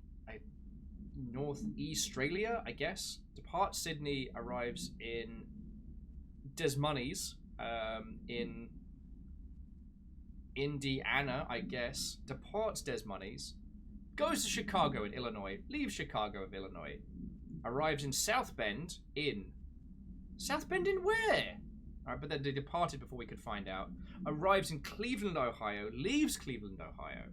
Arrives in Bloomberg Park, leaves Bloomberg Park, and arrives in New York City, New York. Sorry, I'm being an ass. That's a lot of moving for one person in a year. Des Moines. Sorry, I don't... Okay, I was going to say, I don't mean to be an ass. A little bit of an ass. Alright. Ooh, sound time! We used to play there all the time. Me and Dylan. And other kids as well. We loved it. This time, I remember, was different. We found a way in, deeper into it, like it had shifted. We went inside, and that's where we found the slide projector. A dump is a place for lost things. Things that have been thrown away. Did you ever feel that way when you were growing up, Jesse? What? No. Yes, but that has nothing to do with... Was there a slide projector at your home when you were small? No. Those were before your time, I suppose. But your family did look at photos together, maybe. in one form or the other? Maybe. When was this? Can you remember? At parties? Barbecues? How did it make you feel? Did your parents ever show pictures that embarrassed you? Was alcohol ever involved at these parties? Did your parents drink? Did that make you uncomfortable? No, that's just stupid. Come on. That has nothing to do with this. Nothing. This light projector, let me ask you this. As a child, did you ever fantasize about worlds inside pictures? Inside a painting? You know, stepping into a painting, into a hidden world, escaping and finding adventure there, away from your parents. I don't think so. I don't remember. Maybe. I don't know. Well, Crystallian, see, there's the thing. We don't even know if this psychiatrist she was talking to was even on the level. Could have been Bureau messed with.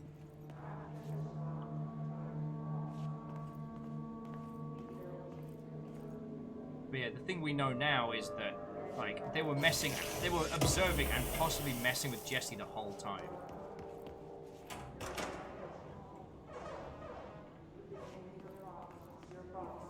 Alright, doors open. Okay, where have we not been? Oh, did we go through that? We did check that big door at the end, right? Yes, Captain on the bridge. Oops, refresh the page and a thing happened. Shackle. Fucking thank you. Yeah, everybody's subs are slowly starting to come on in, and yours is 30 months of a tier 3. Tier 3! For 30 months! Shackle, hang on, let me pause this for just a second, because the creepy chanting is kind of... Thank you. I sincerely hope that I have been worth that amount of time and effort, Ren, so thank you.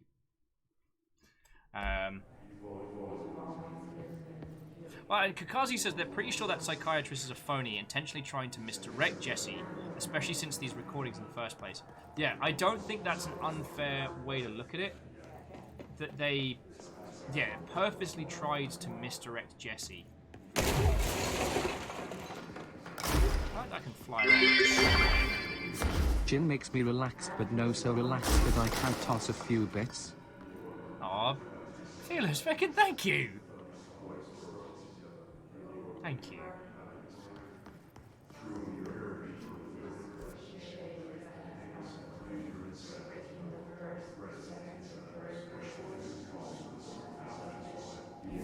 Okay, so we need to get to the turntable. Alright, we'll follow the instructions to the turntable. And I think, I studied what happened in Ordinary here. That's the place to start looking. Oh, okay, villains. Villains and bad guys. I understand, you're just doing your job. But now you work for me. Congratulations on your bureau assignment.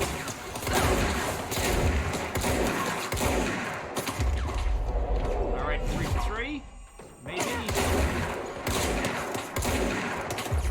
Yeah. Now, if you kids can handle this, I have some reading to do.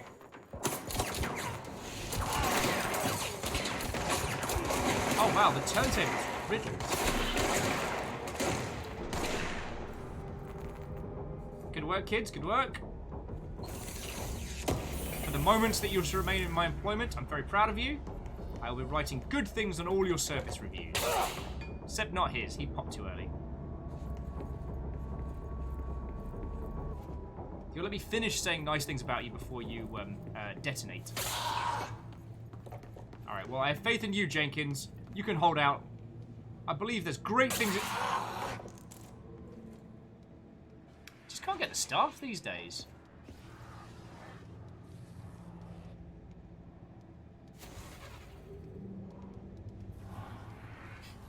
But no, so like Crystallian and stuff.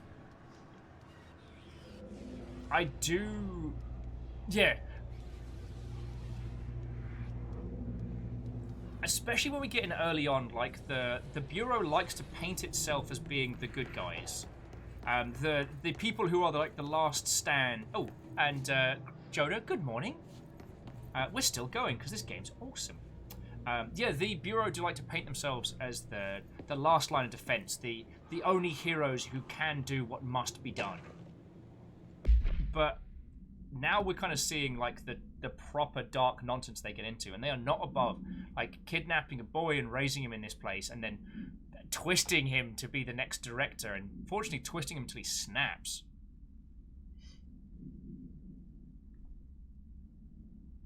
Oh no! Kakazi, I'm sorry you're having technical problems.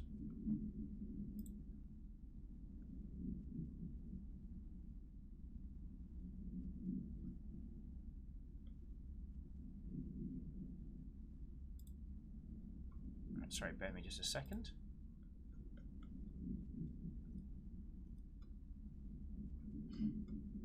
Okay, it's not a worry. So yeah, so I think it's understandable to be angry at that psychologist because, you know, she was literally leading Jesse, trying to convince Jesse of a narrative that wasn't there.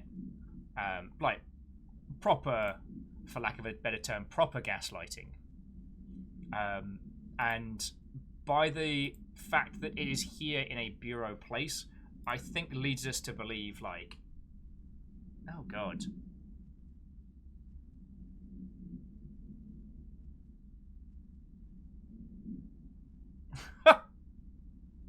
Okay, and this story simply says, I see your creepy teeth delivery and raise you a dead dog. Yeah, just straight up deceased dog. Had a collar and everything. I've been rotting in that box since they packed it up. Go ahead, imagine how that smelled. So go whining to me. I wish I had a parade of human teeth. Oh. Used to play. We don't need to listen to the therapy tape again. But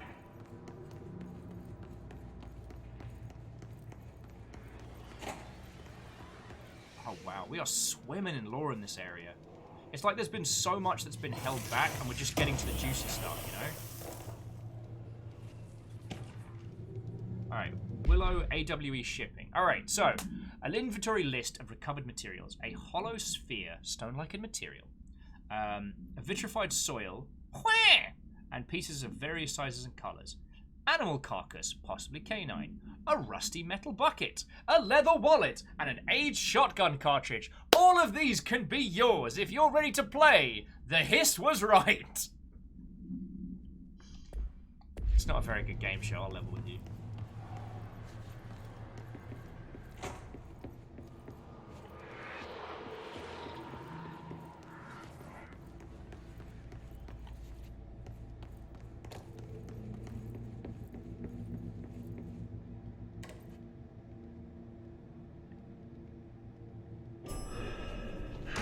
Oh, fuck me sideways!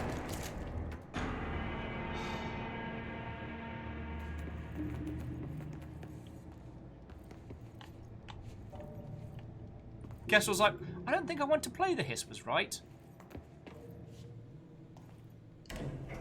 Dylan and I were both prime candidates. Experiments.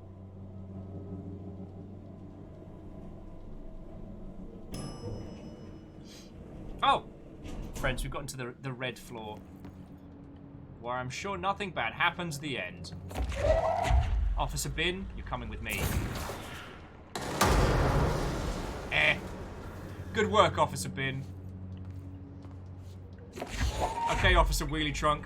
I need you to live up to Officer Bin's shining example.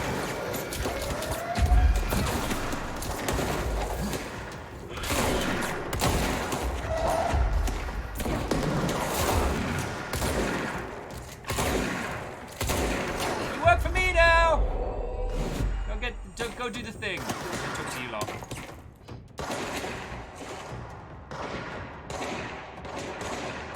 Kakazi's like, don't worry, that gets everybody. I had warned you, but no, I take that back.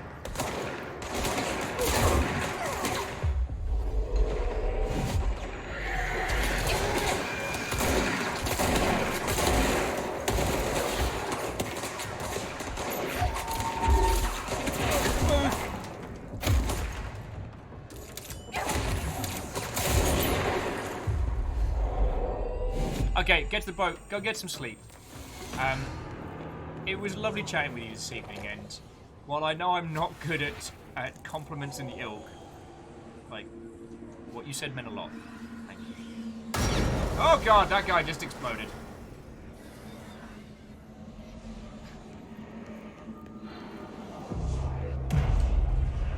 Alright, let's clear this place out.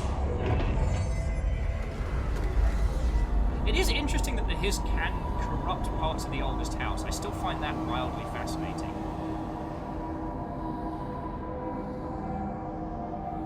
Yo, who wants a giant board that says NYC Subway?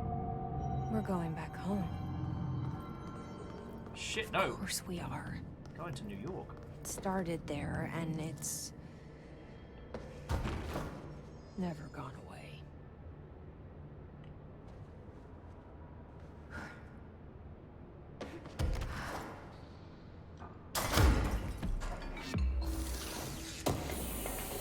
Free goodies, and some lore. Feckin' yo! Kicking ass up here. Alright. What's this? Ooh! Oh, Lyrius.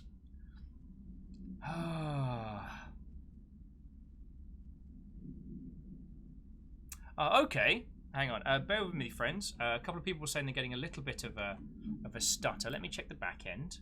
Oh, fuck a duck. That is not okay. Interestingly, though...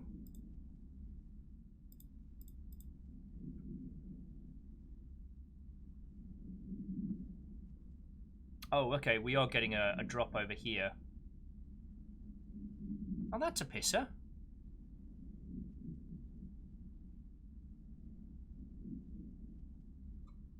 Bear with me a second. Let me make sure there's not something doing a chundle in the background.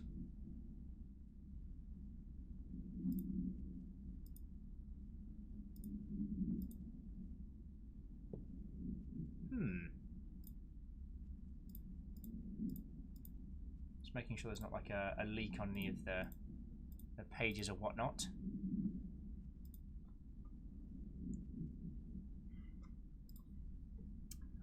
Sorry, it was... Oh, and Bouncy, thank you kindly for the follow. Sorry you came on in just as we're having some technical problems. Huh, that is very strange.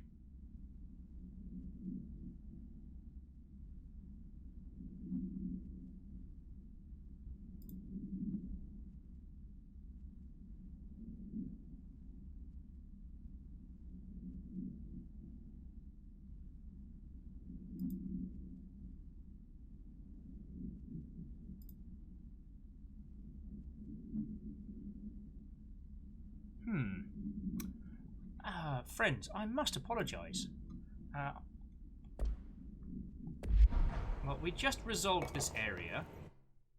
I'm going to drop out the game. I'm going to see if it's possibly an in-game element, or if we're experiencing something on the line. It's not so stark as to be causing massive problems, but those little hiccups and stutterings were possibly on this end. Okay, let's see how that goes.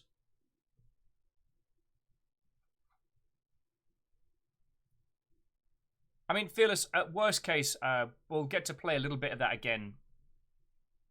Okay, so game is fully closed. Still getting the stutter as well. All right, let me just do a quick speed test. Hey! Oh, hey, this is interesting. Seems my 30-month anniversary alert took a long time to show up. Oh well, better late than never. So, Earl, I'm going to say it by voice, but also thank you very kindly. Like, Earl, that's still feckin' a tier 2 for 30 months.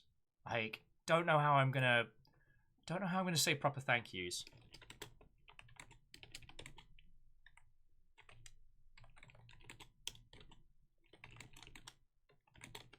And just typing a thank you to Earl as well.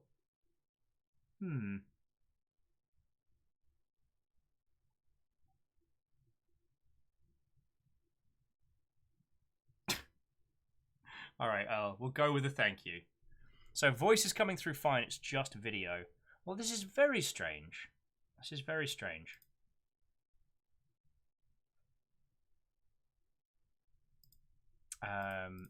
Let me. Well, I'll not. I guess I can put some tunes on the background. Actually. Right. Love your jams there, Sonic, but I need to take a quick breath. Now, why is it happening? Oh yes, I was going to check the usuals. I mean, friendos, we have hit over 8 hours of this. So I can definitely say that we've gotten a chance to hang out.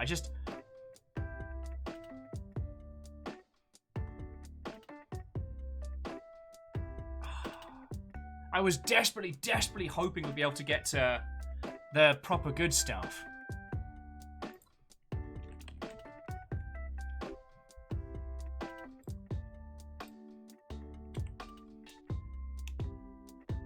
Alright, let's see if there's anything going down.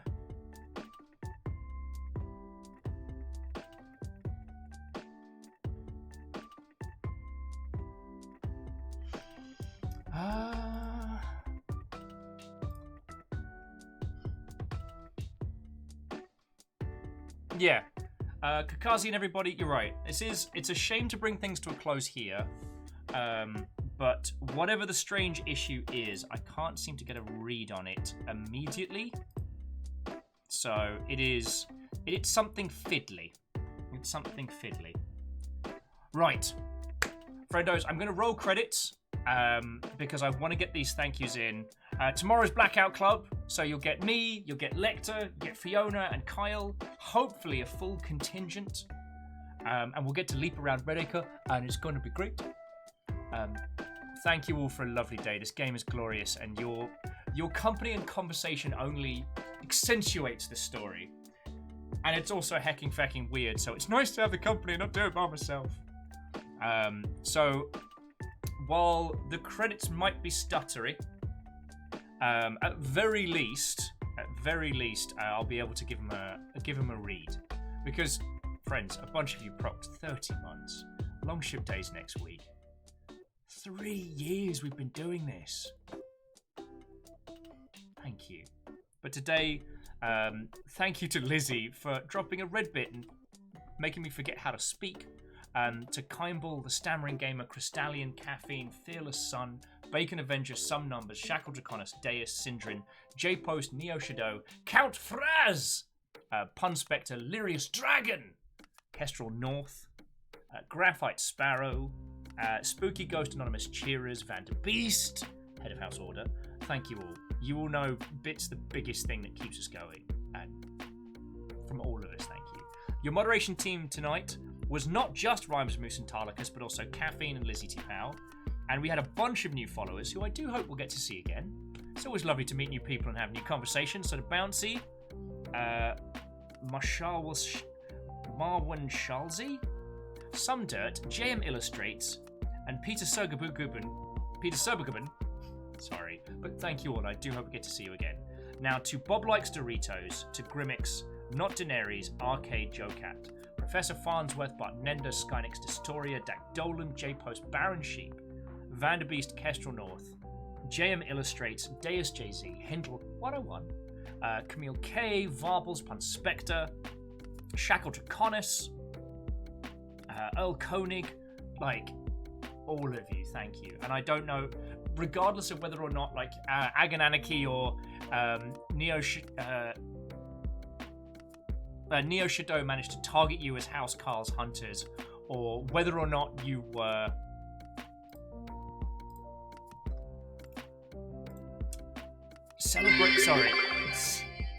Proper post-credit bits. Why are you like this? Why are you like this? Glorious terrors, a lot of you.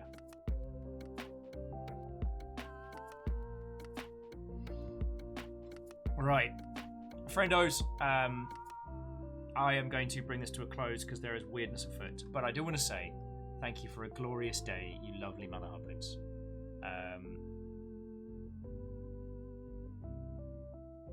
God, yeah, it just doesn't like my camera being in full screen. That is very odd. Hopefully the camera's not dying. We might do some test streams tomorrow before Blackout Club. Right, all of you, have a lovely evening.